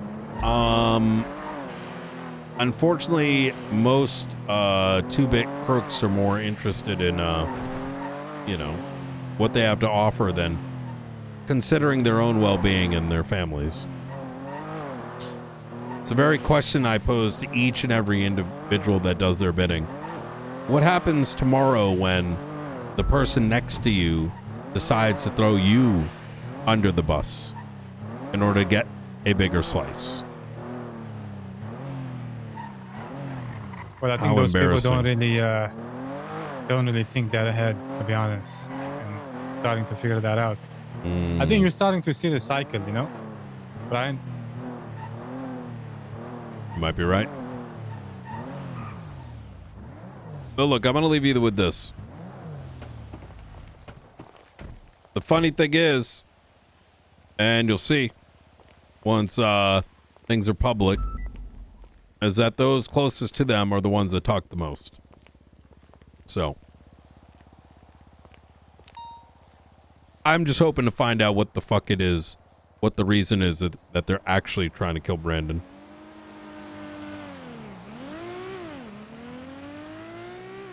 Because there's something there, and I don't know what it is.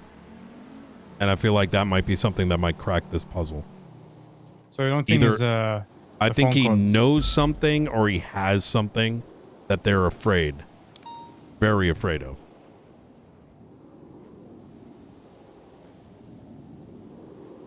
Okay. Otherwise, ask yourself the question, why go so far out of their way? It doesn't make sense. I can tell you this, Brian. The moment we found out about what the label was, you know, me and Edgar looked at each other and we couldn't believe it. The moment you saw what? We heard about the label. I think that label was put there for a very...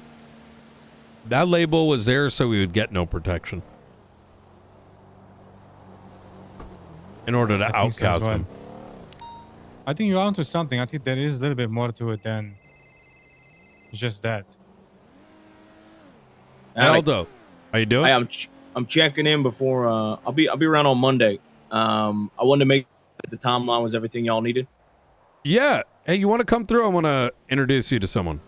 I'm going to sleep, so I'm not around on the weekends. I just wanted to see if Understood. y'all needed anything else on the timeline or anything regarding that case. No, actually, something came my way. Okay. Let me give you a call back 2 minutes. Yeah. All right. I'll stick around for that. Easy. Take your Talk to you in a bit. Bye. Deep down, I think you still work for them, if I'm going to be honest. Either you don't think I work realize for the it, Faceless? or maybe Edgar decided to make a deal. And that's maybe why I don't fully trust you here. It's okay. I mean, I don't trust you either, Brian. It's normal in this. We're on two different sides of the spectrum. Well, I think I think my side is pretty evident, right? I guess I'm we'll find I'm a out. marshal. Being on the side of the Faceless would be beyond unreasonable. I've shed more blood against them than most others. But the thing that's quite curious is Edgar never did receive a black card.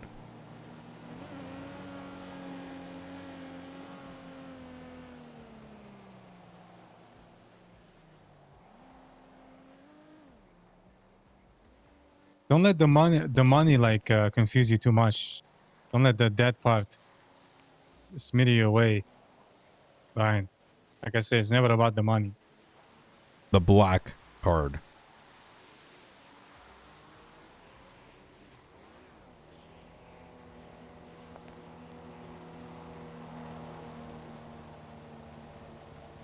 You're aware what the black card means, right? Observatory.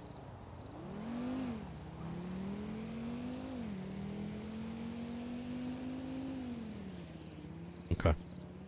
You take care. You have a good one.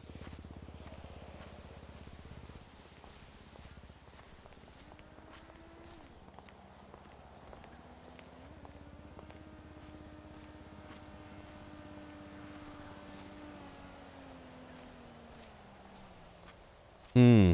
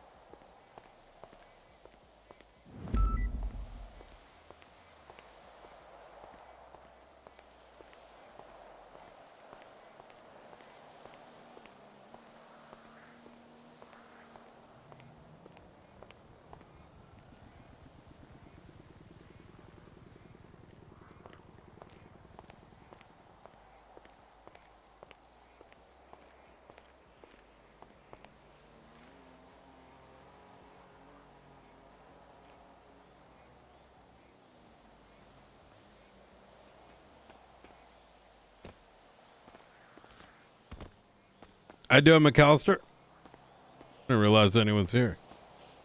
Yeah, no, I've been sitting here just finishing up. So told me to stop transcribing. I was just finishing up the one that I had, and then I was gonna toss all of them to the general reports. Yeah, I did find out an odd fact. Hmm. Because I was slowly going through the entire transcript, I noticed that Frank and Nora mentioned the fact that they explicitly met Gunnar Kane and Tony Tinkelman at the FIB building. Is the exact same location that Tony Tinkelman mentioned receiving his invite. What if Gunnar actually was there and handed him the invite on that day? Say that one more time. Sorry. What if Gunnar was there at the FIB building and that's why Tony met with him and that's how he got the invitation? Oh, yeah. I'm going to do that in a second. It is very possible. Guess I need to have a chat with Tony. Oh, yeah. He was supposed to have a round 2. Yep. He was meant to have around 2, and Stacy and him have been asking me questions. But yeah. Guys, I'm gonna leave you so you can meet with whoever that is.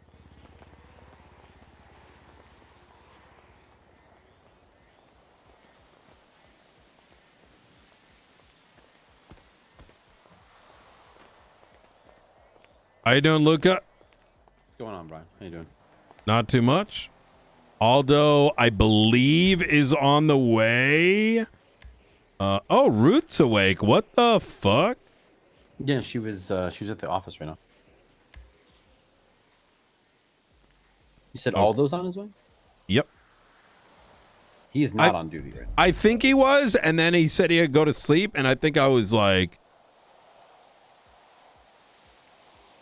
unless he's off duty and he's coming, I don't know. Yeah, I don't think he's. You know, I get into these like 3 dialogue sessions like simultaneously. Oh God. Yeah, and it's. Oh yeah. Sorry, my secretary just reminded me to call Aldo. He's You're probably fine. fell asleep though. Yeah, I don't see All him right. on duties.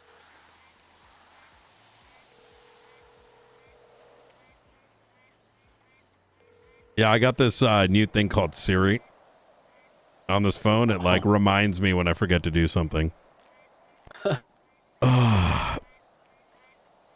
Is that new? No.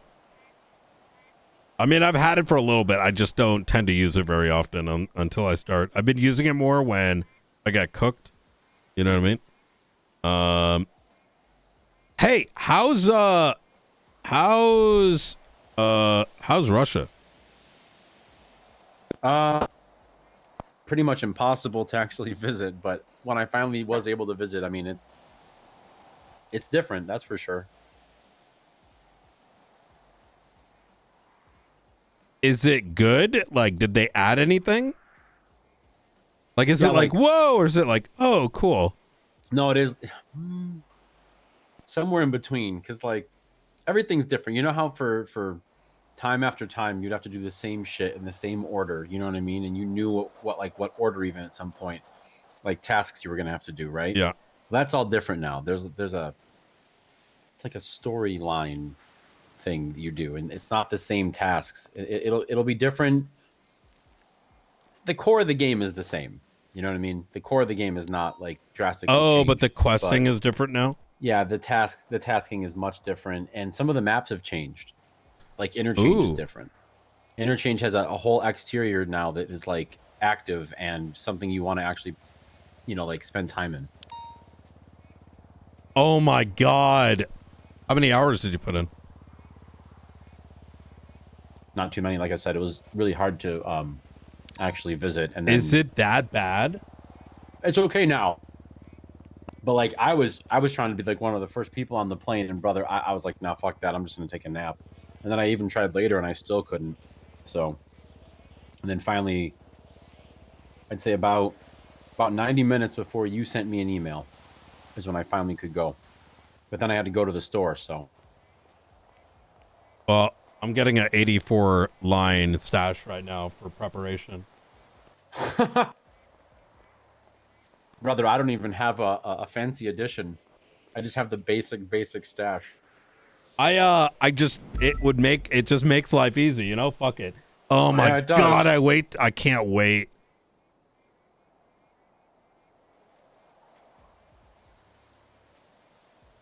One of my biggest regrets was not buying the EOD edition. I have VOD. You know you can't upgrade to Unheard Edition without losing your legacy perks? Yeah, fuck that. I would just keep EOD forever. All right, I got 84.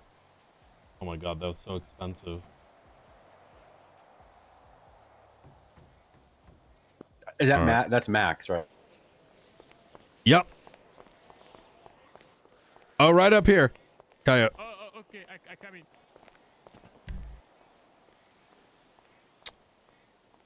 Oh, I think Ruth was only awake for a few minutes. Okay. How much was Mac? It's $100. Brother. But it's 84 lines, you know? That's so much. That's so much, which means like I don't have to worry about like cleaning my inventory. Because the thing is, like, if I'm gonna play, like, you know, if I'm here for like, you know, 8, 9, 10 hours and I want to go visit there for 2, 3, I don't want to spend time cleaning the stash in order to have money. Hola, señor. How you doing? Doing wonderful. All right, Mr. Coyote. I wish more of the team was here today. They're mostly exhausted. You know, as you saw yesterday, there was like 6 of us on duty at once. But you want to get started today. So let's get you started today. There are Luca over here is going to be your command oversight, effectively. He's the one that is responsible for managing your career. If someone starts complaining about you, you go to Luca. All right? If they're like, hey, why are you doing that? You say, talk to my boss. Right? Unless they're giving you proper advice, right? Obviously. Like my handler, like my manager. Exactly. This is your manager. As for Springfield, who you saw earlier, she is going to be, I forgot what word she used. She's going to be there as someone who's going to be like oversight on your cases.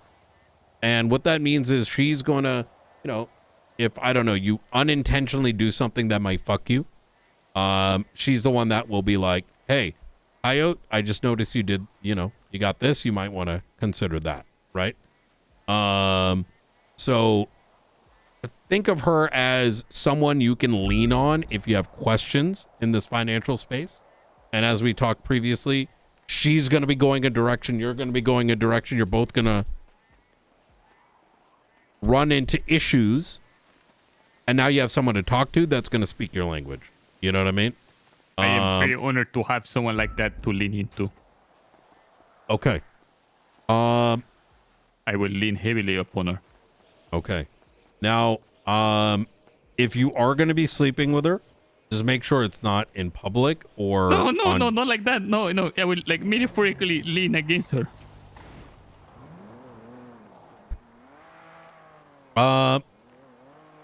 Understand that we are very much a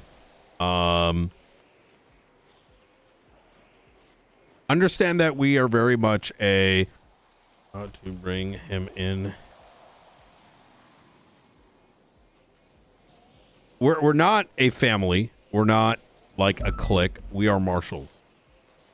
The job, it comes before family. It comes ahead of friends. Now, that doesn't mean that you don't, you know, go and get yourself a girlfriend or whatever. What that does mean is that if you do befriend someone here, you do not cover up for them. We are the last wall between corruption and protection. All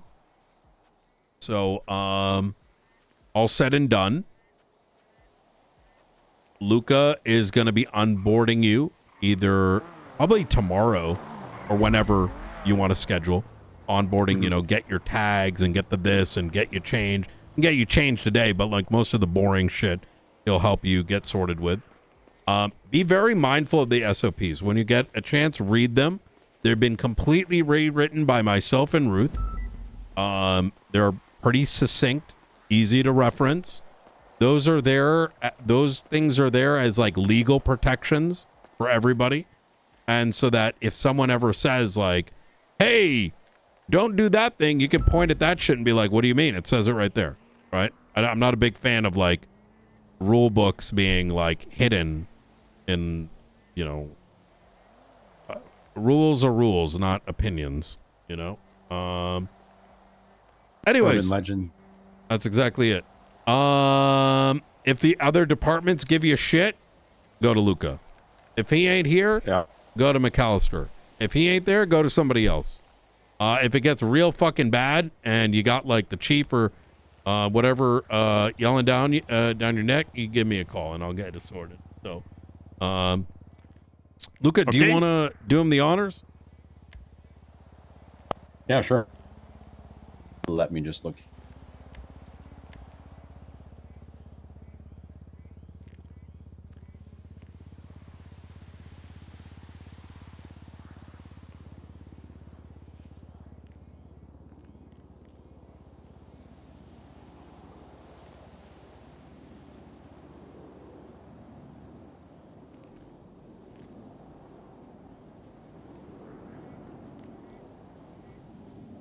We're going to be taking you in as a recruit over the next week. We will, let's give it within the next 2 weeks. We are going to be going through the checklist. Luca is, to ensure that any of like the little bullshit, like, you're aware of, right? And if you don't know it, he'll show you how to do it. You get that through that list, you're going to become a rookie. That's going to give you access to all the marshal files. Well, you're going to get that right off the bat. But that's going to effectively put you at the equivalence of a senior officer if you were to compare it to the patrol out there. After rookie comes deputy, which is McAllister over there, which then leads to marshal, which is effectively the equivalence of a lieutenant. I'm so happy to be here.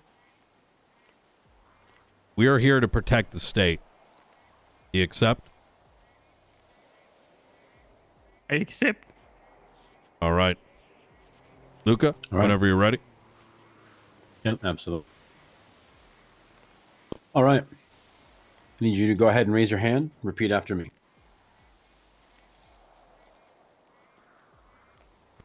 I state your name. I, Miguel. Full name. Antonio Manuel Manolo Diaz, also known as El Coyote. Do solemnly swear that I will faithfully execute the duties of a marshal in the San Andreas State Marshals with integrity, courage, and honor. Do solemnly swear that I will execute my duties as a marshal with integrity, honesty. Can you say again? Integrity, courage, and honor. Integrity, courage, and honor. I pledge to uphold the Constitution and the laws of this state. I pledge to uphold the Constitution and the law of the state. And to protect and serve its citizens without prejudice or favoritism. And to protect its citizens without prejudice or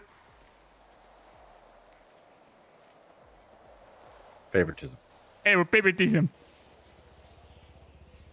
I will enforce the law with fairness and dedication. I will enforce the law with fairness and dedication. Striving to maintain the highest standards of ethical conduct.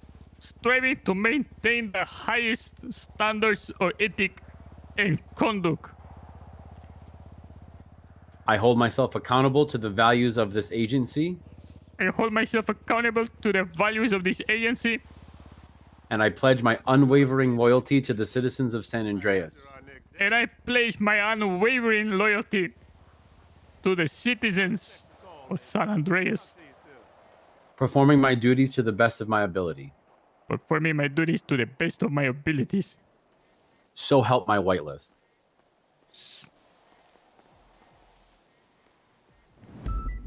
So help my whitelist. Take this job very seriously here, Coyote. And that oath.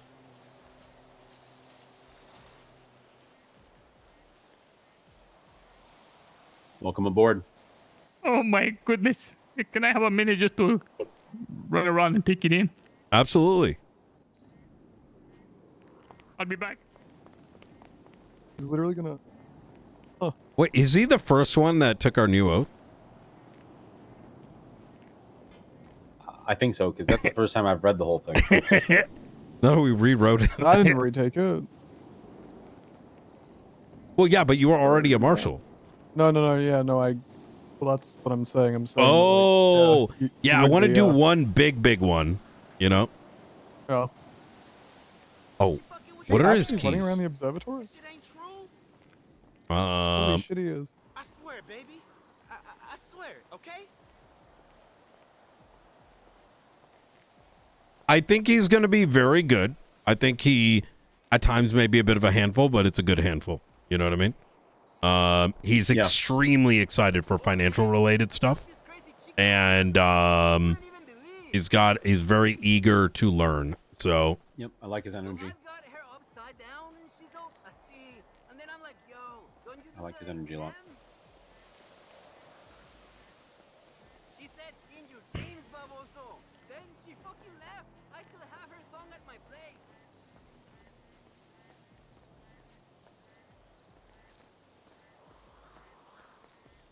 Pippo said he sounded like Radek.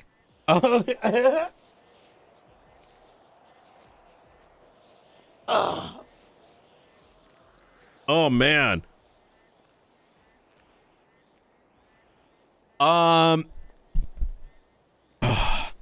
This is going to be really good for, I think, a lot of businesses.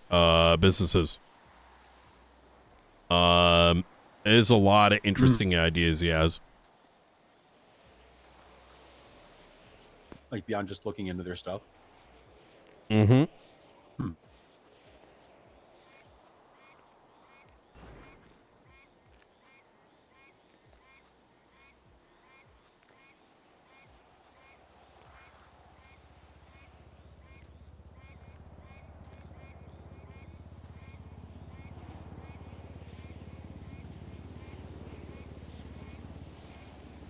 What the hell happened to my cow?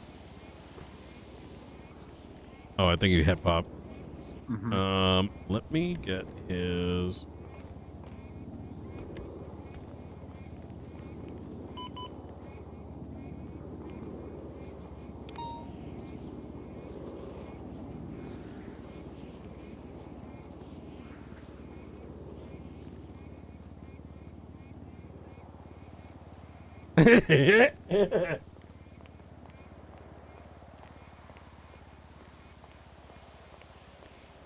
Can I say this was my favorite oath that I've ever taken here Good in San oath. Andreas? I tell you why. One part in particular. That my loyalty was #1 to the citizens. I've never said an oath like that. It's always been to the department and the colleagues. But I've always believed that #1, our whole purpose is to serve and be servants for the public. That's right. I'm really proud to have a chance to prove myself here. I'm very excited to see how you grow. Let me go ahead and give you your keys there, Coyote. What's your state ID? Oh, it's a 111-9A. 111-9A. All right. Luca, let's get him down to the station and get him dressed. Yeah, sounds good. Senor Luca, I will have to have #1, your numero. Oh, absolutely. All right. Now, do you have a 4-door here? Because I have a 2-door. I have a Ford. We can go. I brought my car from Mexico. I drove it all the way up here. Yep. Well, I have a patrol car here that I have to take back. All right. Don't go Easy. over that way. That's fine. Have him 41 once he's got his call sign. Yeah, absolutely. And we got to figure out a call sign for you as well. Special car. You know, with all my life savings, I bought it. You know, well, the problem is I don't want to leave these other cars up here, though. You know. No, it's no problem. Luca, we have received all most of our tools and a lot more of our tools after this tsunami. And shared garage is going to be installed over here, along with some UC shared garages around the city. So, oh my God. Okay. Yeah. So amazing. After tsunami, a lot of it should be in. So, all right, easy. Well, let me get him. All right. Let me get him started. Best of luck, Coyote. I'm gonna send you something. I'm gonna send you a document. Oh yes, yes. Thank you. See, Okay. Now, something like that, is that something... It seems to me you are familiar with Yes. what that was. This individual, you have literally helped solve a massive case. I'm not even fucking with you. You have... Wait, you're a marshal now. I've done nothing, though. Okay, so this is... No, yeah, I think you did.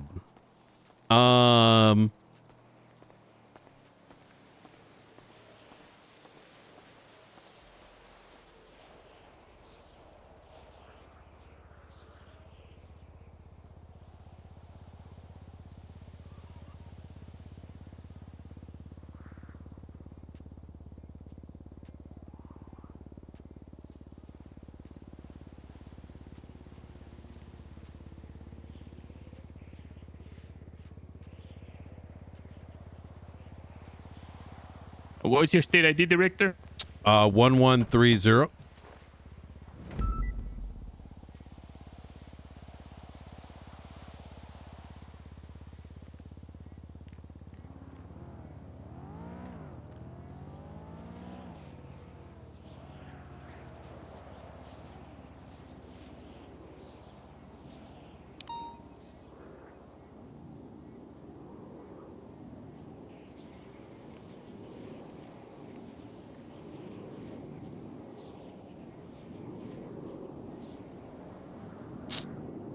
You just helped solve the biggest case What?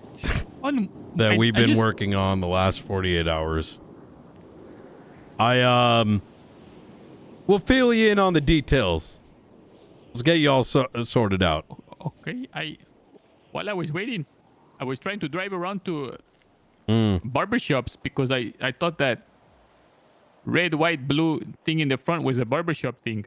But it seems you already know what it is. Was it I'll in go and Polito? follow you guys with my car. Was it in Polito? No, I didn't find it. The first one I checked was in close to the courthouse. I was gonna go to every barbershop. That's when you text me. You know what? After you're ready, see if you can find the location. Okay. But know that you may be witnessing a potential case of a corrupt deputy speaking to a wanted murderer. Corrupt deputy speaking to a wanted murderer? In the bottom photo. Wait, did you check the photo? Yeah, absolutely.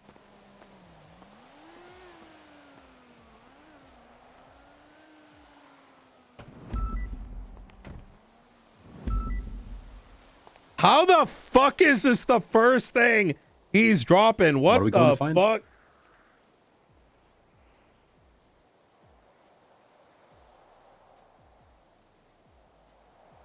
Now, here begs the question. Now, something like this, am I permitted to speak on this in front of Mr. No. Oh, instead in front of Luca? See. Yes, you can. He may not be appraised. This kicked off earlier today. Yeah, go ahead and send it to him. Luca, this is keep this close. I will as soon as oh, there we go. Okay. What is your state ID, senor? 3020. 3020. Okay.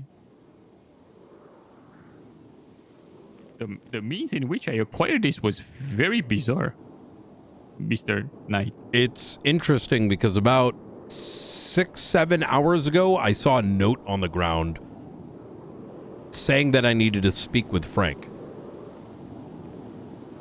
But I never was able to. It's been a busy day, and it sounded like maybe this was directed your way, and you managed to accomplish the mission. It was entirely accidental, or some strange things have been happening to me. I have been going to and from the courthouse, and I've been seeing a strange man who seems to know more than he should. At first, I thought he was this is gonna sound crazy, but I thought he was a ghost. Well, was he? Never mind. Does it matter where I picked up the note? Yes. Where did you pick it up? There is a really big stone building in the center of town next to a church. You know what? This is perfect. This will be his first report. Luca, can you, after he gets onboarded, have him get this all into a marshal report? And we'll forward this right to the sheriff and undersheriff. All right, sounds good. You'll get to drink that tea and Jesus fucking Christ. This is actually fucking insane.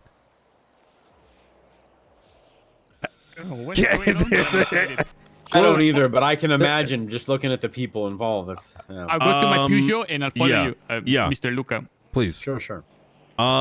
Luca, just so you're aware, it's going to be, a marshal report, how he came across it, where it was, where this photo was taken, with all of this document inside of it. TLDR, Bjorn had comms with Lang Buddha inside Bolingbrook Penitentiary that was super sussy. This was found on Lang's burner phone. And we just interrogated Bjorn, and this thing seemingly is like a fucking smoking gun. That Bjorn, I don't fucking know, man. Anyways, yeah, let's have him get like a report where he picked it up, the contents of it, all into a marshal report. Yeah, absolutely. All right, well, Okay. let me get him down there. Yep. I see his car. Hey, one last thing. Like, make sure it's a marshal report. This can't get out. Sure. I mean, can we like lock something still? Or like, is there a way to make something confidential or something? You know? Do we really It have is. No one can see marshal reports other than us. Faulkner is the only justice that can see it. Okay. Well, I mean, yeah, that's fine. I mean, I'll make it a marshal report. That's fine.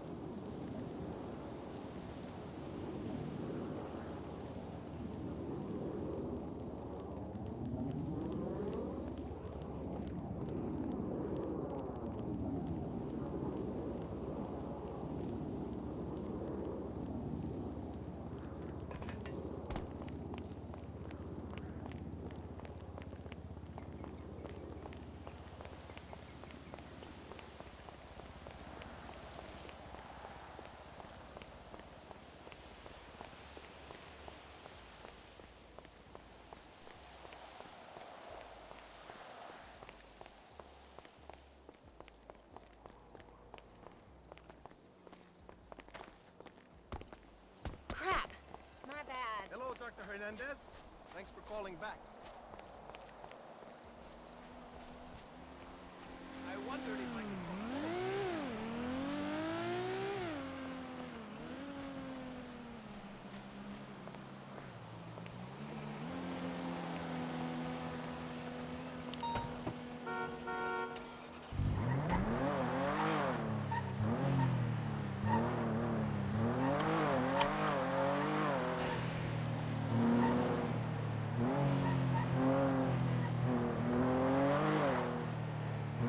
Zoom, zoom, zoom. Zoom, zoom, zoom, zoom, zoom, zoom. Wait a minute.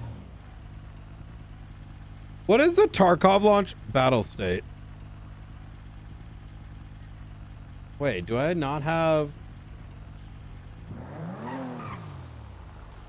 I want to get this installed in the background because I do want to play this tonight.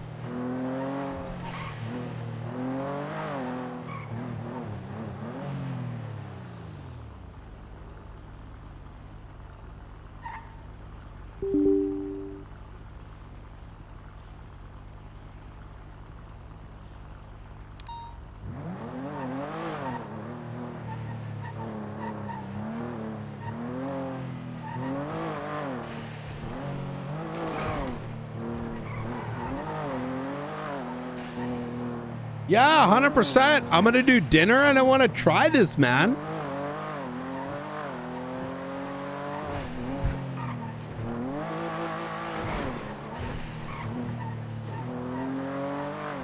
I wonder, how are they doing prestige and shit?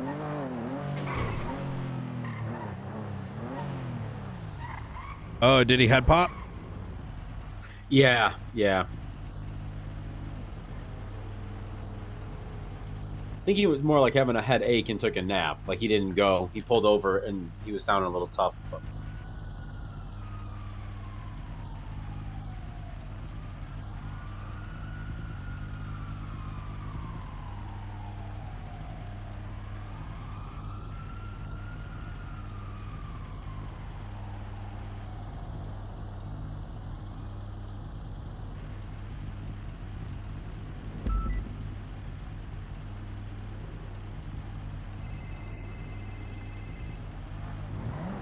Hey, Fine.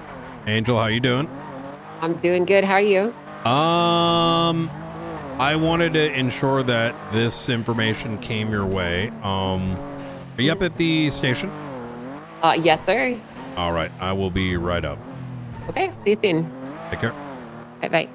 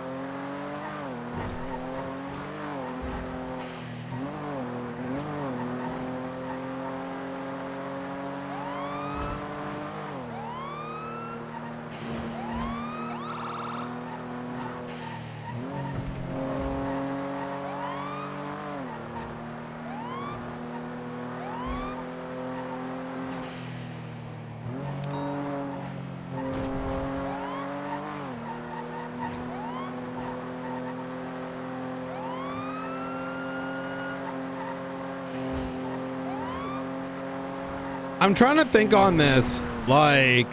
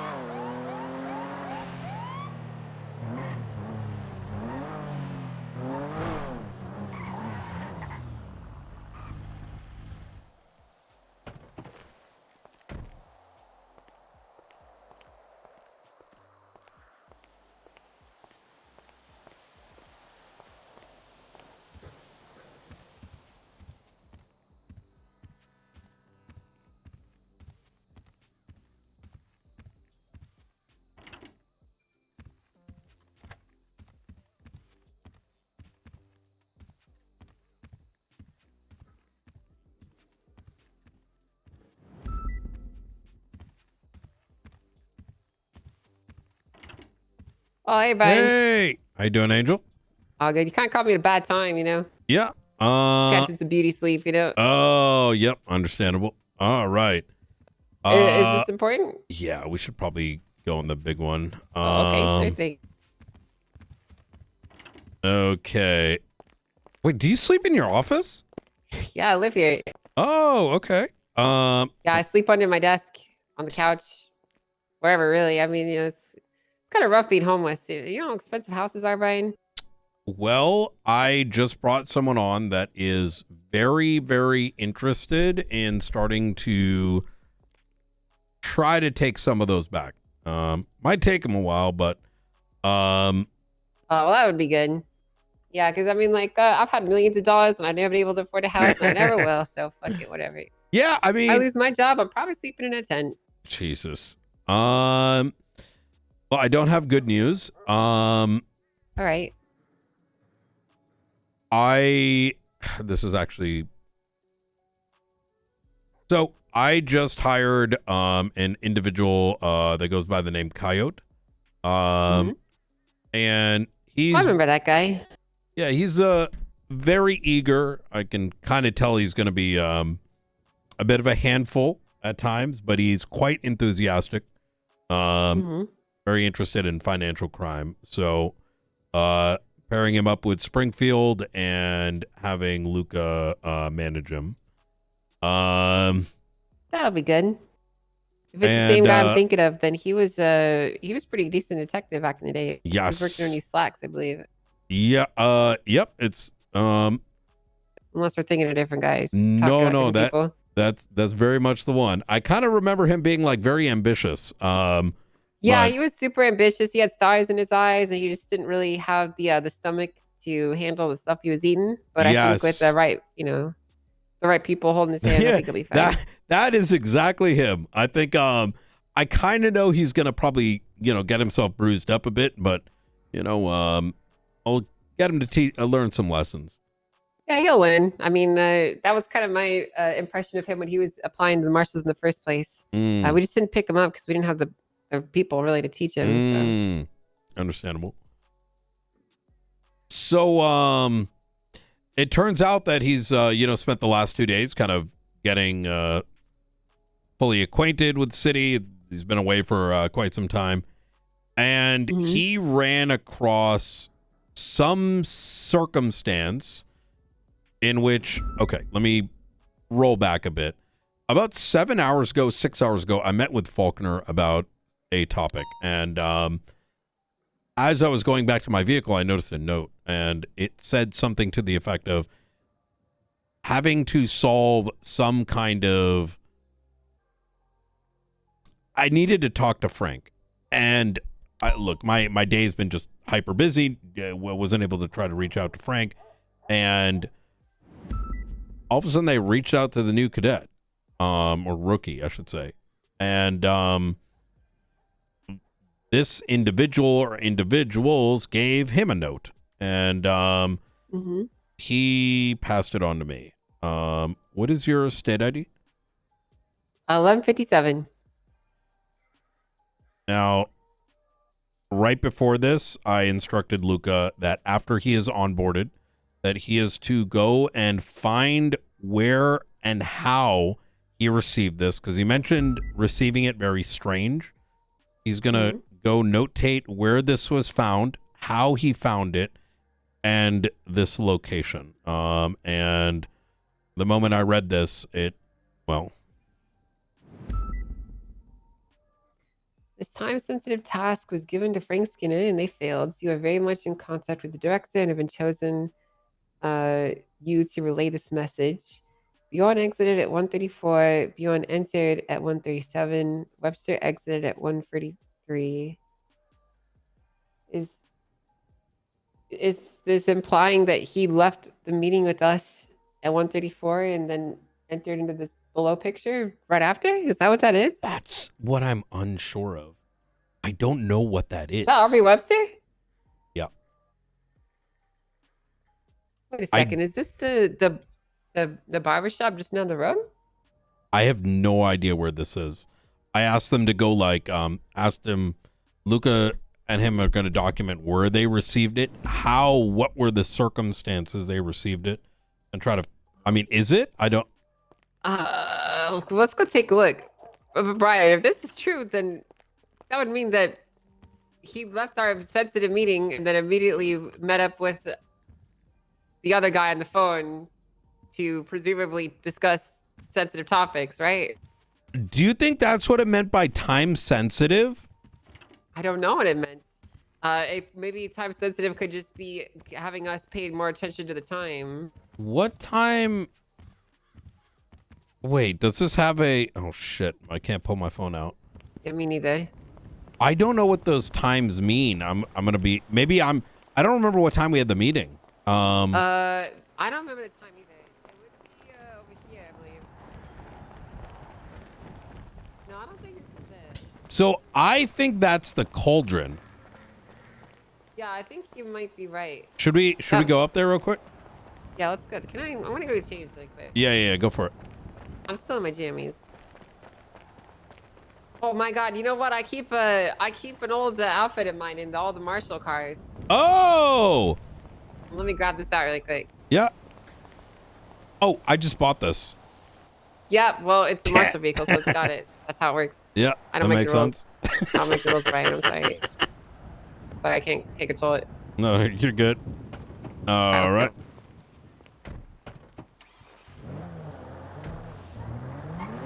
So, I mean, I'm just struggling to wrap my head around the implications here. Obviously, you know, this shows him meeting up with Webster, which in and of itself is not good. This time-sensitive task was given to Frank Skinner. I mean, that could just be implying that either one, he wants us to pay attention to the timestamps, right? Time-sensitive could just be like some dressing to get us to pay attention to that. Or two, time-sensitive refers to like how quickly we have to act on this information. I would be more willing to lean to number one. Yes. This time-sensitive information. I agree that it's like saying like, hey, it's about the times I'm giving. That's the main info. But I feel like it's self-descriptive. But then again, yeah, the time-sensitive bit throws me off. Does it have a time zone on the document?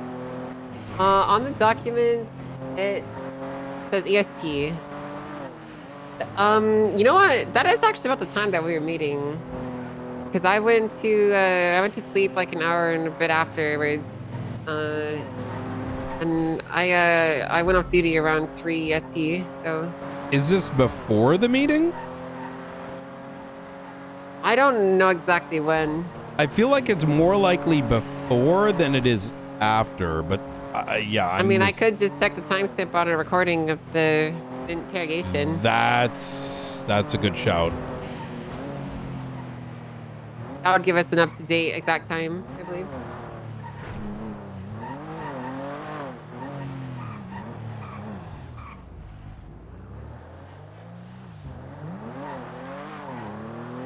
So this picture looks like it might have been taken from inside of the barber store. Yeah.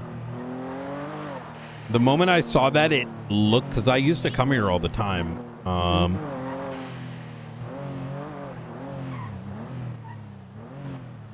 Yeah. Oh yeah, 100%. Yeah. Oh, and there's the brick, right? Yep. Oh.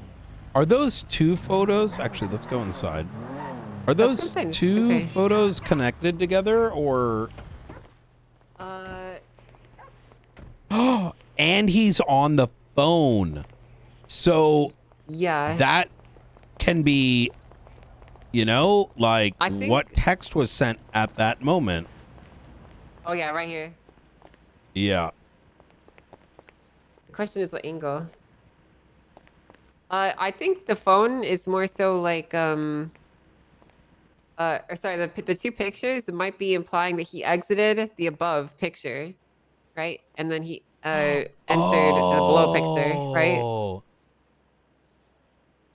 I agree. So that might be the. Oh, I think you know what it is. Brian, come check this out. If you look, the register, the very top of the register that you see right there. Oh, that's what that is. Yep. That's right about where he was in the picture. So that would be the door of the cauldron that Aubrey Webster is leaving, and Bjorn is standing on the sidewalk, right in front of it. So, yep. I bet if you get out your camera and you zoom in, you'll see the exact picture there. These are also 3 separate photos.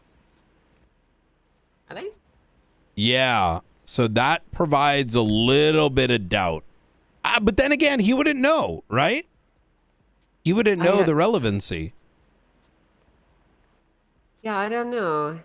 So you're right. That is a separate photo because Bjorn is standing like right in the same spot. It's like edited together. Bjorn exited 134. So he came out, and then he entered back in at 137. Mm-hmm. And then Webster exited. Oh, I think okay. These timestamps are probably him coming in and out of the cauldron. So Bjorn exited 134, and then he goes in, and Webster was probably already in there. Hold on. Hello. I'm doing great. Maze, what's up?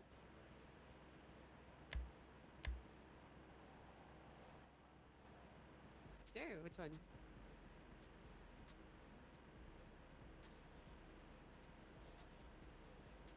Okay. 20600.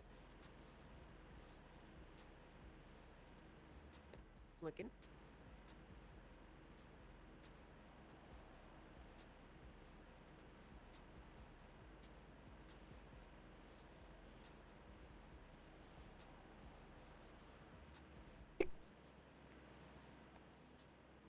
Yeah, that's correct. Yeah, that's fine. Yeah, absolutely. That's more than fine. That charge shouldn't be in there, so that's the right thing to do. I'll make sure I follow up with Eli, right? Yeah, Eli. Absolutely. I'll follow up with them. Thank you for bringing it to my attention. All right, you take care. Bye. Yeah, I don't know if we can be for certain which one it is, but either way. Yeah. Either way, it's not good. No. It's if this was today, and we may be able to ascertain that. I'm gonna double check on the subpoena that's out, and I think because if that goes through, wait, I think it did. I think it did. We already got the results. Daisy was collating them. She sent them to me actually. I just didn't look at them. Is it? Does it include today? Let me check. She just sent me the raw information. Would you like me just to send you the the raw information? You could double check yourself. I don't think she's actually collated it yet. If you don't mind.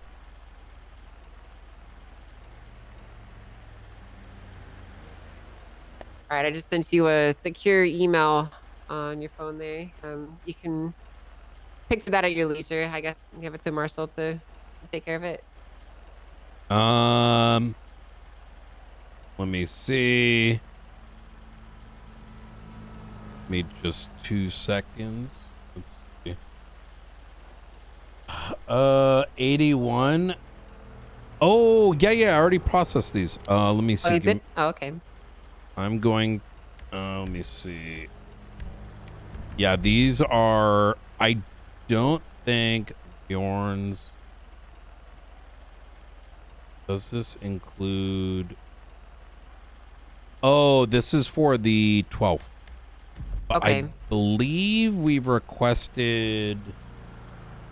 If I take a look at the search warrant section.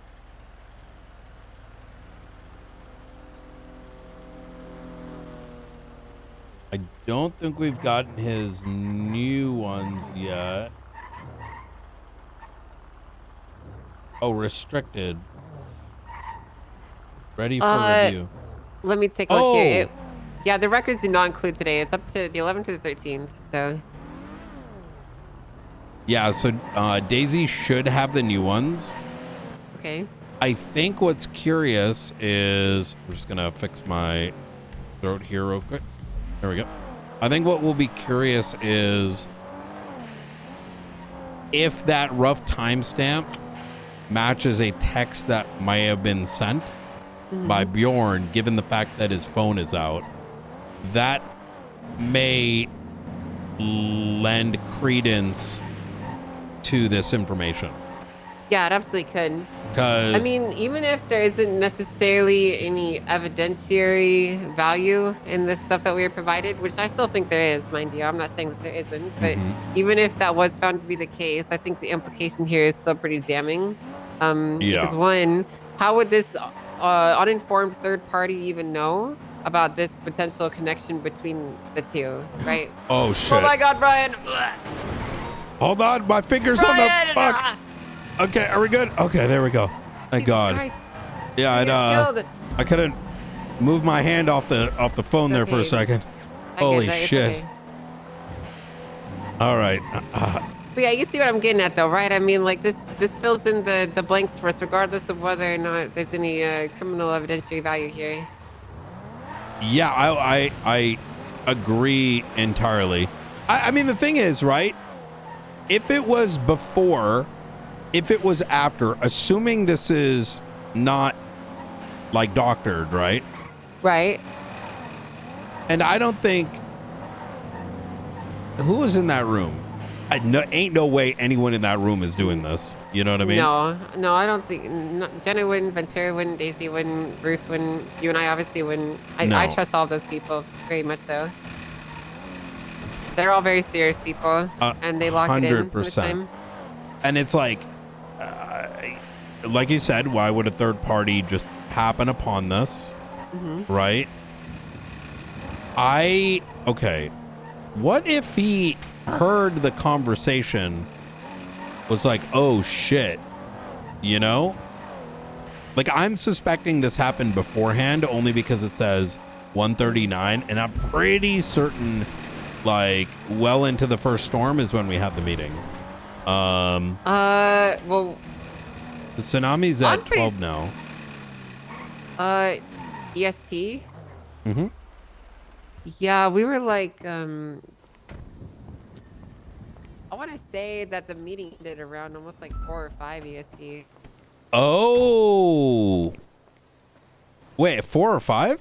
Oh, yes. So that would mean before, right? Yeah, so this would imply before, yeah. So then why would he not bring this up? No, why are we in this picture with him and everyone else there, you know? So that is where it lends me to say, okay,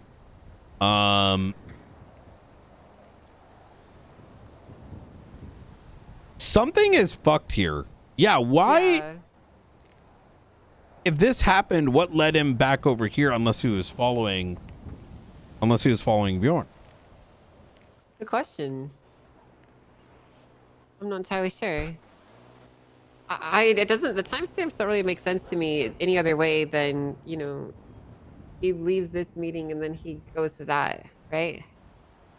I don't know, maybe it's just the way it's presented that makes me think that. Yeah, it being at the top, unless like maybe something ain't right here.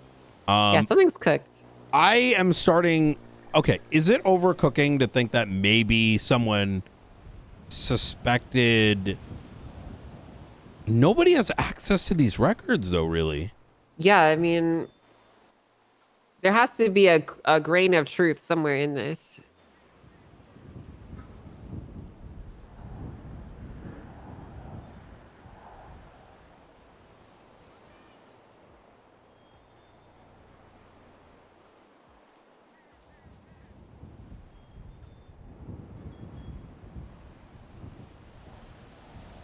Okay, so I only shared the prison phones with Frost.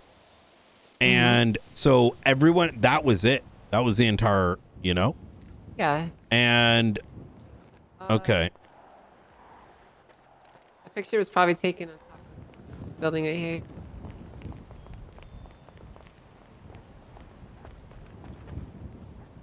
You know what's funny, kind of funny, Brian? Yeah. I remember at one point in the meeting, I remember looking at the window and I thought I saw somebody up here. Yeah. But as soon as I saw that, I was like, that's probably nothing. And I looked back towards you guys in Bjorn and I didn't really think much of it. But now I'm starting to wonder, like, if I actually did see somebody. You know who I think it might be? I don't know. There's some like guy that's been creeping around the marshal's office. Yeah. But like, not just the one down in the city, but also up at the observatory. But and the only reason I say that is creeping around in that, like, you know, you're somewhere and then he's just lurking. Yeah, he just watched it, yeah. I don't know. Well, Well, I mean, well, here's another thought. so there's two ways. This guy clearly isn't taking these pictures, right? He's lurking on us taking these pictures. My thought is, why would he, unless he was like stalking Bjorn, why would he have the pictures presented in that order? I think he was. It almost comes across as like he was stalking the meeting, and then maybe he potentially followed Bjorn around and continued taking pictures, rather than the inverse of stalking Bjorn all the time and just happening upon it, right? But it has to have been before because he was suspended after the meeting. True, but do we know if he changed out of his clothes? Because just because he was suspended doesn't mean he'd change.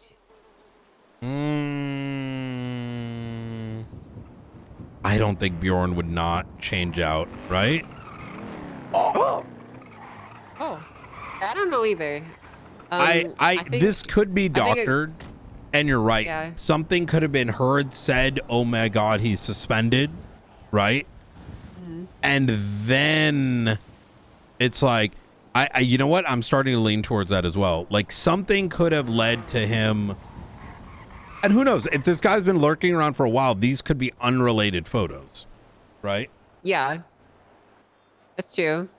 So like, let's say he had already followed Bjorn at one point and then noticed him again over here and maybe caught wind of something and was like, haha, yo, let me just wait outside this restaurant and wait till some sussy baka comes out and then paint a narrative. Yeah, because think about it like this, Brian. For him to take these pictures, he would have to have at least an understanding, either A, like have looked upon him, Bjorn, or B, have an understanding of Bjorn and his routines and the places that he likes to go, and also enough of a understanding of the situation to take a picture of specific people and stitch it together. So this guy definitely was probably stalking Bjorn. Yeah, I agree. Because how else would he know? I mean, this is kind of not an easy picture to get, you know? Like, he probably spent a lot of time just sitting around.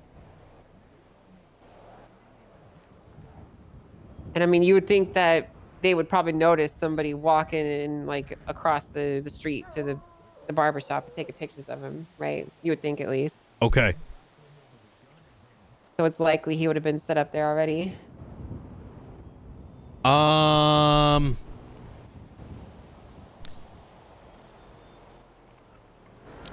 I think come tomorrow, once we get those like updated ones, the ones he accepted, that may very well pinpoint if that text message, which looks like he's doing in the photo, ties to these stamps.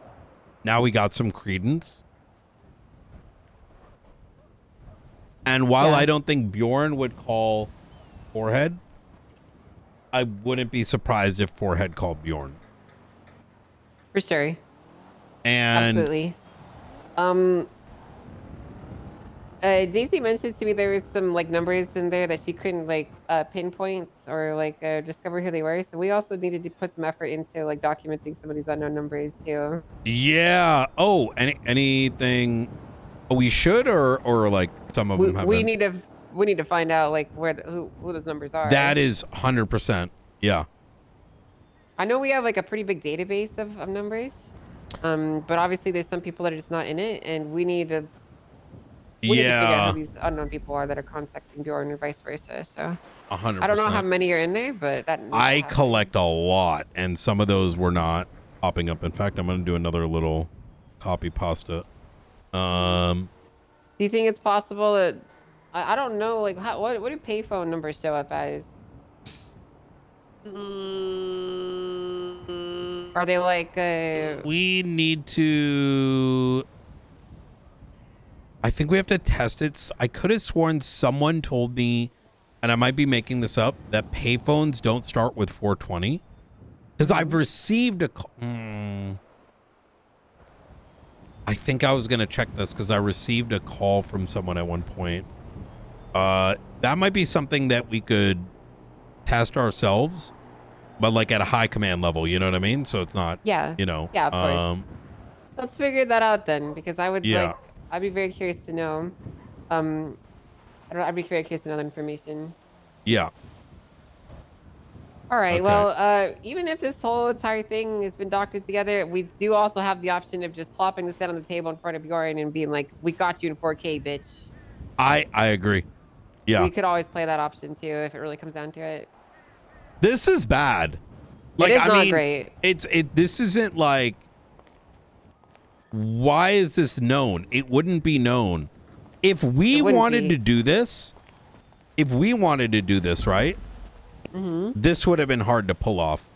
Yeah, absolutely. To me, this looks like someone that learned about it through another party, because maybe, I don't know, it's known in some like crim circle or whatever.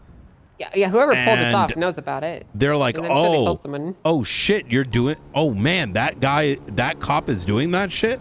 Yo, let me catch him in 4K. Yeah, when you put it like that, it does make sense. Okay.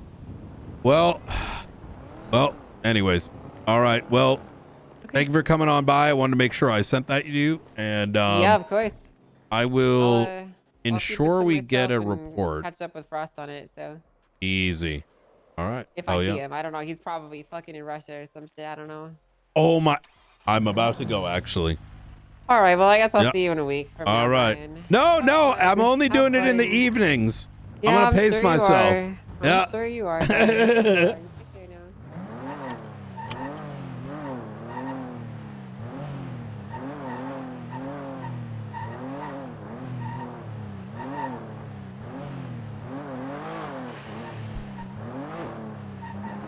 Chat, I think me and Angel, like OOC, I think both of us can obviously connect the dots. We're giving this some breathing room because unlike most people that do this kind of RP, Bjorn left breadcrumbs and participated in the RP doing corruption, and that's super obvious.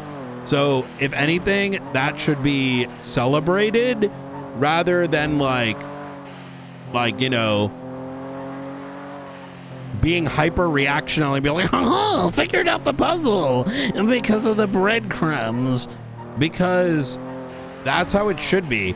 Because otherwise you end up with the, yo, let me go do some like wild shit and leave absolutely nothing behind so that I do this awesome shit and get away with it. And I can't be stopped. Like, you know what I mean?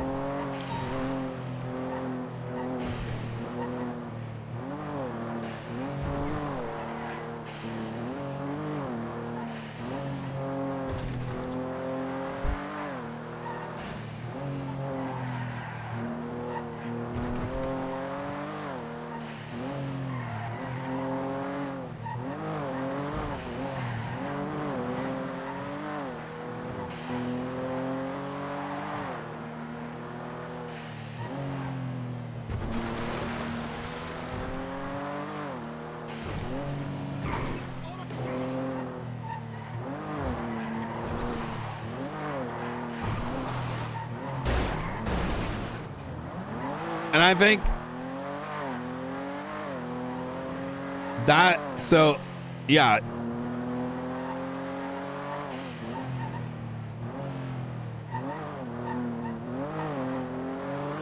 Daenerys, you have a good one, man.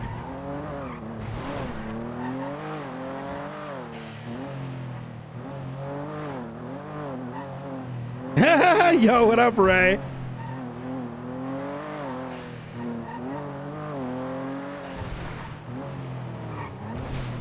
Ray is the OG, actually. Ray is the OG. Ray, didn't you play a character back in like 2.0 where you sold guns out of the armory or some shit? I forgot what it was. No, like out of the evidence, like you're like reselling them or something, and like I forgot what it was. You told me like a while ago. That. Oh, it was 3.0? It might have been. 3.0 was like a hot minute. I had a great time the other night. Bet you did too.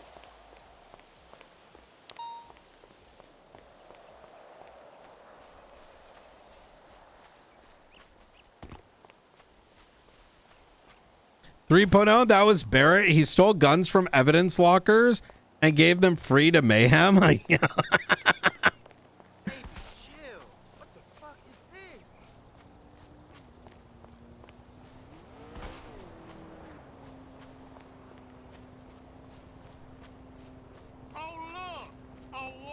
to wear the whole damn TV is fucking garbage. I heard that shit.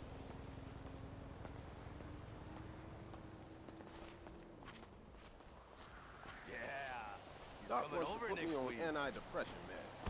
That just depressed me. Arma doesn't count. Arma was like crackhead shit.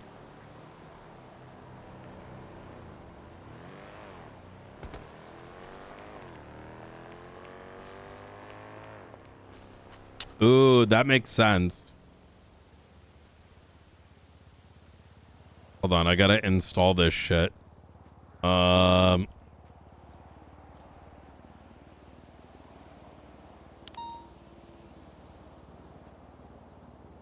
Have it in the background.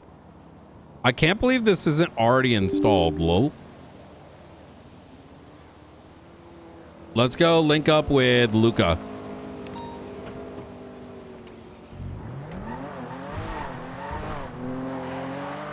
And Coyote. Let's see how Coyote's doing.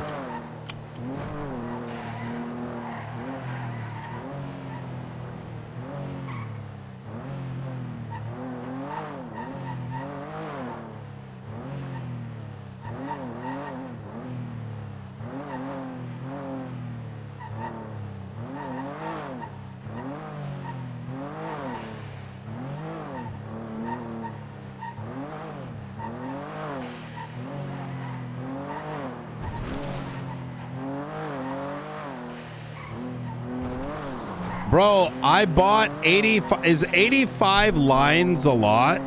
Wait. How many lines of stash do you get in Tarkov?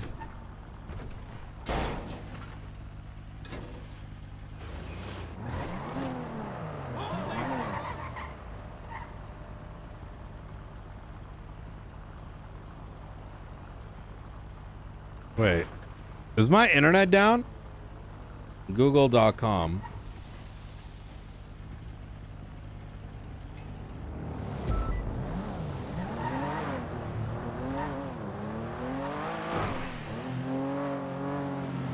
What the fuck? Wait, why is all my... Wait, that browser... What the fuck? Google. Oh, there we go. How many lines in stash in Tarkov? 30, 40, 50. I bought 84, so I doubled it. Oh no, I bought 56. So I doubled it almost.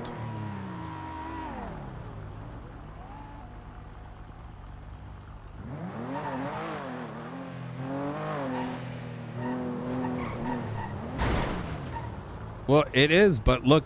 Okay, this is finally going. This is gonna... Oh my god. Wait, I should have downloaded this before. Hopefully this goes faster. Look how slow that shit is. Rip playing tonight? I know! What the fuck? Why is this on a CDN?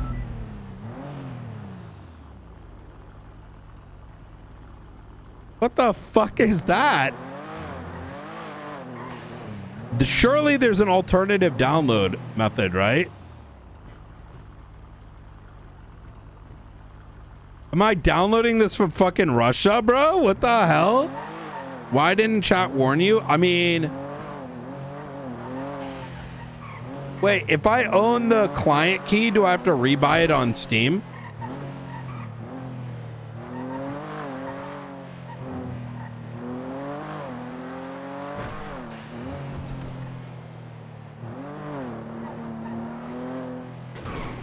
Bro, it's literally downloading from Russia right now. What the fuck?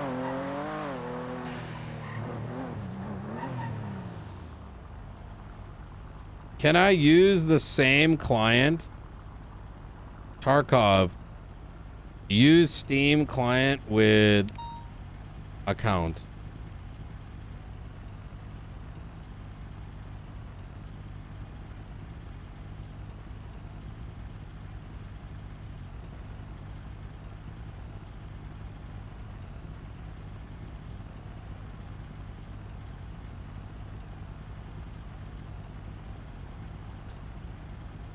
Wait a minute.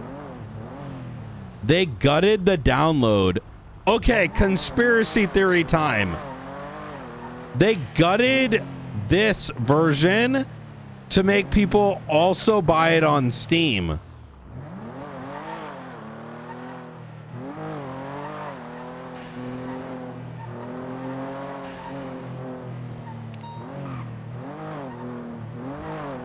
Oh my, do you think that's what happened? I mean, it kind of is sus.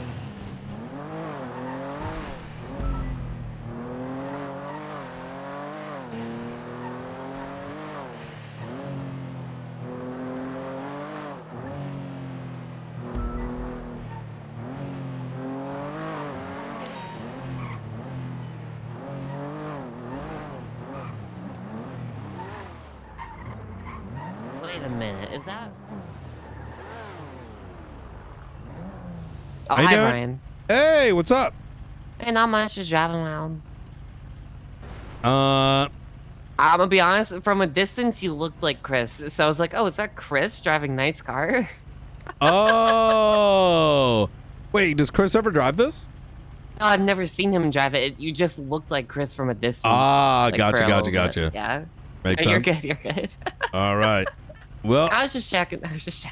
you're good. Good All to right. see you. Hope you're well. Likewise. You take care, Janet.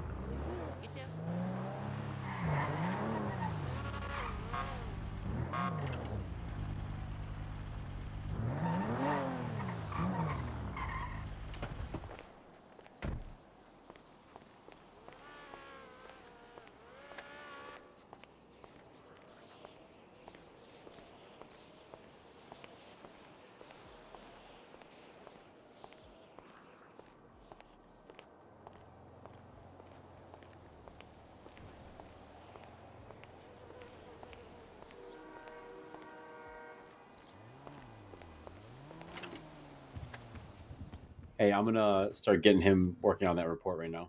Ooh, okay. You mind if I sit in the back seat, grab some food?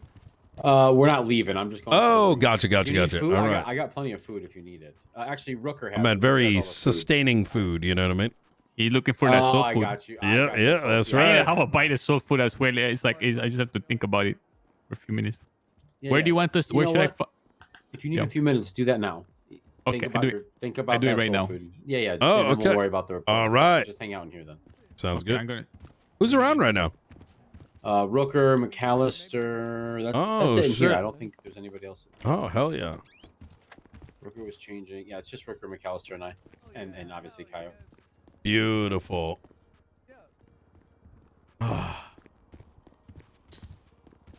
Hey. What's up? The fucking brother.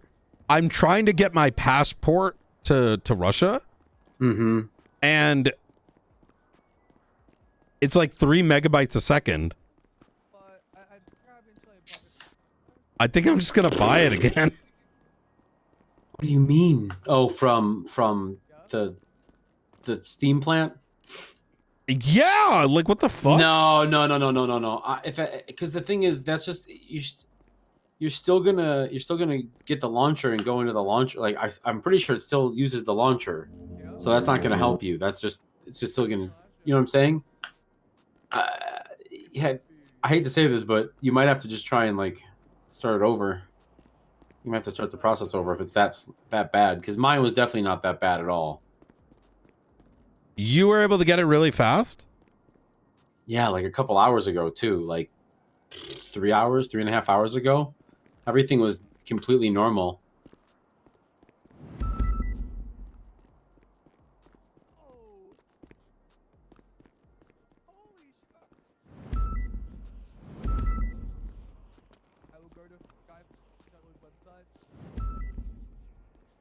Bro, it's so slow. This is gonna take me like 6 hours. Hold on, I'm gonna look up some shit. Yo, there's got to be something going on. That is not something I had a problem with. Like, it wasn't great. It was like, it's like a 20 gig download, and I got like 25 megs, which is not great. But 25 megs is still like a few minutes. You know what I mean? Not 6 fucking hours. That's insane. yeah.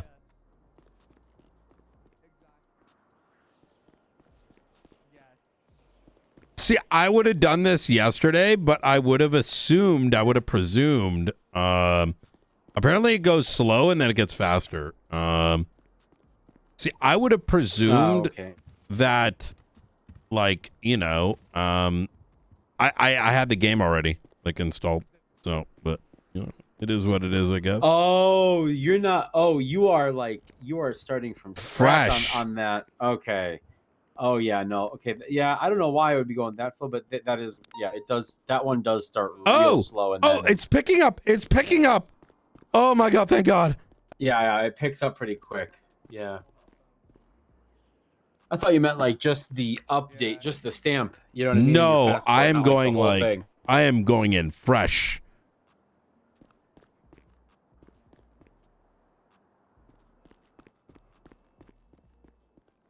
All right.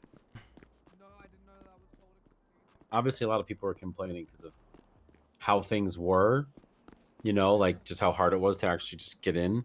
But now that people are in, a lot of people are saying good things and complimenting it and saying it's crazy how different it is and like just the content that they've added and everything. So we'll see. I think that's what the fun bit is, man. I'm excited for tonight. Something new. It's been the same shit for years. Yeah, that's exactly it. Yeah. All right. All right. I'm gonna think about, you know. Yeah, do your thing. Getting this all cooked just up. hanging out. All right. This guy.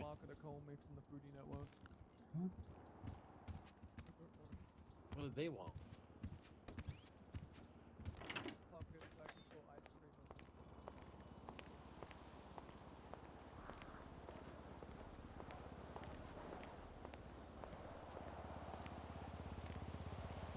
Oh my God, Raven. I haven't, Chad, but I need food. I'll try to remember to do it tomorrow. I've just been... Listen, you saw how busy I've been today. Give me a sec, and I'll be right back. Let me give you guys a video while I'm... funny... What the fuck? Funny YouTube?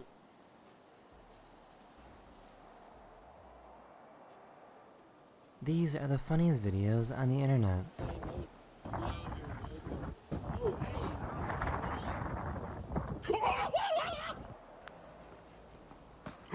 We're back.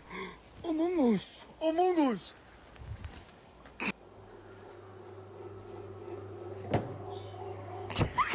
Hey man, take care, man. You wanna race? Nah. Cops right there, man. Damn!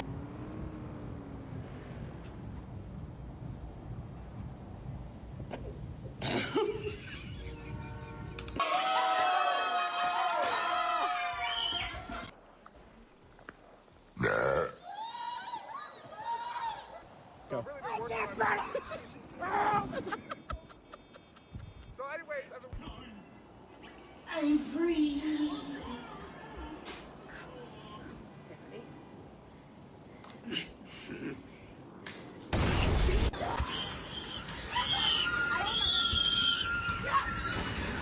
Oh, damn. This guy wanted to see if he could chug sparkling water without burping. Oh my gosh. What do I do? Mom, why'd you have to take me to Supercuts? This haircut looks horrible. I had a coupon. You look good, honey. Let's go. Let's go.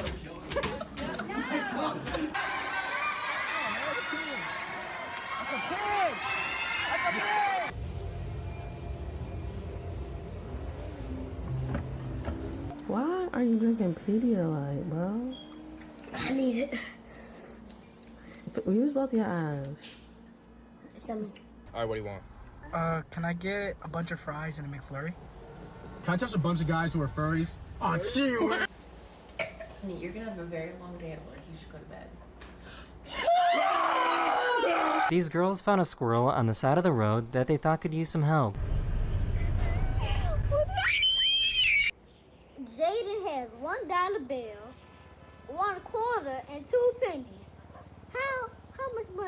How much money does he have? Jaden broke. Guys, my little sister's here with me, and she has crazy hair. So say hi, Alea. Say hi. Here. See? I'm gonna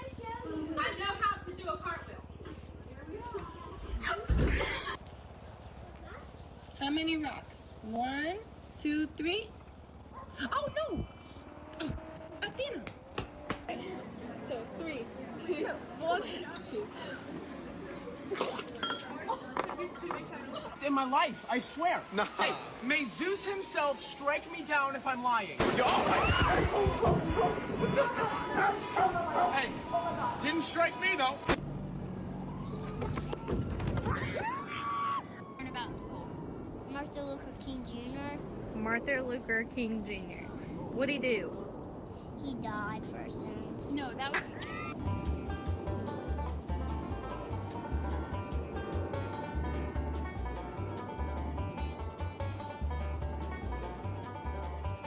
They were trying really hard to get him to dance.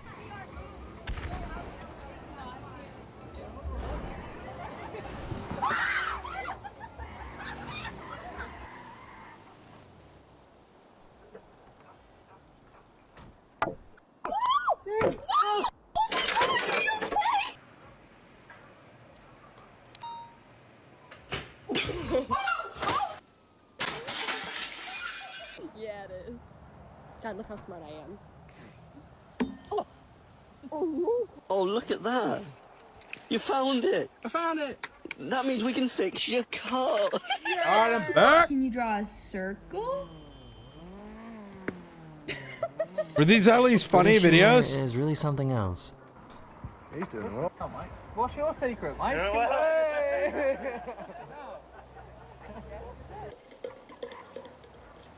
Hey, Zan. What? This has chilies? Oh, is that what that is? Now that. Whoa. Uh-oh. What in the tarnation? Thank you.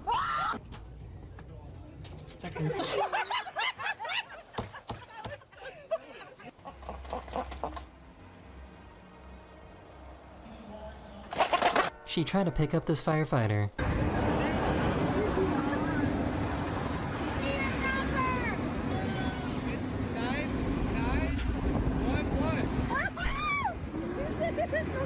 So you guys need to leave the property for 24 hours, and if you don't right now, I'm gonna make it 6 months. Would you kiss me though?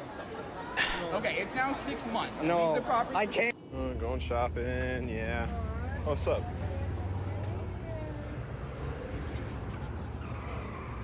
This guy really didn't think this through. All right. I'm curious. Tell me. Actually.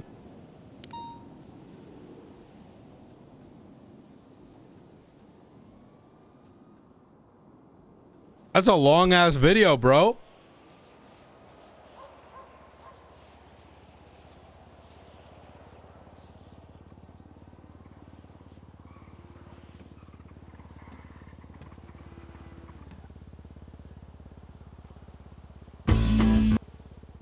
Hold on, let me see. Do we got... Wait, what the hell is this?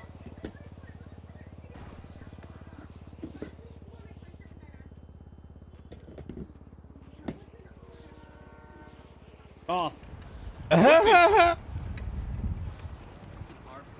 Okay, I like it. Picasso.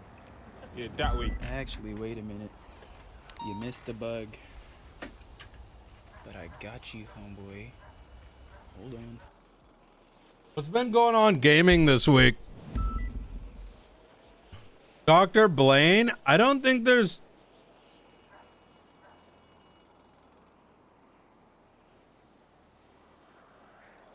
I think we've seen all of them. What kind of therapist calls his client ugly? I dare you to come look me in the eye and say that. Yeah, sure. Which one? This is Dr. Victor Blaine, a therapist with a 0-star rating on Yelp, which he claims is because clients don't like hearing the truth. This therapist told me boys don't date me because I'm a 3 out of 10 with a body count that's 3 times 10. I hate Dr. Blaine. That's okay. They hated Jesus for telling the truth too. When we asked Dr. Blaine how he'd describe himself, he said, "Imagine if Abraham Lincoln and Kanye West conceived a child. That would be me." Not sure I want to imagine that, but okay. My ex was so abusive. How often did he hit you? No, he never hit me. He was verbally abusive. He would call me the B word and other mean names. Bitch, I think you might be at the wrong therapist. Due to constant public backlash, Dr. Blaine hired an assistant to help him steer clear of controversial comments like these. Ever since I got paralyzed, I've been bullied nonstop. Listen, man, sometimes you just gotta stand up for yourself. What Dr. Blaine is trying to say is, you don't have to give these assholes the time of day. There's nothing stopping you from just walking away. Well, there is something stopping them.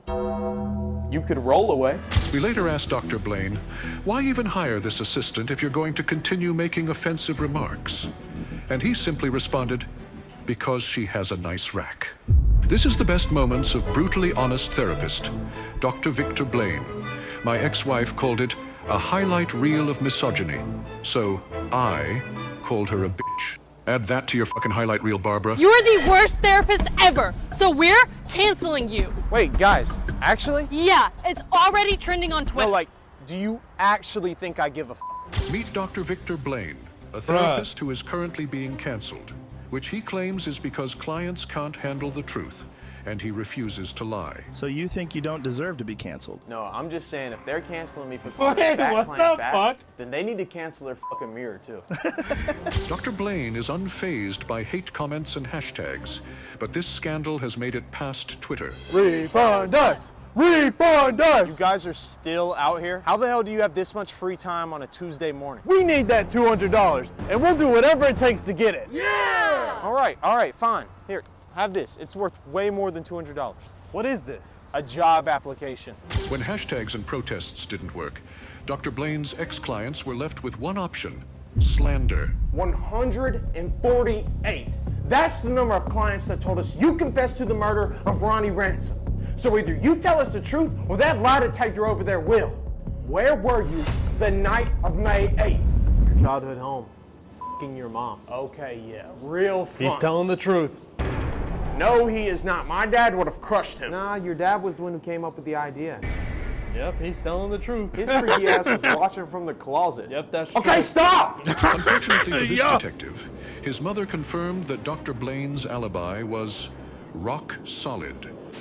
It's not my fault I feel like this. The cold weather triggers my seasonal depression. Then put on a fucking coat. Meet Dr. Victor Blaine, a controversial therapist known for being brutally honest with his clients. If you have a headache, drink some water. If you're hangry, eat some fucking food. Just because I believe in common sense doesn't make me mean. And I don't mean to trauma dump on my friends, but I just get these intrusive thoughts. Hey, here's an intrusive thought. You should just shut the fuck up. Okay, sometimes I'm mean. Dr. Blaine describes himself as the Kanye West of therapy, whatever that means. And I feel like my boyfriend cheated on me because I'm ugly. Whoa, wait. You're not ugly. You're mid. Excuse me? Don't act like you didn't hear me with them big ass ears. Like, can you finish up your little yap sesh? I'm trying to go play Helldivers.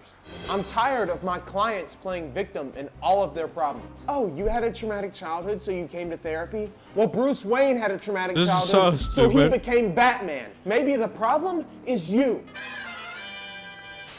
I am so fucking ugly. You're not ugly, Maddie. Bestie, stop! I'm not even wearing makeup. I literally just woke up like this. On today's episode of Brutally Honest, we meet Maddie. Driven purely by male validation, she is what's known as a pick-me girl. Maddie claims she is anything but a pick-me girl, so we decided to interview her and ask her why she only hangs out with me. I hang out with only guys just because they're like less drama. Yeah, right, bitch. Maddie's family opted to send her to controversial therapist Dr. Victor Blaine in an effort to help fix her behavior. Maddie, from everything I've heard about you, you don't hang out with girls, you seek male validation nonstop. I don't think you can argue the fact that you're not I am not a pick-me girl. Do not call me that. That's not what I was gonna say. Oh, then what were you about to call me, bestie? A whore. Maddie claims she's, quote, not like other girls, which is true, because most girls don't have a body count over 40. Your bitch girlfriend is just jealous of me because I am not like other girls. I play video games, I love sports. Oh, you love sports? Is that why you slept with the entire football team? Your dad has to be ashamed of you. Whoa, hey, don't say that. Why not? Because there is no way this bitch has a dad. Yo, what the? You're the worst therapist ever. I'm giving you a 0-star review. Damn, that's crazy. This is Dr. Victor Blaine. a therapist with a 0-star rating. Chad, I just realized, like, imagine someone watching this and thinking any of this is, like, serious. And, you know. Which he claims is because he only tells his clients the truth. I understand why my clients leave low reviews. The truth hurts. If my life was so bad that I had to go to therapy, I wouldn't want to hear the unfiltered truth about it either. Dr. Blaine has faced immense backlash for his methods. When we asked him if that ever worried him, he said, "Not at all. What are they going to do? Whine to their therapist about it? That's more business for me." I'm late on my mortgage, and I have no way to feed my kids. I just wanted to tell someone how I'm feeling. The only thing you should be filling is a job application out. I'm $200 for the hour. Why are you here? When we asked Dr. Blaine how he felt about the hundreds of 0-star reviews he's received, he said, "Each person who left a 0-star review paid me $200 for the hour. The reviews aren't hurting my feelings, and they definitely aren't hurting my pockets." And when I tried talking to him, he just said, "Get back in the kitchen." Well, why weren't you in the kitchen? You know what? Fuck you. You're a misogynist. Hey, I am not a misogynist. I don't know why you stupid bitches are always saying stuff like I didn't realize, like, it was a full thing. Someone posted some of those clips at one point, like a while back, and I was so confused.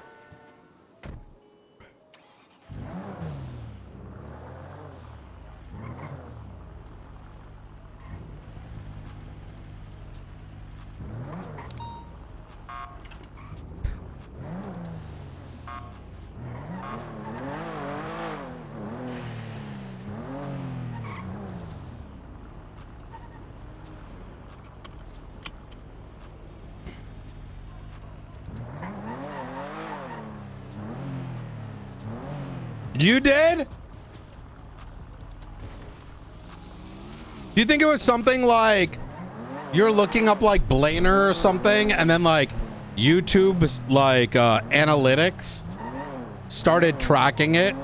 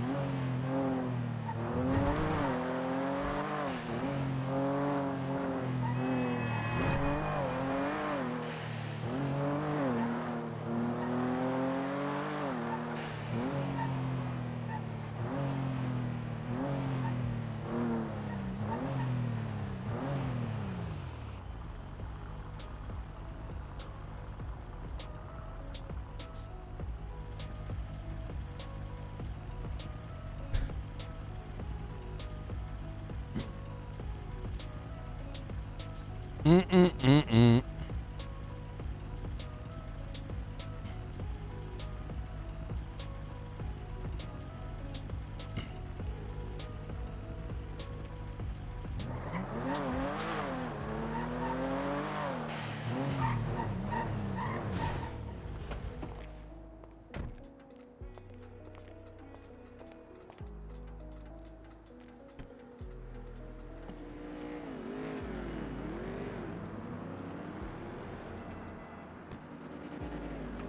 Clean that up right there.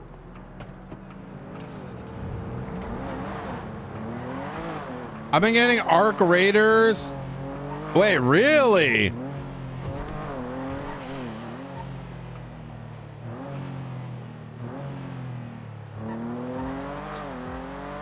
Arc Raiders has been good. But like there is like a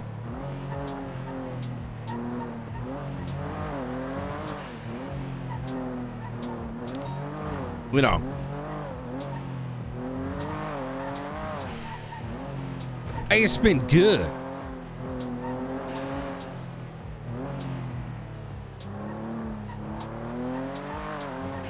I'm really excited to try this Tarkov. I was gonna look up online to see like what changed, but that's probably not the best move.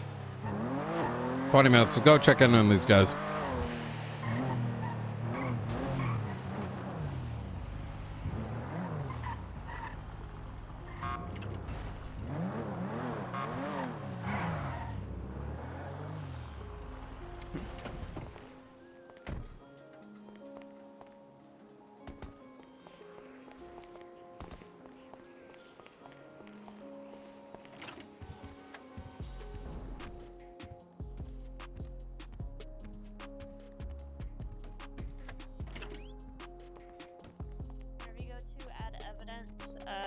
that you classified as a weapon under the name. I put my call sign, department name, and then whatever it was.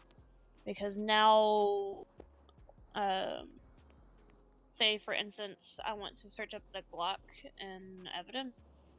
I can go to the evidence tab, put in that serial, and it will say 009-SASM Catalina Rooker. So that gives all of the information that somebody would need whenever they're processing a scene, if my shells or projectiles are in. Mm.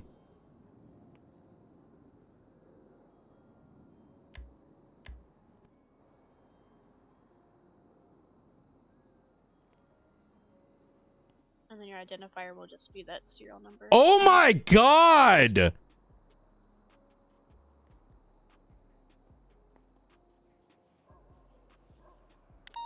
That's a long name there, Coyote. See, name after my great grandpapa. Oh. I put El Coyote in the report. That's what I was doing in LSPD days too. It's easier. Is that Unless like you guys the would prefer Miguel Diaz? No. It's good. Or Manolo Diaz, or Antonio Diaz, or Manuel. Is that like your family tree in the name, or? My great grandpa Papa was the first El Coyote of my lineage. Oh. His mama gave him that name.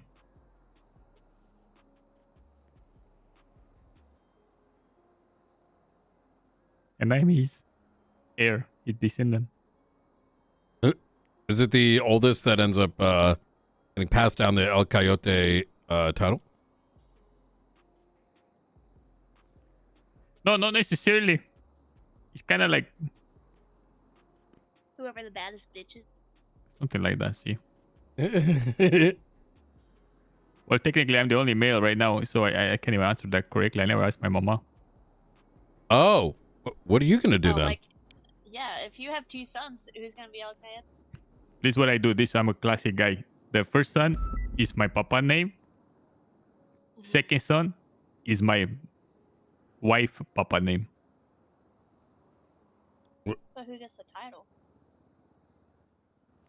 It's a good question. We'll have to cross that bridge when we get there. I need to find someone to make babies with first. Is there a quicker way to copy the serial number? I feel like there used to be a faster way to do it. Yes, there is. Give me the sauce on that? Is that That's how you would copy most things when you like are hovering your eyes over the bottom of the weapon. You know what I mean? You got to pull out your cell phone and then open up your pockets. Okay. Then you'll see a settings button, and you want to hit quick move preference last open inventory. So make sure those last 4 checkboxes are on. This kind of turns on that little biometric scanner in that on your PD app on the cell phone, and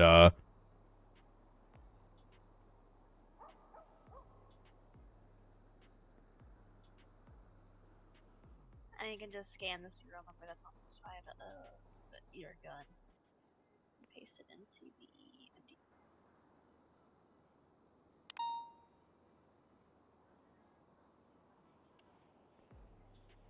here, let me show you. So I'm gonna take out my MDT, and I'm gonna hold the see your gun right there. I'm gonna hold this up to it, and I'm gonna hit Control C on my on the tablet. Oh, okay. Yeah. Oh, I see it. Oh my goodness, this is amazing. We really are living in the future.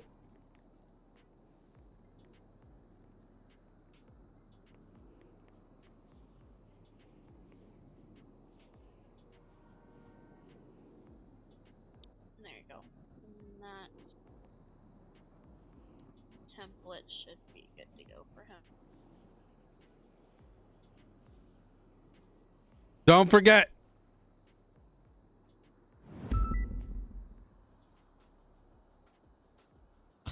Oh my god, I forgot there was archivist activity in the morning, wasn't there?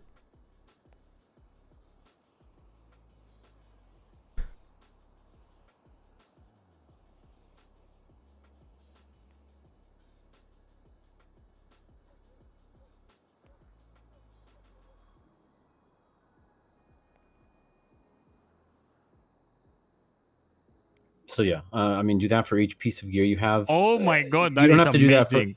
You don't have That's to do so that for easy. iFax or any of that, but just each piece of like hardware that you have that has a serial. Look, what is in my Brian fix list? Holy moly, that is so cool. Let's see.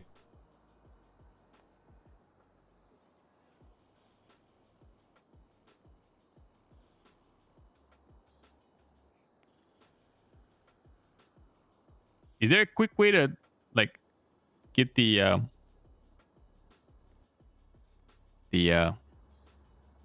MDT out fast? State Marshal Short. Oh, well, actually, Rooker, I got news from our intern. Some of our stuff is, it should be, most of the stuff after this tsunami is going to be in. Yep. I also asked for a shared garage at the observatory. And there'll be a couple I just, that I'm going to ask him for like, by the Noose Center. Noose and Zancudo.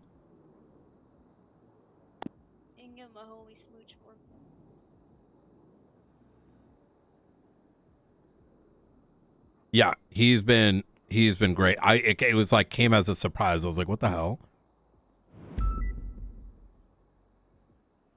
You need to wine and dine his ass.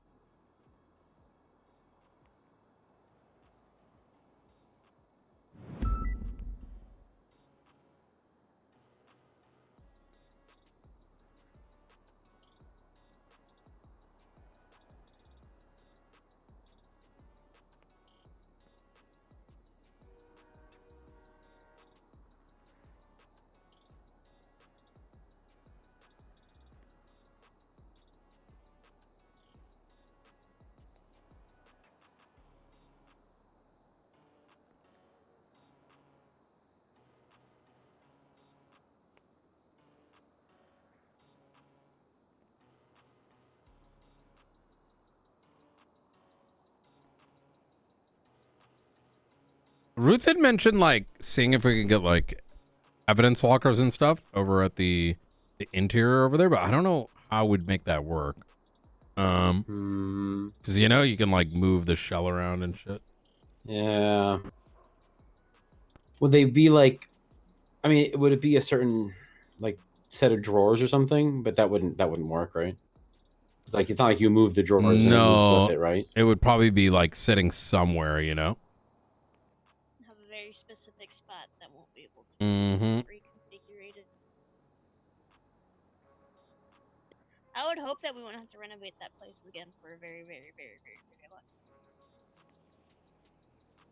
Yeah, absolutely.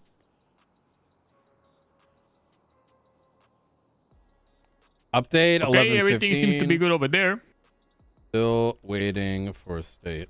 Okay, now here's the fun part: is taking each. Oh, I gotta do the evidence. I'm sorry, I didn't do the evidence. No, you're okay. Your description. I do call sign my name, Sasm, and whatever it is. So the first one's the block. Your category will be weapon, and then your identifier. That BWP, and there is no need to put the state ID on that one.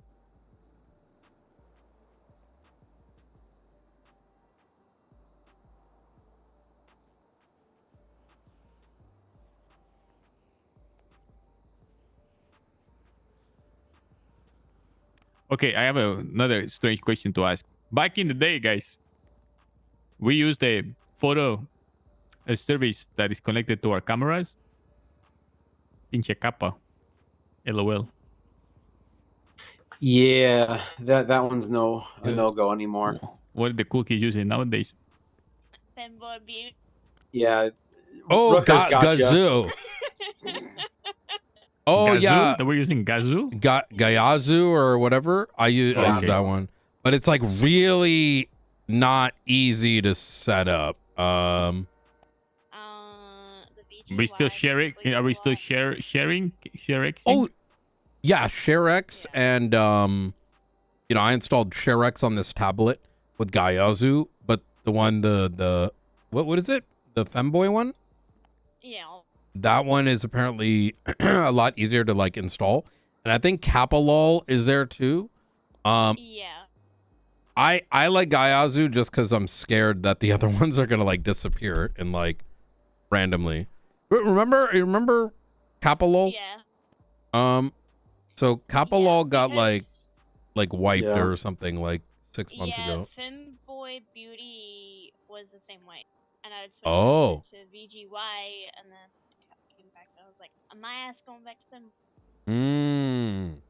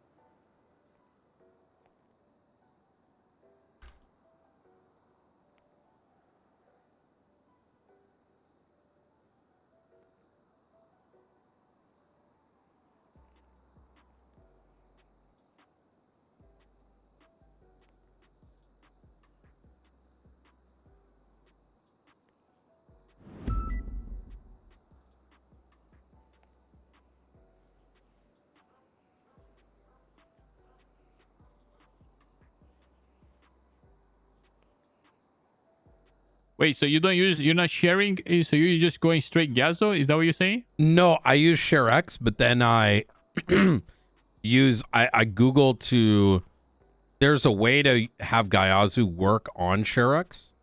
Let me see if I can find the let me look it up. I had to follow some very strange steps to get it to work, but it was very, I found it worth it only because it's like the peace of mind that the photos won't go away.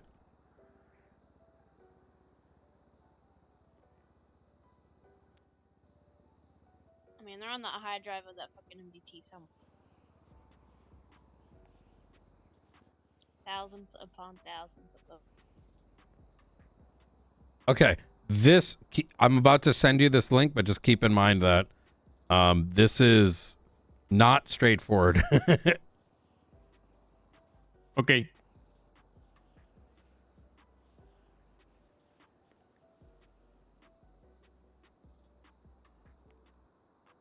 Wait, what the fuck is...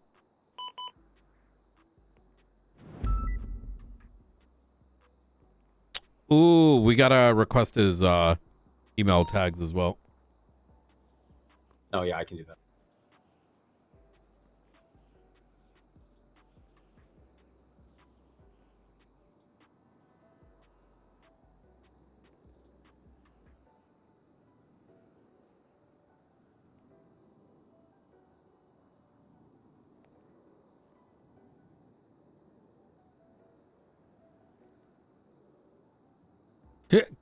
Could you send me a email there real quick? There, Coyote?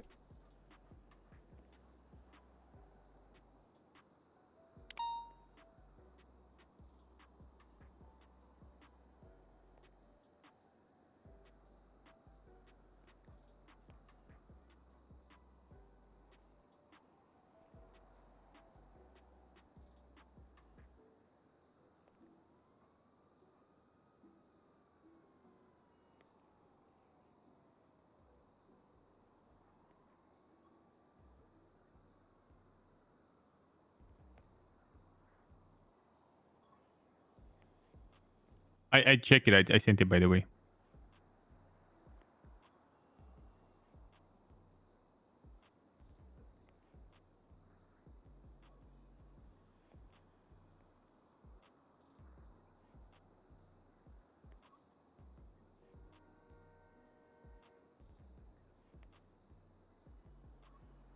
There you go.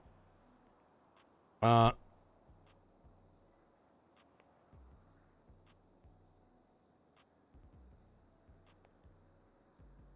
my god, amigo, this is like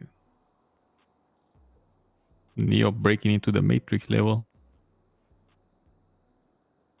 Yeah, it takes a couple steps. It might be my recommendation. Use Capilol for now. You might regret that. Is the femboy one? Does that? No, it don't even fucking work. I use VGY. I mean, I don't have any problems. Where is the setting in ShareX that we get to like change the server that it like connects to? Where is that? So I think VGOI is pretty easy to connect the two. Oh.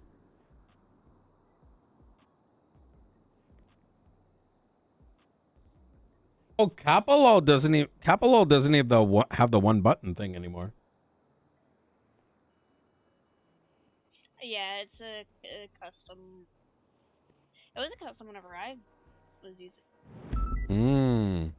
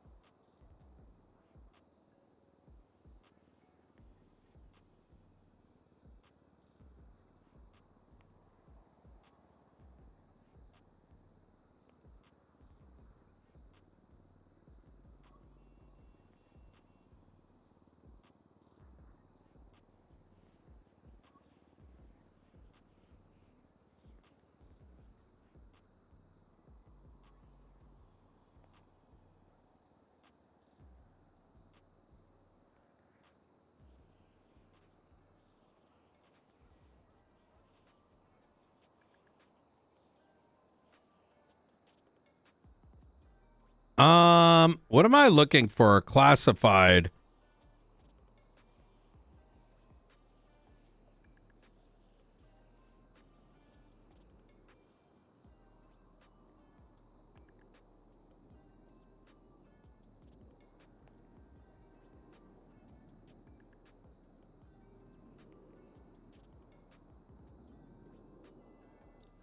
What are you setting up now, Kyle?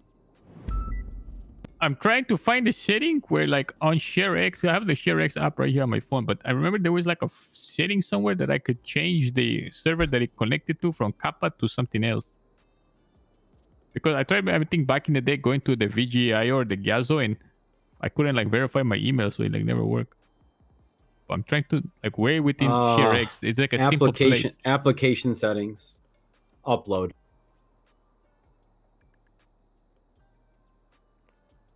You, my friend, are a genius.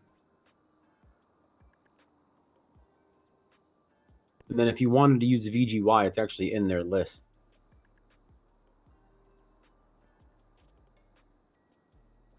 Okay, when I click VGOI, what do I do next?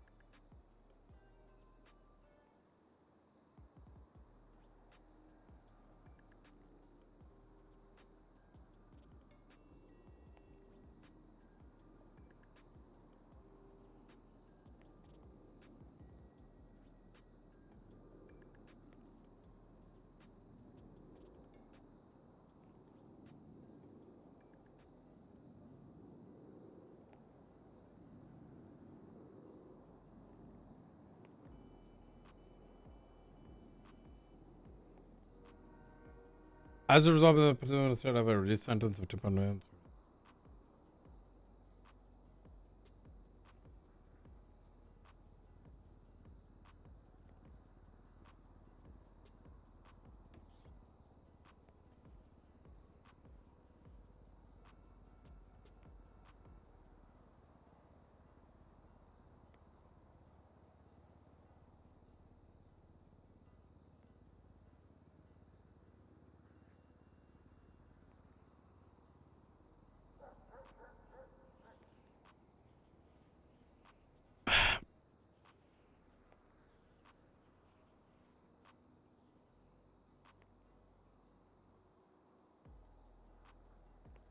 All right.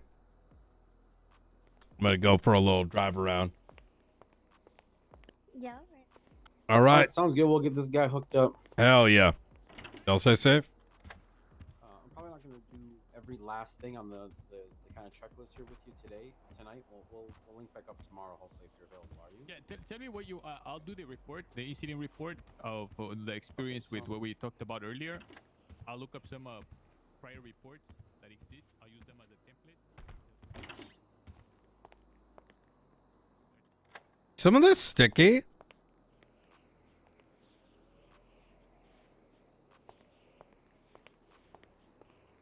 God, I'm so close yet so far. I should have done this a while ago. But it's almost there too, so hard to complain. Almost 70%.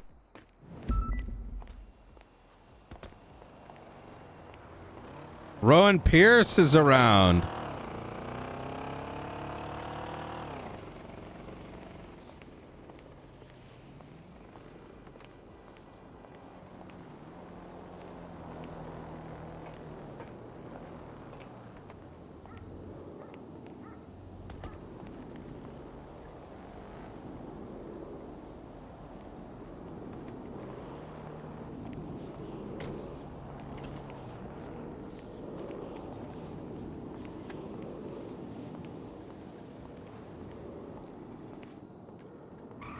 There we go. What's up?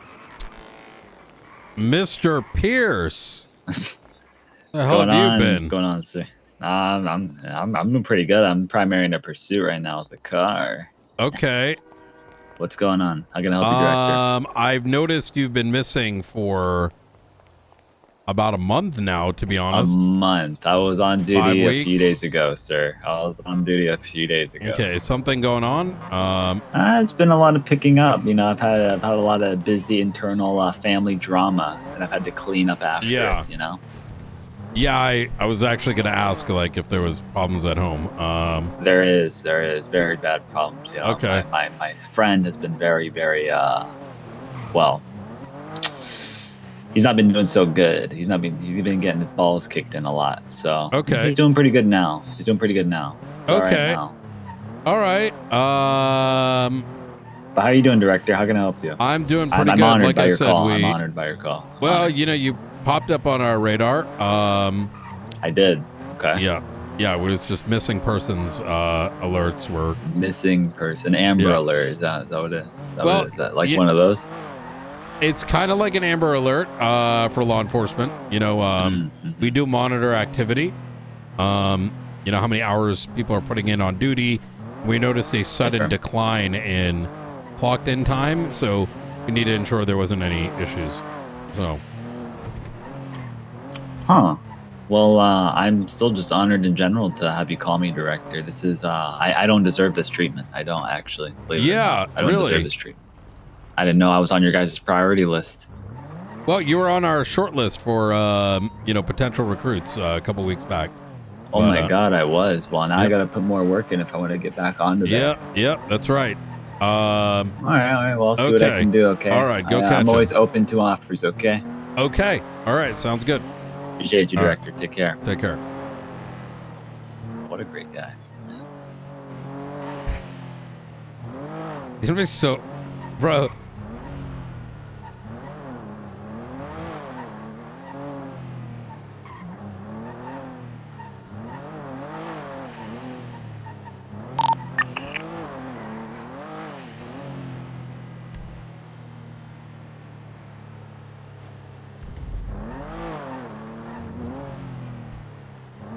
Wait, I haven't gotten my paycheck in like forever. Like forever. Wait a minute. Springfield texted me and I didn't process it.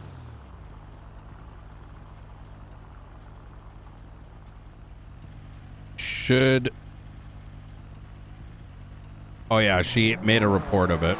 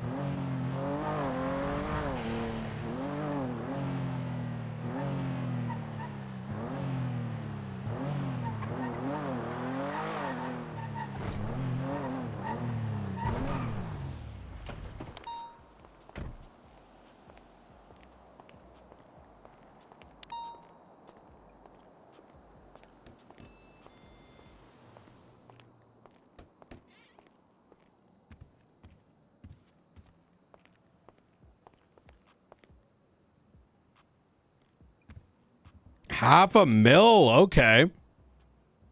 That's a good chunk of change. Thanks for a date night? Hey, what's up? Hey, puto.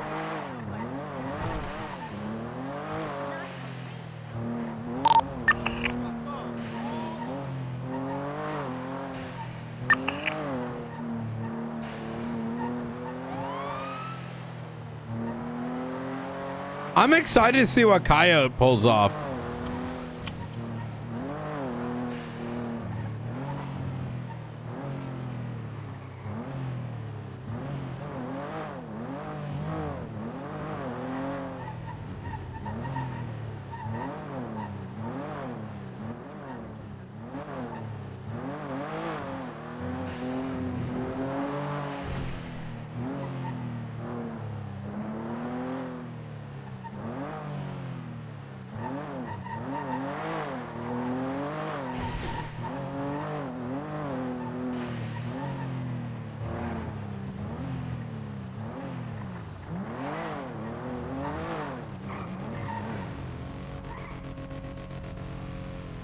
You all right?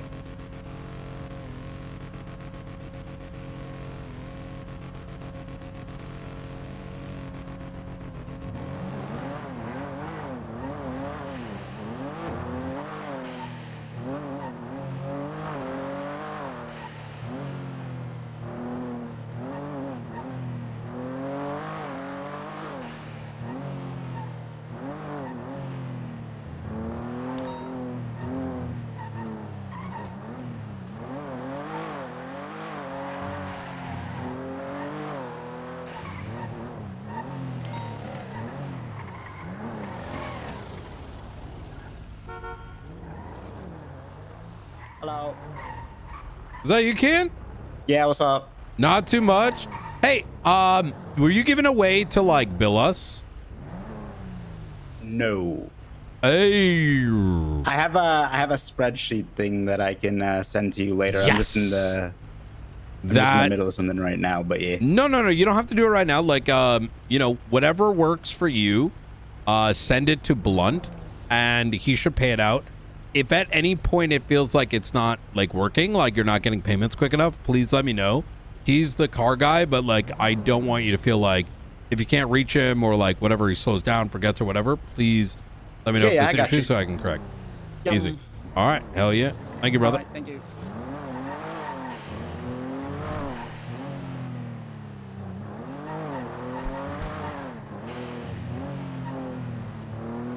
He's coming in as a rookie, as a recruit, and then evaluate to a rookie. Because he already has PD experience. So we're just going to have him like, you know, double check his capabilities.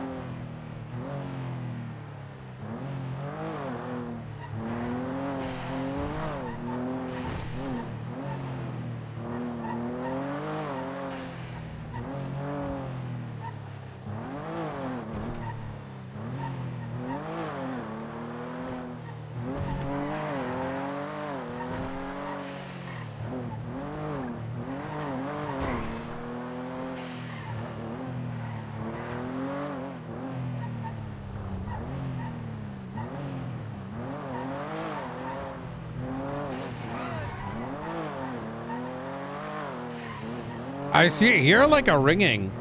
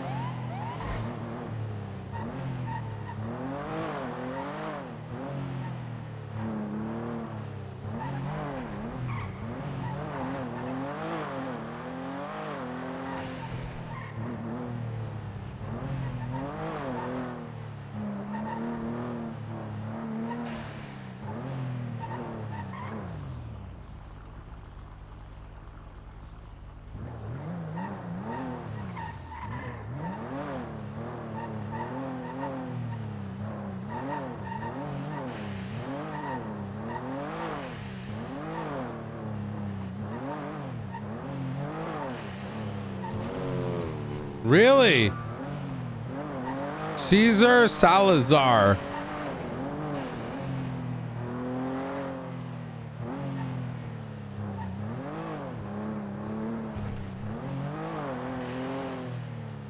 There's a lot of cadets, huh? Oh, did they have training today?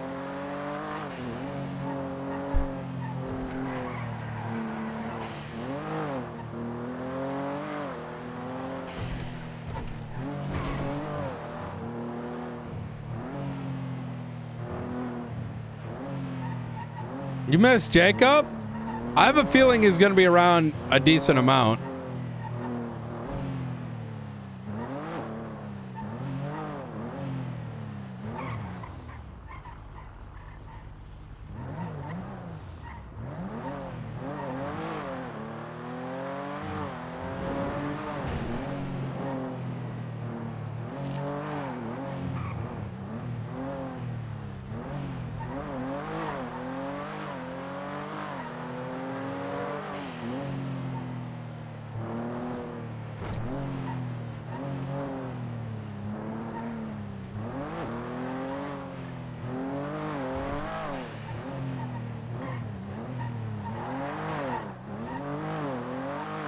No, the squeakiness is pretty normal. It's like the tire marks.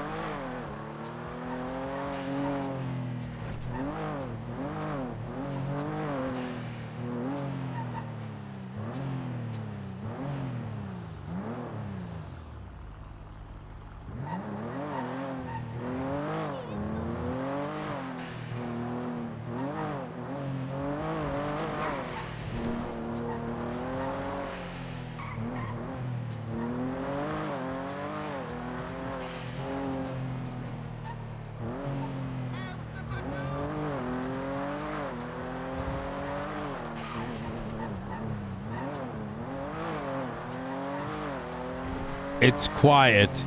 Too quiet.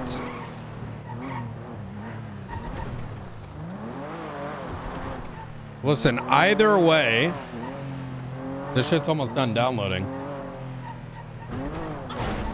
My hype meter is skyrocketing.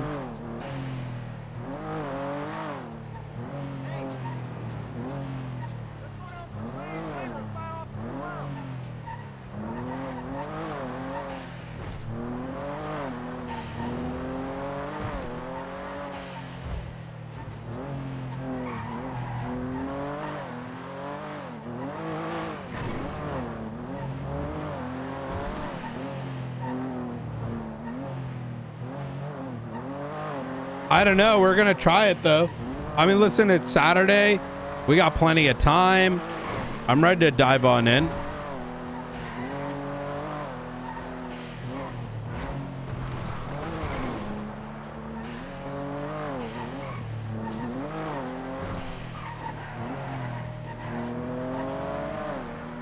How are they going to... Did they announce how the wipes are going to be?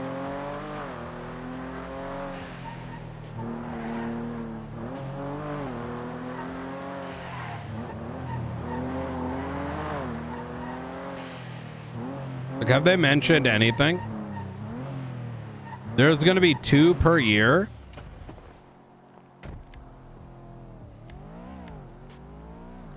Wait. Wait. I heard 2 characters.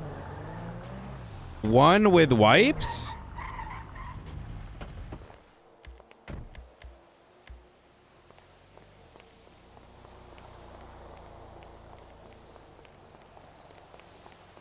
Two per year is only...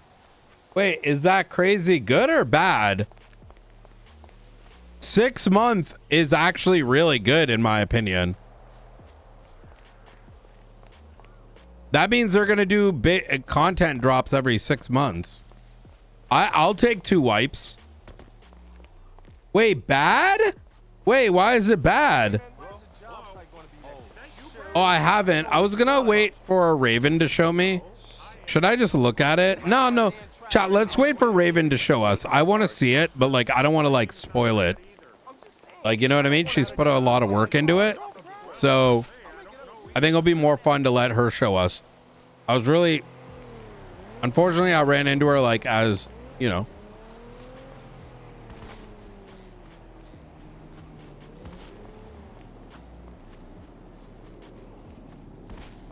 Late wipe becomes stale. I mean... Yeah, but are you trying to play Tarkov? Like, wait, you want more than 2 wipes a year? I think the 2 wipes a year... Okay. To be fair... I think it must have been a wrong number. You take care now. Oh, okay. I guess in my mind, I rather play twice a year. I think the bulk of people are only going to play. I think the vast majority of people don't play enough wipes. So they're aiming for a bigger crowd of people. And I think the second thing is, I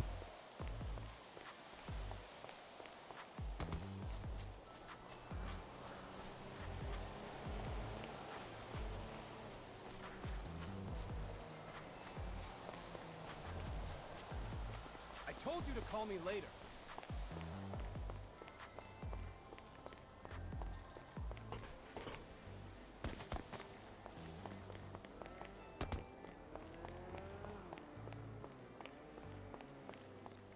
I just realized something. That guy walks across and always likes to sit here.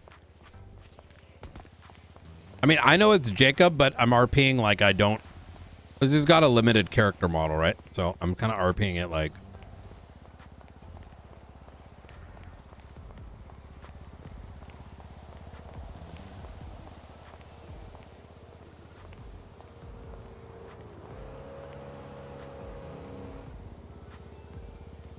Wait, this is a nice spot.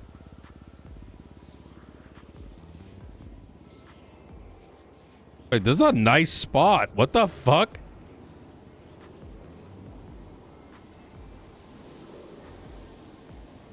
Holy shit. This is better than where Nino used to sit. Oh my God.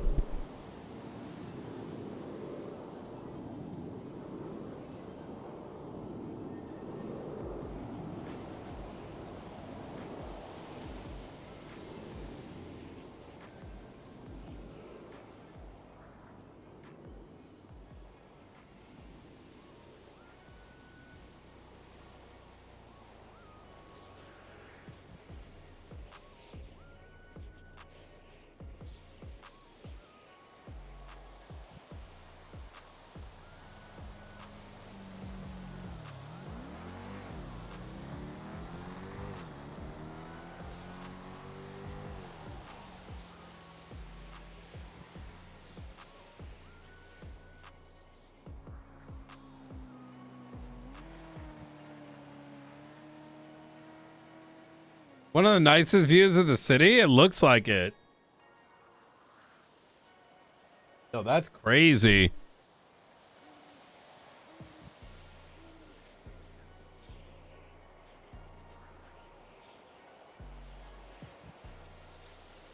Man, what a good time.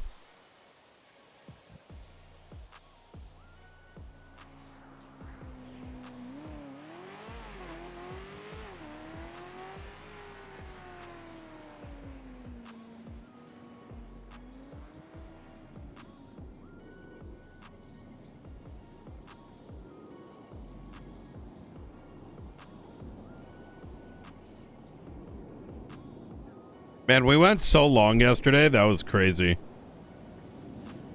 I like that the weekend kind of chills a bit.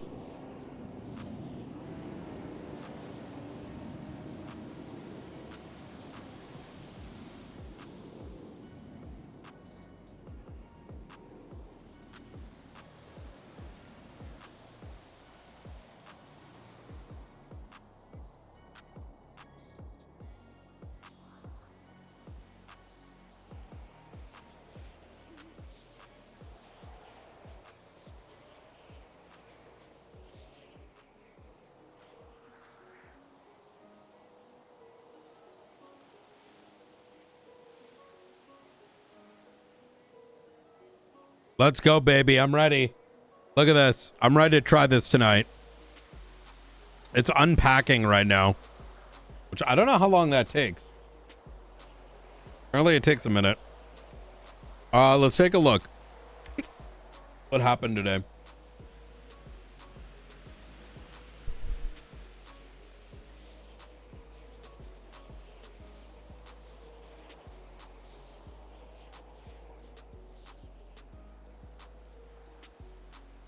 Oh, I got Tinkleman going. Eric Trigg. What?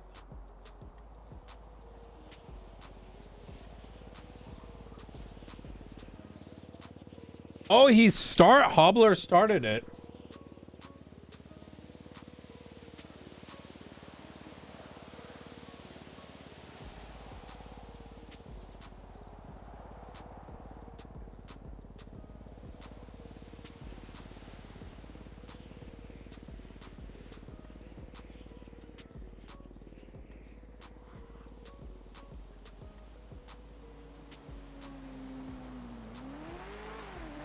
Mmm.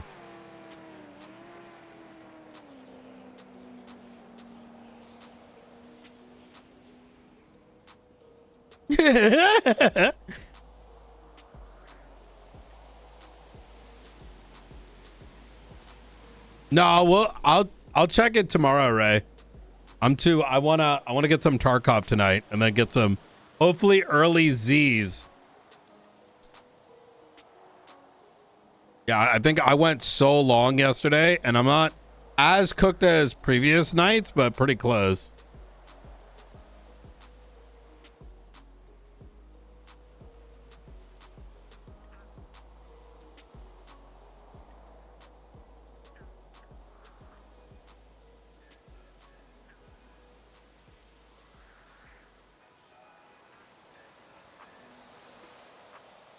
One thing I want to do actually, while we're letting that unpack and it's halfway done, is let's go into Theta.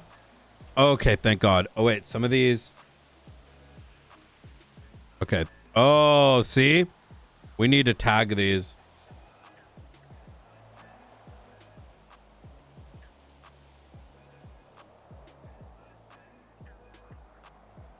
This may sound stupid, but it makes it easy to, you just, like, if you have access, you just search faceless.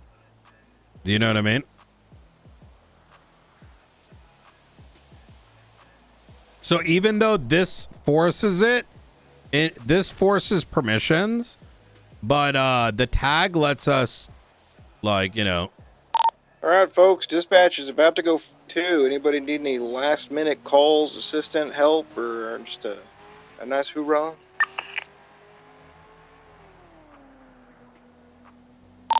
Only to say thank you, dispatch. Yes, good. Bow down to me and my superiority. Multitasking. Right? No, you heard me.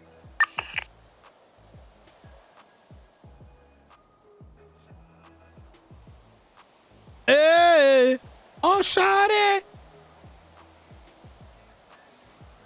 All right, everybody. This is dispatch. DC 5200 going 1042. Good night, everybody. Stay safe. Good night. Y'all do me a favor, okay? Attach those damn 77s when they call for them, all right? You'd hate it if it was you stuck there alone, some freak in front of you. Hey, for him, Hara. Have a good one. Hell yeah. Good night, y'all. Avoid the loop. Bye. Never do, sir. Never do. Wait, avoid the lube?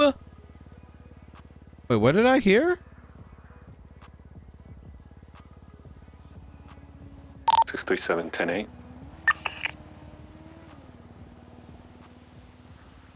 I thought I heard lube.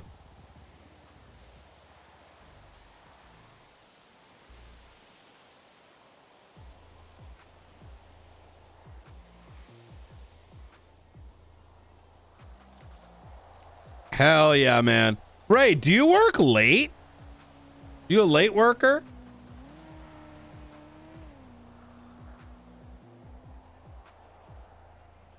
Oh, get the name Brian.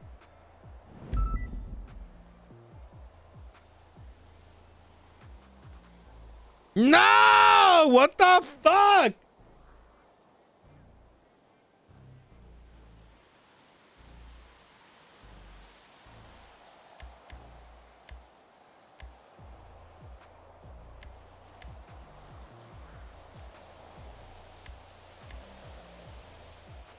MDC.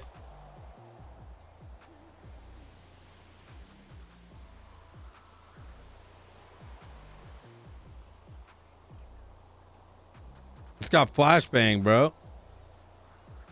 There we go.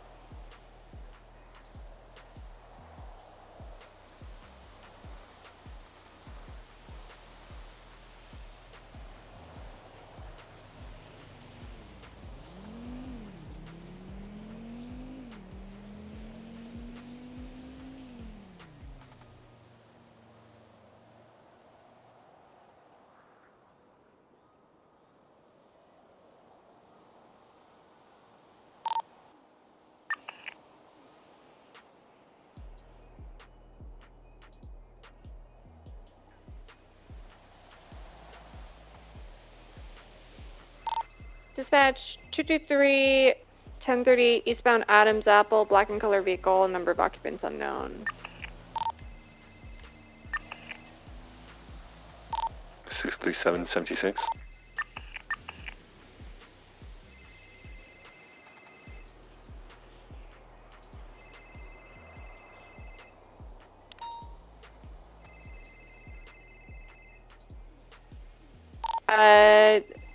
Dispatch traffic 22376 Lindsay Circus. I'm trying to remember something. What's the one?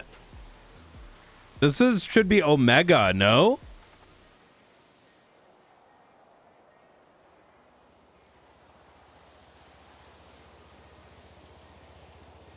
Yeah, this one should be Omega. 400 show me out on 1030 westbound. The Lindsay Circus with Mama Musika. 637 23. Yeah, 23. You guys good over there? If we have 3 units. Hey, firm. 76 to the 37s on picture perfect.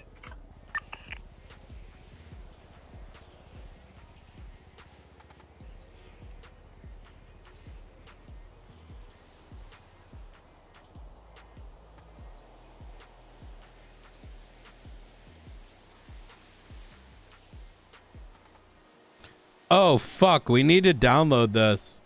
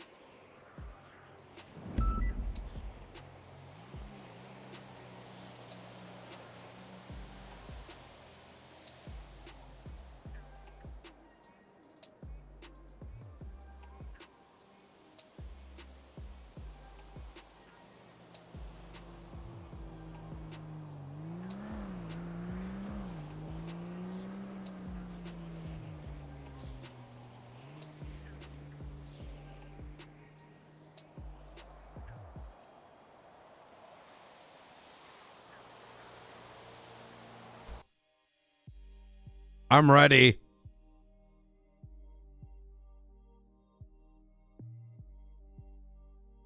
I'm ready. I'm excited and ready. Integrity check and then good to go.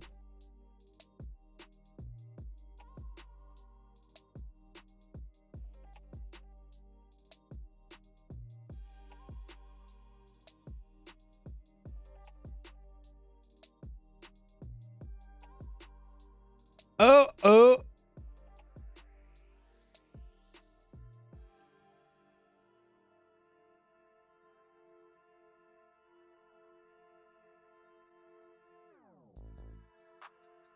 Oh my God.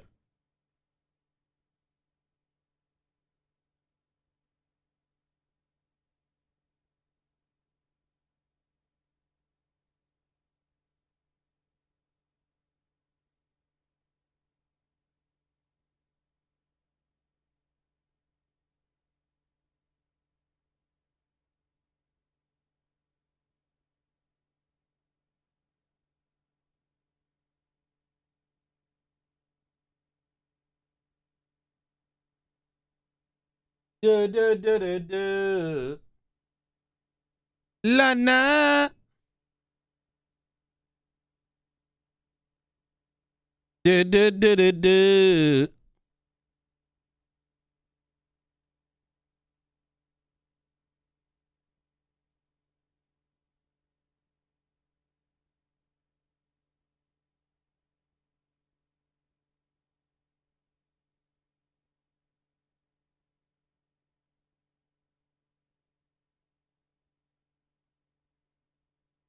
All right, let's go. I am ready.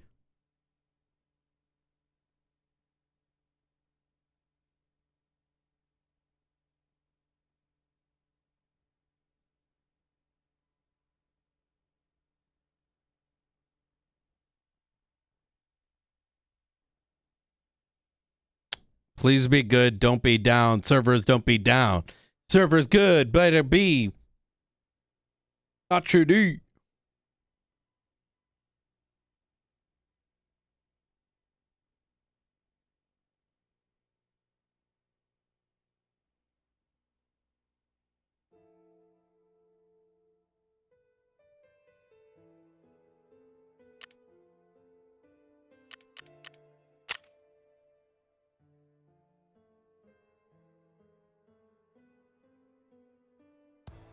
Do we want USEC or do we want Bear? I don't actually know what the difference is anymore.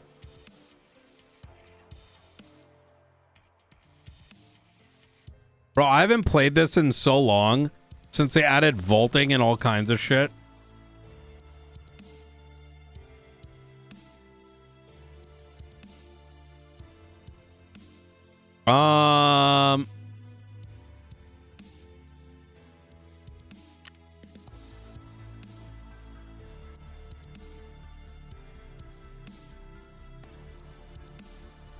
Hold on, let me look this up. USEC versus Bear 1.0.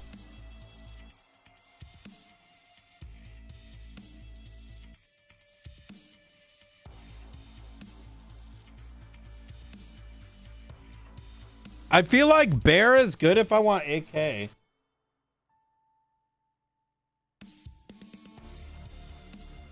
Wait, you know how we're gonna do it?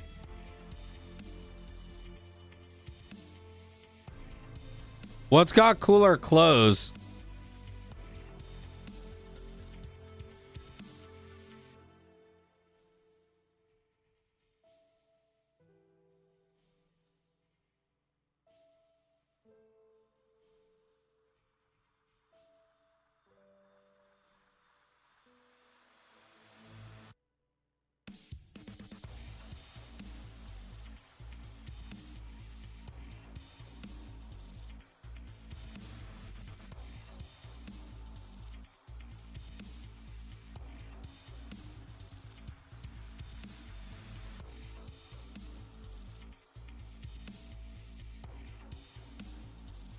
I think I'm gonna go Bear.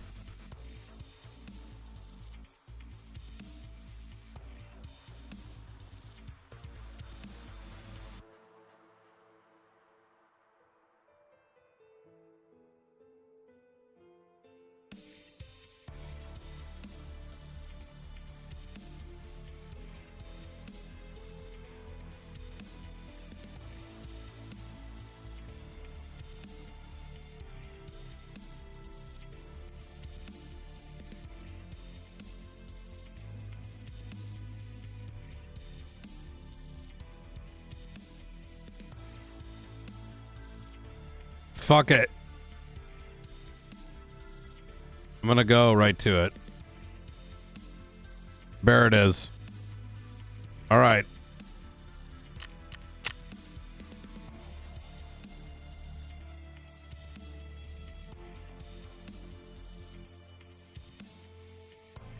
Well, I gotta up my... Oh, yeah. I named myself Twitch Chat. Kick Chat.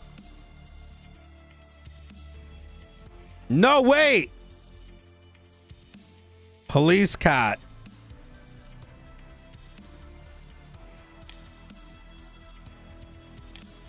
Надоело все. Fucking terror group. What about command? They just left us. What's up over there? Never mind. No one's left behind? Yeah, sure. Never mind. We still got a work to do. They sound the same. Oh, it's nothing. No one's left behind? Yeah, sure. Just stay focused, guys.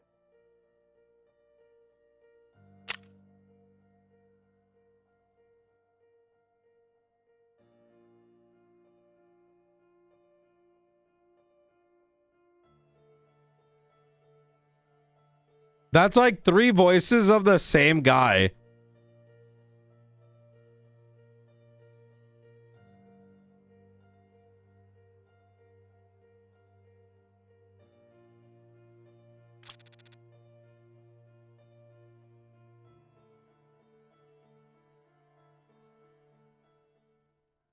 Wait, is there a fucking tutorial?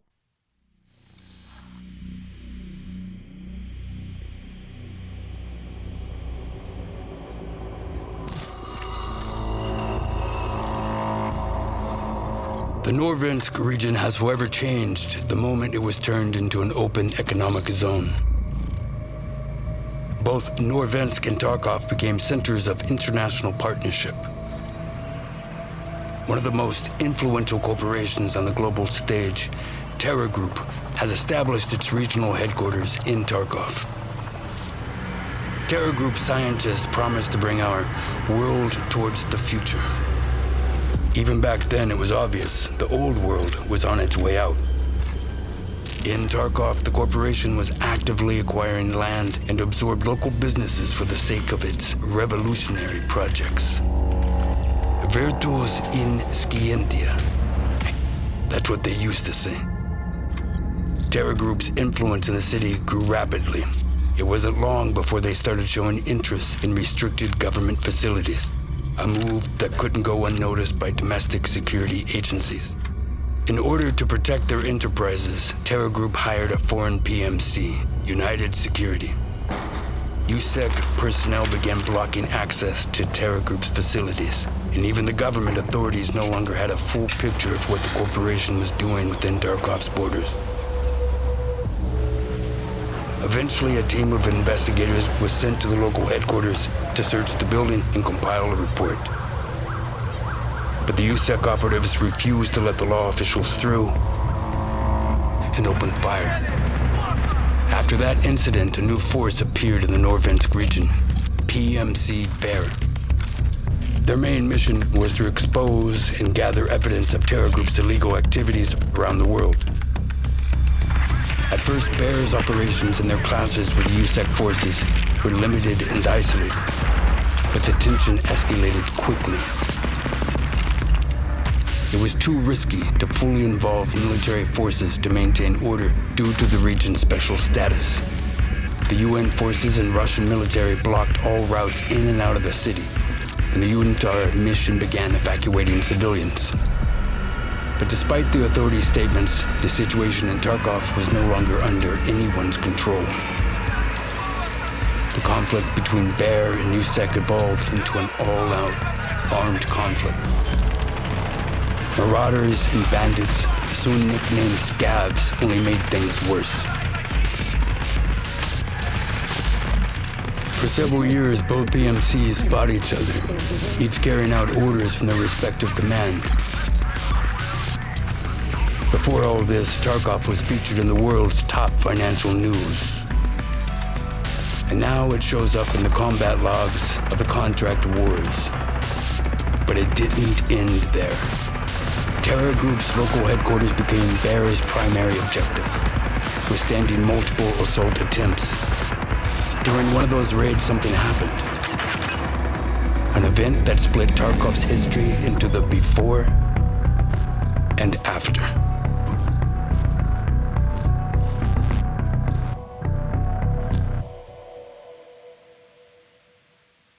Okay, that was kind of fire.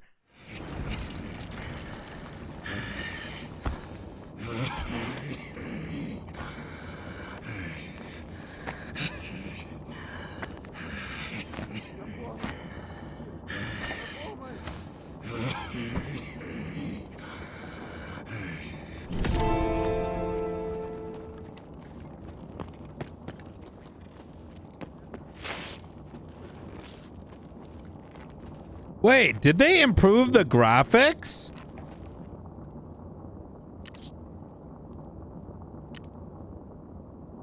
The graphics and shit look so much better since last I played. What the fuck?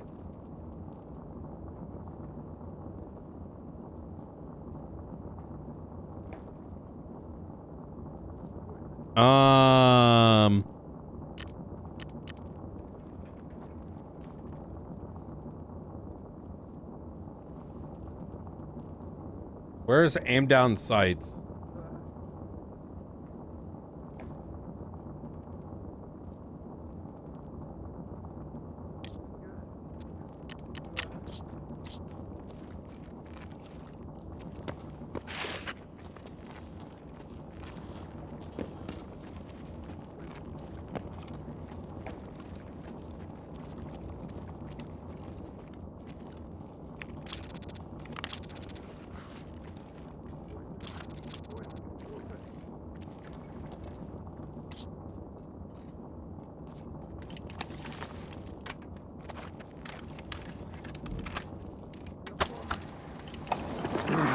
Всем выжившим мирам. После взрыва электроника вырубилась. Повторяю, связи нет. Операция отменяется. Отходим к точкам эвакуации сами. Двигаться с соблюдением осторожности. Кодовое слово – вода мокрая.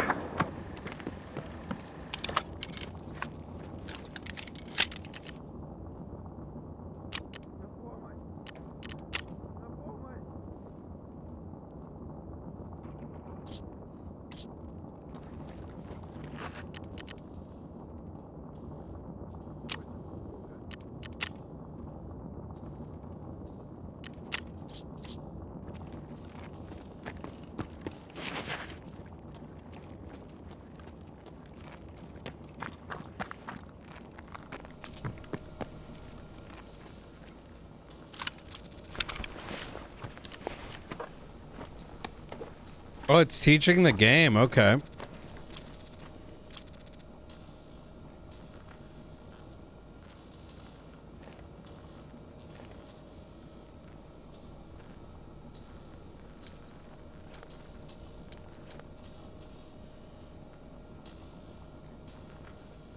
How do you bind again?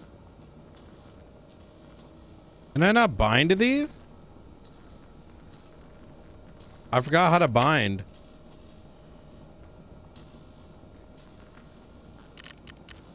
Bro, this looks so much better now. What the fuck?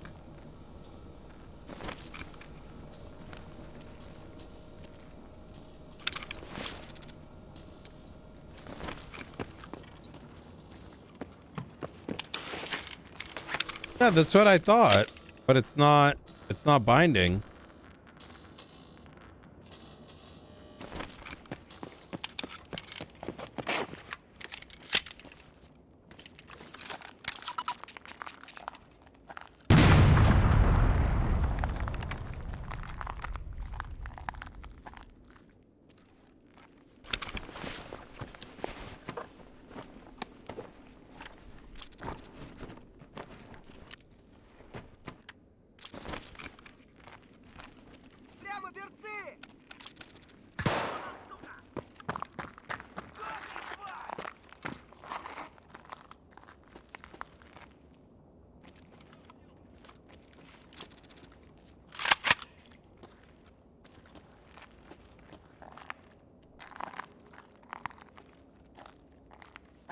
No, not my. I played Tarkov a lot before.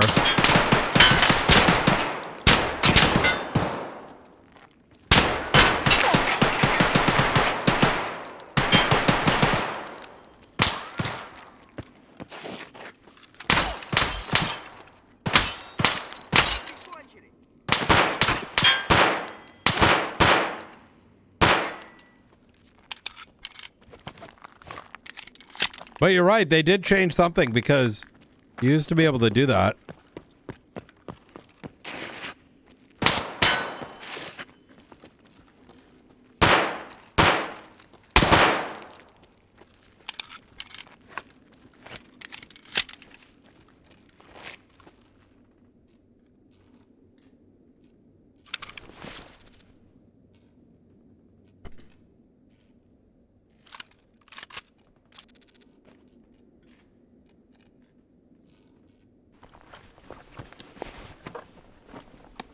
Just need magazines and shit.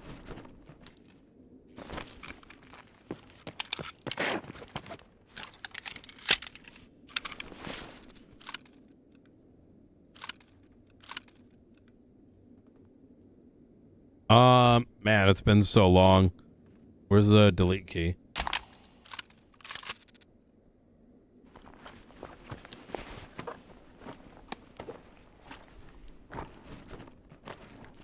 Oh, you drag to the bottom.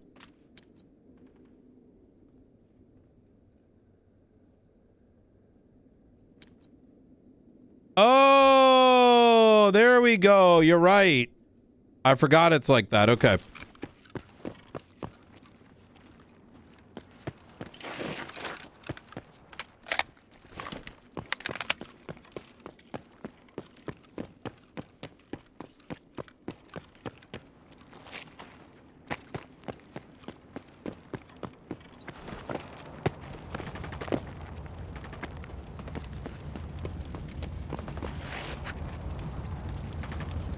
You don't think I get to escape with these items, do you? Let's go back, only because, like, what if I get to keep this gun after the tutorial? Bro, this game looks so much better. I don't know what they did, but this is not how the game looked over a year ago.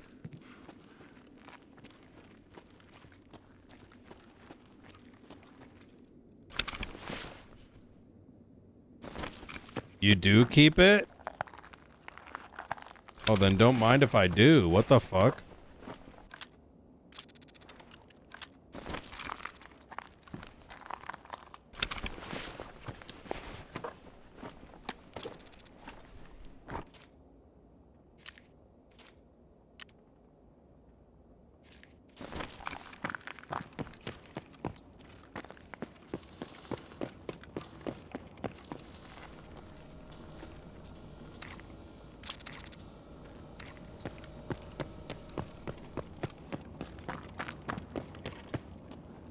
Wait, so where's my LEDX?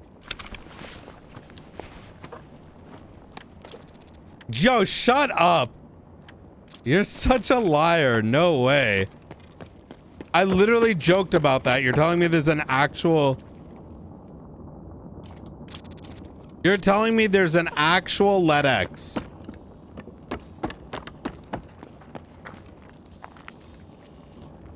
There's a legit LEDX at the end.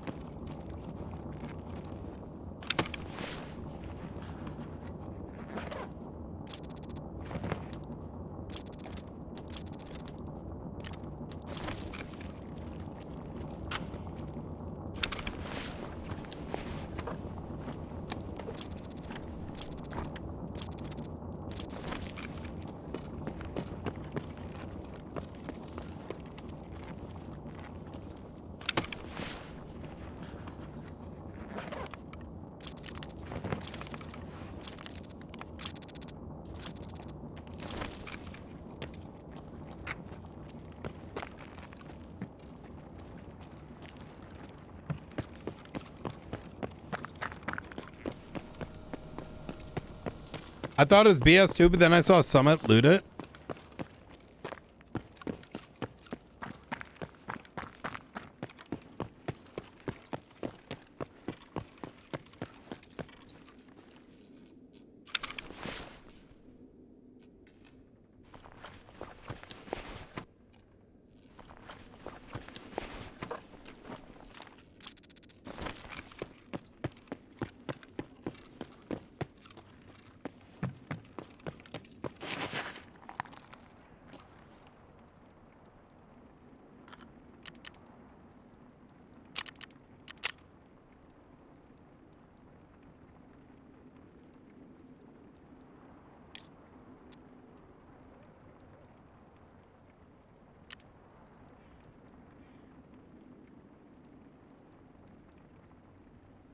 I'll have to fix my quality. No wonder. I was like, why is the texture so shit?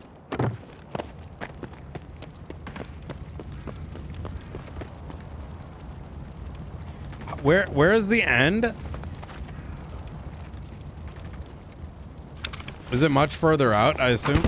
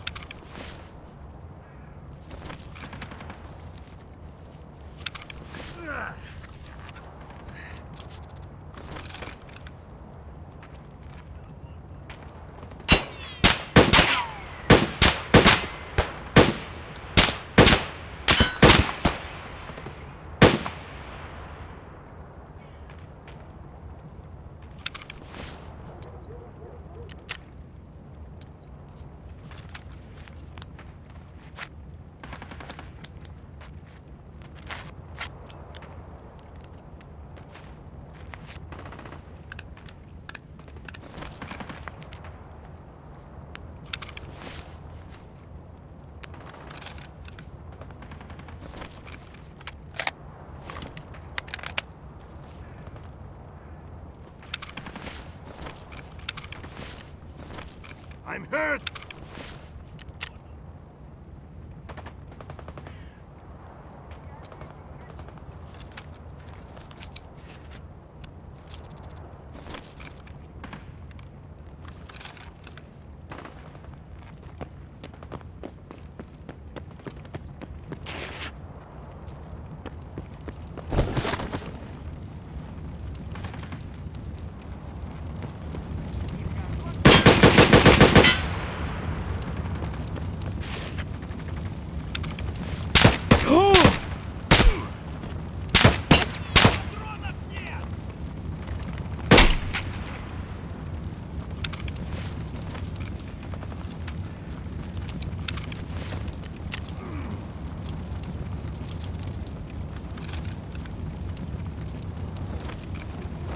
Oh my god.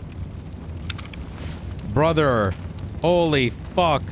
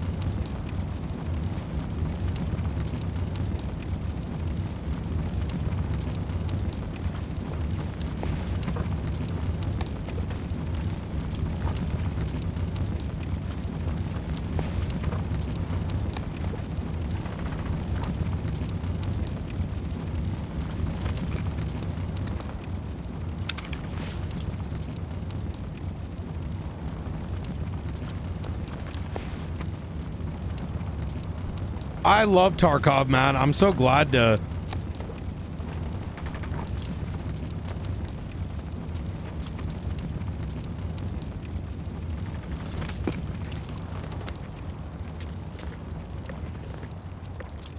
I'm excited as fuck for this.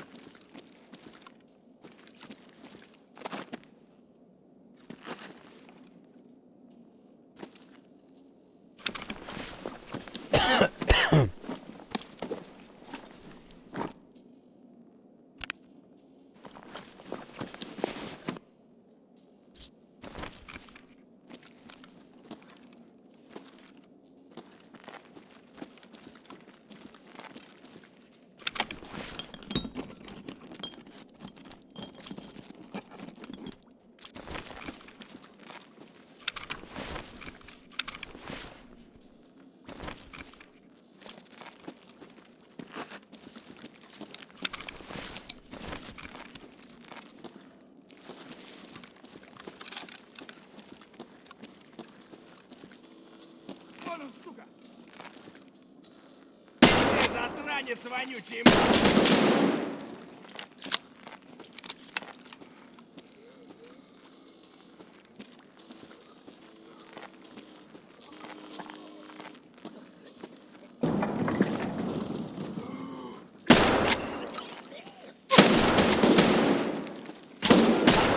Сука! Стрелял!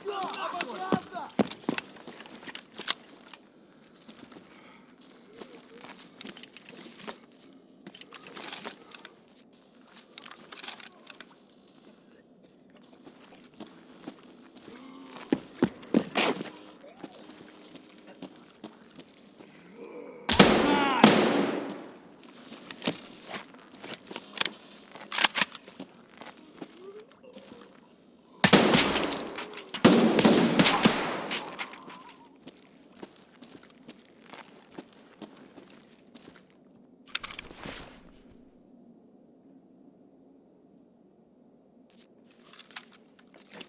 I did not realize I was starving.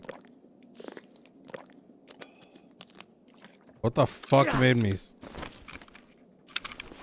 Fuck's making me starve, bro?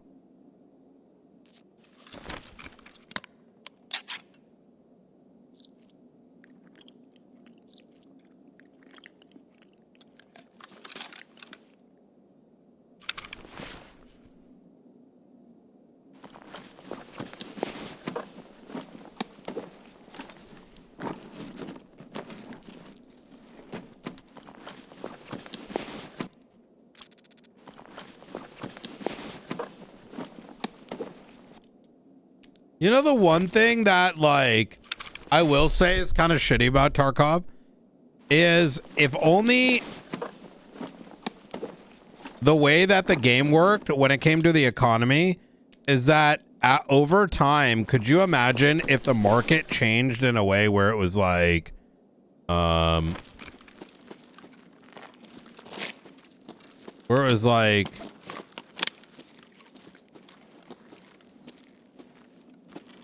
you know how you build up your base?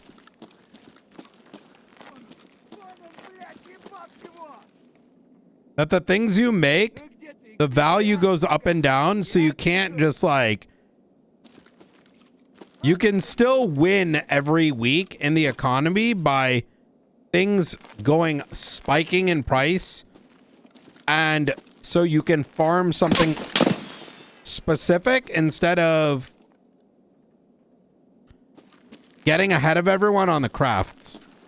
IMO.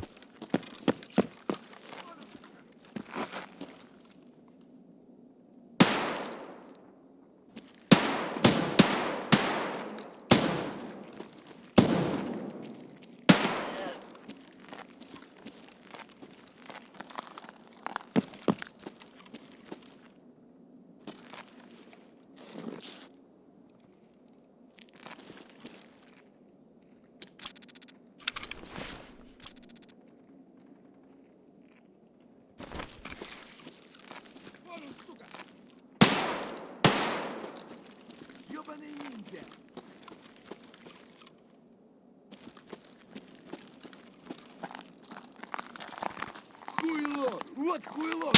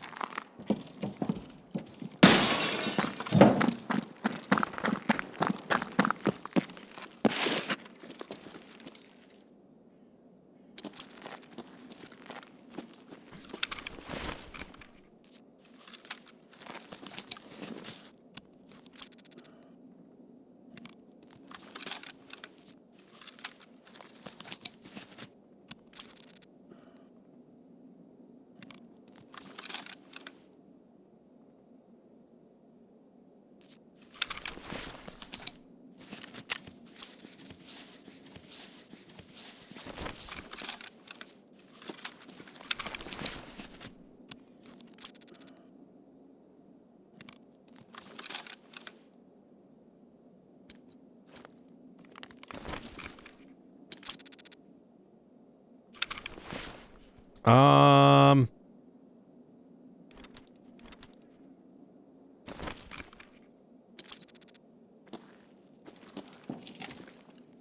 I want these meds because we're gonna need them probably.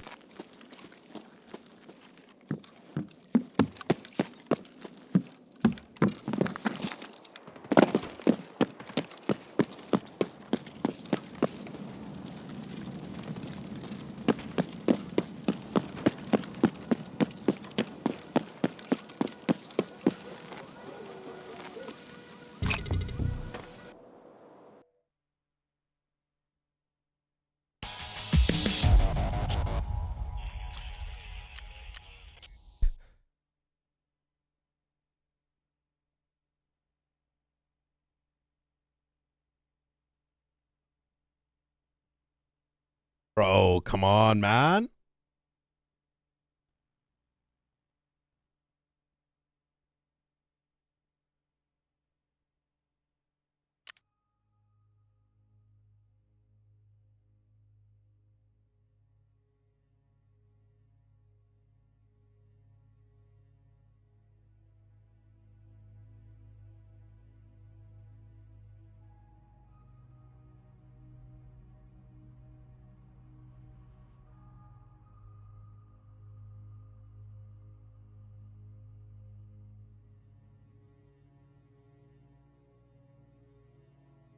Um.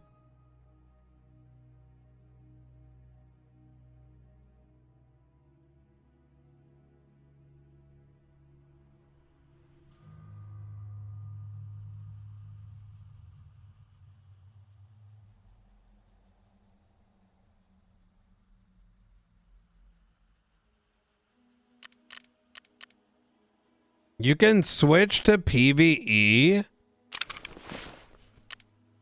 Okay, so here's all my shit. And then I have like, I think I have like a huge, wait, is this max lines? How do I know if,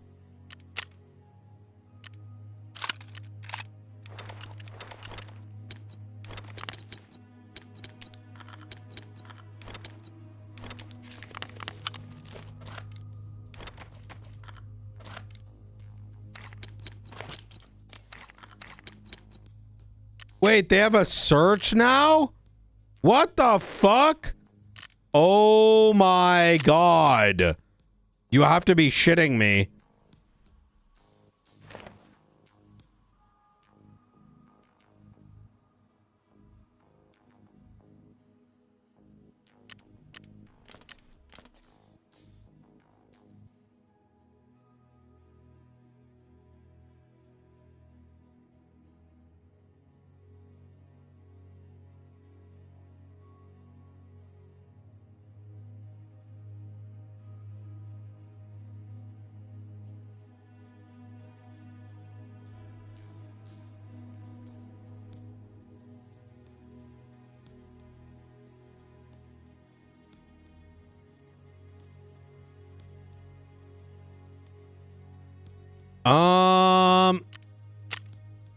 Wait, prestige? Wait, you can prestige every season?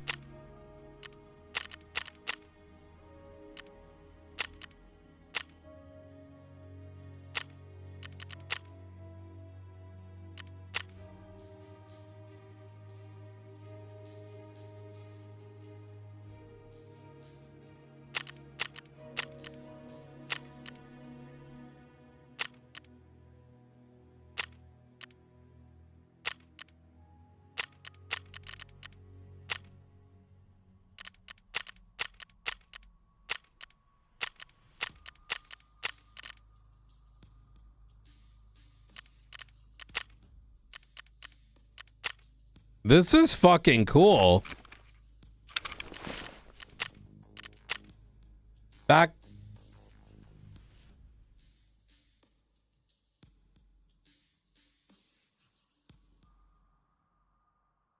Talk to Ragman and talk to therapist.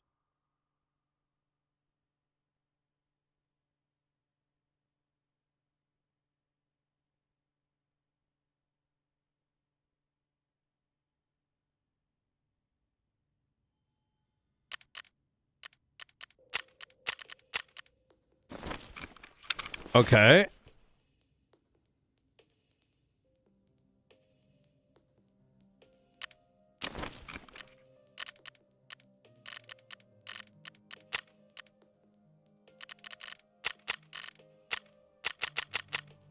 Wait, do I meet them in person?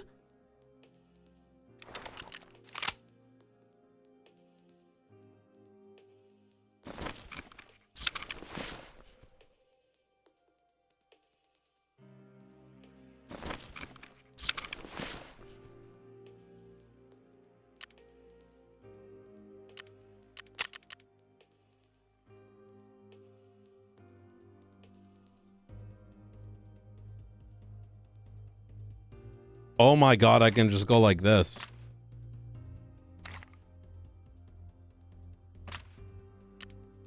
Bro, this is sick. You have to be shitting me.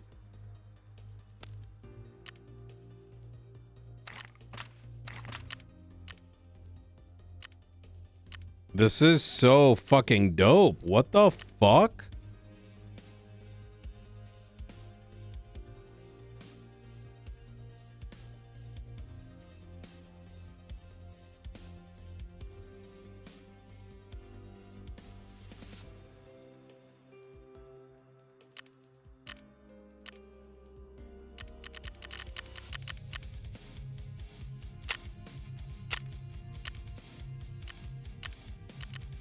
Okay,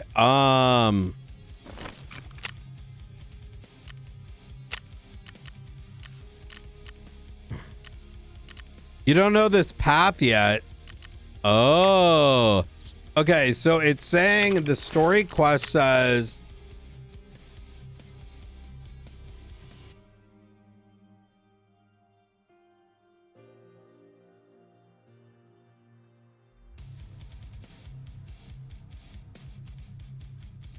to get through the city streets, I'll need help from a certain therapist. She knows the safe approaches to the streets of Tarkov, and without her intel, heading in would be too risky. She'll also be a VOD contact down the line. I could also bypass the downtown area and into the highway intersection that leads towards the port.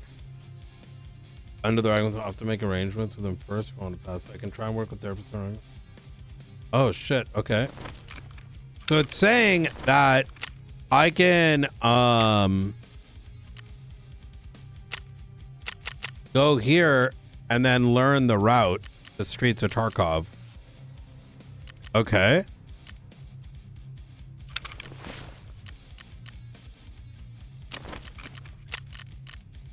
And do visit? Wait. Добрый день. Oh. All right, guys, we're given... Wait, so I don't go in the map? This is how you're supposed to do it? Oh!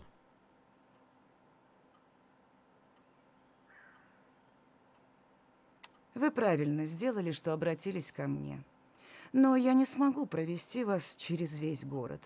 В Таркове ни у кого нет полного контроля над территорией. Act wisely in finding me, however, I cannot guide you through the city. No one has complete control over the territory. How can you help me then? I need to know my way around this Я place. знаю людей, которые могли бы показать вам безопасные маршруты в городских кварталах. Но вы должны понимать, что на удержание этих проходов уходит немало ресурсов. Need resources? Do I gotta pay? You're not gonna help me for free. Разумеется, нет, молодой человек. Эти маршруты нам нужны для эвакуации гражданских из наиболее опасных участков. И мы не можем оставить их без поддержки. Okay, how much? Недавно один из маршрутов попал под обстрел, поэтому восстановление будет недешевым. All right, I got money.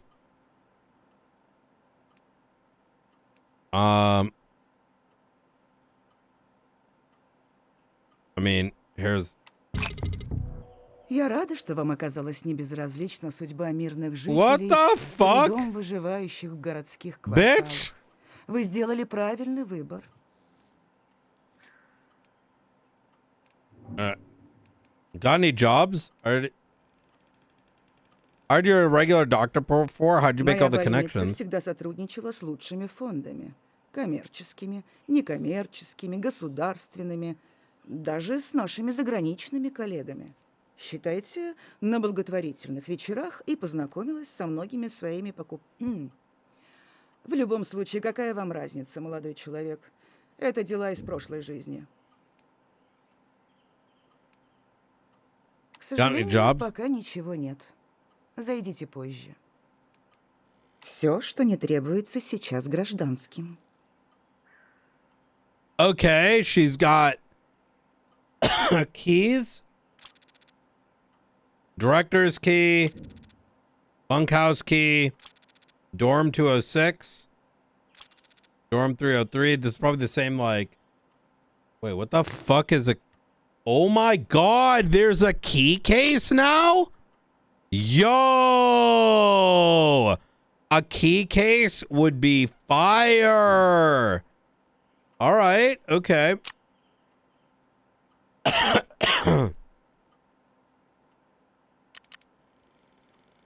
Director's key would be fire, so let's...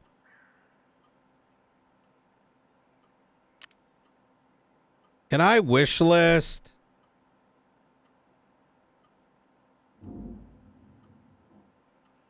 What does this do? Add...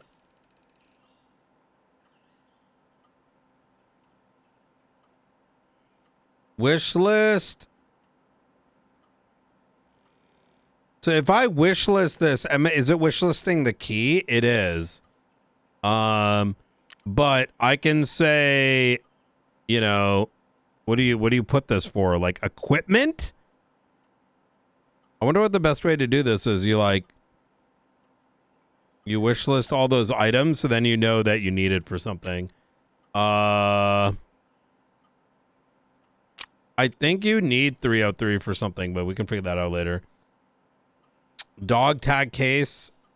Okay. All right.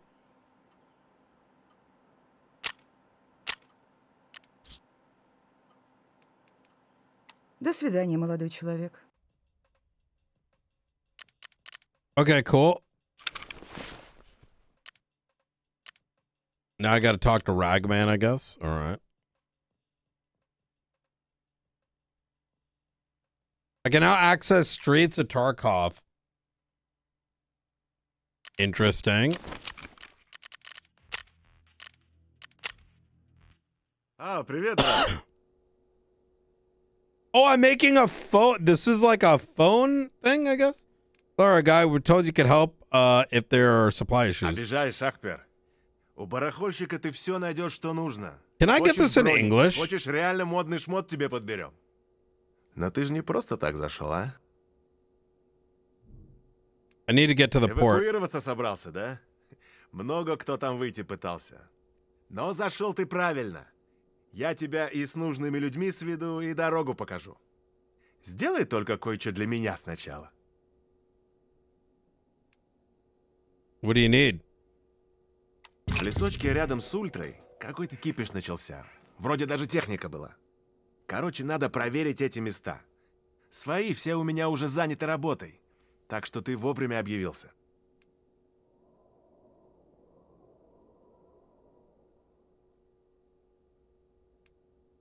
You got anything more serious? Больно ты шустрый, брат. Если инфу достанешь, так и покруче работу тебе найдем. Так что возвращайся, как осмотришься. Okay. Если не говорить о нынешнем времени, то мне однажды удалось сбыть партию паленых сумок Луи Питон. Никто так и не понял, что они были не настоящие. Только, брат, никому об этом, а то моя репутация пострадает. Прости, брат, сейчас ничего нет. Конечно. У меня как раз обновление небольшое было. Okay, cool. You can buy a bunch of shit. It's very similar to what used to be a buy before. А я все ждал, когда ты это спросишь. I mean, wait, most things are trades now. Okay. Ага, на связи тогда.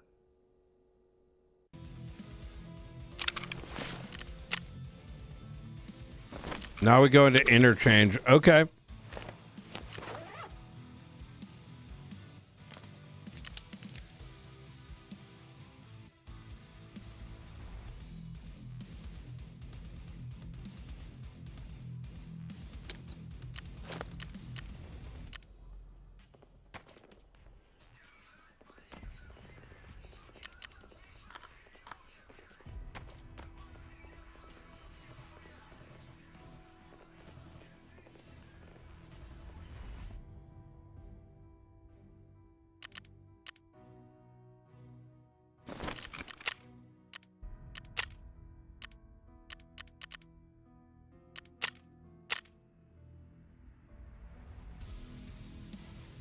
Am I insuring this stuff? I wonder how bad insurance is now. How much money do I have? Oh my god, it's 270K.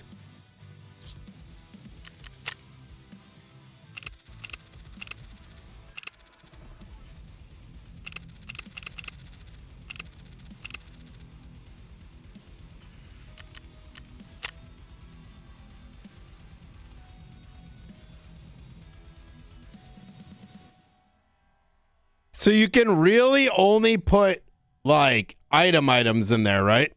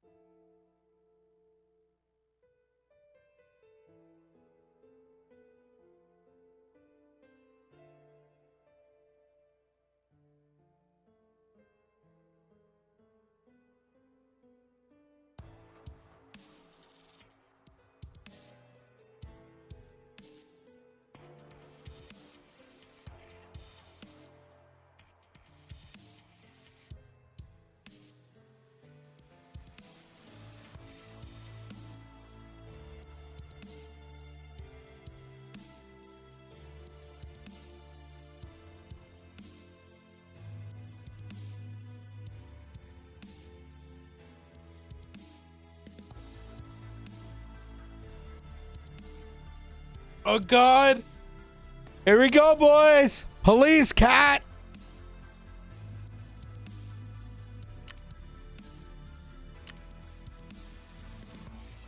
How do I know for sure I've got, you know, like all my shit?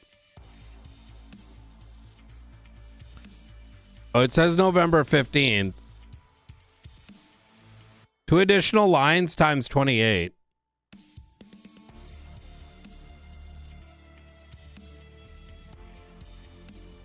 Okay, mine is maxed out. It should be.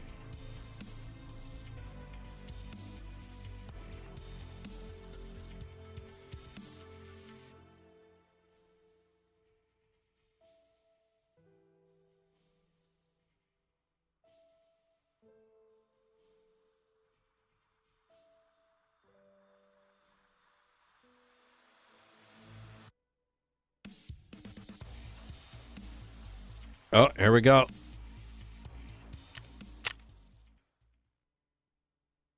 Equipment preview. I'm assuming if you go in with multiple players, you can like with a team, you can see their gear. All right, let's do this, boys. Oh my god, I forgot to update the graphics.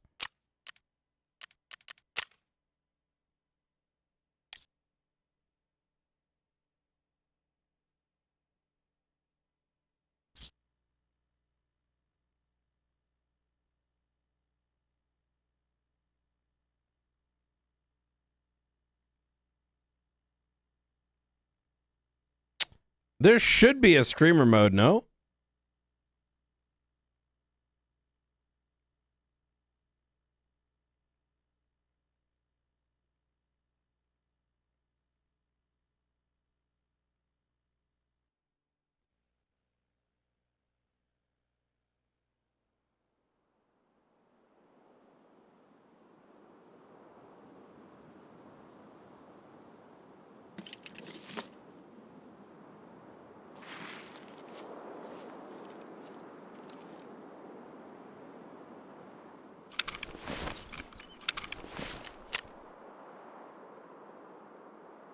I have to just extract. Okay.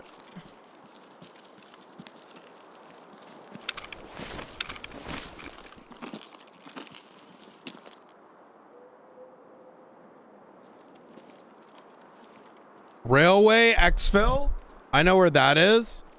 Scamp, camp, and Smuggler's Tunnel. I don't remember what Smuggler's Tunnel is. Wait, well, how do you play this game if you've never played it before? Aren't noobs gonna get wrecked? Like if you don't know where the exits are.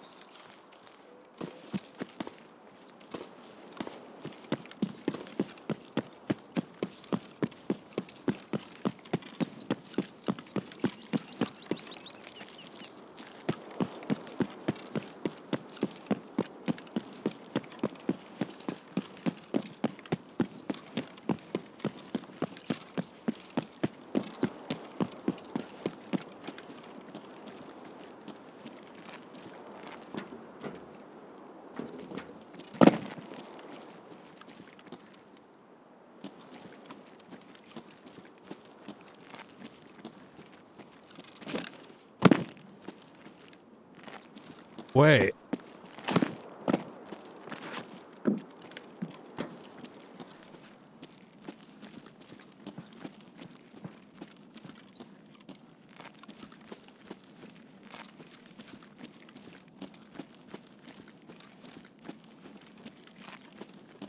I always, in my opinion,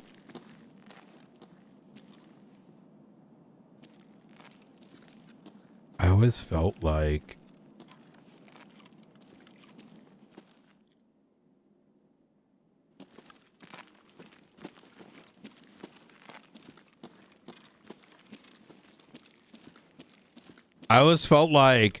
you should be able to get the map in this game, like, very easily.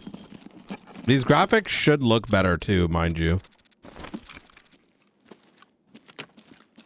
It's just,